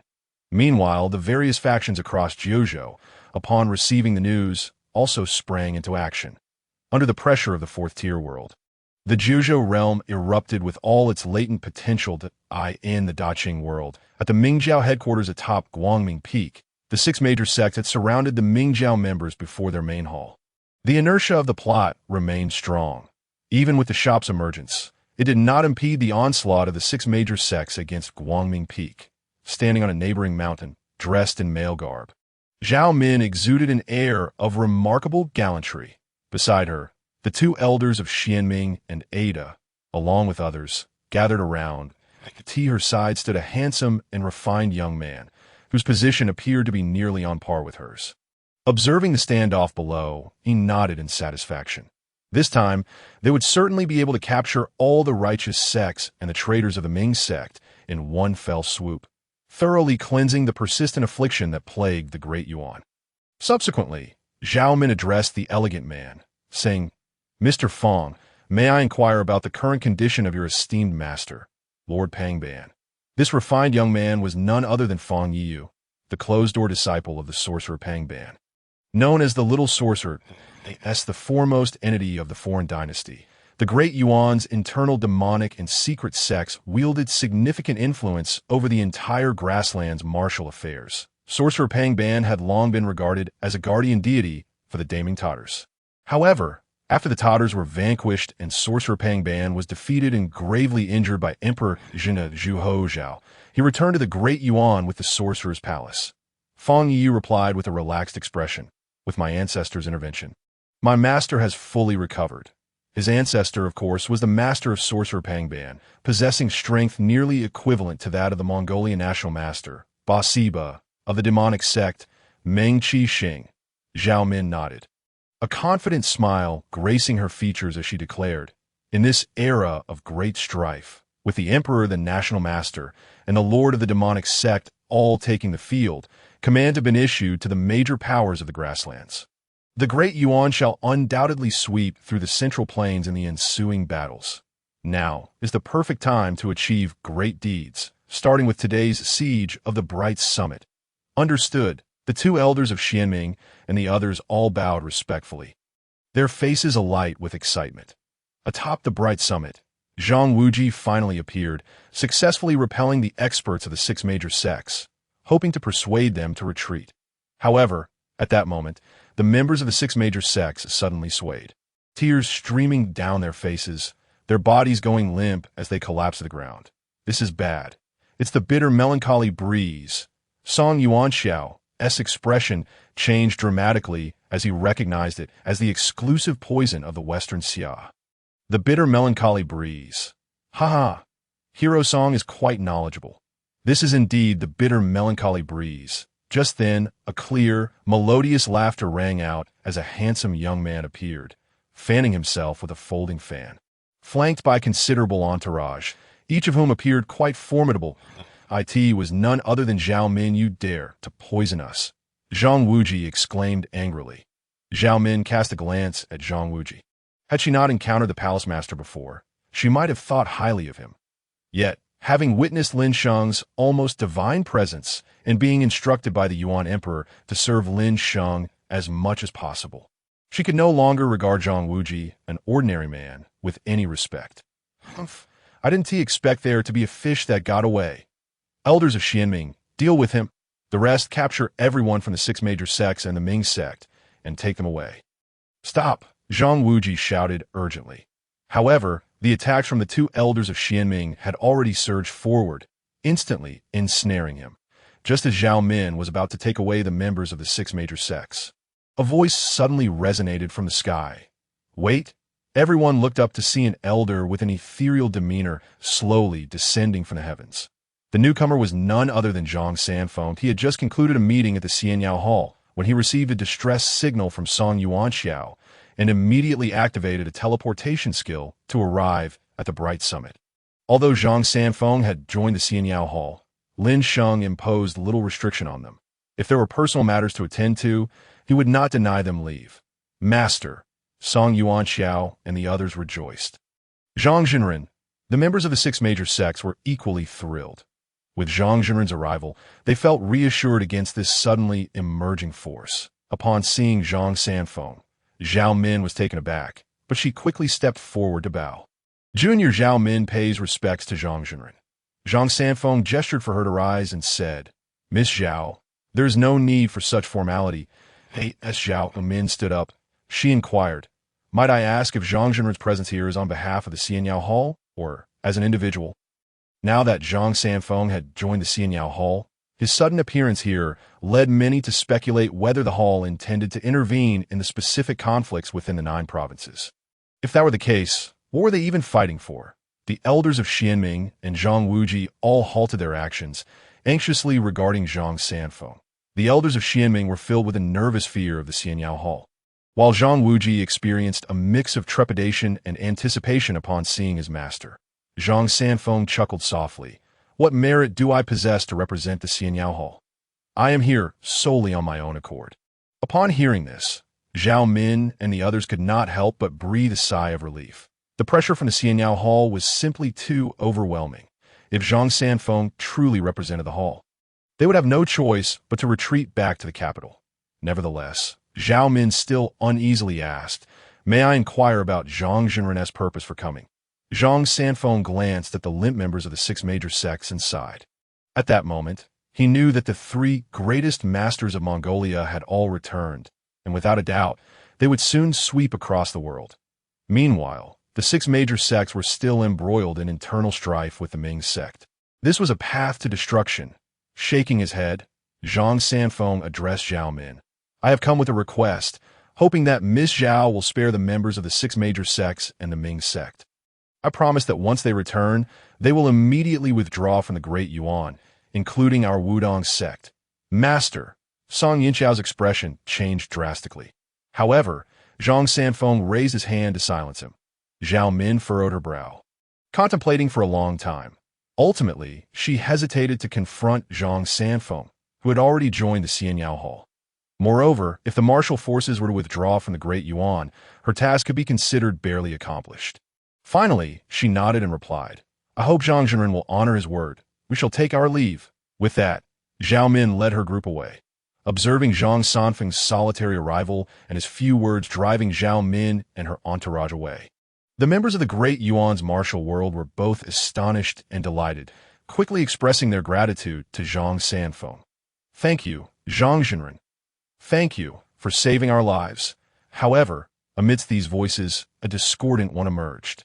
"Zhang Zhenren, you just mentioned that we should all withdraw from the Great Yuan. May I ask if that is indeed true?" The speaker was none other than the master of extinction.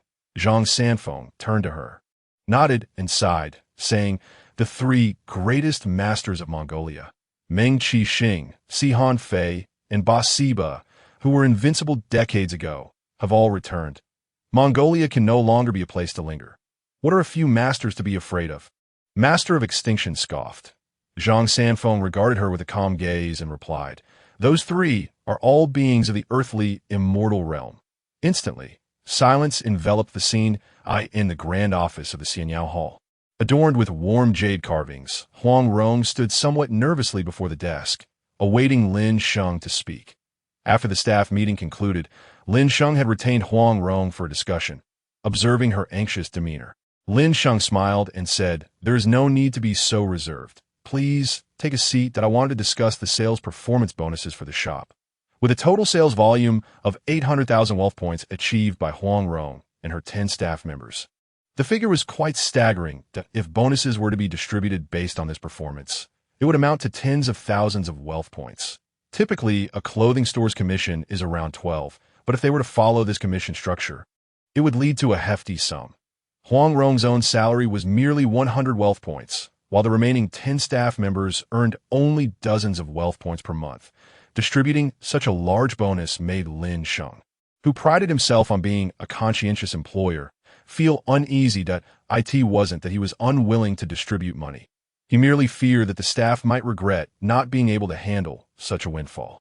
Lin Sheng pondered this while maintaining an unchanged expression. Upon hearing this, Huang Rong quickly responded, No. Being able to join the Xianyao Hall is already our honor. How could we possibly demand performance bonuses?" Upon hearing Huang Rong's words, Lin Sheng silently nodded that it seemed that Huang Rong was quite eloquent, and her remarks held a kernel of truth. Joining the Xianyao Hall could indeed be considered the aspiration of countless individuals across the Jiuzhou continent. Even without a monetary reward, many would still fervently desire to be a part of it. However, after careful contemplation, Lin Sheng concluded that a reward was indeed necessary. Firstly, he had previously made a promise. As the hall master, it was imperative to uphold one's word. Secondly, as the Xianyao Hall continued to extend its reach into higher realms, the abilities of its staff must not fall short, for it would impede their operational efficacy. Offering a monetary incentive would certainly expedite the enhancement of their skills. Nevertheless, it was clear that the rewards could not be distributed based on sales commissions. After all, the shop essentially monopolized sales, and any individual could achieve commendable sales figures. After further deliberation, Lin Sheng ultimately decided to award bonuses based on sales rankings. The first place would receive 1,000 wealth points along with a low-grade spiritual artifact. Those ranked 2nd to 5th would be awarded 500 wealth points and a common magical tool, while those ranked 6th to 10th would receive 300 wealth points, along with either a first-tier talisman or a rare treasure. In total, the bonuses amounted to around 8,000 to 9,000 wealth points, roughly 1,000th of their sales, which was quite considerable, even if they were not employed at the shop. Engaging in tasks from the Celestial Mandate would still allow them to earn several hundred to a few thousand wealth points monthly. With a determined tone, Lin Sheng addressed Huang Rong. The performance bonuses must indeed be awarded. After all, when you joined the Xiaoyao Hall, a commitment was made. Thus, the first place shall receive 1,000 wealth points along with a low-grade spiritual artifact. Upon hearing this, Huang Rong's eyes gleamed with excitement. The Hall Master is exceedingly generous. I shall express my gratitude on behalf of Rui and the others. Indeed, Lin Sheng nodded before continuing. As for your reward, Huang Rong's eyes brightened, but she quickly attempted to decline. I can forego my reward, right? Lin Sheng chuckled. No, as the Hall Master, I stand by my word. As the shop manager, your reward must naturally exceed that of the others. You have two options. First, I can directly grant you 5,000 wealth points, or second, you may receive the right to use a high-grade spiritual artifact. Choose wisely the high-grade spiritual artifact.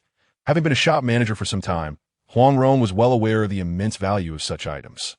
They could fetch millions of wealth points at auctions. Compared to that, 5,000 wealth points seemed trivial. I choose the right to use the high-grade spiritual artifact, she declared without hesitation. Yet, realizing its rarity, she quickly added, No, it is too precious. I cannot accept it. Hall Master, please grant me the wealth points instead. Precious, you say? Lin Sheng paused, contemplating its value. However, he had intended to reward her with the Xianbing stockings obtained from a tenfold draw.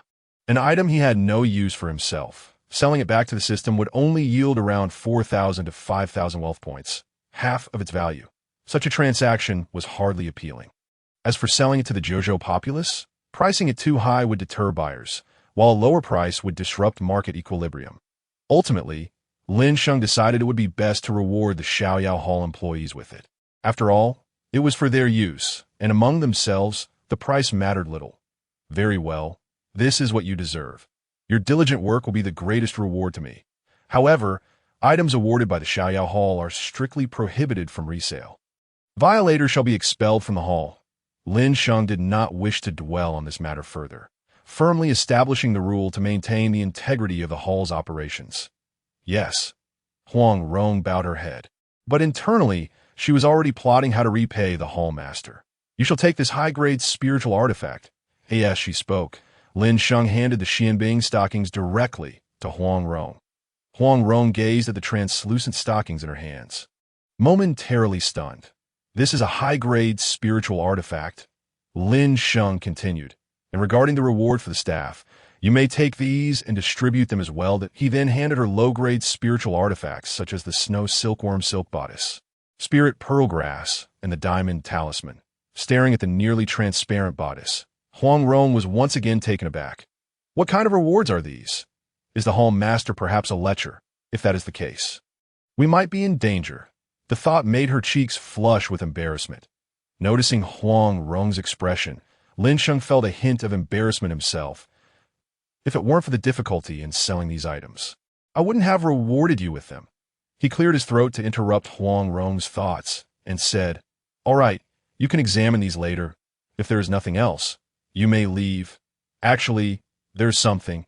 Huang Rong quickly collected her thoughts, stowing away the rewards. Just as she was about to exit, she seemed to recall something and turned back to Lin Sheng. Emperors Zhu Hozhao and Yang Guang have inquired if we have any surplus first-tier world for sale. Zhu Hozhao is also asking about the Star Dan regarding that matter. Lin Sheng's lips curled into a slight smile. These influential forces had finally taken the bait. Today, the store's inventory would be fully updated. And first-tier worlds, Star Dan, and even spiritual artifacts would be available. Just inform them to come by and select what they desire. Huang Rong's eyes sparkled with excitement. A new inventory. That means our sales will surely increase. Indeed, I shall prepare immediately, Huang Rong exclaimed, exiting with palpable enthusiasm. Watching her leave, Lin Sheng began to contemplate the new items to be introduced. Currently, the inventory primarily consisted of first and second-tier goods. Moreover, to accommodate the auction business, spiritual artifacts had not been updated. However, the previous auction had already featured top-tier spiritual artifacts that in the next auction, the minimum would be artifacts of treasure quality, allowing spiritual artifacts to finally grace the shelves of the store. He decided to sell low-grade and mid-grade spiritual artifacts, pricing them between 50,000 and 500,000 wealth points. The acquisition cost for low-grade and mid-grade artifacts generally range from 2,000 to 8,000 wealth points. But given their rarity, pricing them significantly higher was entirely reasonable. As for first-tier worlds, a portion should also be included, while second-tier items could wait for the next round. Lin Sheng rapidly formulated his thoughts. Finally arriving at the topic of techniques, it was time to test the system's fusion capabilities. With a sigh of determination, he activated the fusion function. System, fuse all martial arts manuals collected from the Jiuzhou continent. Ding! Fusion of martial arts manuals in progress. Congratulations, host. Fusion successful. You have obtained a top-tier third-grade martial technique manual. Congratulations, host. You have also acquired 3 ordinary third-grade techniques: medical manual, poison manual, and comprehensive refining manual. Excellent. Lin Sheng's eyes gleamed as he retrieved the 4 manuals. The martial technique manual, being the only top-tier third-grade manual, encompassed internal skills, external strikes, secret techniques, concealed weapons, and forbidden moves, thus offering a comprehensive repertoire capable of guiding one to the realm of terrestrial immortals.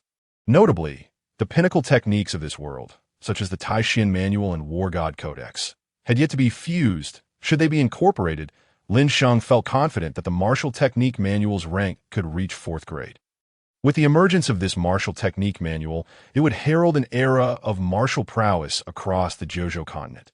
Lin Sheng marveled at the development, then selected the items to be listed within the store. Instantly, the shop erupted with excitement. "Look, the shop's inventory has been updated," shouted a wandering martial artist, prompting the long-waiting crowd to converge around the counter. "Wow, a magical tool sword talisman for 1,000 wealth points. Fantastic! With this, I can surely complete my sword rain mission." The martial technique manual, this is a third-tier top-grade technique.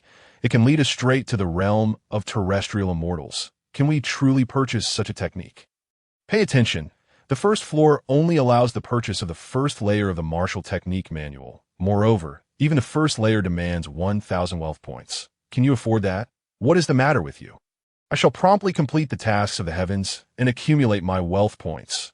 Indeed, as a top-tier technique of the 3rd rank, Lin Sheng has priced the martial scripture at 1 million wealth points, which is certainly beyond the means of an ordinary person. Therefore, in order to facilitate the martial artists of the Jiuzhou continent in cultivating such divine skills, Lin Sheng has divided the martial scripture into 5 parts. The first floor allows the purchase of the initial 2 parts, enabling cultivation up to the early stages of the 2nd rank. The cost is quite reasonable, amounting to only 10,000 wealth points for both parts combined, with the first part available for a mere 1,000 wealth points, ensuring that most individuals in the martial world can strive to acquire it. This is certainly not a ploy to exploit the masses, but rather a genuine effort to assist the cultivators of the Jiuzhou continent. Lin Sheng contemplated earnestly, feeling that his dedication to the well-being of the people of Jiuzhou was indeed a heavy burden on his heart.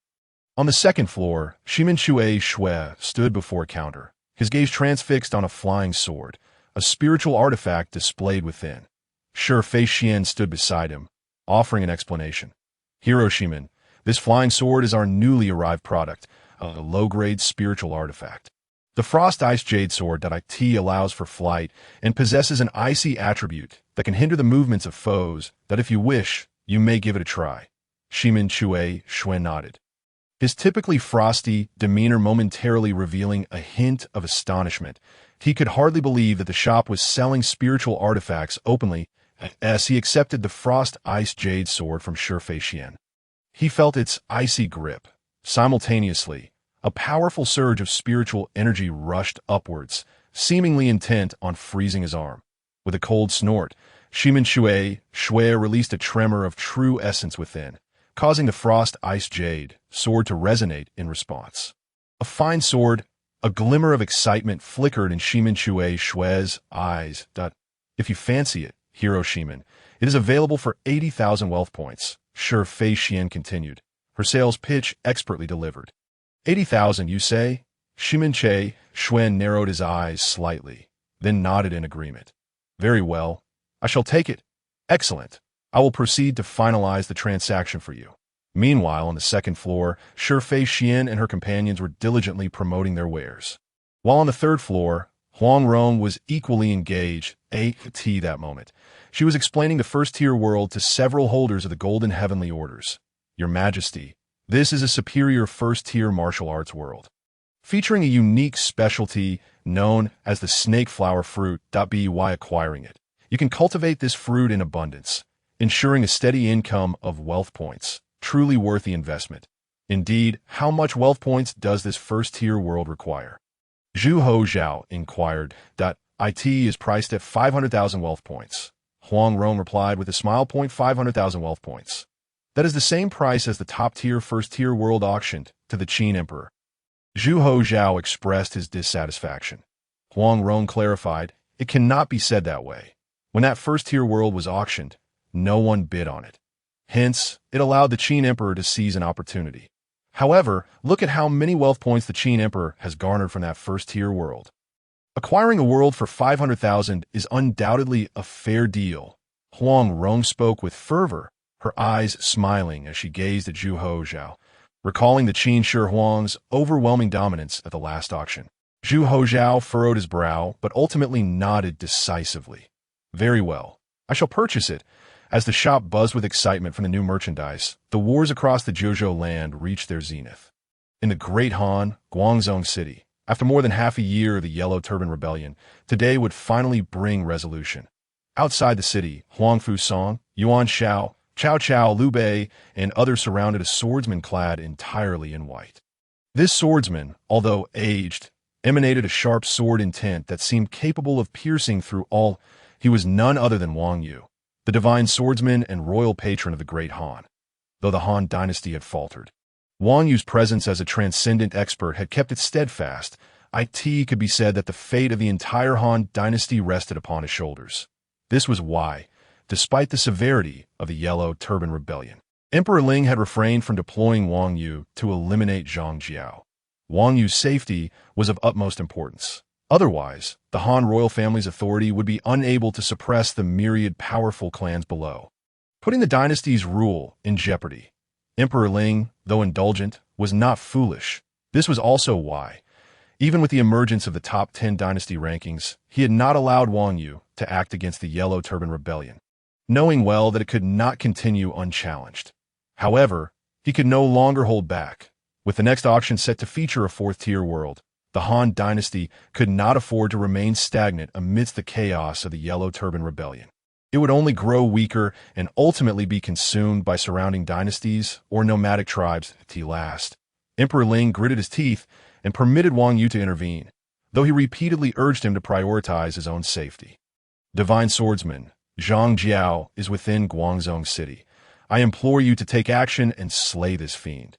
Huang Fusong respectfully bowed before Wang Yu. We beseech the divine swordsman to vanquish the sorcerer Zhang Jiao. Yuan Shao, Liu Bei, and Cao Cao all bowed in unison. Yet a barely perceptible smirk crossed Yuan Shao's face as he bowed his head.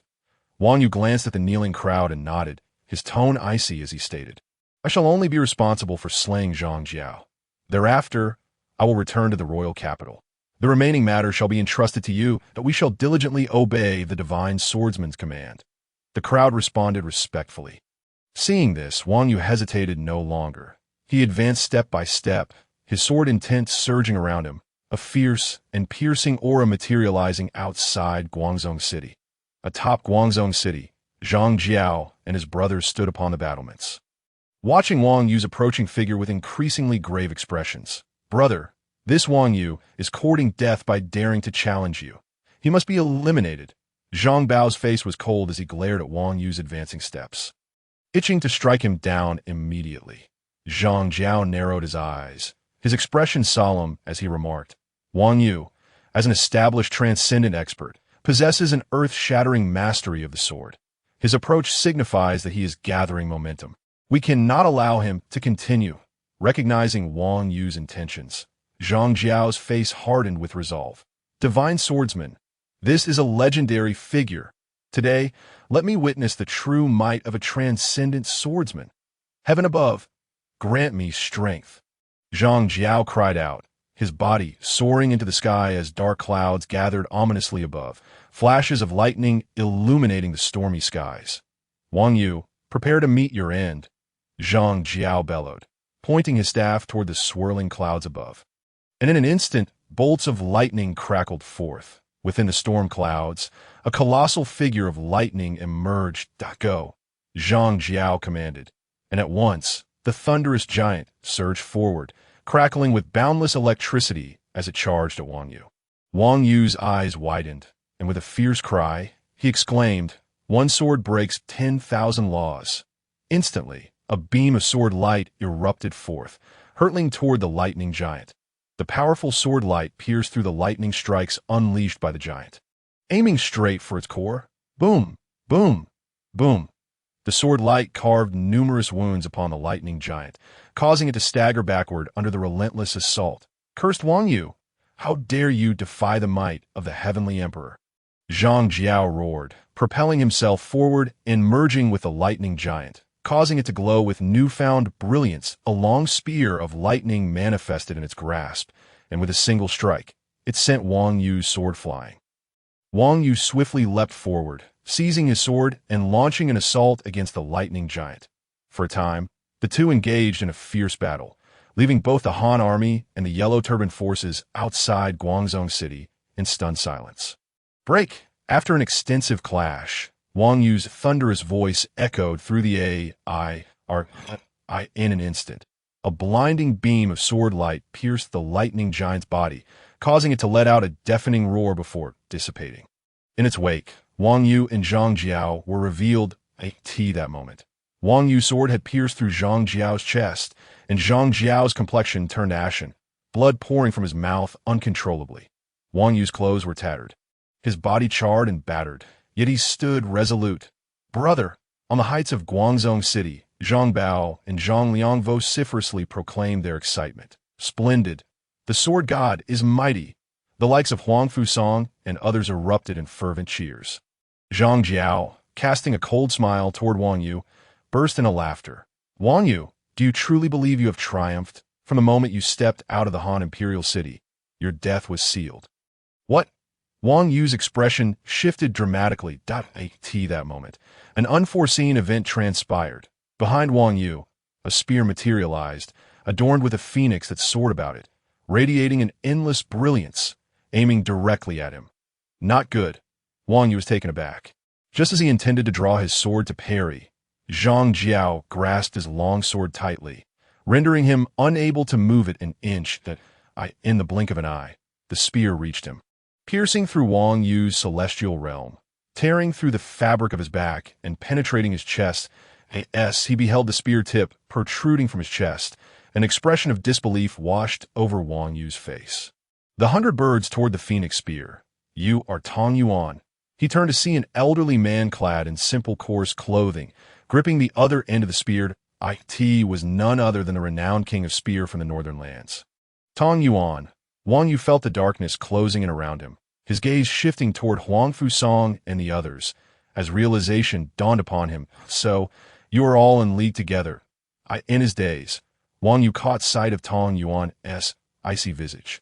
Then the scheming expression on Yuan Shao's face, followed by Huang Fusong's look of astonishment. Just before he closed his eyes, he glimpsed to the north of Guangzhou City, where a colossal wheel ascended, exuding an overwhelming might as it slowly bore down upon him. Subsequently, his body fell alongside Zhang Jiao as the spear withdrew. General Tiangong, Zhang Jiao, perishes, the sword god of the Han.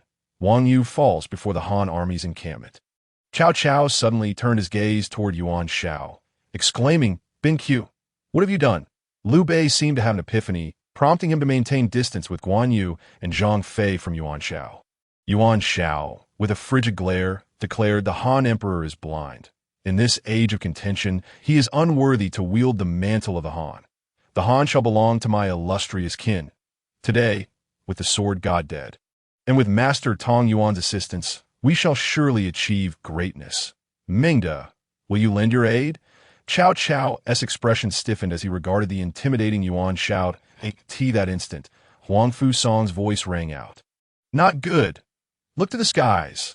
High above, a massive wheel rose from the north, slowly descending upon Guangzhou City. Before it even arrived, the mere pressure caused the northern walls of the city to collapse. With countless yellow-turbaned soldiers screaming and struggling, losing their lives beneath the wheel's relentless advance. What is this? Yuan Shao and the others were all struck with horror. Eye in the sky. Tong Yuan's countenance shifted dramatically as he grasped his spear tightly in his right hand. Just then, a long spear shot forth from under the colossal wheel, swiftly arriving before Tong Yuan. Tong Yuan was alarmed, hastily raising his spear to defend, but the spear surged forward with unstoppable momentum, piercing through his celestial realm and through his very being. The immense will of martial arts obliterated all vestiges of life within Tong Yuan, and his body fell thereafter. The king of spear from the northern lands. Tong Yuan perishes. What? The countenances of Yuan Shao and the others paled in disbelief. They never anticipated that Tong Yuan, who had attained the celestial realm and had just slain the sword god Wang Yu, would be pierced by a single spear. The spear spiraled back, soaring toward the colossal wheel in the sky, landing in the hands of a magnificent, imposing figure clad in Mongolian royal garb, radiating a formidable aura. Beside him stood a monk in a robe, adorned with a llama hat. These two were none other than the esteemed national master of the Mongol Yuan, Ba, and Su Lai Wu, the brother of Kublai Khan, known in Han as Si Han Fei. The Mongol Yuan has arrived. The two soared through the air, observing the standoff between the Yellow Turban Army and the Han army below, while behind them, clouds of dust billowed as legions of Mongol cavalry charged forth. The Han people are so fond of infighting. It seems the annihilation of the Han dynasty shall be an effortless endeavor. Su Lai Wu scoffed, directing his gaze at Ba. National Master, let us strike together and lay waste to this battlefield. Ba intoned a Buddhist chant. Infinite life Buddha, all sentient beings suffer. They must enter the cycle of life and death to purify their sins. The wheel of life and death. As he spoke, Ba pressed his palms together, and the vast will behind him began to descend upon Guangzhou City. Within Guangzhou City, over 100,000 yellow-turbaned soldiers turned ashen. Halt! Just then, a thunderous shout echoed, followed by the appearance of talismans that appeared from thin air, blocking the descent of the wheel of life and death. To their astonishment, the seemingly colossal wheel was halted by these mere talismans. Ba's expression turned quizzical as he looked forward. There appeared an elder clad in a Taoist robe. It was none other than the immortal figure of the Han. Zhuo Huang Fu Song's face brightened. The visitor was indeed the legendary Zhuo of the Han. Who could have imagined that Zhuo's cultivation was so formidable? Cao Cao's face also reflected shock. Zhuo stood in the void, addressing Ba and Si Han Fei. Why does your Mongol Yuan invade the territory of the Han without cause? Su Lai Wu coldly retorted, in this age of contention, our Mongol Yuan shall unify the world. I presume you are the guardian spirit of the Han. Today, I shall slay you and see who can obstruct my Mongolian cavalry. As Su Lai Wu raised his spear, Zhuo realized the gravity of the situation. The might of the Mongol Yuan was overwhelming. The wielder of the wheel of life and death was the national master of the Mongol Yuan. This was a dire 2-on-1 scenario. Could Zhuo withstand it? Before the Han army's encampment, Huang Fu Song, Cao Cao, and others engaged in fervent discussion that eye in the sky. Zhuo remained vigilant against Su Lai Wu and Ba, simultaneously advising Huang Fu Song and others. The Mongol Yuan has invaded. General Huang Fu, swiftly retreat the troops and fortify for aid. The Mongol Yuan is not something our Han can withstand alone. We must urgently seek assistance from the states of the Central Plains. Understood, Huang Fu Song promptly replied. Retreat, retreat, he bellowed, and in an instant, the Han army began a rapid withdrawal, abandoning their encampments in the sky. The battle finally commenced. Go. Su Lai Wu shouted, thrusting his spear towards Wase. Simultaneously, Ba Si Ba pressed down, and the wheel of life and death also advanced towards Wase. The latter, facing these two formidable foes, summoned his full power, conjuring storms of wind, rain, and lightning to meet their onslaught in that moment. The clash of the three titans rendered the very heavens and earth chaotic and perilous. The following day, news spread throughout the central plains that the immortal warrior of the Han, Zhuxi, had been grievously wounded and repelled by the two mighty figures of the Mongol Yuan, Ba Si Ba and Su Lai Wu, as the Mongol Yuan advanced deep into Han territory in the palace of the Qin. Ying Zheng sat upon his high throne, while Wei Liao reported below, "Your Majesty, the Mongol Yuan advances ferociously, claiming to have 3 continental immortal-level experts personally engaging, with 300,000 archers launching a surprise assault on Han. Presently, the Han army is in retreat, and the Mongol vanguard has reached the very gates of the Han capital. Our Qin borders the Han. If one falls, the other is not far behind. We must prepare promptly." Ying Zheng narrowed his eyes, his tone contemplative. "Immortal-level experts, you say? How could the Mongol Yuan possess so many?" At that moment, Zhao Gao stepped forward, reporting, "Your Majesty, the 3 continental immortal experts of the Mongol Yuan, Su Lai Wu, Ba Si Ba, and Meng Qi Xing, have been figures of renown for a century. They supported the Mongol Yuan's past incursions into the Central Plains. Now, a century has passed, seeing the age of contention has arrived. They can no longer remain idle." Upon hearing Zhao Gao's words, the expressions of the ministers in the hall changed dramatically. A century ago, the Mongol Yuan was a nightmare for the Central Plains. Their invasion had been met with a united front from the major dynasties of the Central Plains, barely managing to repel them. Despite this, the Mongol Yuan had obliterated the Jin dynasty, occupying a province and slaughtering countless Chinese citizens. Now, with the Mongol Yuan returning and 3 continental immortal experts at their helm, how could one not feel a sense of urgency? Ying Zheng nodded, observing the expressions of the ministers in the hall. Snorting coldly, "Merely immortal-level experts. Does my Qin not possess such figures?" Upon finishing his words, an overwhelming aura emanated from Qin Shi Huang, shaking the court with its immense pressure. The faces of those present shifted dramatically. "Earthly immortal?" Zhao Gao's expression changed in an instant. "Indeed," Ying Zheng declared with an air of pride, "thanks to the Lord of the Palace, I have now consumed the blood of the true dragon. And my ascension to immortality technique has reached the great ascension stage. Being at the pinnacle of the 3rd tier, I am eager to see if the 3 earthly immortals of the Mongol Yuan can withstand my 5 elements flying swords." Hearing Ying Zheng's proclamation, the courtiers in the hall rejoiced, kneeling in unison. "Congratulations, Your Majesty, on breaking through to the great ascension stage. Long live Your Majesty. Long live the Lord of the Palace." Ying Zheng's expression turned stern as he coldly commanded, "Wei Liao, inform Emperor Liu Heng of Han to submit to our great Qin and merge into our realm, that I shall lead the expedition and slay the invading foes. As you command." In a shop. The employees' dormitory.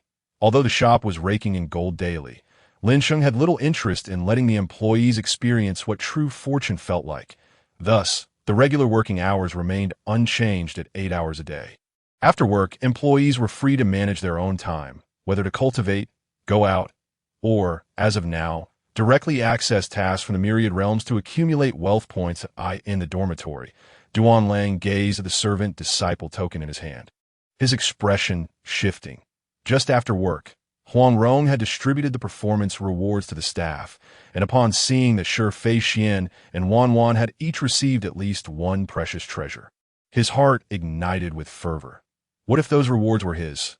Immediately, he returned to his dormitory and retrieved his employee token. It was time to commence task hunting. He must become an outer sect disciple at the earliest, or else he would be left behind by those shop employees. With this thought, Duan Lang immersed himself in the Myriad realm tasks, quickly searching for suitable ones. That 1st-tier task. In the Sihuan world.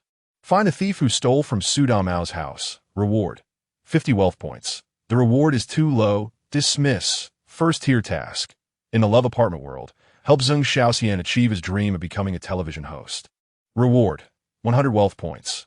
What is a television host? Never mind. Next one. Duan Lang swiftly browsed through the tasks, though most did not meet his satisfaction. Finally, his eyes lit up as he discovered a fitting task. First-tier task. In the Brightsword world, assist Li Yunlong in conquering Ping'an County and rescue Xiong. Reward: 200 wealth points. This is it. Duan Lang immediately accepted the task, and upon clicking, he vanished from the dormitory. In the Brightsword world, Ping'an County. The independent regiment was fiercely besieging Ping'an County. However, atop the city walls, several machine guns rained down fire, preventing the soldiers from advancing. Yunlong yanked off his hat and shouted behind him. 2nd Battalion Commander, where the hell is the Italian cannon? Zhang Dapio quickly restrained Li Yunlong, his face filled with desperation. Commander, please don't fire. Let me in the brothers charge again. Li Yunlong, fire. Don't let me lose faith in you. Li Yunlong bellowed. Fire, he commanded. Commander, I beg you. Zhang Dapio pleaded, desperately holding onto the Italian cannon. That was the newlywed wife of their most respected commander, if she were to be killed by friendly fire. The iron-blooded men of the independent regiment would never forgive themselves that, you need assistance? At that moment, a chilling voice rang out. Yunlong and Zhang Dapio turned to see a man in a blue employee uniform. Wielding a long sword, slowly descending from the sky. It was Duan Lang. What the hell, this guy can fly. The 2nd Battalion Commander's face showed astonishment. Who the hell are you? The battlefield ISN to your playground. Li Yunlong coldly remarked. Are you here to save the woman on the city wall? Duan Lang ignored their inquiries and directly addressed the city wall. I'm asking you a question. Li Yunlong, already boiling with anger over his wife's capture, grew even more furious at Duan Lang's audacity.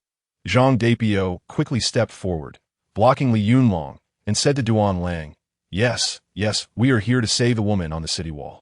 At this moment, Zhang Dapio had clearly sensed that the man before them was no ordinary individual. On the city wall, Xiong shouted once more to Li Yunlong. I, Yang Xiong, am yours in life and death. Fire! Yamamoto Kazuki. Witnessing Yang Xiong's defiance, became furious, drawing his command knife to strike her down. Xiong, Li Yunlong exclaimed in alarm. In that instant, Duan Lang sprang into action, soaring forward and hurling a concealed weapon into the air. It struck Yamamoto Kazuki's command knife with precision, shattering it into 2 pieces from a distance of over 100 meters. Baka! Kill him! Yamamoto roared, and in an instant, the machine guns atop the wall opened fire on Duan Lang. In mid-air, Duan Lang activated his chi shield, deflecting all incoming bullets as he swiftly approached the city wall. What? The soldiers of both the Japanese and the independent regiment were stunned to see the bullets ineffective against Duan Lang. Goodness, is this person an immortal? The bullets can't touch him. How terrifying. The Chinese were indeed formidable. Oh no, he is coming up. Die. Amidst the murmurs of the crowd, Duan Lang reached the top of the wall. Swinging his sword, and before Yamamoto Kazuki could evade, his head was severed, blood spraying all over Xiong. He killed the colonel. Up! Avenge the colonel. The Japanese soldiers of Yamamoto's special team charged at Duan Lang. Oomph! Duan Lang snorted coldly, and amidst the sword aura, the Japanese soldiers on the city wall were swiftly cut down. Subsequently, Duan Lang cleaved open the city gate of Ping'an County, marking its fall. The city gate is open. Brothers, charge with me. After a fierce battle, Ping'an County was captured.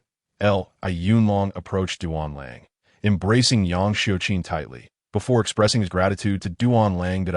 Brother, you truly possess extraordinary skills. With your prowess, I believe we could even capture Taiyuan.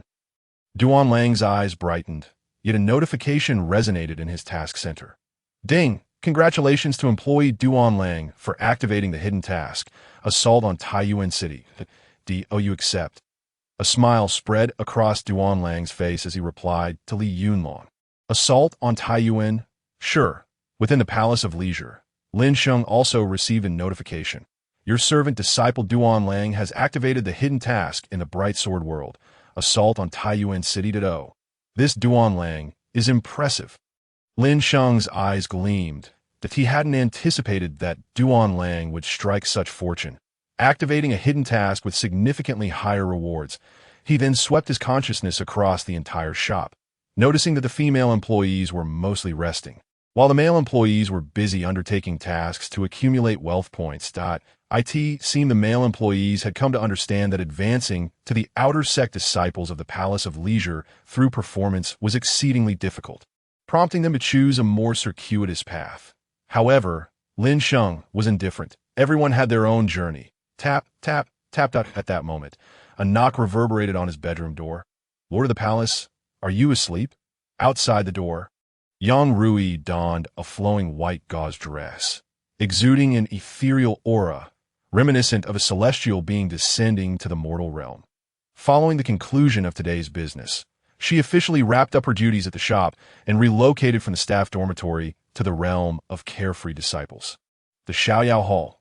Now that she had become an outer disciple, she was entitled to reside directly within the disciples' quarters of Xiaoyao Hall. However, the memory of Huang Rong distributing performance rewards after work caused her cheeks to flush with warmth.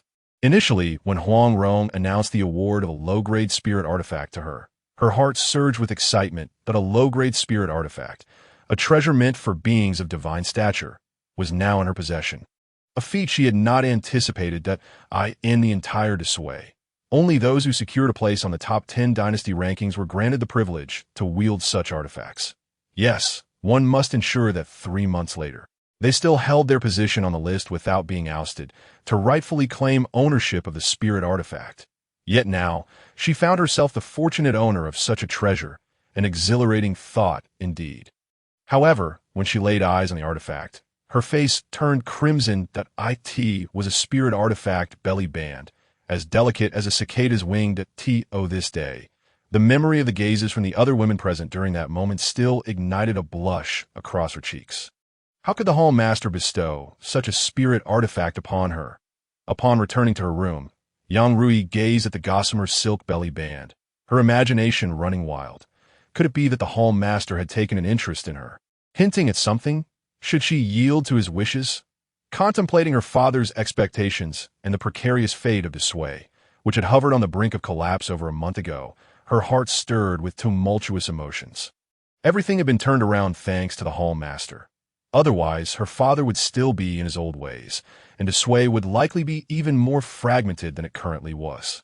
Ultimately, as she envisioned the elegant and otherworldly figure of Lin Sheng, Yang Rui resolved herself.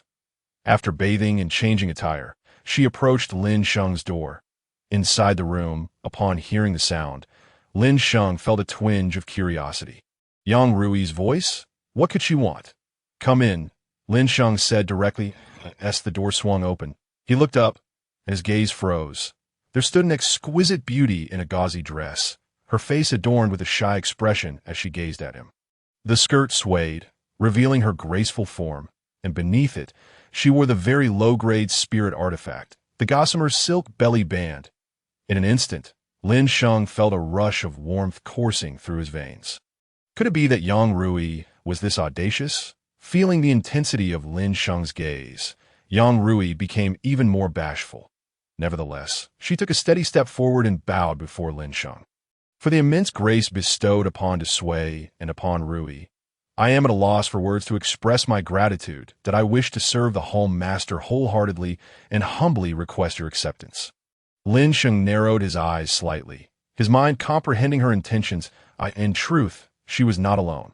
Many female staff members had received hints from their sex or family elders on how to win the hall master's favor. Whether they chose to take that step depended on their own inclinations. Lin Sheng was well aware of this, but paid little mind to it. For him, the primary concern was that the staff could generate profit. The allure of beauty was secondary. However, with such an opportunity presented before him, Lin Sheng was not one to indulge in false modesty. With a subtle lift of his right hand, Yang Rui found herself enveloped in his embrace. Looking at her blushing face with her eyes tightly shut, Lin Sheng asked casually, "Have you made up your mind?" With her eyes still closed, Yang Rui nodded, her voice a whisper, "I seek the hall master's compassion." The night passed in silence. The following morning, Lin Sheng awoke to a flurry of distress signals and felt invigorated. Upon seeing Yang Rui attempting to rise to serve him, he gently halted her. "No need to rush.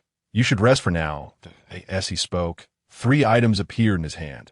A cultivation technique, a medicinal pill, and a delicate spirit artifact flying sword. These were the standard provisions for new outer disciples of Xiaoyao Hall. Here is the cultivation method: the Yuqing Feishan Ju, 10 high-grade spirit pills, and the low-grade spirit artifact flying sword, the Yinyu Feijian. Once you rise, be sure to collect these and devote yourself to your training. There will be tasks for you to undertake shortly. Yes, thank you, Hall Master. Yang Rui hurriedly knelt on the bed and bowed to Lin Sheng. Lin Sheng nodded and said, "All right, I have matters to attend to, so I shall take my leave." With that, he swiftly exited the room. Inside, Yang Rui gazed at the cultivation method and treasures left by Lin Sheng, her face lighting up with gratitude. Suddenly, as if struck by a thought, her cheeks flushed with embarrassment. Abruptly, her expression changed. My cultivation level has actually reached the Grandmaster realm. Although Yang Rui had practiced martial arts before, her abilities were rather mediocre, barely reaching the innate stage. Yet, in just one night, she had ascended to the Grandmaster level. This was truly astonishing. Could it be attributed to the Hall Master? At that moment, Lin Sheng remained oblivious to Yang Rui's thoughts. Observing the distress signals from the system, a relaxed expression crossed his face. Shall we win? Hall Master, the spatial wormhole has reopened, and monsters are invading. The world is in peril. We seek assistance. After all this preparation, Newt has finally stirred up some trouble. Excellent, excellent, that a smile curled at the corners of Lin Sheng's mouth. When he departed from the Pacific Rim world, he had already sensed Newt's hiding place. However, he had refrained from exposing him, preferring instead to let him open the wormhole and release a horde of monsters for some amusement. Before leaving, Lin Sheng had even left a communication talisman with Xiao Liwen, instructing her to contact him in the event of a catastrophic crisis. Unexpectedly, after such a long time, it was Xiao Liwen who finally reached out. Perfect timing to see what these pioneers have prepared for me as gifts, Lin Sheng mused, directly locking onto the coordinates of the Pacific Rim world and traversing through. In the Pacific Rim world, in the city of Mo, chaos reigned. Beasts rampaged through the streets, their colossal forms unstoppable in their path. Surrounding them, white unmanned mechs valiantly engaged in battle against the onslaught of monsters. Yet, the sheer number of beasts proved overwhelming, and the mechs began to falter. The Shao Corporation headquarters. Atop the building, Xiao Liwen watched in despair as the mechs were systematically destroyed. That moment, two massive beasts surrounded the headquarters. Point one was a level 5 beast, the Thunder Beast. The other a level 4 beast, the Lanius. Beside them, the Vengeful Wanderers and the Phoenix Gorillas fought desperately to hold their ground. However, the situation grew increasingly dire as the Vengeful Wanderers and Phoenix Gorillas sustained more and more severe injuries. Beside Xiao Liwen, General Quan urgently urged President Xiao, quickly deploy that super mech. The Phoenix Gorillas and Vengeful Wanderers can hardly hold on. Yet, Xiao Liwen's expression remained resolute. No, that mech is intended for the Hall Master, and one may operate it but him. But the operators of the unmanned mechs were all within this building. If the building were breached, these monsters would be left unchecked, resulting in a catastrophe for humanity. General Quan's face, reminiscent of a tailored suit, was now tinged with panic. Roar! Just then, a furious roar erupted as the Thunder Beast unleashed a powerful electrical strike that struck the Phoenix Gorilla. Seizing the moment of its malfunction, it charged forward. The Phoenix Gorilla was instantly shattered, and the Thunder Beast's foot came crashing down, obliterating the cockpit and resulting in the demise of all 3 mech warriors. No! In the Vengeful Wanderer, Jack and his companion let out desperate cries. With their chainswords raised, they struck fiercely, repelling the level 4 beast, the burrowing Stinger, in an attempt to rush forth and rescue the Phoenix Gorilla. Just then, the colossal tail of the Thunder Beast swung violently, crashing down upon the Vengeful Wanderer and instantly knocking him to the ground. General Xiao, witnessing the destruction of the Phoenix Gorilla and the fall of the Vengeful Wanderer, General Quan's face turned an alarming shade of blue. Xiao Liwen clenched her hands tightly. Observing the tense scene before her, she couldn't help but feel anxious. My lord, when will you arrive? It seems you truly need me. At that moment, a calm and relaxed voice resonated through the air. A radiant smile illuminated Xiao Liwen's face as she turned to see a graceful figure approaching, exuding a powerful aura that compelled admiration. My lord, Xiao Liwen cried out excitedly, "It is an honor to meet you." My lord, General Quan promptly bowed respectfully to Lin Sheng. Fully aware of the formidable presence before him, he recalled how, during the last attack of the vengeful obsidian in Sydney, two elders effortlessly vanquished it, stunning the world. Those two elders were evidently subordinates of the man before him, indicating the extraordinary strength he possessed. Lin Sheng nodded, casting a glance at the surrounding chaos, and remarked nonchalantly, "It appears your situation is rather dire. We beseech you, my lord, to lend your assistance and save humanity." Xiao Liwen bowed deeply before Lin Sheng. Without replying, Lin Sheng pointed to a towering mech, over 100 meters tall, with a sleek design and a striking golden hue, and asked, "Is this prepared for me?" "Indeed, this is the most advanced technology and materials we could muster globally, crafted for you. My lord, we humbly request that you bestow a name upon it." Lin Sheng nodded and stated, "Let be named Endless Armament." As he spoke, with a mere thought, he summoned the massive mech, which astonishingly lifted off the ground. Heavens! Xiao Liwen and her companions were left awestruck. What power was this? Merely a wave of his hand had propelled this several-ton behemoth into the air. It was tailored specifically for Lin Sheng. Designed without regard for weight, focusing solely on supreme configuration, striking aesthetics, and overwhelming firepower. Moreover, to appease Lin Sheng, this mech was constructed to be exceptionally massive, standing nearly twice the height of conventional mechs like the Vengeful Wanderer and weighing several tons, approaching a staggering 10,000 tons. This mech, upon production, was deemed by the world's foremost experts in neuromedicine to require at least 5 operators to control it simultaneously. However, it possessed only a single cockpit. Roar, the Thunder Beast, having felled the Vengeful Wanderer, charged furiously towards the Shao Corporation Tower, intent on destroying the building housing the mech's operators. Yet, just as it was about to collide with the tower, a shadow loomed overhead. The Thunder Beast looked up to see a colossal mech crashing down upon it. Boom! With a deafening impact, the sheer weight of the mech brought the level 5 beast crashing to the ground. "Very well, I shall take the helm and give it a try," Lin Sheng declared, his figure flickering as he instantaneously teleported into the cockpit. Xiao Liwen and General Quan were once again astounded, bewildered by this miraculous maneuver. With Lin Sheng's celestial mastery, he effortlessly grasped the operation of the massive mech. Subsequently, as he linked with the mech, its eyes illuminated with a brilliant glow.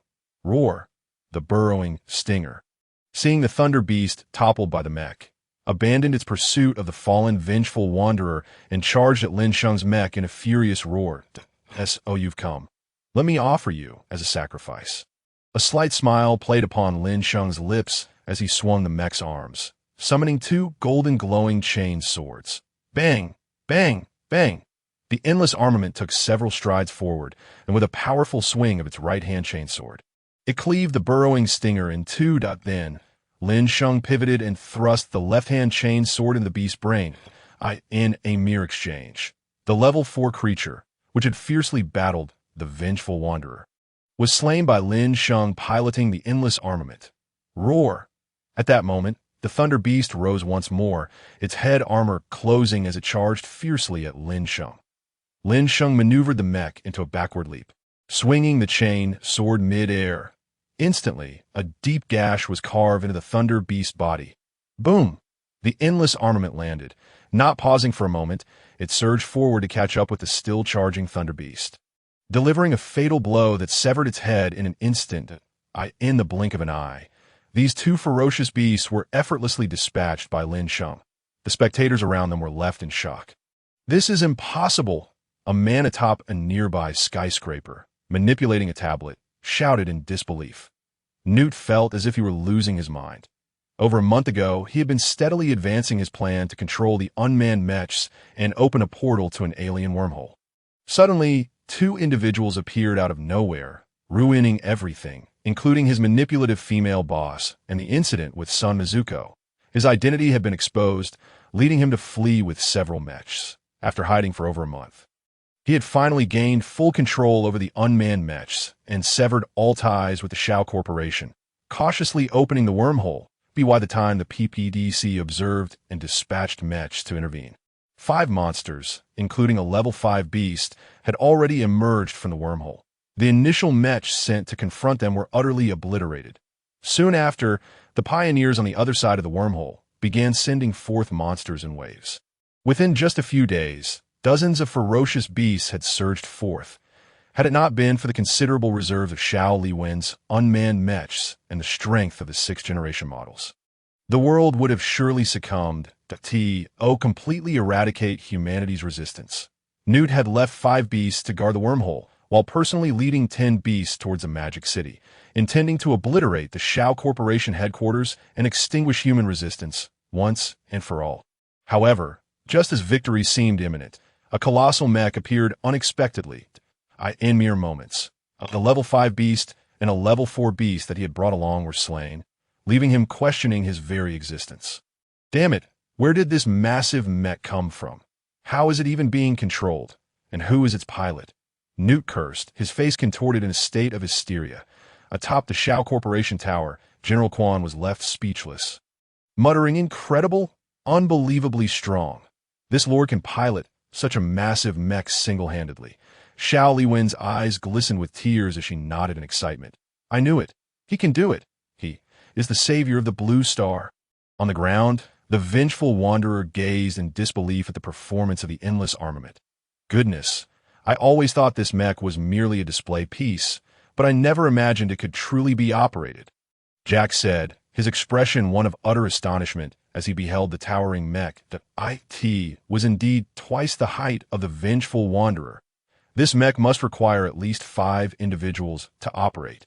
Nate was equally stunned.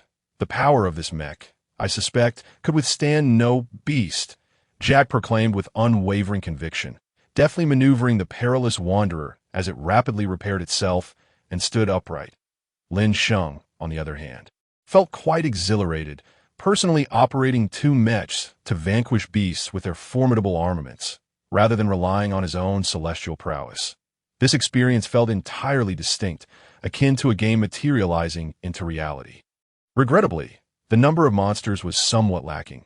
He hadn't fully tested the capabilities of the mech yet. Lin Sheng pouted slightly, then turned his gaze toward a nearby skyscraper, his eyes honing in on Newt at the pinnacle. "Newt, your monsters are rather feeble. Could you summon a few more?" Lin Sheng remarked, his tone tinged with mild dissatisfaction and jest, causing Newt to instinctively recoil in fright. He had presumed that the colossal mech had discovered his presence and that his end was nigh. However, upon hearing Lin Sheng's words, his expression froze in disbelief. Not only did the adversary refrain from annihilating him, but he was also being urged to unleash more monsters. Was there a more contemptuous act than this? Enraged, Newt's face twisted into a grimace as he swiftly manipulated his tablet. "Damn it, you find my monsters lacking? You want more? I'll grant your wish." With a flick of his fingers, the monsters, previously wreaking havoc throughout the city, abruptly halted, turning their attention to Lin Sheng's endlessly armed mech. "Roar!" The beasts bellowed in unison, charging at Lin Sheng. Satisfied, he nodded. "Now, that's more like it." With that, he sheathed his chain sword and surged forward at a level 4 monster, adorned with long horns, barreled toward Lin Sheng. With a flick of his right hand, a whip of electricity materialized at the side of the endless armed mech. In a swift motion, Lin Sheng lashed out, ensnaring the monster's horns. Roar! The immense currents surged through, eliciting anguished cries from the creature. Lin Sheng then yanked it toward him, his mech's right fist radiating a brilliant blue light, striking the monster's horn with such force that it shattered. Subsequently, the endless armed mech grasped the colossal beast, which measured over 80 meters in length. With a sudden thrust, combined with a downward smash of his hands, he obliterated the creature. Hiss! The onlookers were left in stunned silence. This was sheer savagery. The monster was literally being torn apart. Was this the advantage of sheer size? Indeed, mechs needed to be grand. Roar! 2 more monsters charged forward, and with a thought, Lin Sheng unleashed tactical missile from the shoulders and abdomen of the endless armed mech, striking the 2 creatures directly. In an instant, they crumpled to the ground. Chirp! At that moment, a piercing screech echoed as a flying monster dove from the sky toward Lin Sheng's mech, that he looked up, and two beams of laser shot forth from the mech's eyes, piercing one of the monster's wings and creating a gaping hole. The creature could no longer maintain its flight balance and plummeted to the ground. As a top-tier mech equipped with all conceivable advanced technology, it was only fitting that it possessed laser weaponry. After bringing down the flying creature, Lin Sheng took a step forward, his massive mech hand seizing the beast by the neck. While his right-hand plasma cannon gathered energy, "No! No! No!" Newt shouted, but before he could react, Lin Sheng fired, obliterating the flying monster's head. "Damn it! Shit! You forced my hand!" Newt screamed, his fingers flying over the tablet with urgency. Instantly, the entire city trembled as swarms of smaller monsters surged forth, inundating countless streets as they raced toward the remaining beasts. General Quan's expression shifted dramatically as he bellowed. "Not good. Stop them." Lin Sheng observed the swiftly advancing small monsters, a smile creeping onto his face. "Stop them? Why would I want to do that? I've been waiting for them." Lin Sheng understood that Newt was unleashing his ultimate move, intending to fuse these monsters into a super beast. As for how Lin Sheng felt about it, he was content to wait and see the outcome of the fusion. The previous level 4 and level 5 monsters, in the shadow of Lin Sheng's towering mech, resembled mere small animals. He felt as though he was merely familiarizing himself with the mech's capabilities, as these creatures were dispatched with ease, devoid of any gaming experience. Finally, a formidable opponent was on the horizon. Indeed, he watched as the remaining 6 monsters converged at a single point, their bodies intertwining. The smaller beasts swarmed over them, and in an instant, their forms began to meld together as the headquarters of the Shaw Group. Magic City was home to countless small monsters that Newt had secretly manufactured over the years. With an abundance of small monsters, the number that could fuse was naturally far greater than the mere 3 that had combined in the original plot in Tokyo. As the combined monster began to take shape within the now revitalized Vengeful Wanderer, Jack and Knight's expressions turned grave. "Damn it, we can't let them succeed in merging. We must disperse them," they shouted, directing missiles from the shoulders of the Vengeful Wanderer toward the merging monster, while simultaneously charging toward it, their sword blades drawn. Yet at that moment, the fusion was complete. A towering behemoth, standing 200 meters high and weighing nearly 20,000 tons, rose abruptly. "Roar!" the creature bellowed, swinging a massive claw that shattered the Vengeful Wanderer's sword in an instant. It then charged forward, delivering a heavy headbutt that sent the Vengeful Wanderer crashing to the ground. The cockpit utterly wrecked, leaving Jack and Knight sprawled in a pool of blood, their fates uncertain. "Damn it! The Vengeful Wanderer is finished." General Quan slammed his hand against the railing, his face contorted with anguish. How could this combined monster be so powerful? Despair washed over him. Shaliwen's face also bore an expression of alarm. But upon witnessing the endless armed mech charging toward the colossal fused creature, her demeanor transformed into one of unwavering confidence as she declared, "I believe in Master Lin Sheng. No matter how formidable the monster, it shall prove no match for him. Indeed, its power is considerable." Lin Sheng nodded in satisfaction as he regarded the creature, which was even larger than himself. He then stretched his body, ready to showcase his prowess. It's time for the performance to begin. With that, the immense frame of the endless armed mech sprang into action. Boom! A resounding blast erupted as flames surged from beneath the mech's feet, propelling it skyward as it charged toward the super monster.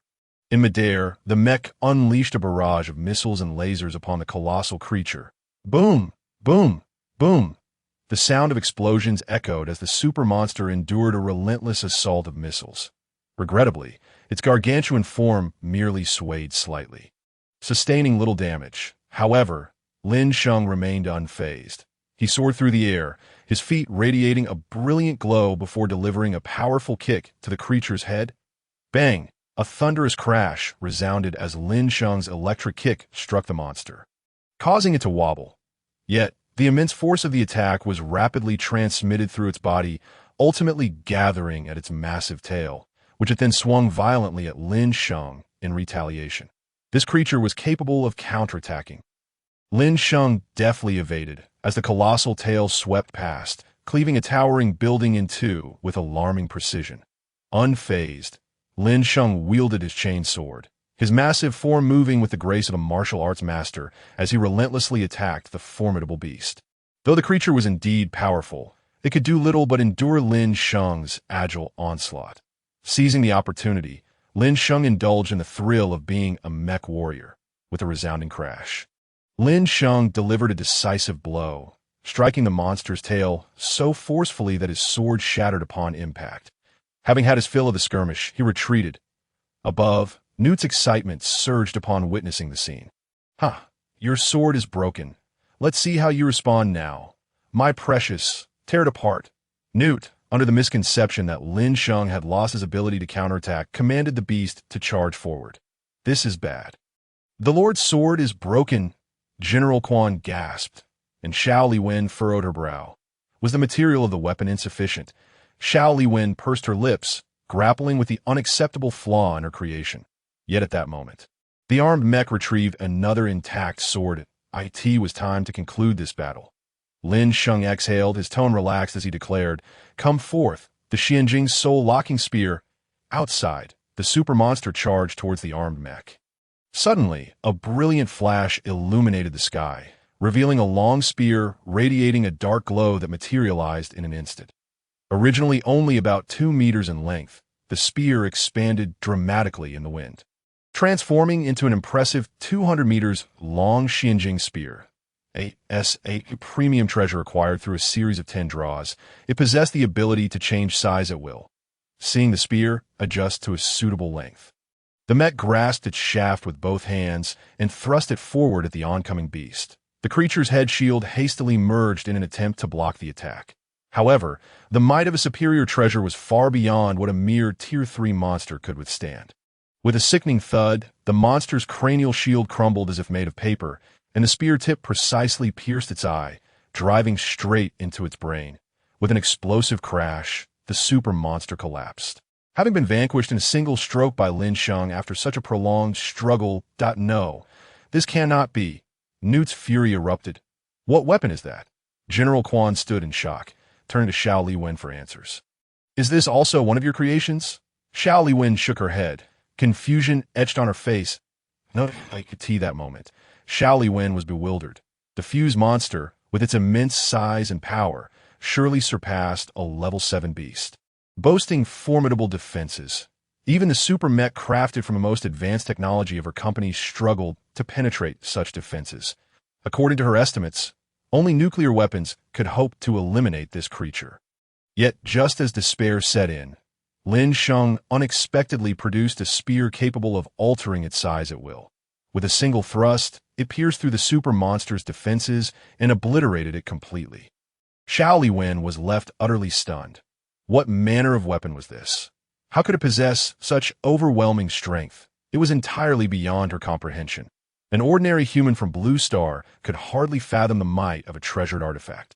Having dispatched the monstrous entity, Lin Sheng stowed the Xianjing soul-locking spear and approached Newt. Upon witnessing his creation's demise, Newt was rendered motionless, and as Lin Sheng drew near, terror crept across his face. "Damn it, he's coming! I must flee!" Panic-stricken, Newt turned to escape, but Lin Sheng would not allow him to escape. "Come here!" Lin Sheng unleashed a gravitational slingshot, propelling the fleeing Newt into the air and into the grasp of the mech he controlled. "What do you want?" Newt shouted in panic. Lin Sheng, expressionless, activated the soul-searching technique from the Hongmeng Emperor's scripture, instantly invading Newt's consciousness. A peak Tier 4 celestial being, mastering a technique beyond Tier 10, extracting the thoughts of an ordinary individual was a trivial task. In mere moments, Lin Sheng acquired the information he sought. Casually discarding Newt, who had fallen into a state of stupor, he sent him plummeting from a height of over 100 meters, resulting in instant death upon impact. Lin Sheng, however, was indifferent. With the monsters defeated, Newt's only remaining utility lay in extracting information about the progenitors through soul-searching. From Newt's memories, Lin Sheng discovered that the progenitors were a race with advanced space and biochemical technologies, capable of creating countless war beasts to aid their conquests across numerous worlds. Moreover, Their society was hierarchically structured, with higher-ranking progenitors commanding legions of lower Tier 1s in their campaigns against other worlds. Currently, a Tier 6 progenitor was spearheading the invasion of this Pacific Rim world. Quickly organizing the gleaned information, Lin Sheng's eyes sparkled with excitement. This Pacific Rim world was indeed promising. He had not anticipated that the progenitors could connect with so many worlds, all of which could potentially belong to him. Furthermore, if he could merge the technologies of Blue Star with those of the progenitor world to craft weapons or produce monstrous creations, it could significantly bolster the operations of the Celestial Palace. Having already engaged the alchemist Yao Lao for potion crafting, Lin Sheng had also provided Yao Lao with a true explanation of the 10,000 Worlds Pill Dao for study. The Celestial Palace's pharmaceutical business was assured in the short term. However, they faced a significant shortfall in weapon crafting. Lin Sheng had initially planned to wait for an opportunity to draw from a world renowned for its weaponry before addressing this gap. Yet, observing the technological advancements of the Pacific Rim world and the progenitor realm, he felt confident that the Pacific Rim could serve as his weapon crafting base. With these thoughts, Lin Sheng shimmered and departed from the mech, rejoining Xiao Liwen, that M.Y. Lord. Xiao Liwen and General Quan quickly bowed before him, their faces displaying profound respect. The IT was astonishing. The seemingly formidable monster horde had been rendered as helpless as ants in the hands of their master. The immense mech could be piloted by a single individual, showcasing a level of mental prowess that was nothing short of superhuman. Lin Sheng regarded them for a moment before speaking. The materials harvested from these monsters are plentiful and can be utilized to advance the technology of Blue Star. Li Wen, I am pleased with the mech you have crafted, but I believe there is room for enhancement. Xiao Liwen nodded eagerly. Then, Lin Sheng's right hand gently touched her forehead that a torrent of vast information surged into her mind. This encompasses advanced technologies from the progenitor world. You can integrate their innovations to produce more powerful weapons, mechs, and armor. From now on, you will serve the Celestial Palace exclusively. Thank you, my lord. Li Wen will not disappoint your expectations. Xiao Liwen's eyes brightened, her face alight with joy. The technology of the progenitors was staggering. Just look at those creatures, capable of creating beasts as if they were divine architects. This technology alone placed them leagues ahead of humanity on Blue Star. Not to mention their advanced wormhole technology, high-strength material science, and neural technologies. Now that she possessed this knowledge, and with the Master granting her the opportunity to serve the Celestial Palace, it felt like an immense blessing. Lin Sheng had not only imparted the advanced technology of the progenitor realm, but had also shared insights about the Celestial Palace, which left Xiao Liwen in awe of its power and the extraordinary nature of its existence. She felt that if she could align herself closely with Lin Sheng, she might even achieve immortality. However, it was evident that the Master placed greater value on her capabilities should one's abilities prove insufficient. The possibility of being replaced looms. In an instant, Xiao Liwen resolved in her heart to diligently absorb the technological knowledge of the pioneer world she had just encountered. Observing Xiao Liwen's determination, Lin Sheng nodded. This sister, reminiscent of the great Tianxia, exhibited a certain assertiveness before others. Yet, in his presence, her demeanor was remarkably humble. Subsequently, Lin Sheng turned to General Quan and spoke in a calm tone.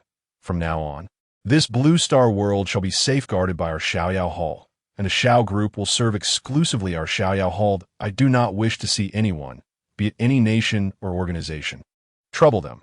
Furthermore, should the Xiao group require assistance, I hope nations will cooperate with them. He paused, a glint of coldness flickering in his eyes. General Quan felt a chill run down his spine and hastily replied, Rest assured, my lord, I will convey your message to the leaders of Blue Star, and I believe there will be no dissent. Lin Sheng nodded slowly and continued, In return, our Xiaoyao Hall will assist you in completely eliminating the beasts that have crossed over from the pioneer world. Moreover, we shall launch an offensive through the wormhole, decisively eradicating them. General Quan's eyes lit up. According to the Lord's words, the issue of beast invasions would be resolved once and for all. Immediately, he excitedly exclaimed, Thank you, my lord. Lin Sheng glanced at the two and stated, Very well. I shall take my leave now. Shortly, I will send someone to Blue Star to oversee this world." With that, Lin Sheng communicated with the system and returned directly to Xiaoyao Hall. Outside the shop, since its inception, not only had the interior been bustling, but the exterior was equally teeming with spectators. Even though the majority of these minor figures in the martial world lacked the qualifications to enter the shop, unable to muster even 10 wealth points, they still flocked to gaze upon it. The shop had undeniably become a veritable sanctuary of martial arts. Traditional powerhouses like Xihong Jingjai and Shaolin Wudong paled in comparison to its stature, but on this day, numerous minor figures were engaged in animated discussion. "Have you heard?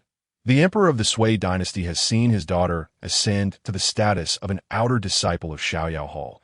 She is no longer merely a member of the shop, but one associated with the formidable Xiaoyao Hall.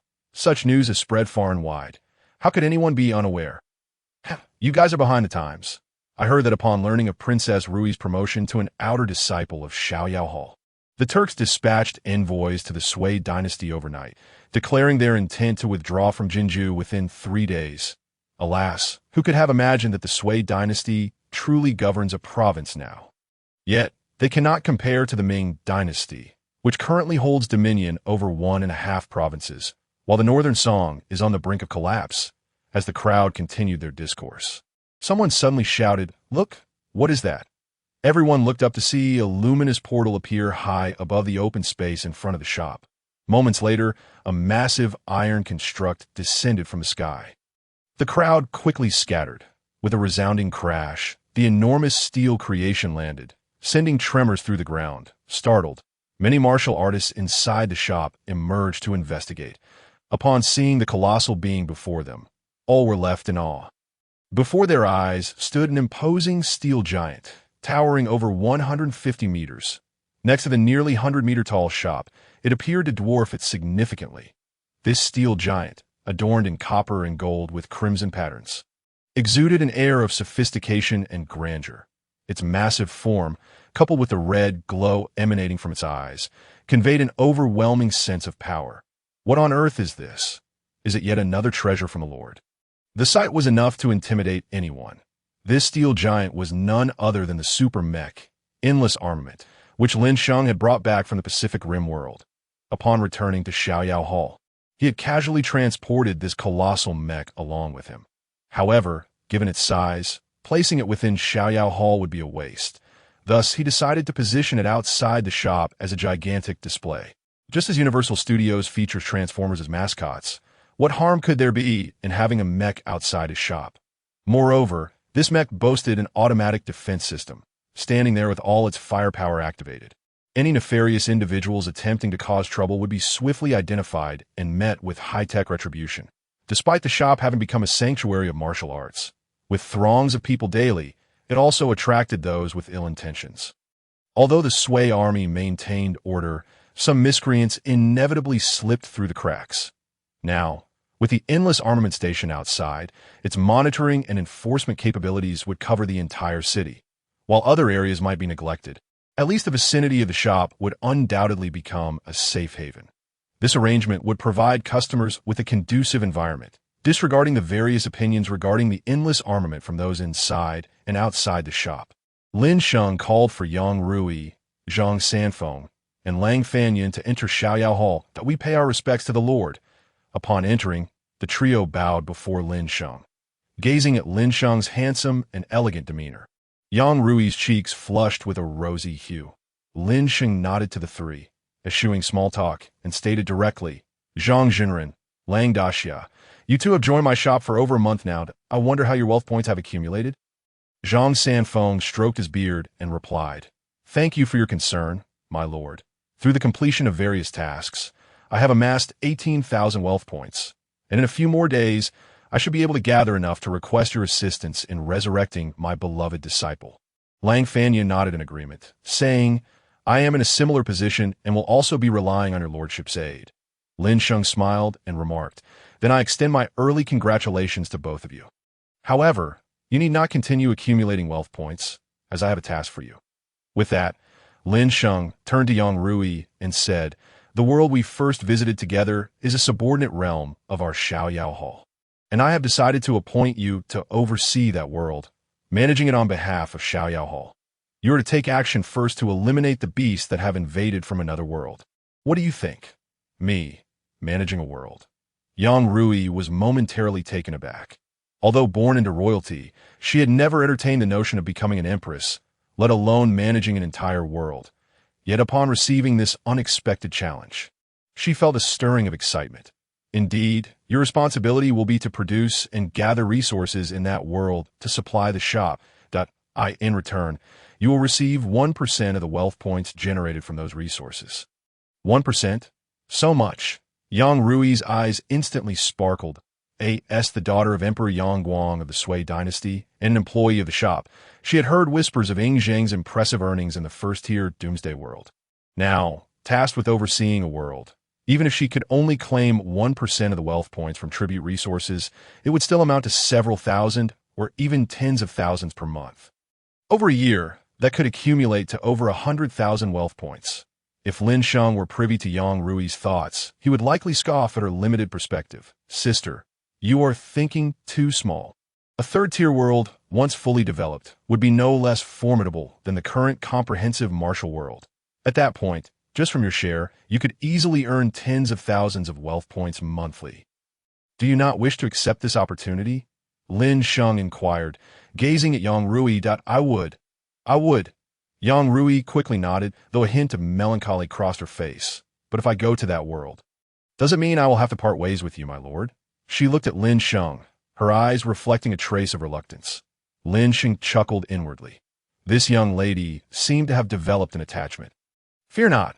In that world, you can activate your employee token at any time to return to Xiaoyao Hall. I will also make time to visit that world. He spoke.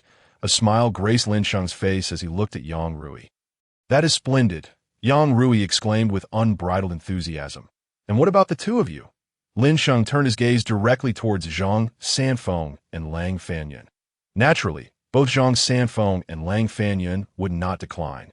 They were merely a few million wealth points short, and now they only needed to assist Yang Rui in vanquishing the monsters of that world to directly offset those wealth points. This task promised substantial rewards, certainly a must-do, in strict adherence to the orders of the Hall Master. Observing the agreement of Zhang Sanfeng and his companion, Lin Sheng nodded, and with a mere thought, the employee tokens of the three floated up. With a gentle tap of his right hand, 3 beams of primordial purple light descended upon the tokens, vanishing in a fleeting shimmer. I have infused your tokens with an attack. Should you encounter insurmountable danger, you may activate this attack to turn peril into safety. Upon hearing this, Yang Rui and her companions were immediately invigorated, bowing deeply to Lin Sheng. Thank you, esteemed Hall Master. Although the Hall Master's attack appeared to be casually bestowed, who was the Hall Master? Even a casual strike from him could likely obliterate a top-tier third-stage powerhouse, and as the Pacific Rim world was merely a third-tier realm, its greatest threat would likely be third-stage powerhouses. Hardly a cause for concern. Furthermore, Lin Sheng continued, you will soon take your tokens to the Celestial Warehouse to collect some equipment and supplies. Upon your return from the Pacific Rim world, simply return them. With disciples now recruited, it was only fitting that the Xiaoyao Hall bolster its foundation. A sex warehouse and lending system to aid disciples in their quests was indispensable. Lin Sheng casually placed some spiritual equipment and various offensive and defensive supplies within the Celestial Warehouse, and then sent Yang Rui and her companions on their way. Understood, they replied respectfully, promptly heading towards the Celestial Warehouse located in the northwest of Xiaoyao Hall. Following the guidance of their employee tokens, as Lin Sheng watched the three depart, he began to contemplate once more. It was time to commence large-scale development of the Pacific Rim world. However, relying solely on the few individuals from Xiaoyao Hall would be insufficient. After a moment of thought, his eyes brightened and a smile crept upon his lips. Inside the shop's grand hall, patrons continued to come and go, business thriving. Suddenly, an announcement lit up the large screen in the lobby. Interdimensional recruitment notice. Xiaoyao Hall seeks second-tier and above experts to participate in the conquest and development of a third-tier world. All individuals of second-tier strength or higher may voluntarily enlist. Rewards of wealth points will be given based on task completion, and exceptional performers will have the opportunity to join Xiaoyao Hall as auxiliary disciples. Wow, Xiaoyao Hall is recruiting again. What big news! Hurry, spread the word. Why must it be limited to those of second tier and above? Isn't that a qualification reserved for masters? Did you not read the content? Conquering a third-tier world. What use is a first-tier strength there? Merely delivering supplies. No way, I must purchase elixirs. I need to advance to the master realm. Indeed, Lin Sheng was ready to initiate a collective mission. Xiaoyao Hall was short-handed and could not afford to recruit indiscriminately. Thus, it was apt to issue a task for the experts of Juzhou continent to voluntarily lend their services that a modest reward of wealth points would suffice. As this announcement spread, the entire Juzhou continent erupted with excitement. This was a world mission involving a third-tier realm, issued personally by the Hall Master. As long as they performed well, they could gain entry into Xiaoyao Hall. What kind of place was Xiaoyao Hall? It was an unparalleled force that overshadowed the entire Juzhou continent. Even being a lowly auxiliary disciple that would elevate one's status significantly. Hadn't they seen how Duanlong was previously discriminated against in the Tianxia Association? After joining Xiaoyao Hall, he commanded respect, with even the formidable Xiong Ba refraining from any disrespect, going so far as to broker peace with Niefeng, assuring that the Tianxia Association would not pursue his acts of defection. In no time, the entirety of Juzhou continent, be imperial powers, sect masters, or independent wanderers, was abuzz with fervor in the Qin Empire, Xianying Palace. Ying Zheng turned to the left, addressing Dong Huangtai directly. Dong Huang. This new task from Xiaoyao Hall must not falter. Are you confident? Dong Huangtai immediately rose and bowed to Ying Zheng. Your Majesty, rest assured. This time, our Yingyang family will dispatch Yan Fei, Yu Shun, Xing Han to Si Ming, and Xiao Siming, each at least a Grandmaster-level expert. They will undoubtedly complete the task and join Xiaoyao Hall. Previously, when Xiaoyao Hall was recruiting shop assistants, Dong Huangtai had misjudged the situation and sent Xiao Siming, only to have her eliminated due to her lack of attributes. Consequently, the Qin Empire had only one representative join the shop, and he was from the Mo family. Both Ying Zheng and Dong Huangtai felt considerable frustration over this matter. Therefore, upon the announcement of this new task, Dong Huangtai immediately gathered the left and right protectors of the Yingyang family and the 5 elders. This elite force included even the reclusive Dong Junyan Fei, who had been diligently honing her skills in this world. Dong Jun had no entanglements with Yin Dan. As the foremost prodigy of the Yingyang family, she had devoted herself to rigorous training. Now, her prowess had reached the pinnacle of the Tianren realm, second only to Dong Huangtai within the Yingyang family. The very fact that Dong Huangtai had summoned her indicated the significance he placed on this Xiaoyao Hall mission. Lic stepped forward, a hint of concern on his face, and spoke. Your Majesty, if too many of our Qin experts go to Xiaoyao Hall to complete the task, could it not hinder our support for the Han? After all, on the Mingyuan side, there were 3 terrestrial immortals and numerous other experts. Ying Zheng's expression remained impassive as he replied coldly, Do not worry. Mere 3 terrestrial immortals are nothing I cannot handle. Upon hearing Ying Zheng's commanding words, the expressions of those in the hall relaxed, their gazes towards him filled with increasing reverence. In the Sui dynasty's demon sect, the masters of the 2 factions gathered rarely. Zhu Yin and Shi Zhishuan sat at the forefront, addressing the assembly with solemnity. In this celestial task, our holy sect shall commit our full strength to seize the opportunity to join Xiaoyao Hall. Understood. The crowd unanimously agreed without dissent. In the Ming dynasty's Hulong Mountain Manor, Zhongzhou Tianmen, the gathering place of the 6 major sects along the Mingyuan border, various forces sprang into action. Meanwhile, in the recruitment hall on the 4th floor of the shop, a tall and robust man approached Huang Rong and respectfully declared, I am Qiao Feng, willing to enlist for the interdimensional conquest mission. Qiao Feng had been in the shop for some time. Since the incident at Xingzi Forest, he had journeyed for days to reach the shop in search of the Hall Master to unravel the mystery of his lineage. However, upon his arrival, he realized the immense stature of Xiaoyao Hall. Though his strength was formidable in Northern Song, he was still merely at the master level. According to Xiaoyao Hall's classification, that was just a lowly 2nd-tier realm. The Hall Master, on the other hand, was assuredly above the 4th tier. Had he not seen how the emerging third-tier powerhouses, even terrestrial immortals, behaved like obedient children before the Hall Master? As the leader of the Beggars sect, Xiaofeng had risen from the depths and was neither reckless nor foolish. Thus, seeking the powerful Hall Master for the truth of his lineage felt overly ambitious. For a month, he had been cultivating in Luoyang while gathering intelligence, eagerly awaiting the chance to meet the Hall Master.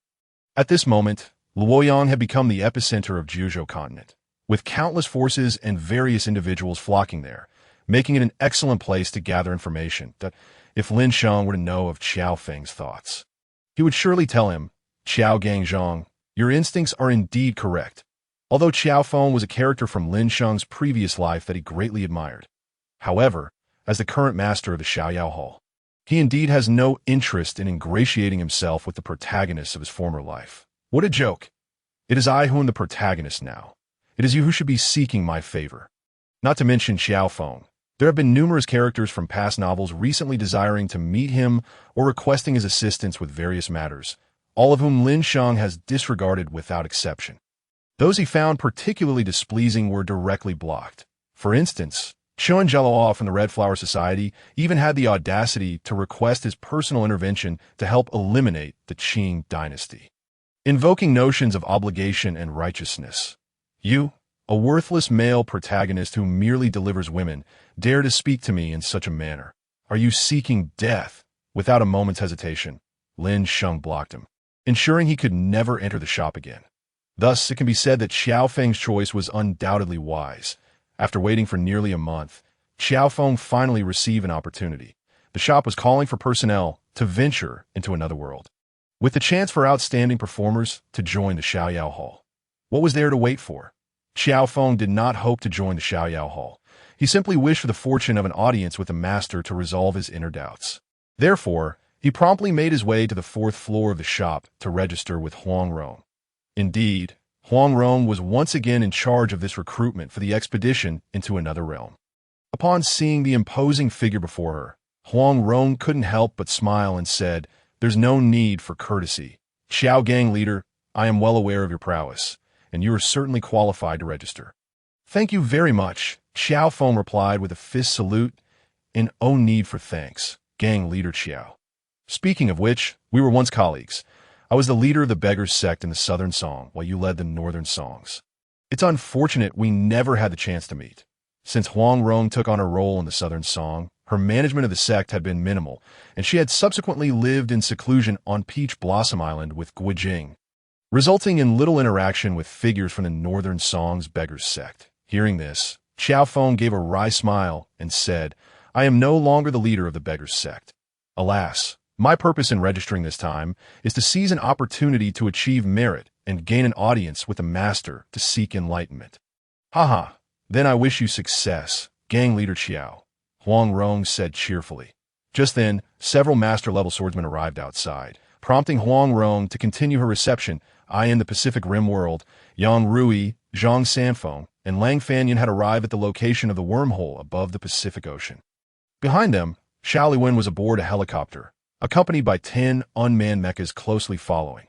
Upon reaching the Pacific Rim world, they immediately sought out Xiao Liwen and conveyed Lin Sheng's orders, learning that Yang Rui was to be the disciple who would guard the Blue Star world on behalf of Lin Sheng. Xiao Liwen dared not defy them and promptly began to provide the necessary information. Ultimately, Yang Rui, Zhang Sanfeng, and Lang Fanyan decided to first defeat the dozen or so monsters gathered around the wormhole. "Master Yang, just ahead lies the location of the wormhole from which those monsters have traversed," Xiao Liwen communicated directly via intercom. As Yang Rui now represented the Xiaoyao Hall in managing the Blue Star and patrolling on behalf of Heaven. Xiao Liwen naturally referred to her as the Master. The trio of Yang Rui and Zhang Sanfeng halted mid-air, gazing ahead. They beheld a tranquil sea surface, yet beneath that calm, they sensed a formidable energy lurking below. "Be cautious, Master. The monsters are all beneath the surface," Xiao Liwen quickly warned. At that moment, a fish-like monster suddenly breached the water, soaring into the air, its body expanding to reveal a pair of wings. Instantly, the creature's speed surged as it lunged toward Yang Rui and the others with its gaping MAW. This what a monster looks like. Yang Rui found herself momentarily stunned by the sight of such a ferocious and colossal creature. Prepare for battle, Xiao Liwen shouted, and at once, the 10 accompanying unmanned mechas descended onto the sea, activating combat mode. There's no need to panic, Yang Rui said, regaining her composure swiftly as the smoke rained flying swords shot forth from beneath her feet, piercing through the monster's wings. Roar! The fish-like monster cried out in agony before plummeting down. Zhang Sanfeng and Lang Fanyun were taken aback by this development. They had assumed Yang Rui was merely a pampered princess. Even after joining the Xiaoyao Hall as an outer disciple, they thought she relied solely on the backing of the Sui dynasty and the master's favoritism. To their astonishment, she had effortlessly slain a second-tier monster in an instant. Yang Rui, however, remained composed. After receiving the master's blessings, her power had ascended directly to the Grand Master realm, and with the cultivation method bestowed upon her by the master, the Yuling flying immortal technique, her strength had soared to new heights. It is known that Lin Sheng is a peak 4th-tier celestial expert, with combat prowess comparable to that of an average 5th-tier master. Just how powerful must his essence be? As Yang Rui cultivated, she transformed her true essence into spiritual power, reaching the Golden Core realm, just one step away from breaking through to the nascent soul stage and stepping into the 3rd tier. As a Golden Core expert wielding the smoke rain flying sword, facing these 2nd-tier monsters was akin to slaughtering chickens or dogs. Roar! At that moment, another roar resonated, and 15 ferocious monsters erupted from a sea, charging toward the recently landed 10 unmanned mechas. Damn it! There are not 10 monsters, but 15, Xiao Liwen exclaimed in alarm. Yang Rui's eyes remained tranquil as she remarked, "It matters not, whether it be 10 or 15. It makes no difference to us. Indeed, the princess speaks true. Let the additional 5 be handled by the 2 of us," Zhang Sanfeng said with a gentle smile as he drew his flying sword and advanced toward a monster. Lang Fanyun, with a stoic expression, similarly grasped his sword, unleashing a strike that maximized the rain-covering sword intent, sending a brilliant beam of sword light toward a scorpion-tailed monster, with a crisp sound. The 4th-tier monster's head was shattered by Lang Fanyun's strike, dying on the spot. Both Lang Fanyun and Zhang Sanfeng were already pinnacle experts of the celestial realm, and now, armed with the spiritual weapons of the Xiaoyao Hall, their strength had increased significantly. These generally low-tier 2nd-tier monsters were truly akin to ants in their hands that in less than half an hour, with the assistance of the 10 unmanned mechas, Zhang Sanfeng, Lang Fanyun, and Yang Rui had slain nearly all the monsters surrounding the wormhole. Subsequently, they also destroyed the unmanned mechas below that continually supplied energy to the wormhole. The monsters that had crossed into the Pacific Rim world had now become trapped fish in a barrel. Yang Rui surveyed the now tranquil sea surface and addressed Zhang Sanfeng and Lang Fanyun. "Master Zhang, Senior Lang, the master is already gathering experts from the Jiuzhou continent to come to this world, preparing to wage war against these monsters. Before that, let us first clear out the monsters on Blue Star." "Very well. Then we shall tidy up the place for everyone," Zhang Sanfeng and Lang Fanyun replied with a smile. And the 3 of them transformed into a streak of light, rushing toward the next gathering of monsters. Within the Xiaoyao Hall, Lin Sheng reviewed the information relayed by Huang Rong, Xiao Feng, Guo Jing, Huang Yaoshi, Xiao Siming, Yu Shun, Xing Hun, Yin Fei. Even Yin Fei is participating? Upon seeing the name of Yin Fei, Lin Sheng couldn't help but pause for a moment. These were all notable figures who had come to register for the campaign against the Third World. However, Lin Sheng recalled that in the anime of his previous life, Yin Fei seemed to have eloped with Yindan, betraying the Yin family, and ultimately ended up imprisoned by them. It was quite surprising to find her name on this list. Contemplating this, Lin Sheng shifted his thoughts to investigate further, and soon his understanding deepened. It turned out that in this world, certain details differed from his past life. Yin Fei had actually been in seclusion all along, never entangled with any other man. Within the entire Yin family, she held a position second only to Dong Wang Tai, her level of mystery even surpassing that of others. Thinking of Yin Fei's cold, noble, and enigmatic beauty, Lin Sheng nodded in satisfaction.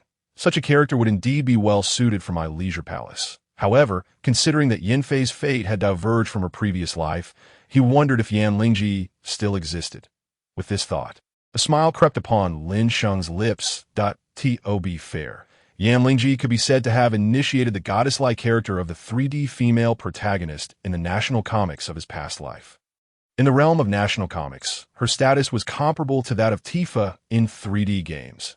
After finishing this batch of names, Lin Sheng decided to look no further. He believed that with the existence of his shop, the masters of the Jojo continent would have an unimpeded journey in their conquest of other worlds. At that moment, the system notification suddenly chimed.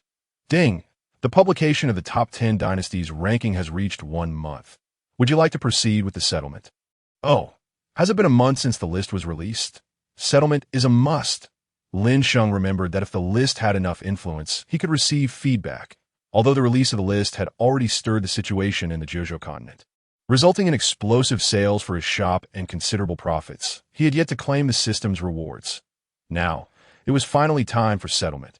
Ding! The settlement of the list's influence was successful. The impact level is SSS grade. Congratulations, host, for unlocking the chat group function, allowing you to randomly summon characters from worlds of 4th tier and above into group chats, unrestricted by level when entering each other's worlds, limited to the protagonist.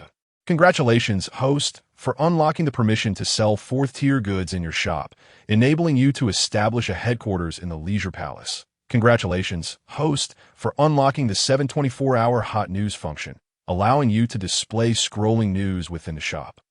Upon seeing these 3 rewards, Lin Sheng couldn't help but raise an eyebrow. Wow, this feedback is impressive. The chat group function. Could this be the legendary chat group of the heavens, while others merely have a group chat system? I possess it as a mere additional feature within my system, making it seem quite grand. Moreover, being able to summon characters from worlds of 4th tier and above means I won't have to wait for system rewards to traverse high-level worlds and gather resources at any time. Currently, Lin Sheng could only search for the coordinates of 1 4th tier world each month. He had no idea when he would be able to access higher worlds. Now, the chat group function perfectly resolved this issue. If he could gather characters from 7th, 8th, or even 9th tiers, wouldn't he be able to enter these vast worlds early and lay the groundwork? In a vast world, even a single spiritual route from heaven and earth might surpass the value of an entire 3rd tier world. As Lin Sheng contemplated this, he felt an overwhelming urge to activate the chat group function immediately. However, he ultimately steadied himself and shifted his gaze to the other 2 rewards. The sales permission for the shop has been elevated. Furthermore, establishing a headquarters in the Leisure Palace? Quite commendable. Lin Sheng nodded in satisfaction. These 2 functions complemented each other perfectly. Currently, his shop could only sell 3rd tier goods, and even then, many items remained unsold. Unfortunately, the comprehensive martial arts Jojo world is inherently weak. Let alone 4th tier goods, even high-level items among 3rd tier goods would disrupt the balance of the continent, and few could afford them. Thus, Lin Sheng had often contemplated allowing individuals from the Duki continent to shop in his store. However, as Jojo was his own world, he was reluctant to let outsiders enter directly for fear of unforeseen consequences. Now, the system's rewards had flawlessly addressed this concern. Why establishing a headquarters within the Leisure Palace to sell 4th tier goods? He would have no worries at AS for the Jojo shop. It would only sell 3rd tier and lower goods. Having made up his mind, Lin Sheng turned his attention to the next reward, the 724-hour hot news scrolling function. Ah, isn't this akin to the today's headlines from my previous life? Displaying chat groups and headlines. Is the system planning to implement the internet framework from my past life here? While internally grumbling, Lin Sheng found himself quite fond of this function. Not to mention, it would greatly facilitate his access to information. He would no longer need to personally observe the happenings in the Jojo continent through sheer will. Having reviewed the 3 rewards, Lin Sheng exhaled lightly. A month had passed, and it was time to unveil the second batch of rankings in the main hall of the shop. A beam of light suddenly illuminated the screen. Instantly, all eyes in the hall turned toward it. The second installment of the top 10 dynasties ranking for the Jojo continent is now released. Upon seeing this, the shop erupted in excitement.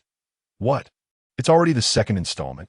This past month has been a whirlwind of change. I wonder if the rankings will shift. Are you foolish? The dynasty that ranked 10th last time has already been destroyed. Of course, there will be changes. Quickly, pay close attention. Amidst the buzz of discussion, the information on the screen rapidly displayed itself. The 10th place in the top 10 dynasties ranking goes to the Turkic dynasty, rewarded with a low-grade spiritual weapon. The Fire Spirit Flying Sword. 9th place goes to the Han dynasty, rewarded with a low-grade spiritual weapon. The Purple Gold Dao Robe. 8th place goes to the Southern Song dynasty, rewarded with a low-grade spiritual weapon. The Red Gold Pagoda. 7th place goes to the Qing dynasty, rewarded with a mid-grade spiritual weapon, the Tianyuan sword. 6th place goes to the Great Xia dynasty, rewarded with a mid-grade spiritual weapon, the Cold Qin Sha Whip. 5th place goes to the Eastern Japan dynasty, rewarded with a mid-grade spiritual weapon, the Purple Gold Gale Spear. 4th place goes to the Dongming dynasty, rewarded with a superior grade spiritual weapon, the Biyuan Golden Cauldron. 3rd place goes to the Great Sui dynasty, rewarded with a superior grade spiritual weapon, the Xianfeng Red Scale Armor. 2nd place goes to the Great Yuan dynasty, rewarded with a superior grade spiritual weapon, the Purple Jade Xintian Seal. 1st place goes to the Great Qin dynasty, rewarded with an exquisite spiritual weapon, the Canglong Breaking Waves Flying Boat. Following the announcement of the rankings, all rewarded spiritual weapons will automatically belong to the respective monarchs of the listed dynasties. As the dynasty rankings were released, the hall erupted in a chorus of astonished gasps. What the? How did the Great Yuan suddenly rise to 2nd place? Haven't you heard? All the celestial experts from the 3 continents who vanished for decades have emerged, commanding all tribes of the Mongol Yuan to submit to the Great Khan.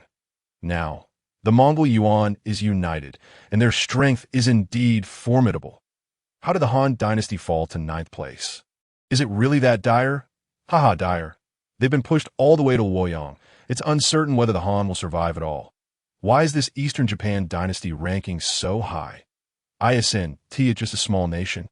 It seems this diminutive country has hidden capabilities. Amidst the discussions, spies from various dynasties swiftly transmitted the news of the top 10 dynasties ranking. In Beijing, Northern Song. The Liaojin army camped 10 miles outside the city. Within the Liao military tent, Yel Hongji toyed with the Tianyuan sword in his hands, a satisfied expression on his face. The Emperor of the Great Song is nothing short of a coward. I merely intimidated them, yet they gifted me such a spiritual weapon. How delightful! With this mid-grade spiritual weapon, even if I do not manage to annihilate the Northern Song this time, I will still have profited immensely. Just as Yel Hongji was reveling in his excitement, the Tianyuan sword in his hand suddenly vanished in a thin air. What the? Where is my spiritual weapon? How did it disappear without a trace? Could it be that Zhao Su's little trickery? How dare this brat? Yel Hongji was in the midst of a furious tirade when, unexpectedly, a message resonated within his celestial decree. Upon reading it, his countenance shifted dramatically. What? This spiritual artifact actually undergoes a transformation every month and has fled on its own. It is clearly no longer in the hands of that useless Zhao Su. I seized it. Why should it not belong to me? If Lin Sheng were to witness Yel Hongji's outburst, he would likely respond with a derisive chuckle. What do you mean by yours? This belongs to the Celestial Palace. Kill. Eliminate Yel Hongji. Kill. His Majesty the Ming Emperor has commanded the complete annihilation of the Liaojin coalition. Kill. Just as Yel Hongji was engulfed in confusion, a cacophony of battle cries erupted from beyond the large tent. This is bad. An enemy attack. Yel Hongji sprang to his feet, outside the Liaojin encampment. The Ming Song coalition had surged forth from the city, charging towards the Liaojin forces. With the intelligence capabilities of the Ming, as soon as the second phase of the top 10 dynasty rankings was unveiled, Zhu Hozhao had already received the news that, in that instant, he felt as though he might explode with rage. The Ming's ranking had not only failed to rise, but had instead plummeted to 4th place. Though the reward remained a high-grade spiritual artifact, the drop in ranking was a bitter pill to swallow for Zhu Hozhao, who had been riding high on success. Thus, upon discovering that the new rankings would lead to a redistribution of spiritual artifacts, Zhu Hozhao acted decisively. With the Liao Emperor's mid-grade spiritual artifact gone, it was the perfect opportunity to obliterate them and complete the conquest of the Northern Song. Kill. Zhu Hozhao, soaring through the air. led the charge, transforming into a colossal figure towering over 100 meters. This giant, glowing with starlight, wielded the immense high-grade spiritual artifact, the Baiyuan Golden Cauldron, and brought it crashing down upon the encampment ahead. Boom! The resounding impact rendered the sturdy encampment as fragile as paper, tearing it apart in an instant. Zhu Hozhao roared in fury and charged inside. Within the celestial palace, Lin Sheng was blissfully unaware that his newly released ranking had ignited a fresh war across the continent of Zhuzhou. After disseminating the rankings, he promptly activated the chat group feature. Ding! Chat group activated. Would you like to recruit new members? Ding! As this is the host's first recruitment, 5 new members can be summoned, with 2 new members allowed each month thereafter. Begin recruitment. Lin Sheng, unceremonious, initiated the summoning system.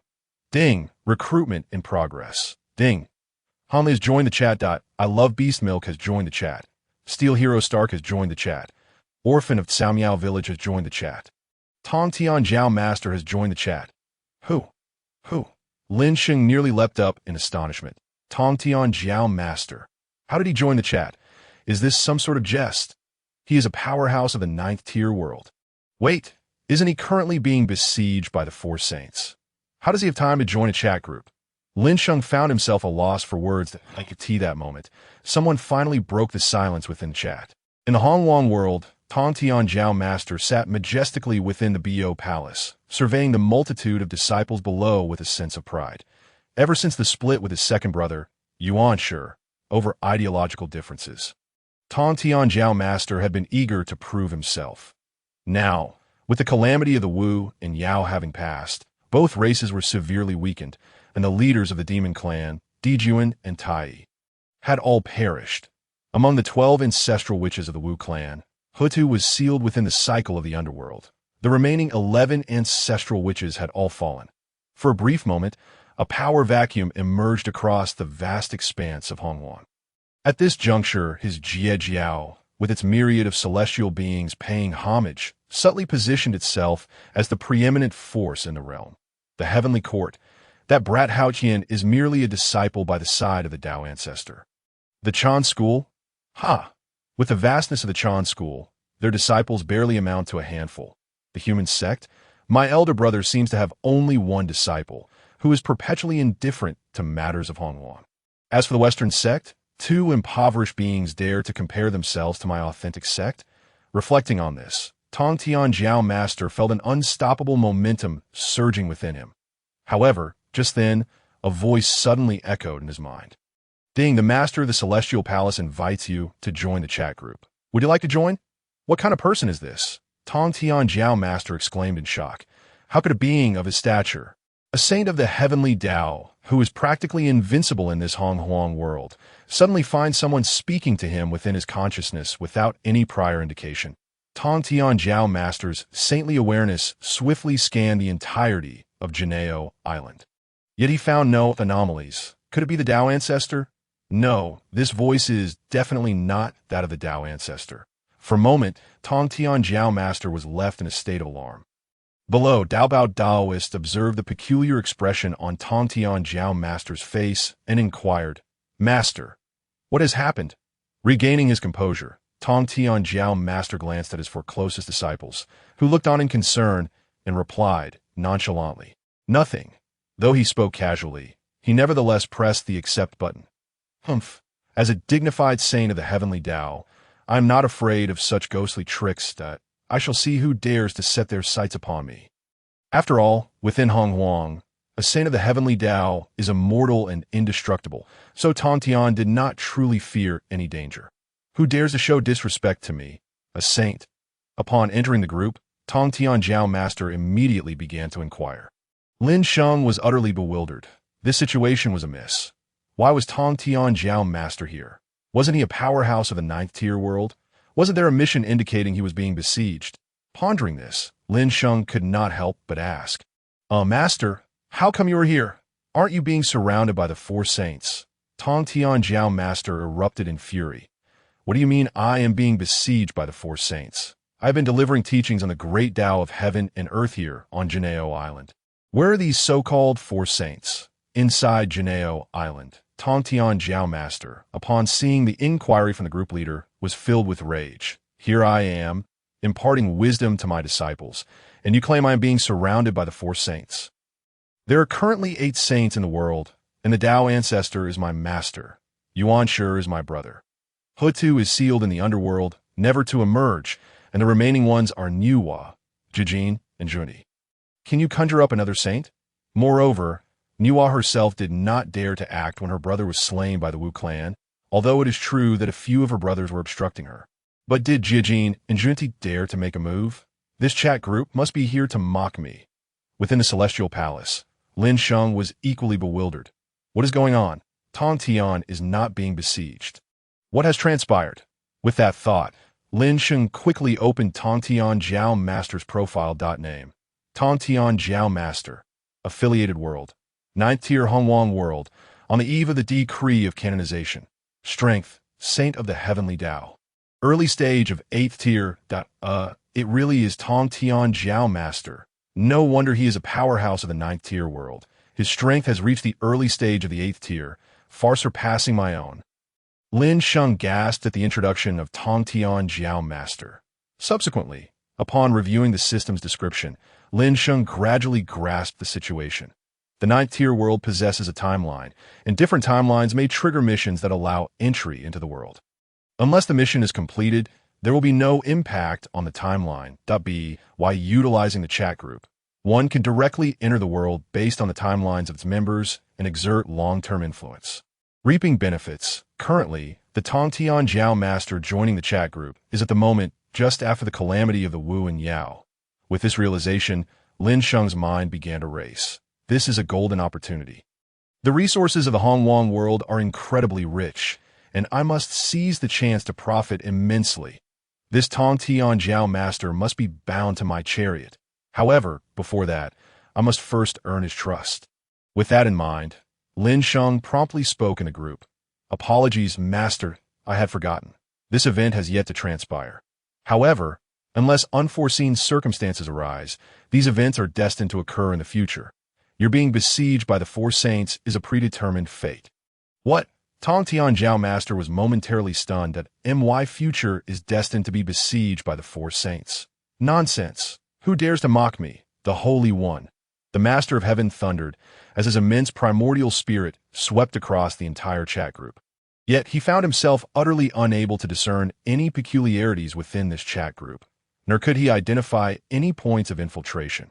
This was a situation he had never encountered since ascending to the status of a saint. Could it be that this so-called group leader is more powerful than a saint? There is no need for the Master to doubt that my Xianyao Palace transcends the heavens. I can perceive the past and future of your primordial world and witness the fates of all of you. If you do not believe me, simply wait and see. Soon enough, you shall receive a decree from Hongjun, summoning you to the Purple Cloud Palace to negotiate the signing of the divine list. How dare he directly invoke the name of the Tao ancestor? The eyes of the Master of Heaven widened in astonishment, his suspicions about the identity of this so-called group leader deepening. How could the actions of the Tao ancestor be something you can fathom? Whether true or false, the Master will soon know, but allow me to reveal to you in advance that this divine list is a conspiracy orchestrated by the heavenly Tao against your Jia sect. Both the human sect and the Chan sect will direct their hostility toward you, forcing your Jia sect disciples onto the list to fill the ranks. Lin Sheng spoke with a smile, presenting this information to Tong Tian, leaving it to him to decide whether to believe it, that if he does not, I could always give him a copy of the Investiture of the Gods. This brat even seeks to sow discord between me and my 2 elder brothers. His intentions are treacherous. The Master of Heaven erupted in anger, the pressure of a saint inadvertently bursting forth. Instantly, all the disciples inside and outside the Bo Palace were pressed to the ground by this overwhelming force. Master, please calm your anger, the Golden Spirit Saintess hastily called out. Only then did the Master of Heaven realize he had lost his composure, just as he was about to continue berating that so-called group leader.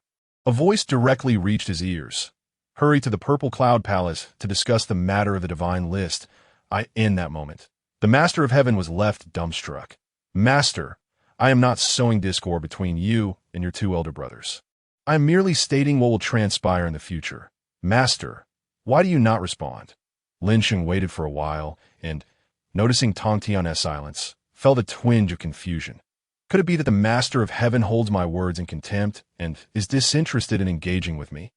Upon glancing again, he saw that the Master was still present in the group, prompting Lin Sheng to breathe a sigh of relief. Thankfully, he has not left the group, that if he had, my plans to develop the 9th-tier world would be delayed indefinitely. I cannot afford to let this opportunity slip away. Reflecting on this, Lin Sheng began to reconsider whether he had been overly aggressive in his speech, possibly aggravating the proud and impulsive master. Just then, someone else in the group spoke up.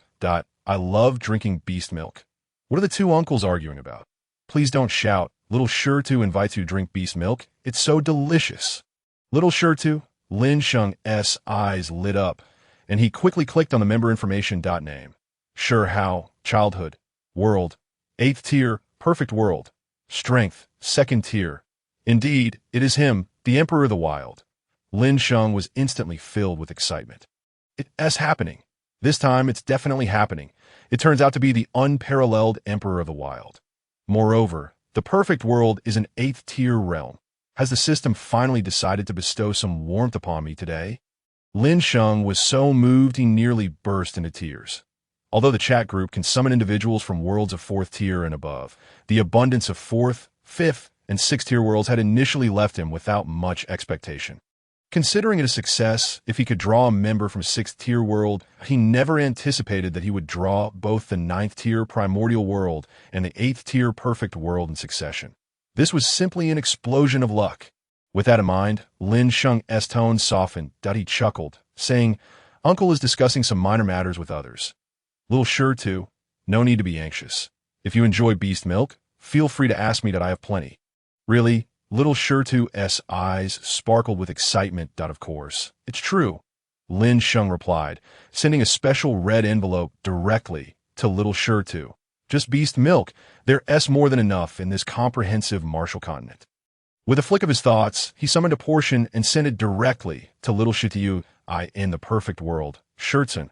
Sure how opened the red envelope, and instantly, a large basin of milky white beast milk appeared before him, rendering him unable to look away, and a little Shitian could resist the allure of such a bounty. Without hesitation, Sure how buried his face in the basin, drinking heartily. He could see that moment. Someone else in the group chimed in. Iron Hero Stark, TSK. What kind of black technology is this? I had Jarvis try to crack it for a long time, but to no avail. Alright, I admit, the program of this chat group possesses some level of sophistication. Congratulations, you have captured the attention of the great Mr. Stark. Now, tell me, after all your elaborate scheming, what do you seek from me? Lin Sheng was momentarily taken aback. He did not need to check the information and know who was speaking. Just a moment ago, he had been curious why Tony, who was usually so talkative, had remained silent in the group. It turned out he was busy trying to crack the chat system. If you can crack the system produced by the system, I'll call you Big Brother. Mr. Tony, it seems you are quite confident. However, I wonder if you have resolved the issue with your chest. Within the Avengers world, Tony was instantly stunned. How did this person know about his chest injury? He hadn't told anyone. Could it be that there's a traitor among them? In an instant, Tony's brow furrowed in thought. Wow, this beast milk is so delicious. Master Uncle, do you have more? Little Sure how had finished the beast milk and was once again speaking up in the group. Since it costs nothing if you want to drink, just ask for as much as you like. With that thought, Lin Sheng sent several more red envelopes. Instantly, Little Sure how jumped up in excitement. This moment, the orphan from Kelmayakan, who had remained silent until now, finally spoke. May I ask, where is this place? Why have I come here? Lin Sheng quickly checked. Name. Zhang Xiaofan. World. 4th tier, Xiitian world. Strength. 1st tier. The level of the Xiitian world is rather low.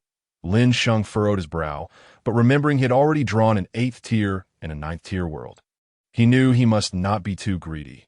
Calming his thoughts, he began to explain.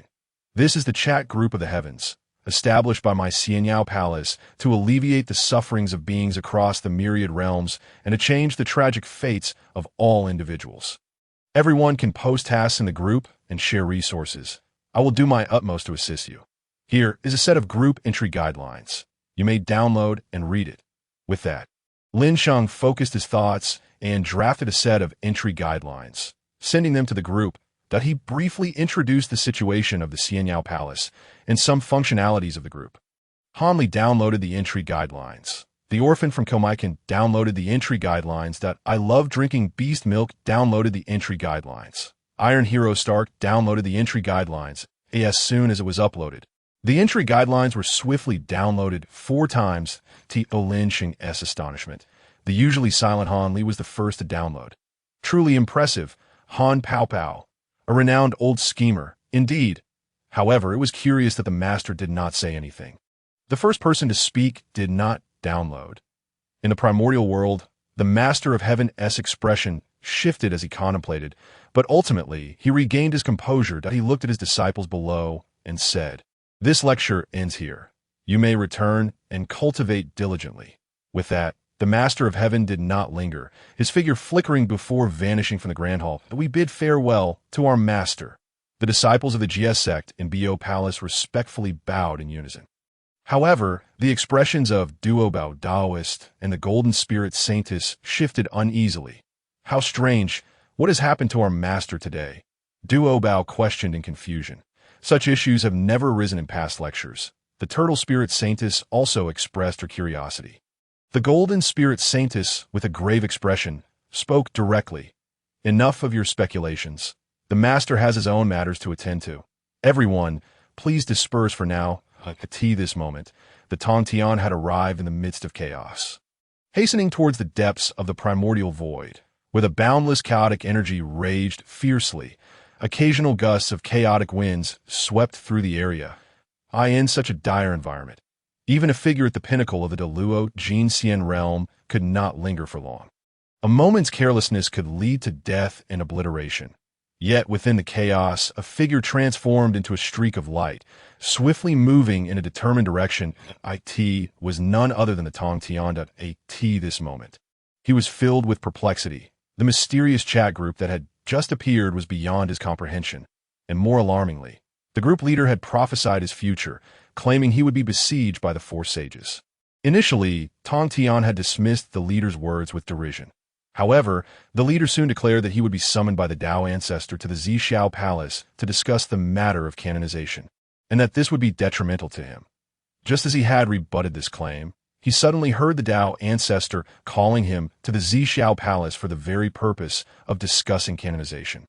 What was canonization? Tongtian had never heard of it before. How had that group leader come by such knowledge? Tongtian was certain that the leader was not Hongjun. However, if he was not, how did he know what Hongjun Dao ancestor intended to do? After all, Hongjun was the most powerful figure in the entire primordial world, and Tongtian could not fathom who else could foresee his actions. Amidst his uncertainty, Tongtian had already arrived at the Xiao Palace. Upon entering, somewhat uneasy, he soon found himself in the presence of Yuanshi, Tianxia, and the Tongtian. To his surprise, it was his younger brother who had arrived first. "Ha!" chuckled the Taishan Laojun. Yuanshi, Tianxia disdainfully remarked. "His subordinates are nothing but unrefined brutes. What could they possibly need instruction on? Naturally, they would arrive swiftly." Tongtian, however, seemed oblivious to Yuanshi's words at this moment. As he gazed at Laojun and Yuanshi, he couldn't help but recall the leader's words. Would Laojun and Yuanshi indeed turn their hostility towards him? For a moment, doubt crept into Tongtian's heart. Noticing Tongtian's silence, Yuanshi frowned slightly, sensing that Tongtian was behaving unusually today. Ordinarily, he would vehemently oppose any insinuation that his disciples were mere unworthy creatures, engaging in lengthy debates each time he heard such remarks. Yet today, Tongtian remained silent, which only added to Yuanshi's discomfort. He turned to Laojun and directly asked, "Elder brother, do you know why the Tao ancestor has summoned us? What is this canonization affair?" Laojun's brow furrowed as he shook his head, replying, "I do not know. I trust the Tao ancestor has his own arrangements." At that moment, a beam of light flashed, and an elder suddenly appeared in the main seat of the Xiao Palace. However, his presence felt entirely natural, as if he had always belonged there. He exuded an aura of tranquility and balance, while simultaneously emanating an oppressive force of the heavenly Tao. which reduced all things to mere fodder. Instantly, the three of them regained their composure and bowed respectfully to the elder in the main seat. Disciple pays respects to the master. This elder was none other than Hongjun Dao ancestor, the embodiment of the heavenly Dao, unparalleled in strength. Please be seated, Hongjun said calmly, observing the three with a placid expression. Once they had settled, he began to speak, since the calamity of the Wu and Yao. The heavens and earth have been in disarray. Now, Hao Yin oversees the heavenly court, yet there are few capable personnel. The stars have lost their positions, and chaos reigns in the primordial realm. Recently, Hao Yin approached me, stating that your disciples from the Chan sect are embroiled in a killing calamity, unrestrained and disorderly, and lamenting that the heavenly court is lacking in personnel, unable to govern the primordial realm. Upon careful thought, I found this unacceptable. Hence, I have summoned you all today to discuss canonization. You three shall deliberate on a list and fill it in the canonization roll, in accordance with the principles of the operation of heaven and earth. As soon as Hongjun finished speaking, the three of them were taken aback. What nonsense is this? That little boy Hao Yin dares to come here to complain to Hongjun and expects us three sages to provide him with personnel? Is he jesting? Yuanshi was immediately enraged, suppressing his fury as he said, Master, my disciples are of the sage's lineage and are not subject to Hao Yin's jurisdiction. Any disputes are merely trivial matters. There is no reason to place them on the roll for him to command. Tong Tian, rarely in agreement with Yuanshi, nodded in concurrence. Although Lao Jun remained silent, it was evident that his sentiments were not aligned with Hao Yin. All three of them were figures of the sage level, impervious to all laws, and indestructible through countless tribulations. What was Hao Yin to them? Did he dare to demand their disciples to serve him? Hongjun's expression was devoid of emotion as he cast a dispassionate glance at Yuanshi and Tong Tian, stating in a tone devoid of warmth, this heavenly Dao trend is unchangeable. You need only reach a consensus. With that, he did not allow them any opportunity for dissent and vanished in his place. A canonization roll slowly descended from the heavens. Upon seeing this list, the expressions of Tong Tian, Yuanshi, and Lao Jun shifted dramatically. The roll contained a staggering 365 divine positions awaiting to be filled. What did this mean? It implied that the three teachings combined must provide Hao Yin with 365 elite disciples. That little brat Hao Yin! How dare he bully me so? Yuanshi erupted in fury, cursing aloud. Lao Jun raised an eyebrow slightly, stating, given the situation, Master S will is not to be altered. We must proceed to determine the candidates. Tong Tian gazed at the canonization roll, his eyes clouded with confusion. Was this how canonization was to be determined? Would his two elder brothers join forces against him? Recalling the words of the mysterious group leader, Tong Tian could not help but look towards Lao Jun and Yuanshi. Noticing Tong Tian's gaze, Lao Jun frowned and casually remarked, I have but one disciple in the Yuandu sect, so he naturally will not be on the roll. Tong Tian paused, realizing that indeed his elder brother had only one apprentice, and thus there was no reason for him to be included. He then turned his attention to Yuanshi. Yuanshi scoffed disdainfully, saying, Humph! All my disciples are individuals of great fortune and merit, and thus they cannot be placed on the roll. It is you, third brother, whose disciples are a mixed lot, merely frivolous and unworthy creatures. A veritable mess within the Jie sect. They should be the ones to fill the role for canonization. Tong Tian was instantly incensed, retorting coldly, Second brother, the master just said plainly that it was your disciples who wronged Hao Yin, leading to this canonization affair.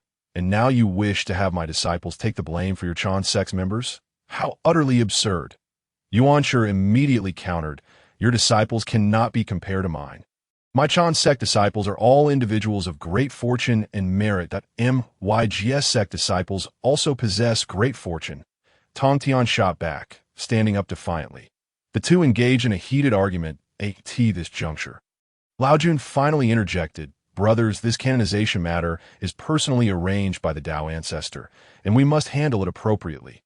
Third brother, you have many disciples. It would not harm you to include them all. What? Tong Tian was taken aback. He looked at Lao Jun and then, at the smug expression on Yuanshi's face, his demeanor shifting dramatically. Indeed, it had come to this. Tong Tian felt a tumult of emotions swirling within him. The canonization of the three teachings was occurring, and Yuanshi and Lao Jun were indeed conspiring against him. What else might transpire? Would he truly be besieged by the four sages? In an instant, Tong Tian felt a chill run through him, observing Tong Tian's troubled expression. Lao Jun and Yuanshi furrowed their brows in concern. "Third brother, what troubles you?" Lao Jun inquired with genuine worry. Tong Tian, overwhelmed with turmoil, retorted impatiently, "You can deliberate on the canonization matter yourselves. I refuse to participate." With that, he disregarded Lao Jun and Yuanshi, his figure flickering as he returned to the primordial realm, swiftly arriving back at the Bo Palace. Upon his return to the Bo Palace, Tong Tian immediately opened the chat group. Tong Tian, "Youngster, what else do you know? Speak it all to me." At that moment, Lin Sheng was in the group explaining the intricacies of the Xiaoyao Palace in the chat group to Xiao Shi and Steelman when he unexpectedly saw Tong Tian's inquiry. "Oh, given that tone, has he begun to believe me?" Lin Sheng mused, having just vanished for a while. Could it be that he had coincidentally encountered the canonization discussion? With that thought, Lin Sheng began to investigate. Name, Tong Tian, world, the nine-tiered primordial world, during the period of the decree of the investiture of the gods. Power, sage of heaven's path, early stage of the 8th tier. What a coincidence. Lin Sheng immediately felt a surge of joy. It was indeed fortuitous. Now he need not worry about the Tong Tian cult master doubting him. With the trust of a powerful 8th tier figure, he could easily exploit the situation to his advantage. As he pondered this, Lin Sheng felt a twinge of excitement and spoke directly. It seems the master has already encountered some of the matters I mentioned." "How do you know?" The Tong Tian cult master was momentarily stunned, but quickly realized his faux pas and fell silent. Lin Sheng smiled slightly and continued, "Not only do I know these things, but I also foresee that in the future, your Jie Jiao will face utter annihilation, and all your disciples will meet with tragic fates, including yourself, who will be utterly confined. It's merely a matter of negotiation. The more chilling the truth, the better. Besides, what I speak is indeed the reality." "What did you just say?" The Tong Tian cult master felt a shiver run down his spine at the thought of his grand Jie Jiao's destruction and his own confinement, and rage ignited within him. Lin Sheng continued, "Whether you believe it or not is entirely up to you.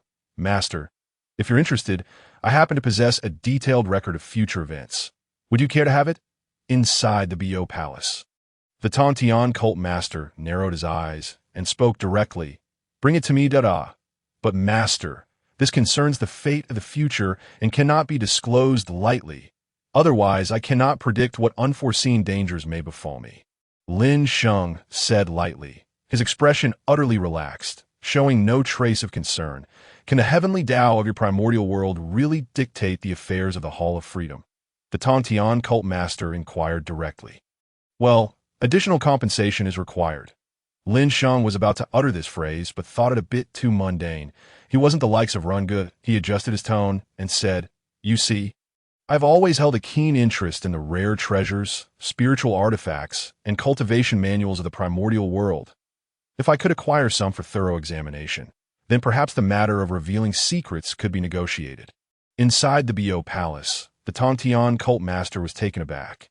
This young man was, in fact, asking for benefits. For many years, he had yet to encounter anyone bold enough to negotiate directly with a sage for advantages. This so-called group leader dared to speak to him this way. However, was it not just benefits? As a sage sect, Jie Jiao was not lacking in resources aside from the innate treasures that suppressed fate. With a single thought, the Tong Tian cult master, who had already comprehended all the functions of the celestial chat group, sent Lin Sheng a directed red envelope. "Ding, the Tong Tian cult master has sent you a red envelope." Wow, a red envelope from a master. Accepting it right away, Lin Sheng immediately clicked open the Tong Tian cult master's red envelope. "Ding, congratulations, you have obtained the quasi-saint level cultivation method, upper clear celestial method. Ding, congratulations, you have obtained a mid-grade innate spiritual treasure, the Xian Yuan water control flag." Wow, the master is generous. Lin Sheng was instantly dumbfounded. This was indeed a quasi-saint level cultivation method, a mid-grade innate spiritual treasure. How much wealth would these be worth? He was almost going crazy with excitement. Did I ask this enough? The Tianxia cult master asked directly. For these two items, the Tianxia cult master did not hold them in particularly high regard. The upper clear celestial method was practiced by nearly all the elite disciples within his sect. The Xianyuan water control flag, which he had scarcely utilized since acquiring it, was merely wasting space. Although both items would incite fierce competition among beings in the primordial world in light of the impending fate of Jiejiao, they were insignificant to the Tianxia cult master. That's more than sufficient. Feeling the urgency in the Tianxia cult master's words, Lin Sheng quickly focused his thoughts and condensed the investiture of the gods, which he had previously read, into a book that he then opened the red envelope and sent it to the Tianxia cult master. Ding! Group leader Lin Sheng has sent you a red envelope. The Tianxia cult master hurriedly opened it, and in his hands appeared a book titled Investiture of the Gods. Narrowing his eyes, the Tianxia cult master pondered. Does this contain the matters concerning the decree of the investiture? He then opened the pages and began to skim through swiftly. However, the more he read, the more shocked his expression became, until finally he was filled with a mix of anger and astonishment. How despicable! Yuan Shi, how could you be so shameless? Yuan Shi, you scoundrels, you actually conspired with outsiders against your own brother. This infuriates me. When a sage is enraged, it is as if the very mountains and seas are collapsing. Throughout Jinao Island, the ground trembled, the seas roared, dark clouds gathered, and the terrifying pressure of the sage swept through repeatedly. On Jinao Island, numerous Jiejiao disciples were left in shock. On Sanshao Island, Yin Shao felt the terrifying pressure emanating from Jinao Island and could not help but change her expression. What is wrong with our master today? I sensed something amiss during the sermon. Zhao Gongming laughed heartily. Sister, do not worry. Our master is already a revered sage. What could possibly go wrong? Perhaps he has gained further insights into the heavenly Tao. Is that so? Yin Shao frowned, somewhat unconvinced. Not only San Shao, but also Dao Bao, the holy mother of Gold Spirit, the holy mother of Turtle Spirit, and others felt the pressure of the Tianxia cult master, and their expressions shifted. Today, Jiejiao was destined to be anything but peaceful. Lin Sheng remained unaware of the profound changes he had wrought upon the primordial world in Jiejiao, that he was, however, greatly intrigued by the Xianyuan water control flag and the upper clear celestial method. Though the upper clear celestial method was a quasi-saint level technique, he had no need to cultivate it, considering his own Hongmeng Imperial Sutra was a 10th tier technique, 3 levels superior. However, in the vast realms of the heavens, it was still a prestigious cultivation method. If auctioned, it would surely soar in value. Regrettably, the current auction market might not adequately reflect its worth, so he would have to wait. Nonetheless, he could at least peruse it for reference. Group leader. At this moment, Tony began to send a message again. Seeing Tony's inquiry, Lin Sheng curiously asked, "What is it? Do you have something to discuss? Is the Hall of Freedom truly omnipotent? Can you really heal my injuries?" After a moment of silence, Tony posed the question. You wish to treat your heart condition, do you? At the same time, you wish to learn about the future trajectory of this world and the creatures lurking beyond the universe? Lin Sheng's words stirred waves within Iron Man's heart. The mechanical device in his hand clicked ominously. Could it be that the group leader possessed mind-reading abilities? Or perhaps foresight? In that instant, he was utterly convinced. Iron Man was a man of science, interested only in what he firmly believed. Now, Lin Sheng had become an unwavering certainty in his mind that I can help you heal your injuries. Rest assured, the Celestial Chat Group will not harm you. It will only bring you benefits. Lin Sheng explained, as if sensing Iron Man's lingering doubts, that no, I have no doubts about you. Esteemed group leader, I simply wish for your assistance in healing my injuries. As for revenge, feel free to propose as long as it's within my capabilities. I am willing. Iron Man articulated each word with conviction, resolute and unambiguous in his assurance to Lin Sheng. Having said that, Iron Man promptly uploaded the task to the group task board. All right, I accept your task. As Iron Man uploaded the task, Lin Sheng accessed the panel and accepted it, gazing at the rewards listed. Lin Sheng smiled faintly. In the world of the Avengers, Iron Man's wish. Heal Iron Man's injuries and alleviate his troubles to earn 100 wealth points, along with a set of mecha design blueprints. In the world of the Avengers, towering skyscrapers rise majestically, enveloping the entire realm in a captivating aura of science fiction. Faint beams of light flicker across the sky, illuminating the swift passage of heroes. Lin Sheng strolls leisurely down the street, his form shimmering as he materializes within a high-rise building. Inside, Iron Man waits anxiously, a renowned researcher with considerable wealth. He is unfortunately a victim of fate's cruel jest. During a previous abduction, a shard of metal lodged itself within his body, threatening to seep into his heart with his blood, leaving him perpetually at risk of death. Had it not been for temporary technological measures to suppress the threat, he would have likely succumbed long ago. Lin Sheng represents his sole hope. Iron Man, who typically relies on technology, paces restlessly in the corridor, awaiting the arrival of that singular figure. Tony, greetings. Lin Sheng raises his arm in a cordial salute. Upon witnessing Lin Sheng's ethereal presence, Tony's expression shifts. As Gervais fails to recognize the individual before him, it dawns on him that this must be the enigmatic leader of their group. That it is an honor to meet you. Esteemed leader, I implore your assistance. Whatever you require, I shall cooperate with utmost dedication. Fear not. It is but a trivial matter. Lin Sheng waves his hand dismissively. A radiant energy flows from his fingertips. Relax, with a few gentle sounds. The metal fragments within Tony's body are extracted, while Lin Sheng's energy weaves through him. Tony feels a warm current coursing through his being, his tense muscles gradually unwinding, his limbs becoming remarkably light. Lin Sheng's formidable power is evident. The energy he casually emits is sufficient to restore Iron Man's physical state and alleviate all ailments. The mere presence of those metal shards within him is a trivial issue to resolve. Thank you, esteemed leader. Acknowledging the transformation within him, Tony rises swiftly, bowing deeply to Lin Sheng, his gratitude sincere. I mentioned it was a minor issue, and I have accepted your reward. Lin Sheng shakes his head. A gentle smile gracing his lips. I shall take my leave now. Should you encounter any further difficulties in the future, do not hesitate to seek my aid. Farewell, esteemed leader. Iron Man watches as Lin Sheng's figure gradually fades from view, remaining rooted in place, though a sense of skepticism lingers in his heart. Now restored and endowed with Iron Man's strength, what challenges could he possibly face? As he senses the newfound vitality within him, an exhilarating energy surges, as if he could leap several meters high or ascend dozens of floors.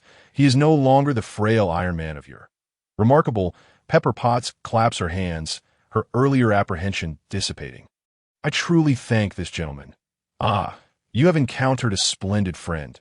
She feels genuine relief and joy for Iron Man, her spirits lifted. Quite commendable. Within the tranquil confines of the Celestial Palace, Lin Sheng gazes at the mechanical design blueprints and the hard drive in his hands. Nodding in satisfaction, he is acutely aware that Tony would never dare to deceive him. Had he attempted such a thing, Lin Sheng possesses 100 means to make him regret it profoundly. With a mere thought, Lin Sheng transfers the data to Yang Rui, who resides in the Pacific Rim world. What is this? Yang Rui queries, puzzled as to why Lin Sheng would suddenly present her with a hard drive. A valuable item. Not question it further. Simply deliver this to Xiao Liwen. He will know what to do. Lin Sheng refrains from elaborating. Understood, esteemed leader. With that, Yang Rui sets off to find Xiao Liwen. Meanwhile, Xiao Liwen is engrossed in her work within the laboratory. Upon seeing Yang Rui's arrival, she is slightly bemused. When Yang Rui hands her the hard drive, her curiosity deepens. What is this? What do you want me to do with it? Open it and see for yourself. I'm not certain of its contents. Yang Rui replies that, very well. Xiao Liwen assumes Yang Rui is merely teasing her and promptly connects the hard drive to her computer. The moment it is plugged in, it whirs to life. Xiao Liwen, with a sense of intrigue, begins to explore the folders. The first folder contains merely surface treatment processes, nothing of great significance. However, upon opening the second folder, she is astounded. How is this possible? What is it? Yang Rui inquires, puzzled by her expression. This is a set of mechanical armor design blueprints, suitable for real combat where Xiao Liwen exclaims in disbelief, marveling at the intricate designs. I dare say the genius behind this mechanical armor is undoubtedly a prodigy. Each design is exquisite, and when all these designs are combined, the resulting armor will possess groundbreaking significance. How does it compare to the dangerous wanderer? Yang Rui asks. Xiao Liwen ponders for a moment before responding. It is not only comparable, but may even surpass it. The Mecha Hunter operates due to its massive scale, allowing for the integration of power systems, weapon systems, and reconnaissance systems, thus forming formidable combat strength. However, miniaturizing it to human size presents significant challenges, ensuring it retains such power while being wearable by an average person. Yet, this blueprint flawlessly addresses these issues. Look here at the structure. Xiao Liwen begins to elucidate the intricacies to Yang Rui. However, the advanced technology proves daunting for a princess of the Day Sui dynasty, making it quite challenging to grasp the pinnacle of technological advancements. What does all this mean? Each component has been miniaturized and refined. Consider this. If we could mass-produce these items, what would ensue? Yang Rui, though not entirely versed in specifics, comprehends the implications of mass production. After a lengthy pause, she inhales deeply. We could forge a legion of mechanical armors. Indeed, a legion of mechanical armor. If we can mass-produce these items, creating a mechanical army of 1,000,000 would be a straightforward endeavor. Yang Rui gasps at the thought. She is aware of the Mecha Hunter's might, each possessing second-tier strength. 1,000,000 mechanical warriors equates to 1,000,000 second-tier combatants. Such power could sweep across the entire continent. While Yang Rui remains in awe far away in the primordial world, Tong Tianjiao Master, having finished reading the Investiture of the Gods, is consumed by uncontainable rage. A tempestuous aura of a sage envelopes the vast expanse of the primordial land, causing countless individuals to gaze toward Golden Tortoise Island, bewildered by the unfolding events, utterly ignorant of who has provoked the ire of the formidable Tong Tianjiao Master. Not even his disciples, such as the Holy Mother of Golden Spirit, comprehend the source of their master's sudden wrath. In this moment, Tong Tianjiao Master's eyes blaze with fury, as he never anticipated the fate that befell his sect, nor could he foresee the outcome that awaited him. The entirety of this revelation profoundly shakes him. Very well. Excellent indeed. The Master of Heaven gritted his teeth, an endless fury nearly driving him to madness. Yet, he quickly regained his composure amidst the boundless wrath. For he understood all too well that his anger would avail him nothing at this moment. What was crucial now was to devise a solution in the shortest possible time. Otherwise, once the era of the Investiture of the Gods arrived, any further strategic maneuvering would become exceedingly difficult. Almost instantaneously, the Master of Heaven thought of that mysterious chat group and its enigmatic leader. With this thought in mind, he promptly logged into the chat group. Leader, I have read the Investiture of the Gods. What are your thoughts? Lin Sheng inquired. To his astonishment, he found that Laozi and Yuanshi had utterly disregarded their brotherly bond, conspiring with outsiders to deal with their own kin. If I had been unaware of this, it would have been one thing. But now that I know, I shall not let it slide without repercussions. It was evident that the Master of Heaven was engulfed in extreme anger. Yet he maintained his rationality. Otherwise, he would not have sought out Lin Sheng. There is no need for you to be excessively enraged. This is merely a contest of fate. You, however, lack the means to suppress such fate. Their actions towards you were entirely predictable. But how could they dare? How could they dare? After billions of years of brotherhood, they turn their backs without a second thought. To disregard our bond is truly disheartening. In the face of profit, what brotherhood is worth anything? At this moment, the Master of Heaven had become nothing more than a plump sheep in Lin Sheng's eyes. When it came to discussing Laozi and Yuanshi, he showed no restraint. Leader, do you possess any methods that could assist me in helping the Jie sect through this tribulation? The Master of Heaven posed the question directly, revealing his straightforward nature. Lin Sheng had been waiting for this very inquiry, but refrained from appearing too eager. However, you must understand that if I assist your Jie sect, the teachings of humanity and the teachings of revelation shall not fare well. Since they care nothing for our brotherhood, why should I? Upon mentioning this, the Master of Heaven trembled with rage. The scenes depicted in the investiture of the gods were horrific, sending chills down his spine. He could scarcely fathom the dire straits he would face if everything described came to pass. Since you think this way, it indicates that you have come to a realization. Lin Sheng paused before continuing. In truth, I do possess a method to help your Jie sect navigate this calamity. Lin Sheng's words piqued the Master of Heaven's interest. I hope you will generously impart your wisdom. The Master of Heaven's demeanor was exceedingly polite. Yet, Lin Sheng remained unyielding, as one who would not reveal his hand without assurance.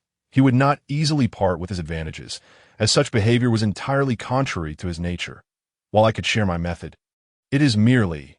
Lin Sheng deliberately left his sentence unfinished, confident that the Master of Heaven would grasp the implication. Indeed, upon hearing this, the Master of Heaven quickly understood. He promptly sent Lin Sheng an exclusive red envelope.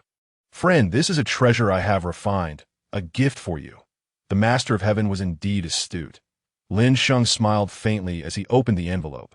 Ding dong. Congratulations, you have received an exclusive red envelope from the Master of Heaven. Ding dong. Congratulations, you have acquired a mid-grade postnatal spiritual treasure, the soul-returning banner.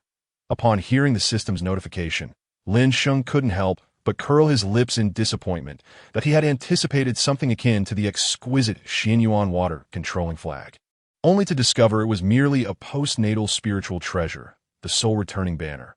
However, upon reflection, a mid-grade postnatal spiritual treasure was still quite valuable.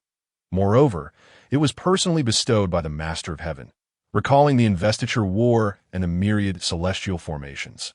The Master of Heaven had once wielded the supreme treasure, the six-soul banner, reputed to inscribe a sage's name and, when activated, could even severely injure a sage. Though exaggerated, it underscored the immense power of treasures aimed at the soul's essence. The soul-returning banner, crafted by the Master of Heaven himself, was undoubtedly a formidable artifact for both seizing souls and preventing possession. Nodding in satisfaction, Lin Sheng accepted the spiritual treasure, but soon fell into contemplation, which made the Master of Heaven increasingly anxious. And why, friend, may I inquire what method you possess? Actually, the method is quite simple, though I fear you may not accept it. Speak freely. At this moment, the Master of Heaven was eager to learn Lin Sheng's strategy. Lin Sheng nodded and continued. You need only send all your disciples to the investiture list. What? Upon hearing Lin Sheng's words, the Master of Heaven's eyes widened in shock. If I send all my disciples to the investiture list, won't that spell doom for my Jie sect? Are you mocking me? He had initially aimed to prevent his disciples from ascending the investiture list, yet Lin Sheng now suggested he send them all, which seemed absurd to not panic. Hear me out. Lin Sheng replied with a smile, that I in the future, barring any unforeseen developments, your Jie sect will undoubtedly fall victim to the schemes of Yuanshi and Laozi, along with the two sages of the West. Although you are a sage yourself, your opponents consist of 4 sages. How can you hope to defeat them?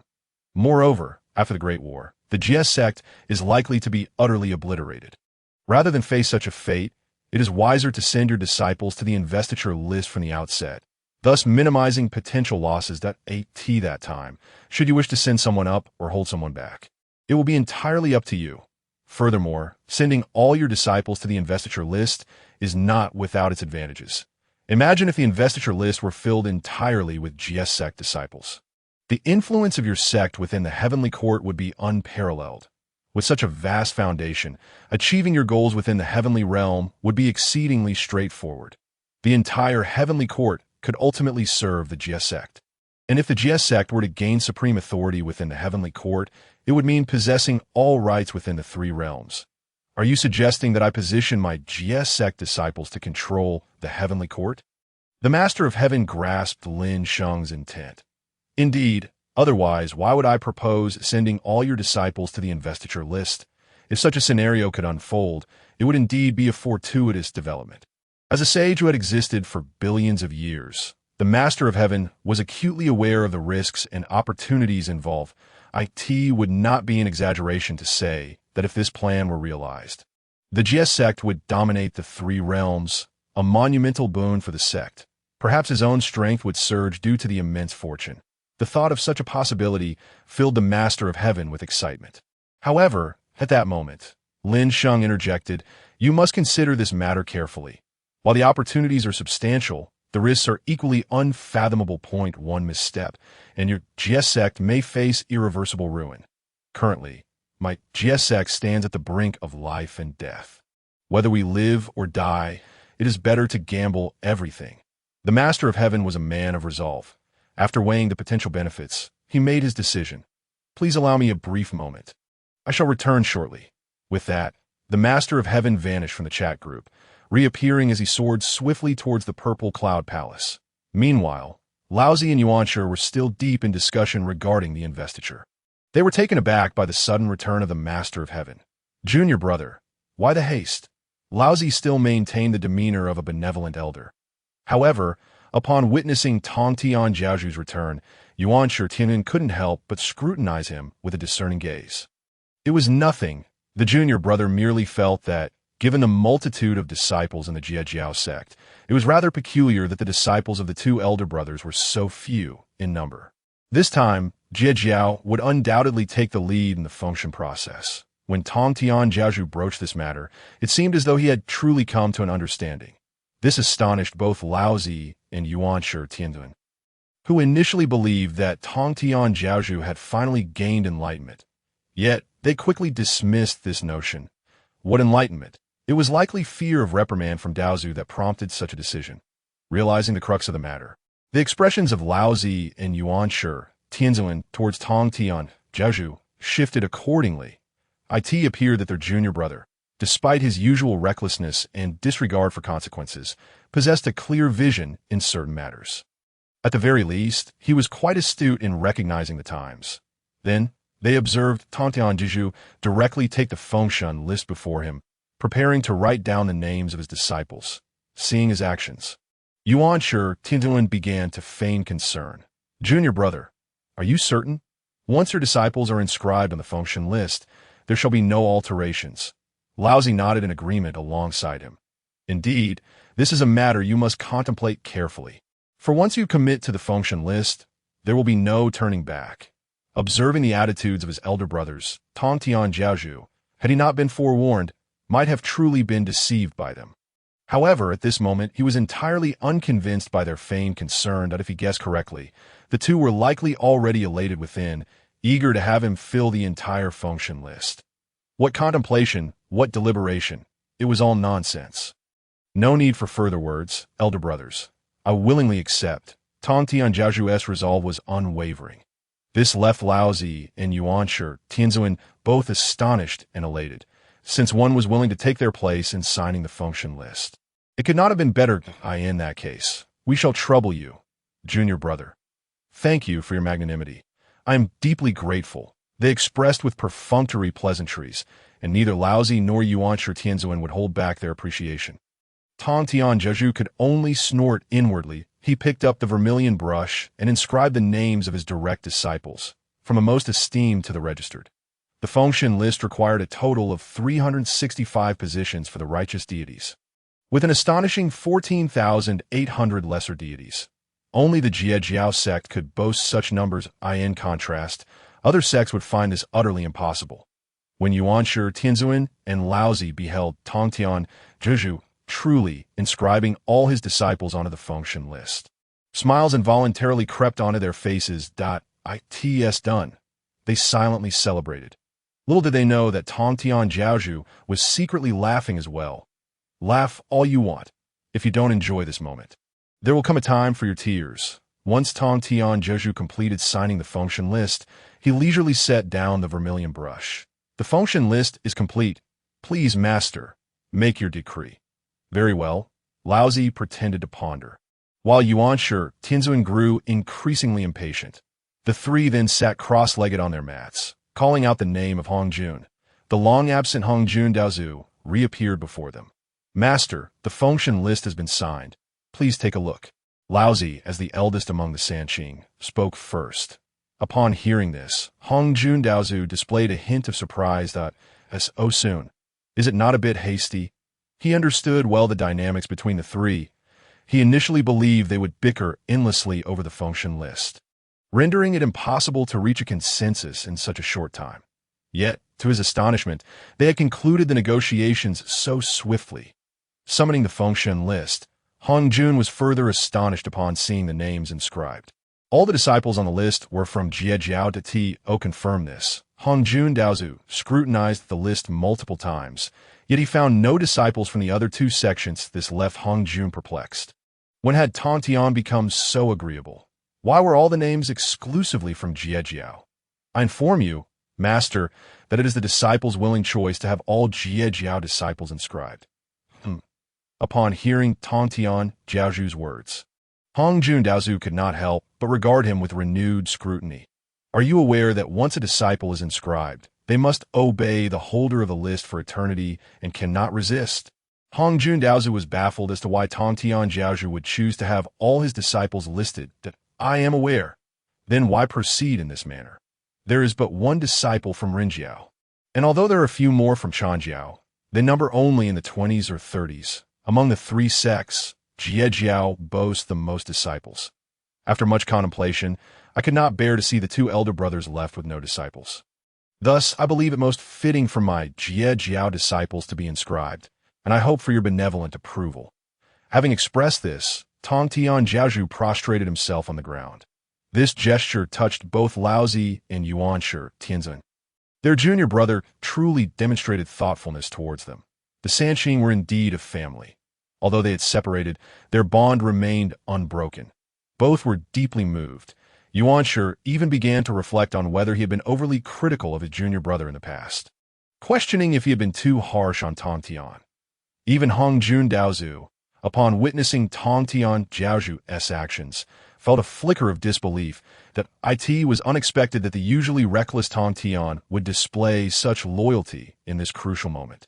Clearly, in his heart, despite the division, the Sanqing remained united.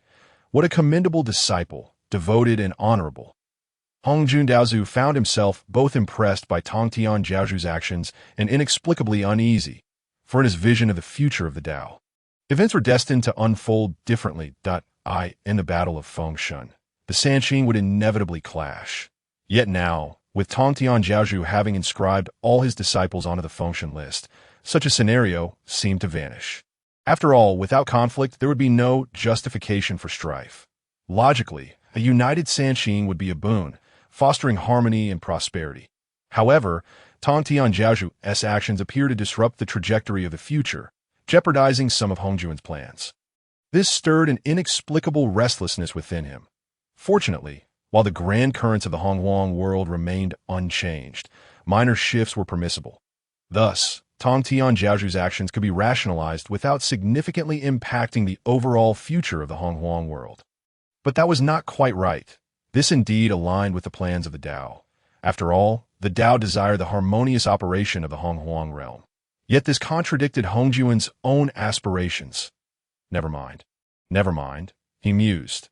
Having proposed the signing of the Fengshen list, he could not simply go back on his word now that these three disciples had amicably completed the signing. Did he, as the Tao ancestor, wish to be seen as fickle? Let it be as it is, he finally decided, nodding that in that case, proceed as you wish. From this day forth, you shall begin preparations for the Fengshen matter. We shall dutifully obey Master's command.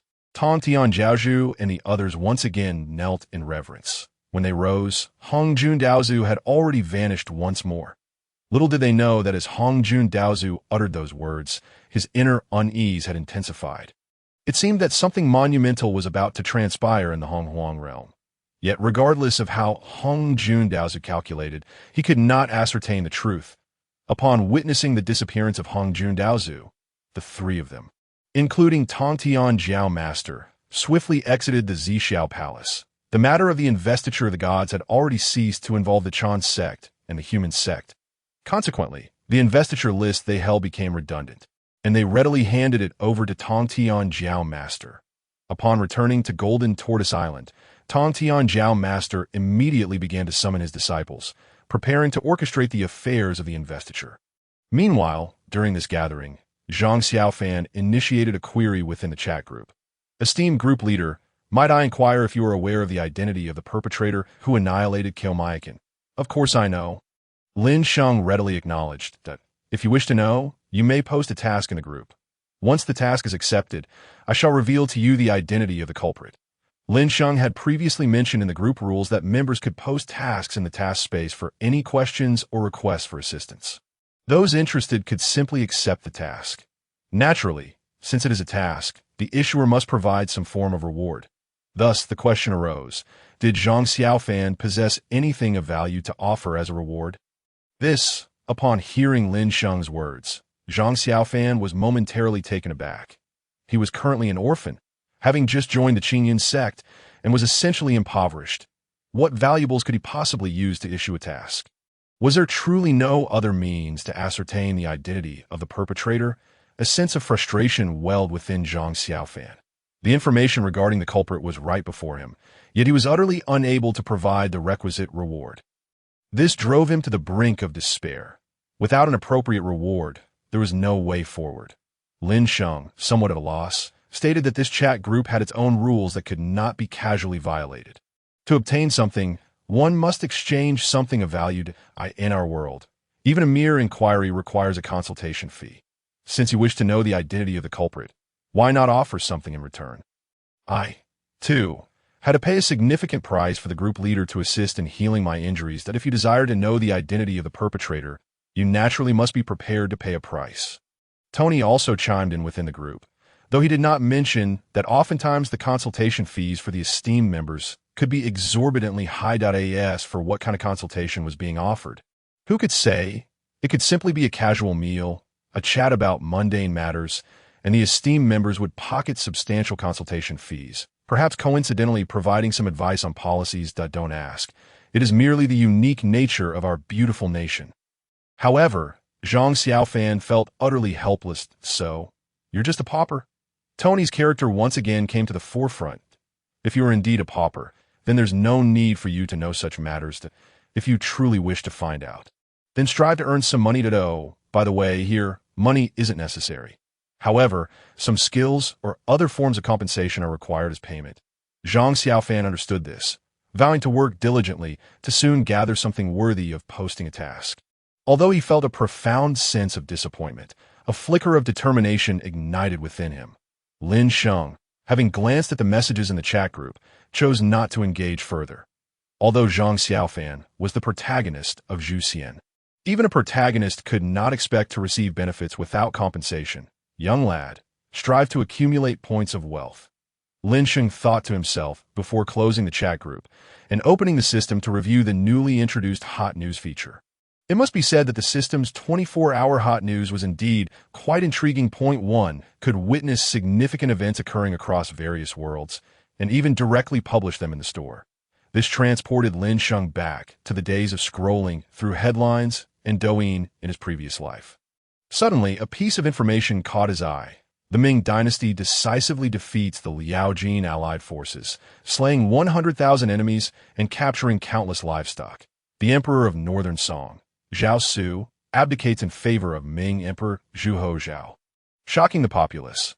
Upon reading this news, Lin Sheng felt a twinge of surprise. It seemed the Ming dynasty was indeed formidable, achieving such a resounding victory with the annihilation of 100,000 foes. Lin Sheng was acutely aware of the immense difficulty in achieving such a feat during the era of cold weapons. Therefore, his surprise was entirely warranted. However, what was this about the northern Song emperor abdicating? The newly appointed emperor was none other than the emperor of the Ming dynasty.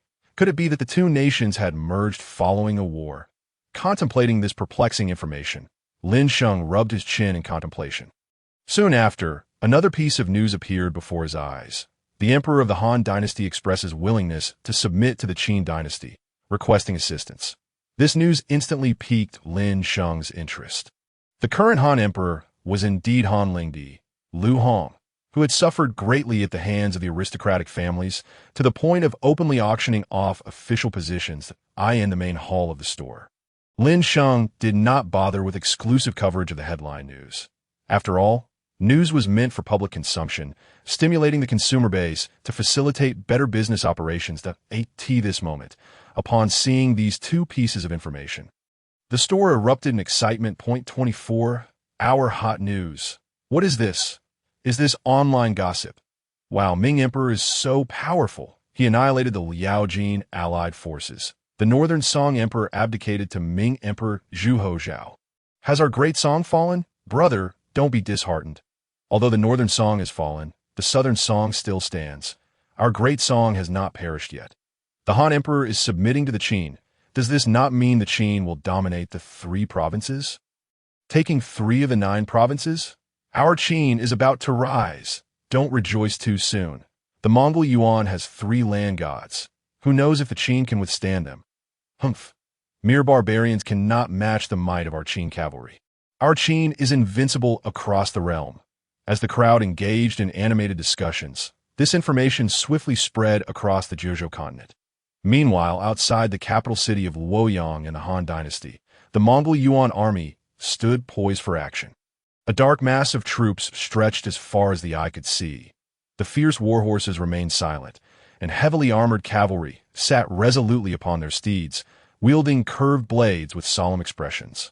The entire battlefield was enveloped in a profound silence, yet the palpable aura of impending slaughter seemed to disperse the clouds above. The soldiers atop the city walls of Luoyang observed this scene with trepidation.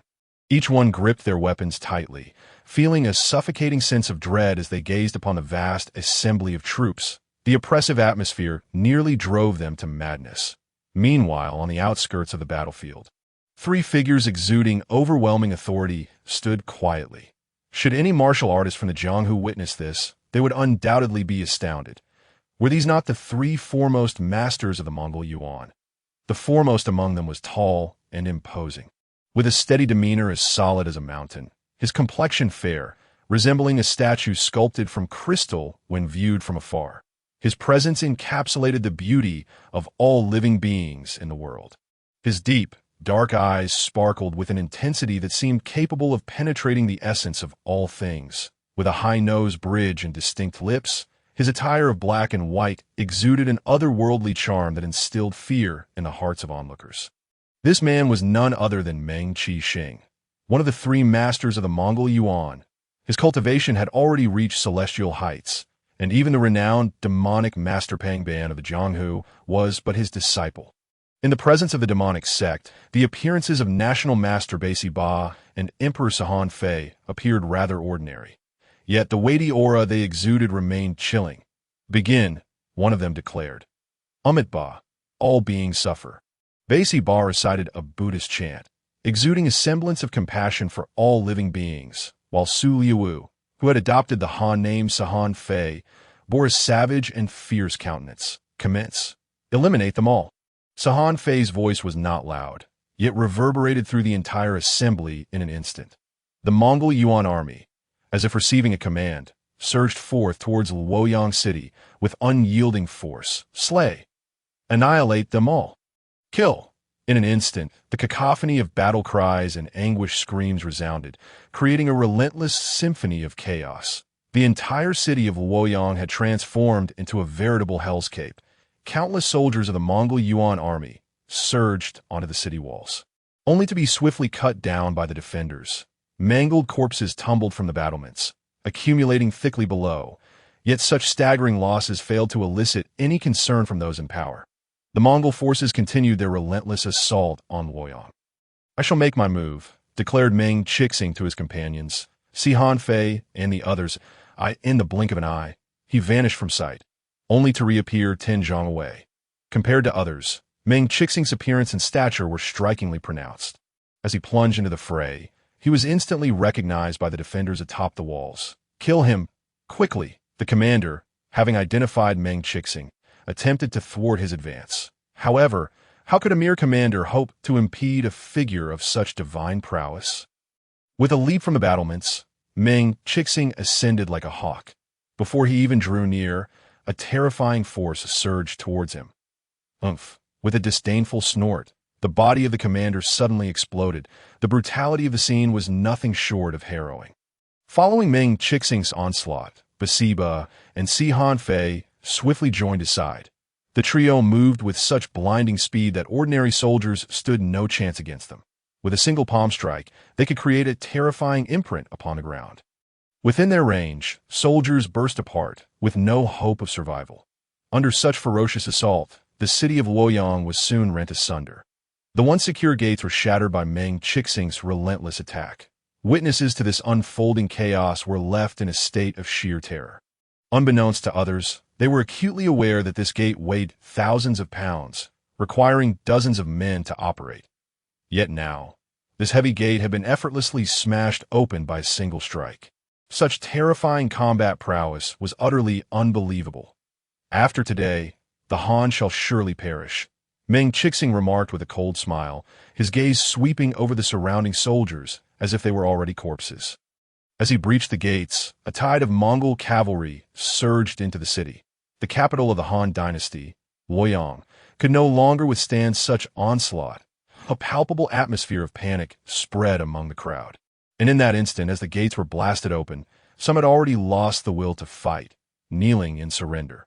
After all, such an attack was simply too horrifying for any sane individual to confront, especially for mere foot soldiers. Boom!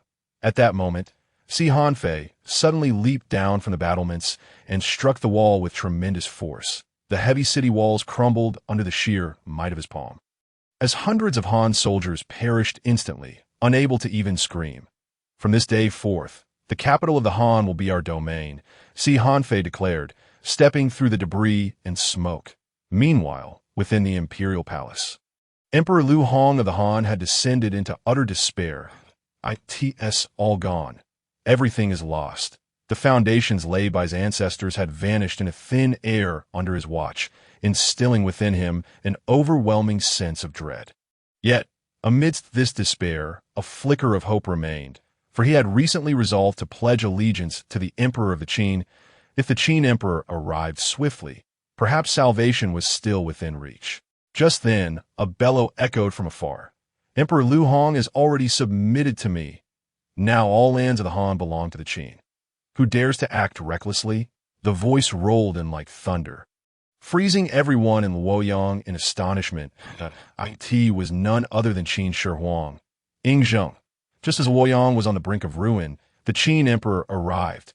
In that moment, nearly everyone raised their eyes to the horizon, where a magnificent golden dragon ship sliced through the waves, racing towards them with astonishing speed. In less than a moment, Qin Shi Huang had soared above the city in his vessel, unleashing beams of light upon the Yuan forces below, decimating them in droves. In my presence, you dare not cease? Qin Shi Huang stood at the bow, surveying the carnage below.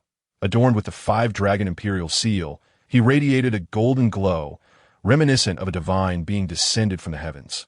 Sacred and untouchable. Simultaneously, the imposing aura of imperial authority emanating from him compelled all to kneel. Excellent, Your Majesty, you have finally arrived. Lu Hong, devoid of any dignity, knelt before Qin Shi Huang in full view of all present. I, the humble Lu Hong, have met the esteemed emperor. From the moment Lu Hong pledged fealty to Qin Shi Huang, he ceased to be an emperor. Even if he were to reclaim his territory from the Mongol forces, he would merely be a king, not an emperor.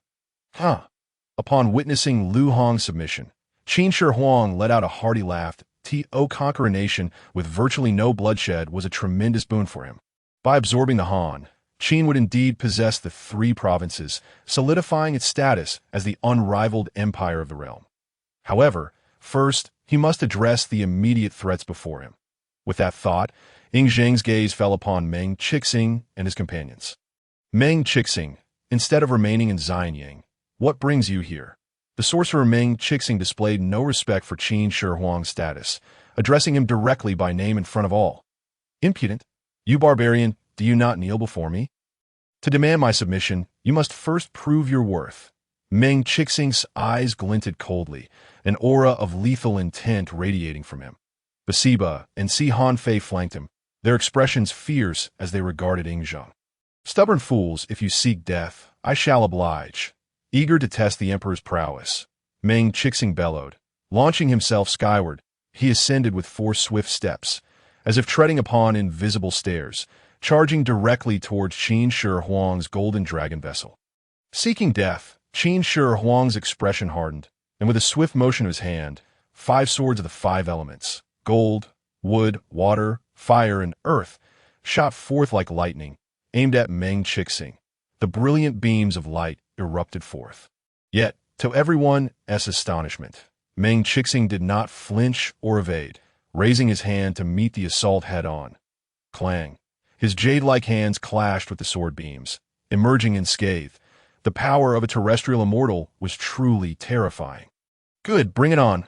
Rather than angered, Qin Shi Huang erupted in laughter at the sight. Meanwhile, Si Hanfei and Basiba joined the fray, and the 4 of them were soon embroiled in fierce combat. The air crackled with energy as the 4 pinnacle masters of the 3rd tier unleashed their full might within the city of Luoyang. Such a battle was beyond comprehension, every move infused with tremendous power. Ordinary people would find themselves gravely injured or slain merely by the residual force of their clashes. In an instant, the surroundings were devoid of bystanders. Barbarians are barbarians. Even with the 3 of you together, to me, you are no more than mere chickens and dogs.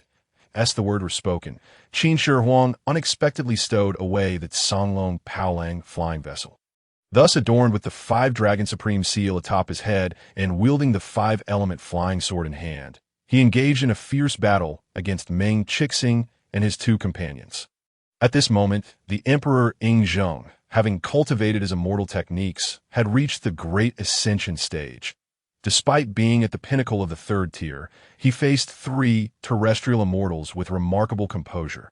Even displaying an effortless prowess, the terrifying sword radiance surged violently among the 4, producing a hissing sound in the air, while the very earth was cleaved apart. "Charge!" Si Hanfei bellowed, leaping into the air, thrusting his spear towards Qin Shi Huang. With a resounding clang, Si Hanfei's strike, a culmination of his martial prowess, bore a power surpassing that of his earlier feat against the northern Lance King Tong Yuan. The speed was blinding, and it struck Qin Shi Huang with a thunderous impact. The surrounding bricks were reduced to dust under the force, creating a cloud of debris that rendered visibility nearly impossible. Yet, Si Hanfei's expression bore no trace of triumph, for in that instant, he felt no sensation of impact, as if his strike had met nothing but a layer of cowhide. As the dust settled, Qin Shi Huang remained unmoved, standing resolutely with not a single wound upon him. Even his garments unscathed, a faint golden light shimmered around him, indicating that Si Hanfei's spear had been thwarted by this protective radiance. How is this possible? The 3 were taken aback, unable to comprehend how Si Hanfei's attack had left the emperor unscathed. After a brief silence, Meng Qixing's gaze fell upon the 5-dragon supreme seal above Qin Shi Huang. Instantly, he realized that the reason Ying Zheng could withstand the blow was undoubtedly due to this artifact. The revelation of such a treasure in Ying Zheng's possession was indeed astonishing. Qin Shi Huang dismissed Meng Qixing's words with indifference. "You 3 should kneel now and forfeit your powers to retreat to the Mongol realm. It is not too late. Dream on. Die." Si Hanfei roared, charging once again at Qin Shi Huang. Among the trio, Si Hanfei, of royal lineage, could least tolerate such words. "Today, I shall grant you death." Unperturbed by Si Hanfei's renewed assault, Qin Shi Huang met him with a swing of his sword. The other 2 also rushed towards the emperor. The battle resumed, yet compared to Qin Shi Huang, Meng Qixing and his companions found themselves considerably constrained. Lacking protective artifacts, they could not afford to abandon their defenses as he did. Conversely, Qin Shi Huang's combat was simplified. With the 5-dragon supreme seal above him, he felt no need for defense. The 5-element flying sword transformed into a flurry of sword shadows in his hands, striking with such speed that his opponents found themselves hard-pressed to keep up. "I refuse to believe I cannot kill you," Si Hanfei roared, channeling his entire essence into his spear as he lunged once more at Ying Zheng. However, at that moment, a sharp blade radiance suddenly surged beside him. This gleaming light was breathtaking yet despair-inducing, brimming with an insatiable killing intent and an aura of death. Even ordinary masters would find their spirits crumbling at the mere sight of such a blade. Save for Qin Shi Huang, the others were rendered stupefied by this sudden attack.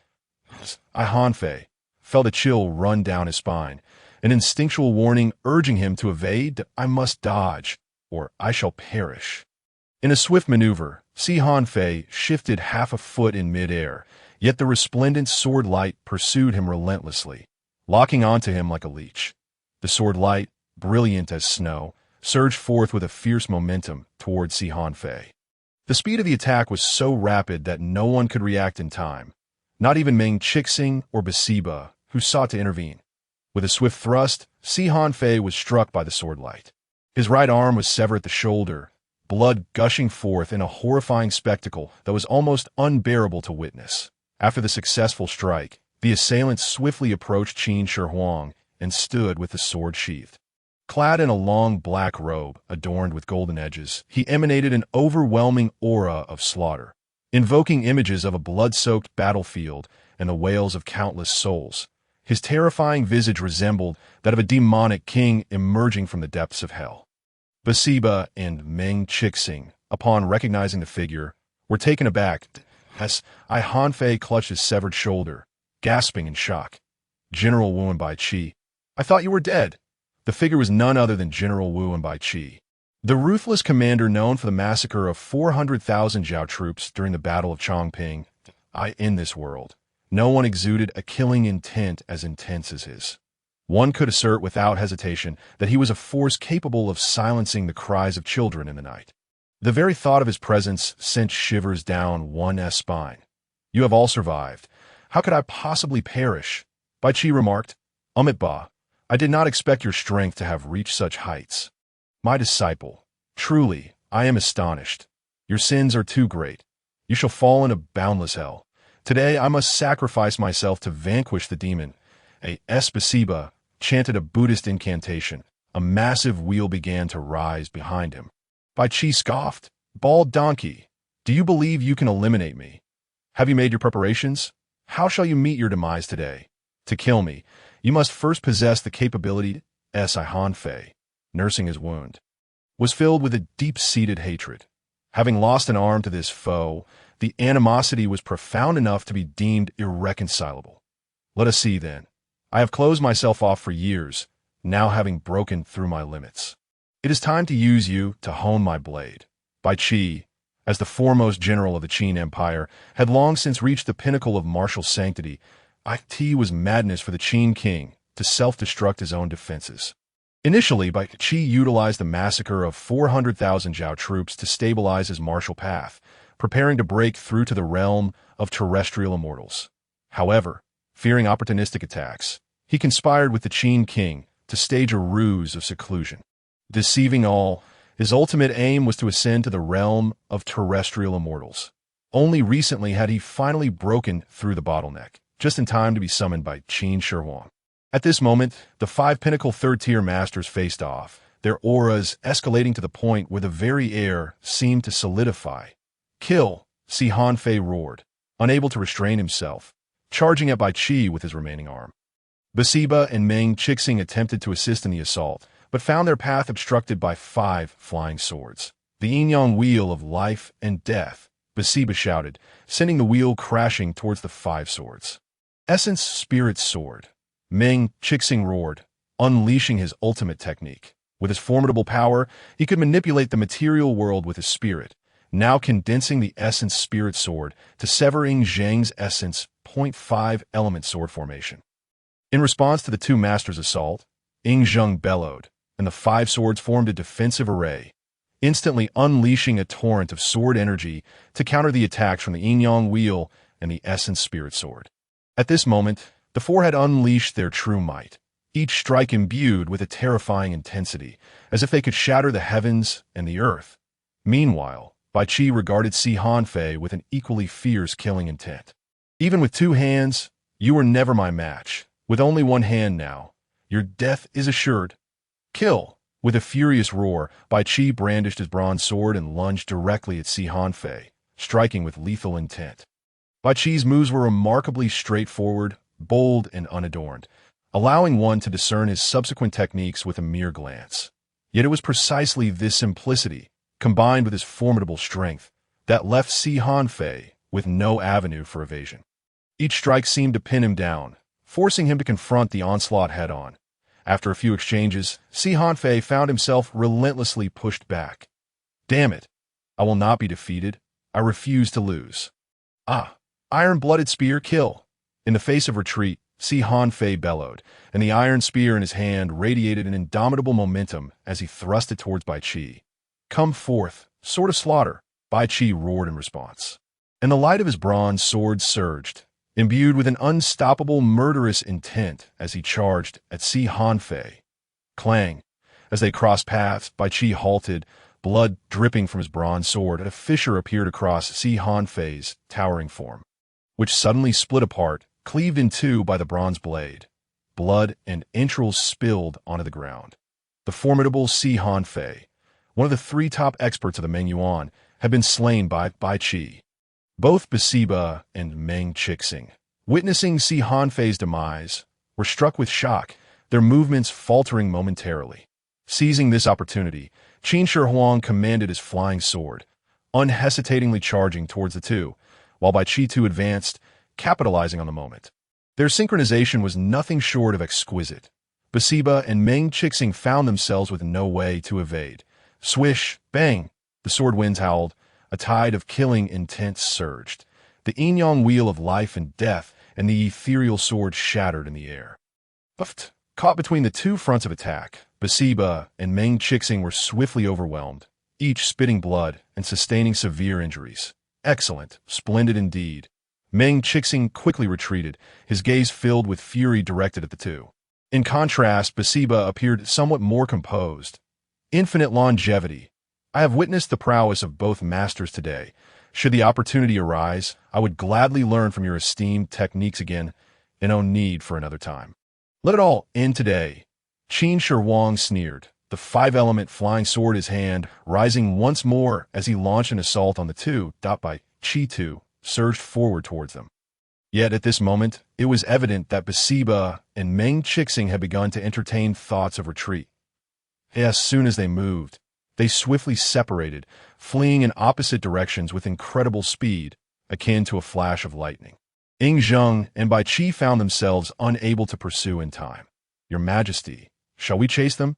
Bai Qi inquired, standing beside Qin Shi Huang.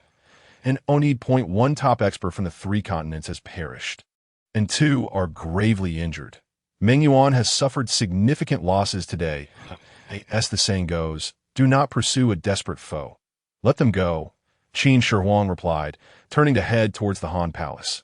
Meanwhile, Lu Hong awaited at the palace entrance. Upon seeing Qin Shi Huang approaching, he immediately adjusted his attire and rushed towards him. Congratulations, Your Majesty. This time, you faced three opponents single-handedly, resisting the three top experts of the continent without yielding an inch. Your name shall surely echo across the seas, commanding the allegiance of all under heaven. As he spoke, Lu Hong knelt before Qin Shi Huang, disregarding any semblance of dignity, compared to preserving his own life. What was a bit of pride?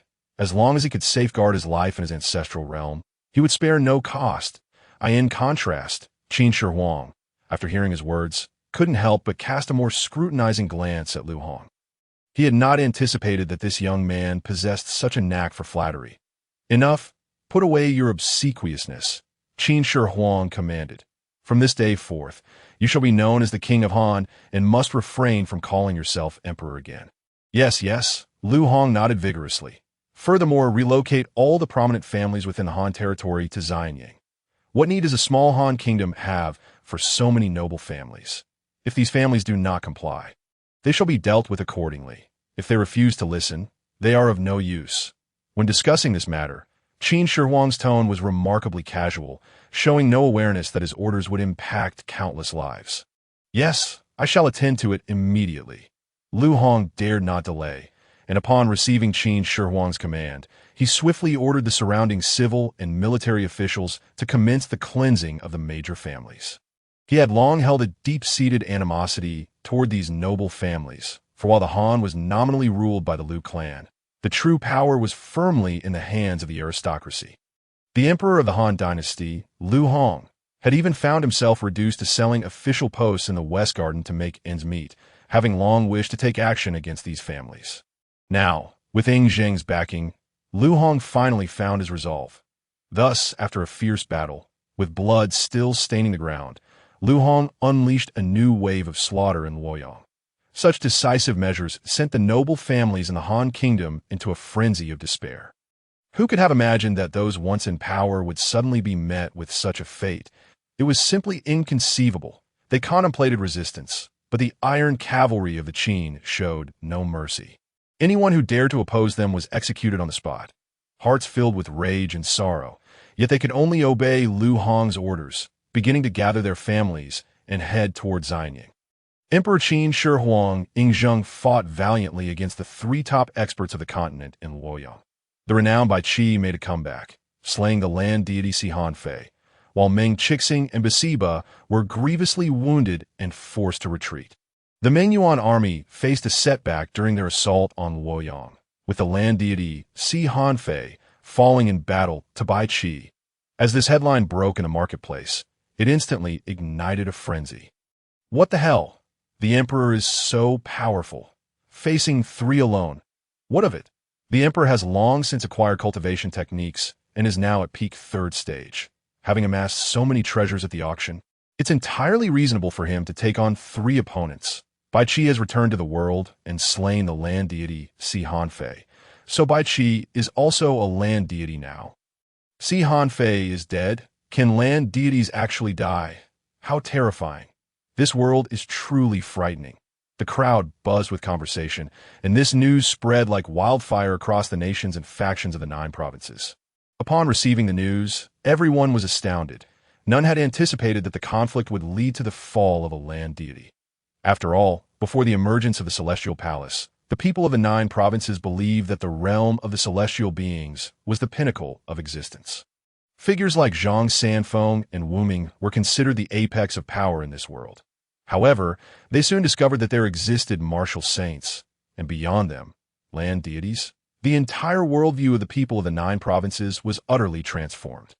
Yet now, amidst the war between dynasties, a land deity had fallen. This was simply too horrifying. Even more terrifying was the formidable power exhibited by Qin Shi Huang during that battle, which instilled an inexplicable dread in the hearts of all. To face 3 opponents single-handedly, Qin Shi Huang's prowess was astonishing enough to contend with the celestial beings from the 3 continents of the Mongol Yuan dynasty. Such strength can only be described as horrifying. Although the entire combat process was aided by treasures, it indirectly illustrates the immense power possessed by Qin Shi Huang. After all, external forces are indeed a facet of strength. Moreover, the resurgence of the god of slaughter. Bai Qi, who decisively vanquished Sihan Fei, sent shockwaves throughout the realm. The Mongol Yuan army was left in disarray, retreating to the steppes. Simultaneously, the Liaojin allied forces, having been routed by the Ming army in Bianjing during the Northern Song dynasty, returned north in a frantic manner. The momentum of the foreign ethnic kingdom's southward invasion was utterly shattered in this moment.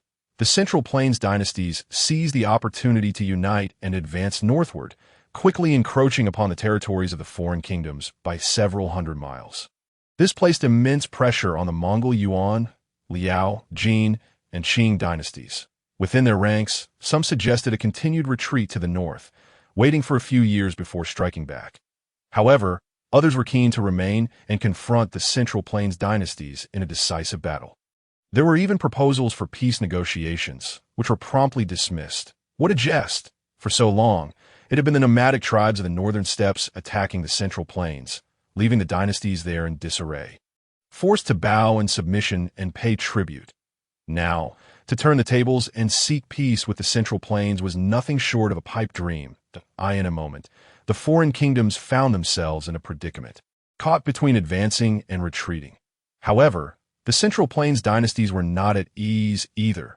The Qin dynasty's annexation of the Han and the Ming's conquest of the northern Song had left the remnants of the southern Song, the Sui, the Xia, and other dynasties on edge. With such formidable forces at play, our sense of security is severely diminished. In an instant, the atmosphere across the entire Juzhou continent grew tense, as various factions scrambled to enhance their strength and exploit resources from the first-tier world bought from shops. This surge in activity led to a remarkable increase in the shop's profits. Amidst this intense arms race, a month swiftly passed, and the Fourth World Auction was on the horizon. Lin Sheng had previously made it abundantly clear that this auction would not only feature individuals from the current world, but also participants from the fourth-tier worlds. This revelation instilled a palpable sense of pressure among the people of the Zheozhou continent. Major factions desperately gathered resources, meticulously collecting all valuable items to exchange for wealth points in preparation for the auction. Furthermore, on the Duqi continent, ancient clans, the Dan Tower, and other top-tier factions were also actively preparing. Initially, they were somewhat skeptical upon receiving the news. However, once they observed other clans mobilizing, they too commenced their preparations. Regardless of the authenticity of the so-called decree from the heavens, if others are preparing, then I must prepare as well. What if it turns out to be true? Even if the preparations yield no practical benefit, it is better to be ready than to be caught unprepared, for who knows when it might come in handy. On the Duqi continent, in the holy city of Shengdan, the Dan Tower stood as the headquarters of the Alchemist Association. A revered sanctuary at this moment. The three leaders of the Dan Tower were busily attending to matters within. How is the resource gathering progressing? One of the three leaders, Xian inquired of his companions. We are well prepared. We have amassed a considerable quantity of rare materials and various pills, including 7th and 8th tier pills. Initially, we intended to prepare 9th tier pills as well, but their value is exorbitantly high, making it exceedingly difficult for us to part with them, replied Tianxia after a moment of contemplation. But if we cannot procure 9th tier pills, then so be it. Having 7th and 8th tier ones is still commendable, Xian remarked. However, a trace of concern crossed the face of Xian, another leader. Recently, the ancient clans have been exceedingly active, tirelessly collecting various valuable items across the continent. They have even clashed fiercely over certain treasures, indicating that everyone is placing significant importance on the forthcoming auction. Clans such as the Ancient Clan and the Soul Clan are prominent members of the Ancient Eight clans, and although the Shao Clan has fallen into decline, the top forces in this world still refer to these families collectively as the Ancient Eight clans. This is quite normal, as the origins of the Xiaoyao Hall remain shrouded in mystery. It is better to believe in its existence than to dismiss it entirely. If the claims about it are indeed as extraordinary as described, then even if it complicates our resource preparations, it will be well worth the effort. Even if those resources ultimately prove useless, they will still be an asset held within our own domain, and we would not suffer any losses, Xian, being astute, was not overly concerned about the actions of the Ancient Eight clans. Upon hearing his words, Xian and Tianxia nodded in agreement. Xian chuckled, saying, I have recently heard that some individuals are even willing to exchange there for wealth points. While it is not impossible to trade such items, it hinges on the presence of sufficiently valuable items within the Xiaoyao Hall. Xian found nothing strange about the notion of exchanging, asserting that items exist to be utilized. If they cannot realize their inherent value, then regardless of their worth, they merely become decorative. However, it must be acknowledged that the value of such items is indeed exceedingly high. Perhaps we should. Tianxia did not finish his sentence. Yet the other two instantly grasped his implication that if there truly exists something within the Xiaoyao Hall that warrants the use of our cherished, then exchanging it is certainly a viable option. With this, Xian's intentions were made abundantly clear, and the remaining two fell silent. In the central plains, within the Soul Hall, the countenance of Han Myeshing shifted as he sat in the main seat. Beside him, the venerable Soul Qing reverently reported, Lord Hall Master, we have prepared various rare materials, precious spiritual items, and a substantial number of alchemist souls, all ready for the clan leader to collect at any moment. Han Myeshing scoffed.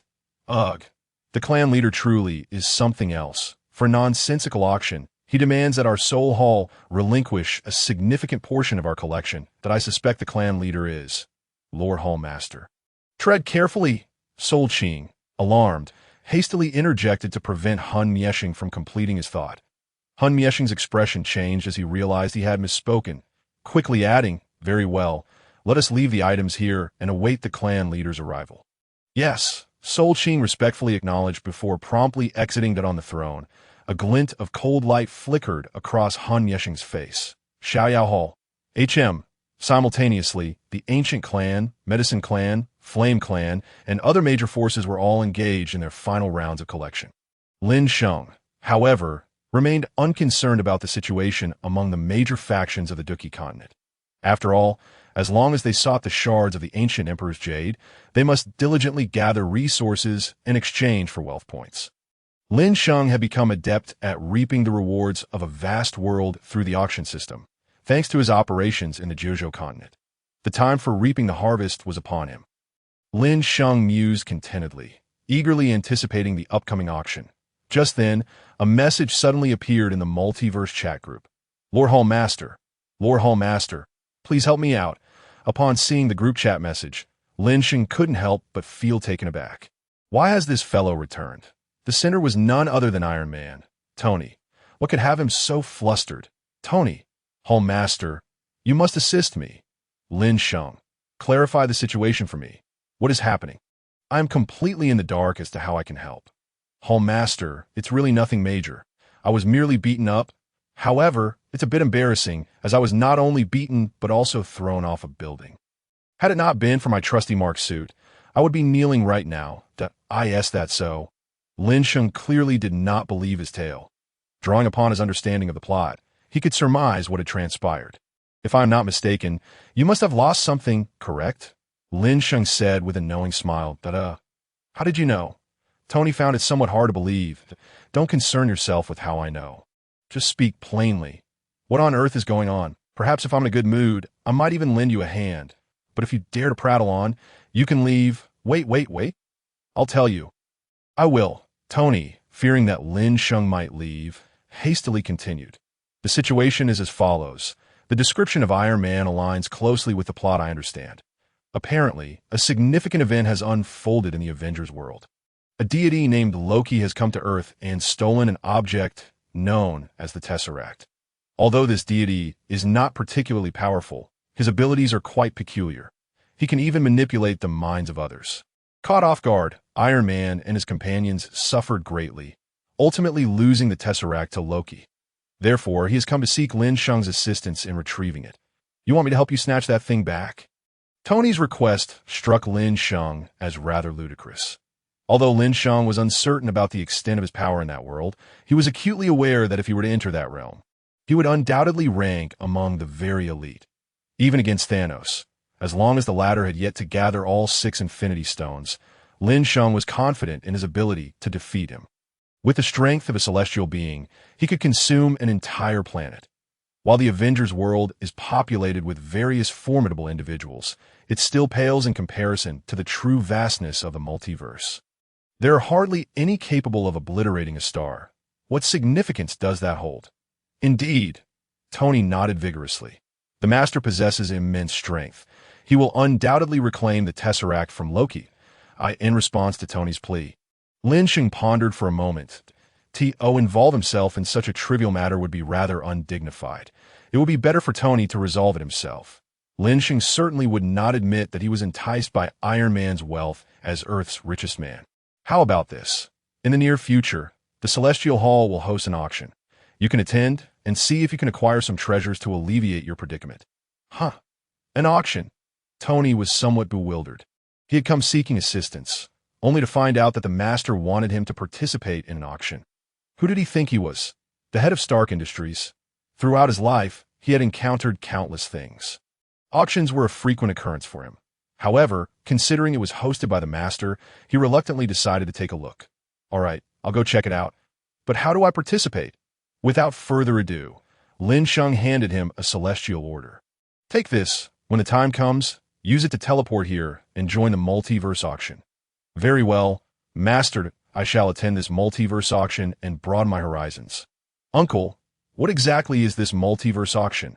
Observing Lin Sheng and Iron Man engrossed in conversation about the auction, Little Shirtu curiously chimed in. Lin Sheng held a fondness for this little one, who adored drinking beast milk, as he was the young incarnation of the Emperor of the Wild. Establishing a good relationship with the Emperor would undoubtedly yield numerous benefits in the future. It is an auction gathering rare products from all corners of the multiverse. An auction gathering rare product from all corners of the multiverse. Does that mean there will be plenty of beast milk at this auction? Little Shirtu innocently inquired. Tony burst into laughter at the child's obsession with milk. "Ha, you little rascal. Always thinking about milk. You never said you wanted milk," little Shirtu retorted. "Who said I wanted to drink milk? I stopped drinking milk a long time ago." Seeing his demeanor, Lin Sheng couldn't help but feel a twinge of sympathy. This little fellow had endured a rather tragic life. Aside from a few days of comfort during his childhood in Stone Village, he had spent his life battling for humanity that, in the end, even his wife and child perished in the war. Upon arriving in the holy ruins, he was tragically killed by a notorious author, having sacrificed everything for the sake of the people. Such an epic yet sorrowful life was truly lamentable. One could only wonder if his fate would change after encountering Lin Sheng. "Master, may I participate in that multiverse auction?" The orphan from Xiaomiao village spoke up, prompting Lin Sheng to take a closer look at him. While Lin Sheng was uncertain about the extent of the orphan's poverty, it was evident he was in dire straits. Was this fellow planning to sell himself at the multiverse auction?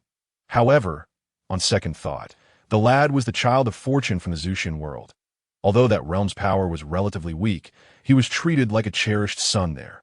After contemplating for a moment, Lin Sheng addressed both little Shirtu and the orphan from Xiaomiao village that, if you wish to attend the multiverse auction, it is certainly permissible. However, do keep in mind that the items at the auction are quite expensive. If you are willing to participate, then go ahead. Even if you do not purchase anything, it will be beneficial to broaden your horizons. As he spoke, Lin Sheng tossed 2 celestial orders to them.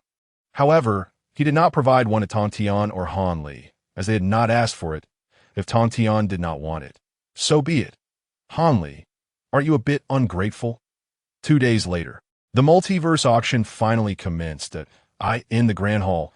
Beams of light flashed as figures emerged. The inhabitants of the Duki continent, attending the multiverse auction for the first time, were instantly awestruck by the scene within the auction hall.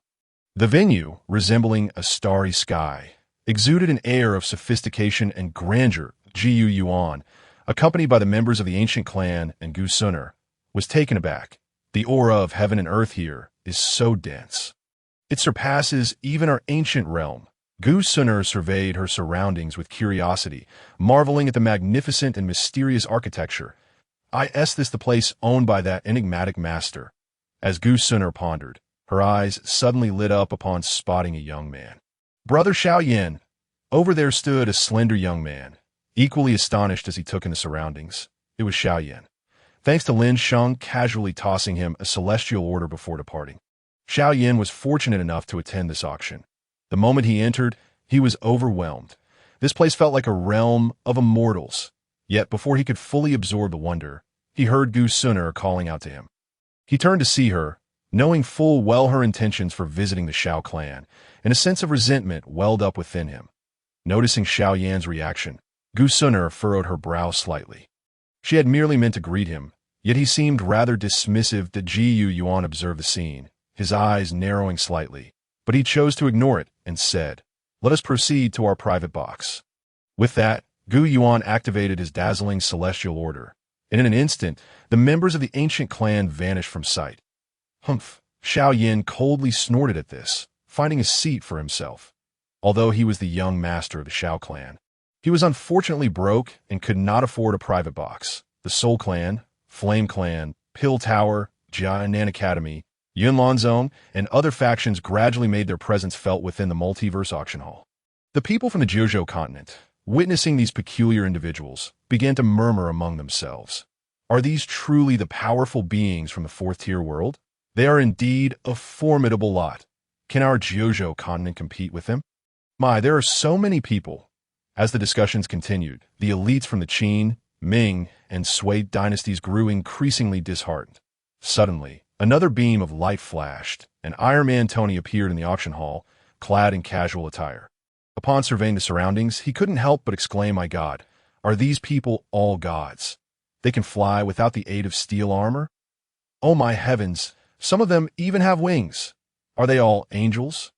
But why are there such ghastly old men among the angels?" Upon witnessing several individuals of the caliber soaring through the skies with wings of, Tony found himself utterly astonished, in a different direction. Zhang Xiaofan and Little Shirtu appeared sequentially, in comparison. The expression on Zhang Xiaofan's face appeared significantly more relaxed. After all, he had encountered powerful beings capable of flight before.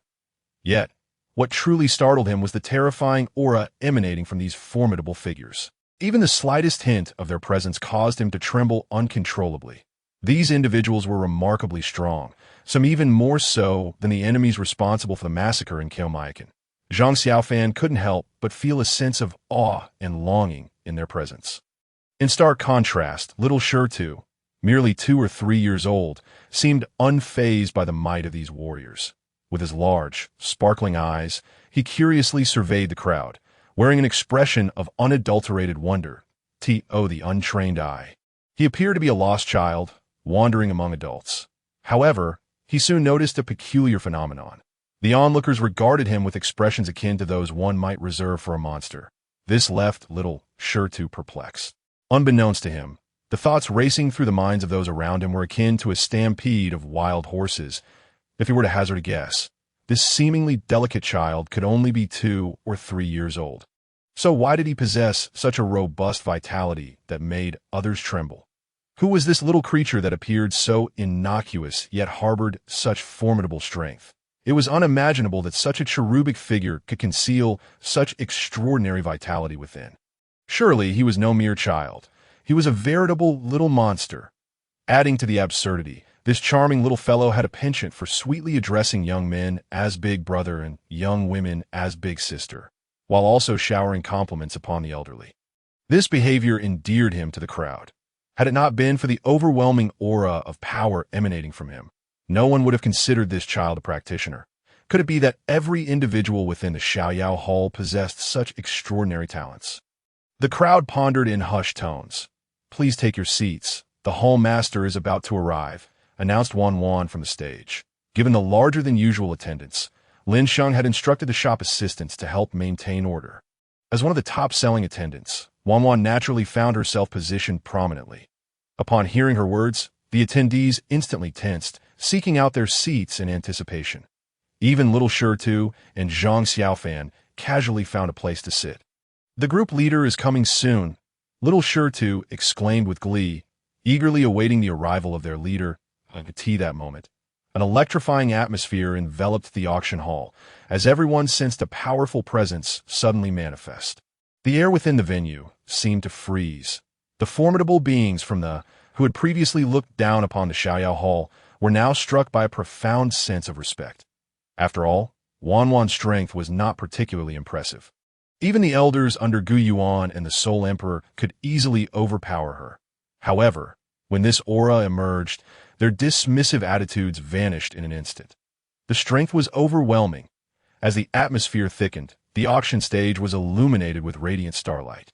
Coalescing around a singular figure, clad in flowing white robes, he exuded an ineffable elegance. An ethereal aura surrounded him, rendering the audience hesitant to gaze directly upon him. So powerful. Gu Yuan's eyes were fixated on Lin Sheng, seemingly attempting to glean some insight into his capabilities. Alas, his efforts proved futile, for Lin Sheng had concealed his aura entirely from the moment he appeared, leaving Gu Yuan in the dark regarding his true strength. The Soul Emperor, too, noted this with a gleam of intensity in his eyes. Such a formidable individual. I never anticipated that this person would possess such might. Seems the Xiaoyao Hall should not be underestimated. The hall master appears even more dashing than before, mused Gu Suner, upon seeing Lin Sheng again, noting his enhanced grace and charm. This was only natural, as he was now in his own domain, the Xiaoyao Hall, which undeniably elevated his presence. Lin Sheng scanned the room, then spoke gently. "Welcome, everyone, to the auction hosted by my Xiaoyao Hall. We have many new friends joining us today, and I hope you find joy in the proceedings. However, it is best to familiarize yourselves with the auction rules beforehand." Yes, he spoke. His gaze lingered on the box where the Soul Clan was seated. The Soul Emperor's brow furrowed slightly, while the Hall Master of the Soul Hall revealed a menacing expression. Observing their reactions, Lin Sheng smiled subtly and continued, "Now, without further ado, let us commence today's auction." With a flick of his wrist, Lin Sheng produced a small vessel. He waved his hand, and the screen behind him illuminated. displaying a scene of cultivators soaring through the air, engaged in fierce combat with another faction of airborne practitioners. The spectacle of over 100,000 cultivators clashing, with spiritual energy erupting and treasures whirling, left the audience in awe. The individuals from them were somewhat accustomed to such displays, having seen similar videos before, but the warriors from them were utterly astonished. The grandeur of the scene was overwhelming. These cultivators were at least equivalent to strong practitioners. A battle involving over 100,000 level warriors was indeed a breathtaking sight. As the battle raged on, a gigantic flying ship, crackling with the energy of thunder, ascended slowly from one faction of cultivators. A cannon, entwined with lightning, extended forth from the vessel. Boom! A deafening roar resonated as a blinding beam of lightning shot into the opposing army of cultivators. In an instant, the assembled ranks of several thousand cultivators were cleaved apart, creating a pathway. What power! Gu Yuan's eyes narrowed in disbelief. Good heavens, how formidable! Exclaimed the elder of the Dan Tower, his eyes wide with astonishment. The Soul Emperor stood up, captivated by the display, as the screen gradually faded. Only the vessel shimmering with electric energy remained in Lin Sheng's grasp. The first item for auction is this very vessel in my hand that IT is called a superior grade treasure that combines both offensive capabilities and flight. It is equipped with a thunderous cannon, which can be activated using spiritual energy or spirit stones. Once unleashed, the is unstoppable. A.S. Lin Sheng concluded his introduction. The attendees fixed their gaze on it with intense focus. The vessel was indeed terrifying. Who would have thought it could possess such might? As a superior grade treasure, its power far exceeded that of other levels, potentially by dozens of times. The fact that it also housed it made it seem invincible. The attendees, holding the universal decree, were well aware of the significance of such a weapon. The warriors, attending the auction for the first time, were immediately stirred by Lin Sheng's description that a weapon of this caliber could easily support a vast faction. Both Gu Yuan and the Soul Emperor set their sights firmly on the intent on acquiring IT. IT is incredibly powerful. Securing this vessel will undoubtedly enhance our chances in future confrontations. Lin Sheng stood calmly on the stage, observing the crowd in silence, allowing them time to process the information. After an indeterminate period, Qin Shi Huang was the first to speak. "Hall Master, may I inquire about the starting bid for the—" In an instant, all eyes turned towards Lin Sheng, eager to ascertain the price of this terrifyingly powerful treasure. Lin Sheng smiled slightly and slowly proclaimed, "The Thunderbolt vessel, with a starting bid of 2 million wealth points. And each subsequent bid must exceed 20,000 wealth points. The auction begins now." A collective gasp echoed through the crowd as Lin Sheng announced the base price. Good heavens! The starting bid for the finale item of the previous auction was merely 1 million wealth points. Yet here, for the first item of this auction, the opening price was set at a staggering 2 million wealth points. Such a figure was simply astonishing. The esteemed Lord of the Hall had indeed kept his word, declaring that this auction's offerings would surpass those of the last, and it was evident that he had delivered. Whispers of astonishment spread among the people of the Jiuzhou continent, while the expressions of those from the Duqi continent shifted dramatically.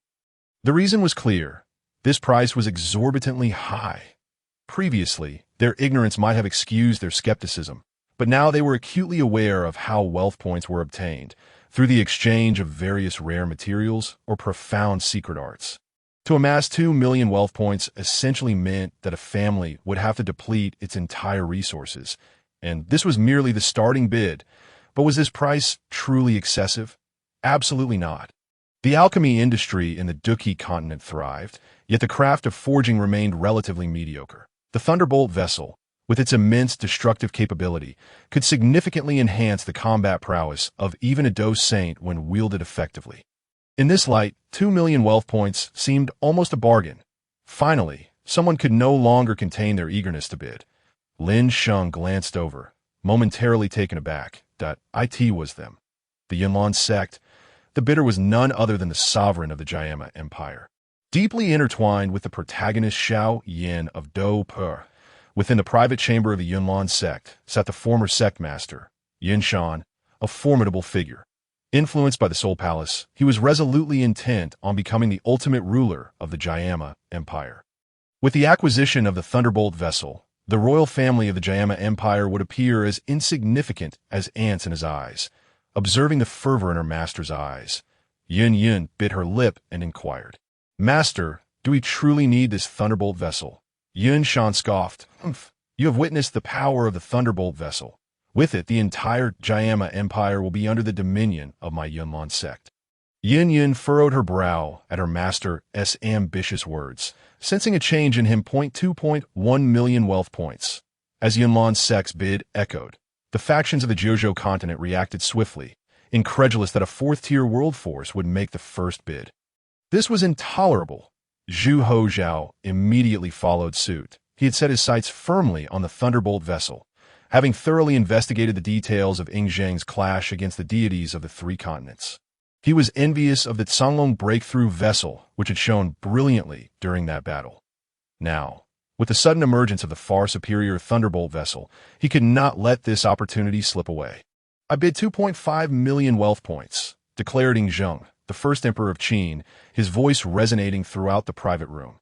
The occupants of nearby chambers turned to look at him, astonished. "Humph. Yuan Emperor scoff. 2.5 million. Ying Zheng is truly stingy, just like the son of a courtesan. No, perhaps he is just a bastard child of his uncle." His words drew glances of disbelief from the people of Jiuzhou. Who would have thought that this Yuan emperor would be so crude as to openly insult the ruler of the first empire of Jiuzhou in such a manner? This was surely provocative. "I bid 3 million wealth points," Yuan emperor retorted. Unperturbed, an elderly man dared to speak with such insolence. This was tantamount to courting death. Ying Zheng glared in the direction of the Yuan emperor, his murderous intent palpable. The first emperor's mother, Zhao Ji, was originally a dancer and concubine of El Buwei, who later gifted her to Ying Yiren. Rumor had it that she was already with child at that time. Thus, the question of Ying Zheng's lineage had always been a forbidden topic, and now, with Yuan emperor brazenly unveiling it in public, this was a matter of life and death for million wealth points. Ying Zheng called out decisively, "I bid 5 million. Yuan emperor's tone was aggressive. In recent times, the Central Plains dynasty had persistently attacked the Yuan Empire, leaving them beleaguered. This had stoked a deep-seated anger within Yuan emperor. The disparity in equipment had cost them dearly this moment. Witnessing such a treasure appear, he could not afford to miss out. "I bid 5 million. Zhu Hozhao joined the fray. The Ming dynasty, possessing the wealth of the prosperous Central Plains, found 5 million wealth points to be trivial. "Humph. Yuan emperor scoffed. "I bid 6 million. 6 million wealth points. Such audacity." Ying Zheng mocked. "I seriously doubt whether your Yuan empire can truly muster 6 million wealth points." Ying Zheng's words provoked Yuan emperor's ire. Was he not explicitly mocking them as a band of paupers? Even though Yuan emperor was well-versed in worldly affairs and typically unflappable, hearing this remark filled him with indignation. The other attendees in the hall looked on, entertained by the unfolding drama. 6 million wealth points. Such an immense fortune was beyond the imagination of many present.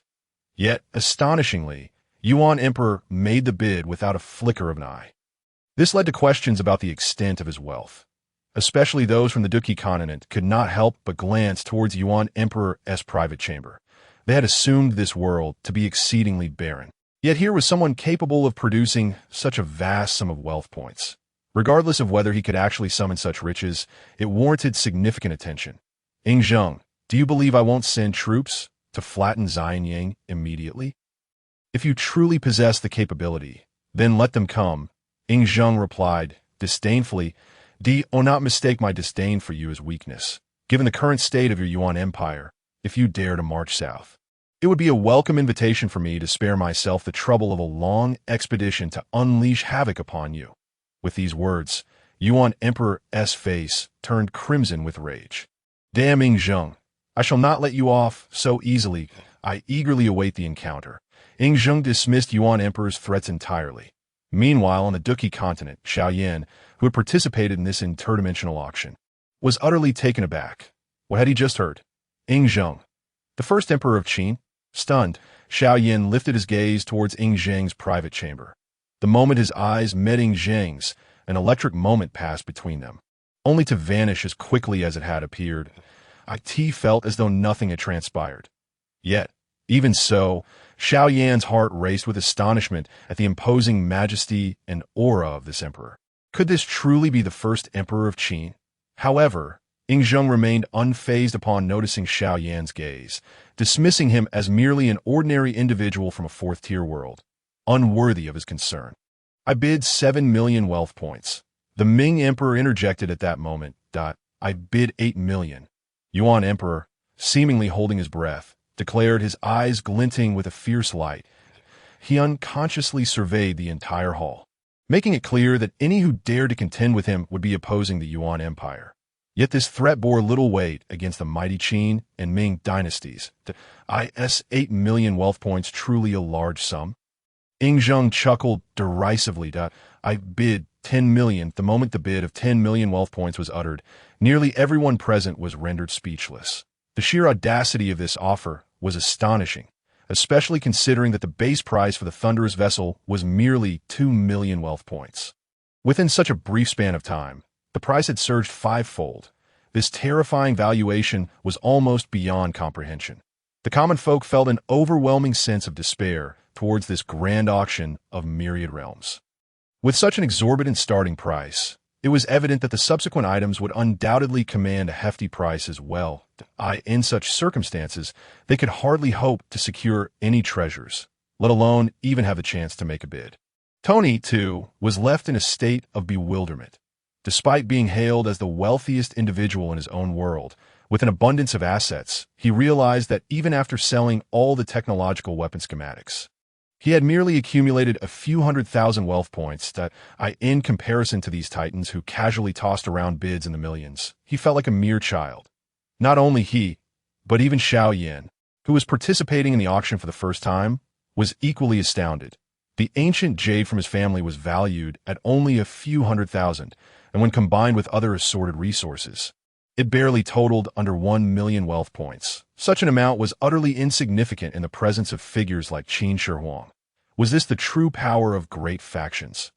Xiao Yan felt a bitter pang in his heart. As Qin Shi Huang made a bid of 10 million wealth points, a heavy silence enveloped the auction hall.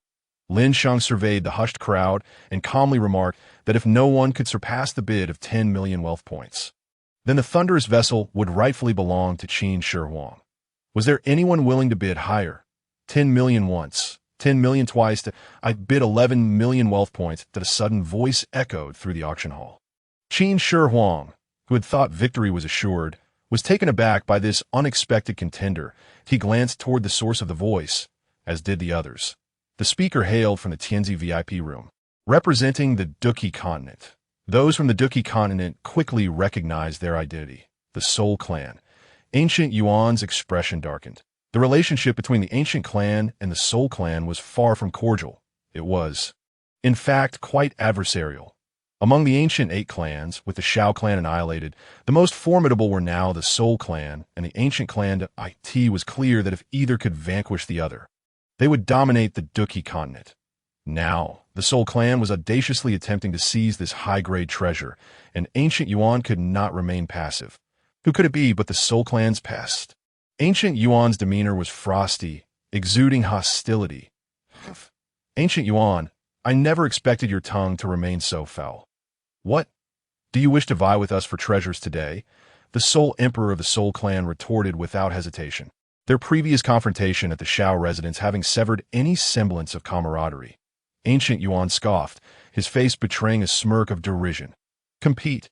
Huh. Natural treasures rightfully belong to those with the strength to claim them. Does the esteemed leader of the Soul Clan possess merely this paltry sum?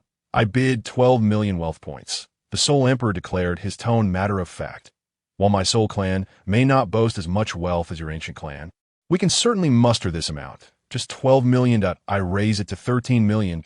As the Soul Emperor announced his bid, he noticed a distinct shift in ancient Yuan's demeanor, realizing he had provoked a confrontation. However, the ensuing events took everyone by surprise. 13.5 million. The leader of the Medicine Clan, Yao Dan, unexpectedly interjected. This prompted other members of the ancient 8 clans to react instantly, their gazes turning toward Yao Dan. Both sides, well-versed in the ways of the world, quickly comprehended his intentions. With the ancient and soul clans already so powerful, if they were to acquire such a formidable offensive treasure, their own secret realms would no longer be secure. Easily breached by adversaries in an instant, several other clans from the Ancient Eight made their decisions. Just as Yao Dan's bid was uttered, the leader of the Flame Clan, Ying Zheng, suddenly spoke up, 14 million wealth points. His tone was remarkably composed, as if discussing an ordinary matter, yet everyone could discern the underlying tension. The representatives from the Jiuzhou continent were left utterly dumbfounded upon hearing such a bid. These individuals from other realms seemed absurdly affluent. After all, this was a staggering 14 million wealth points. Most factions in the Jiuzhou continent would find it impossible to gather such an immense sum. Yet these newcomers appeared to produce it effortlessly. Were the inhabitants of their world truly this wealthy? In contrast to the Jiuzhou representatives, Tony felt even more distressed. He had initially believed that as the wealthiest man in his world, he would hold his own in any other realm. However, participating in this grand auction finally enlightened him to the reality that there are always greater heights to reach, staring at the meager few 100,000 wealth points he possessed. He felt utterly despondent. Never had he imagined that Tony, the illustrious world's wealthiest, could find himself in such financial straits. Yet he was not alone in his sentiments. Many others from the Jiuzhou world shared similar thoughts. The individuals from the Duki continent were simply too formidable. Their extravagant displays of wealth made one's scalp tingle with apprehension. 15 million wealth points, AKT that moment. The leader of the Thunder Clan, Ling, made his bid. He had raised the price of the thunderous vessel by a staggering 1 million wealth points, projecting an image of greater affluence than the previous two clans, as his words echoed. The Soul Emperor suddenly stood, his fierce gaze fixated on several individuals, including Ancient Yuan. When his eyes landed on Ancient Yuan, the latter immediately took notice, lifting his gaze defiantly to meet the Soul Emperor's stare. What? Does the leader of the Soul Clan wish to resort to force here? There is no rush. The time for reckoning will come, the Soul Emperor retorted, then turned his attention to Ying Zheng and Yao Dan, his terrifying gaze causing them to feel a chill run down their spines. Yet, the thought of the thunderous vessel's capabilities steadied their nerves. Should the Soul Emperor obtain such a terrifying artifact, it would spell disaster for them. Not only the Soul Emperor, but Ancient Yuan also had to remain vigilant. Although the Ancient Clan was better off than the Soul Clan, it was still rife with ambition. Should such a formidable piece of equipment fall into the hands of either clan, the remaining Ancient Eight would undoubtedly find themselves in a precarious position, observing the tense atmosphere among the Ancient Eight clans. Lin Sheng couldn't help but smile slightly. The intricate web of distrust among these clans was palpable. Although the narrative of Dupo indicated that the Soul Clan ultimately eradicated the other ancient families, Lin Sheng did not consider the Ancient Clan to be as innocent as a White Lotus. Should they possess the strength, they would not hesitate to seize the fragments of the Ancient Emperor's jade from the other clans. The allure of becoming an emperor was irresistible. Had an Ancient Yuan, the old schemer, sacrificed even his own daughter in pursuit of the Ancient Emperor's fragments. Thus, the other 6 clans viewed the Ancient Clan and the Soul Clan as fundamentally similar. The consensus was clear. They could not allow either the Ancient or the Soul Clan to grow visibly stronger. After a brief pause, the Soul Emperor spoke once more. Did I bid 16 million wealth points? 17 million in comparison to the leaders of the other Ancient 8 clans. Gu Yuan's bid is undoubtedly far more straightforward. A staggering 17 million wealth points, without so much as a blink. The people of Jiuzhou, upon hearing such an offer, were left utterly numb. 17 million wealth points. What an immense sum. How many valuable items would one need to exchange for it? Is there anyone on the Jiuzhou continent capable of producing such wealth? Even Qin Shi Huang Ying Zheng would find it exceedingly difficult. Goodness, 17 million wealth points. This is truly an eye-opener. Such extravagance is beyond comprehension. Is this the power of those from a Tier 4 world? If I possessed such wealth points, what could I not acquire? I would instantaneously become a terrestrial immortal. The people of Jiuzhou murmured to themselves, nearly moved to tears with envy. How they wished to possess such wealth. However, such aspirations were merely fanciful thoughts. 17 million. Now, the price of the thunderstruck vessel has reached 17 million wealth points. Is there anything higher than this? Lin Sheng observed the crowd below, a faint smile gracing his lips. Indeed, if one wishes to profit, new dungeons must be opened. The comrades from the Duki continent, do your best. 18 million. In comparison to the affluent ancient clan, the Soul clan is equally formidable. The Soul Emperor continued to bid, his voice imbued with an air of determination. Jiu Yuan snorted disdainfully. He too had set his sights on this top-grade treasure. 19 million wealth points. The Soul Emperor's fury ignited instantly as he coldly retorted. Gu Yuan, are you intent on opposing me? What nonsense, Soul Clan leader. This is an auction, after all. The highest bidder prevails. Since you cannot muster such wealth points, and I can, naturally, I must place my bid at this juncture. Gu Yuan paused briefly before continuing. Why not? Soul Clan leader, graciously yield this item to me. What a jest! Such a treasure could never be surrendered to the ancient clan. The Soul Emperor let out a cold snort. Umph. Immediately, he placed another bid. I bid. Before he could finish his sentence, another voice interrupted. I bid 20 million wealth points. The voice emanated from the VIP box of the Jiuzhou continent, leaving everyone momentarily stunned. Soon after, the crowd from Jiuzhou erupted into applause, for they could discern from the voice that it belonged to Qin Shi Huang. Indeed, the foremost dynasty of Jiuzhou, effortlessly producing 20 million wealth points. The emperor is truly impressive. We must not allow those from the Duki continent to look down upon us. Humph. Though Jiuzhou is a Tier 3 continent, it is certainly not to be underestimated. It is utterly unimaginable how many rare treasures must be amassed within the coffers of the Qin dynasty to produce such a colossal sum of wealth points in one breath. How many, I cannot say. I can only express my envy. I am indeed envious.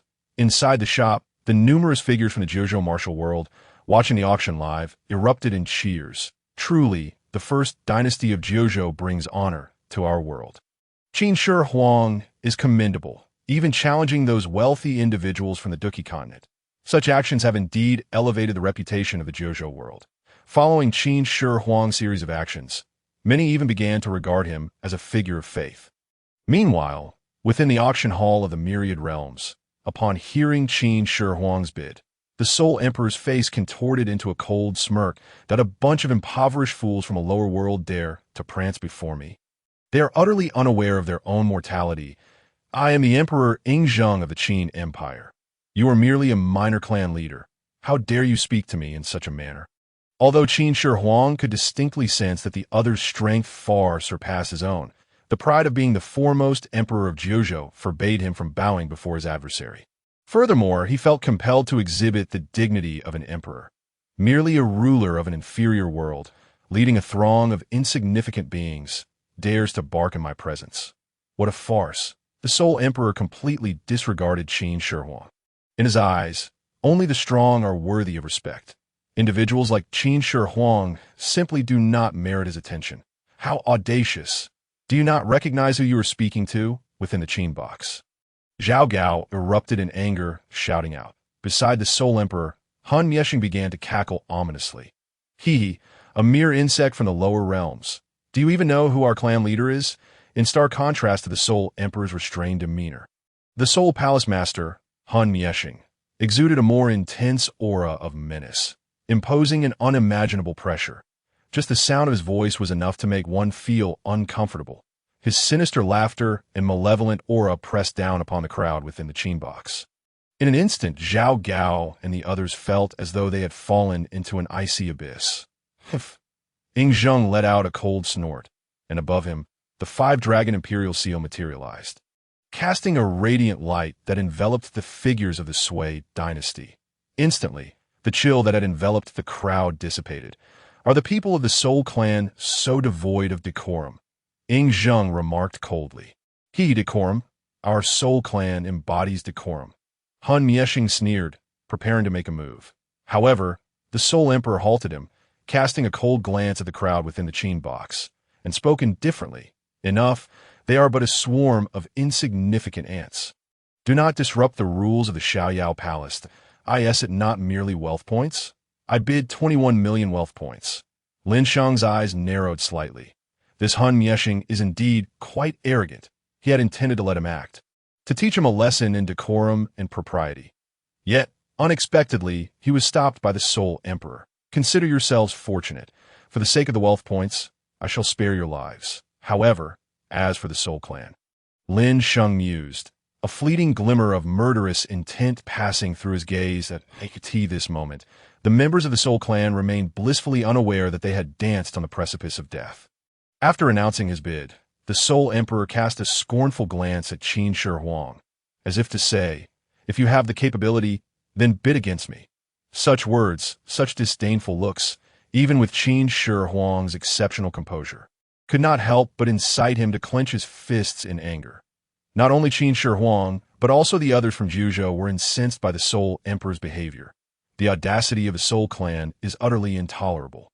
They seem to hold the Zhuzhou world in complete disdain. They truly believe themselves invincible. Qin Shi Huang's eyes flickered coldly as he prepared to bid directly. I bid 22 million wealth points. Yet at that moment, Yao Dan spoke up again. Throughout the entire exchange, Yao Dan had not involved himself in the disputes, but his actions spoke volumes, as long as the item did not fall into the hands of the Soul Emperor or Gu Yuan. He did not care to whom it ultimately belonged. Yao Dan, are you seeking death? The Soul Emperor could not fathom why Yao Dan would choose this moment to stir up trouble. The words of the Soul Clan leader are excessive. At an auction, the highest bidder prevails. That I have a great liking for this thunderstruck vessel, and naturally wish to acquire it. That I hope the Soul Clan leader can show some grace and let the thunderstruck vessel belong to me. Yao Dan's words were nearly identical to Gu Yuan's previous statement, inciting the Soul Emperor's ire to an extreme. I bid 23 million wealth points, 24 million. That Gu Yuan's response was indifferent. That Gu Yuan. The Soul Emperor glared at Gu Yuan with a fierce gaze. Yet Gu Yuan paid no heed to the intensity of his stare. What? Is the Soul Clan leader prepared to relinquish this treasure? In your dreams. And no matter the circumstances, the Soul Emperor would never relinquish the thunderous vessel to the ancient clan. This contention transcends mere rivalry. It is rooted in the formidable power of this vessel, whether employed for travel or for assault. Should the Soul Clan manage to possess this thunderous vessel, the likelihood of success in their forthcoming endeavors will be significantly amplified. Conversely, if this vessel were to fall into the hands of the ancient clan, any future attempts to confront them would undoubtedly require far greater effort, placing the Soul Clan at a distinct disadvantage. Thus, it is imperative that the thunderous vessel be secured at all costs. Well then, I shall see just how capable you truly are. The Soul Emperor's gaze fixed upon Gu Yuan, his fierce eyes seemingly intent on tearing him apart. I offer 25 million wealth points. I bid 26 million wealth points. I propose 27 million wealth points. This moment. Ying Zheng spoke up once more. The competition among the 8 ancient clans grew increasingly intense.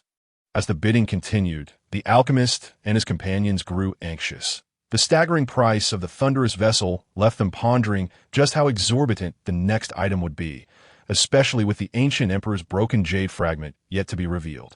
Their initial hopes now appeared bleak. 28 million. Ying Zheng's offer. The Soul Emperor paid little heed, immediately countering with an astonishing bid of 28 million that a collective gasp echoed through the assembly. 28 million.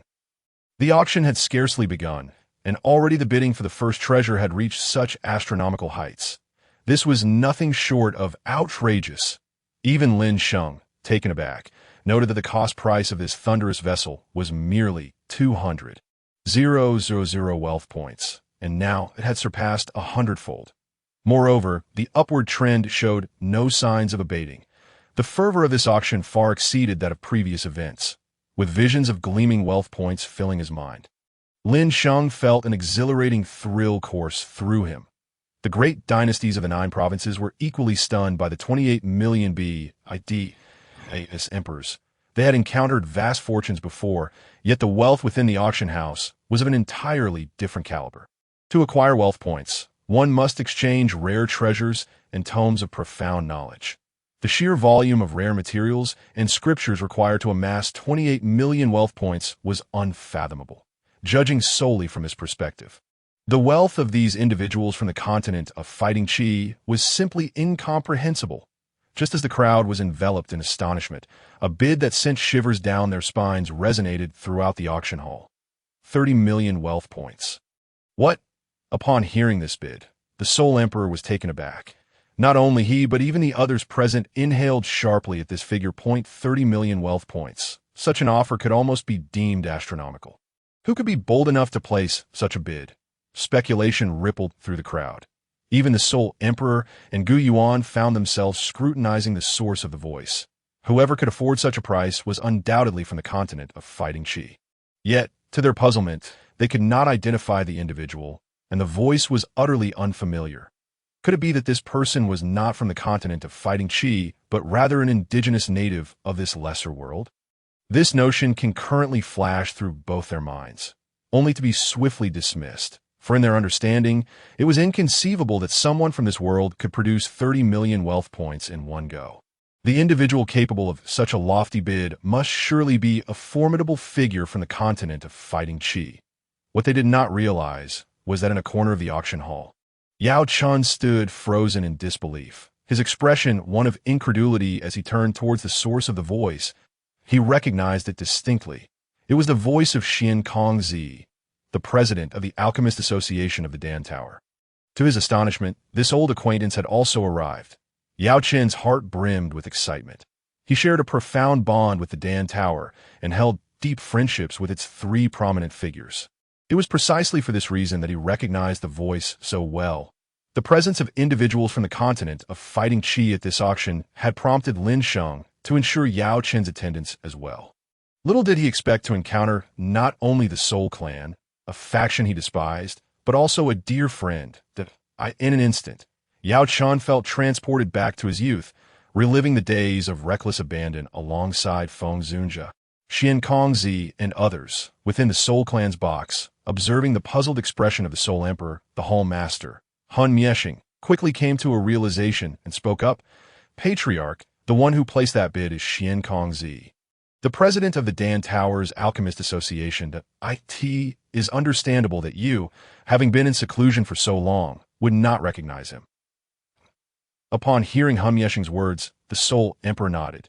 The Soul Clan's endeavors to capture souls were primarily entrusted to the Soul Hall. So while he had heard of certain factions from the continent of fighting Qi, he was less familiar with specific individuals. It was him, Xian Kongzi from the Dan Tower, instead of diligently refining pills at the Dan Tower. He chooses to compete with us for treasures. The Soul Emperor remarked with a cold chuckle. This moment. Xian Kongzi finally spoke. It's merely a fortuitous encounter. I had no idea both the Patriarch of the Soul Clan and the Hall Master of the Soul Hall would be present.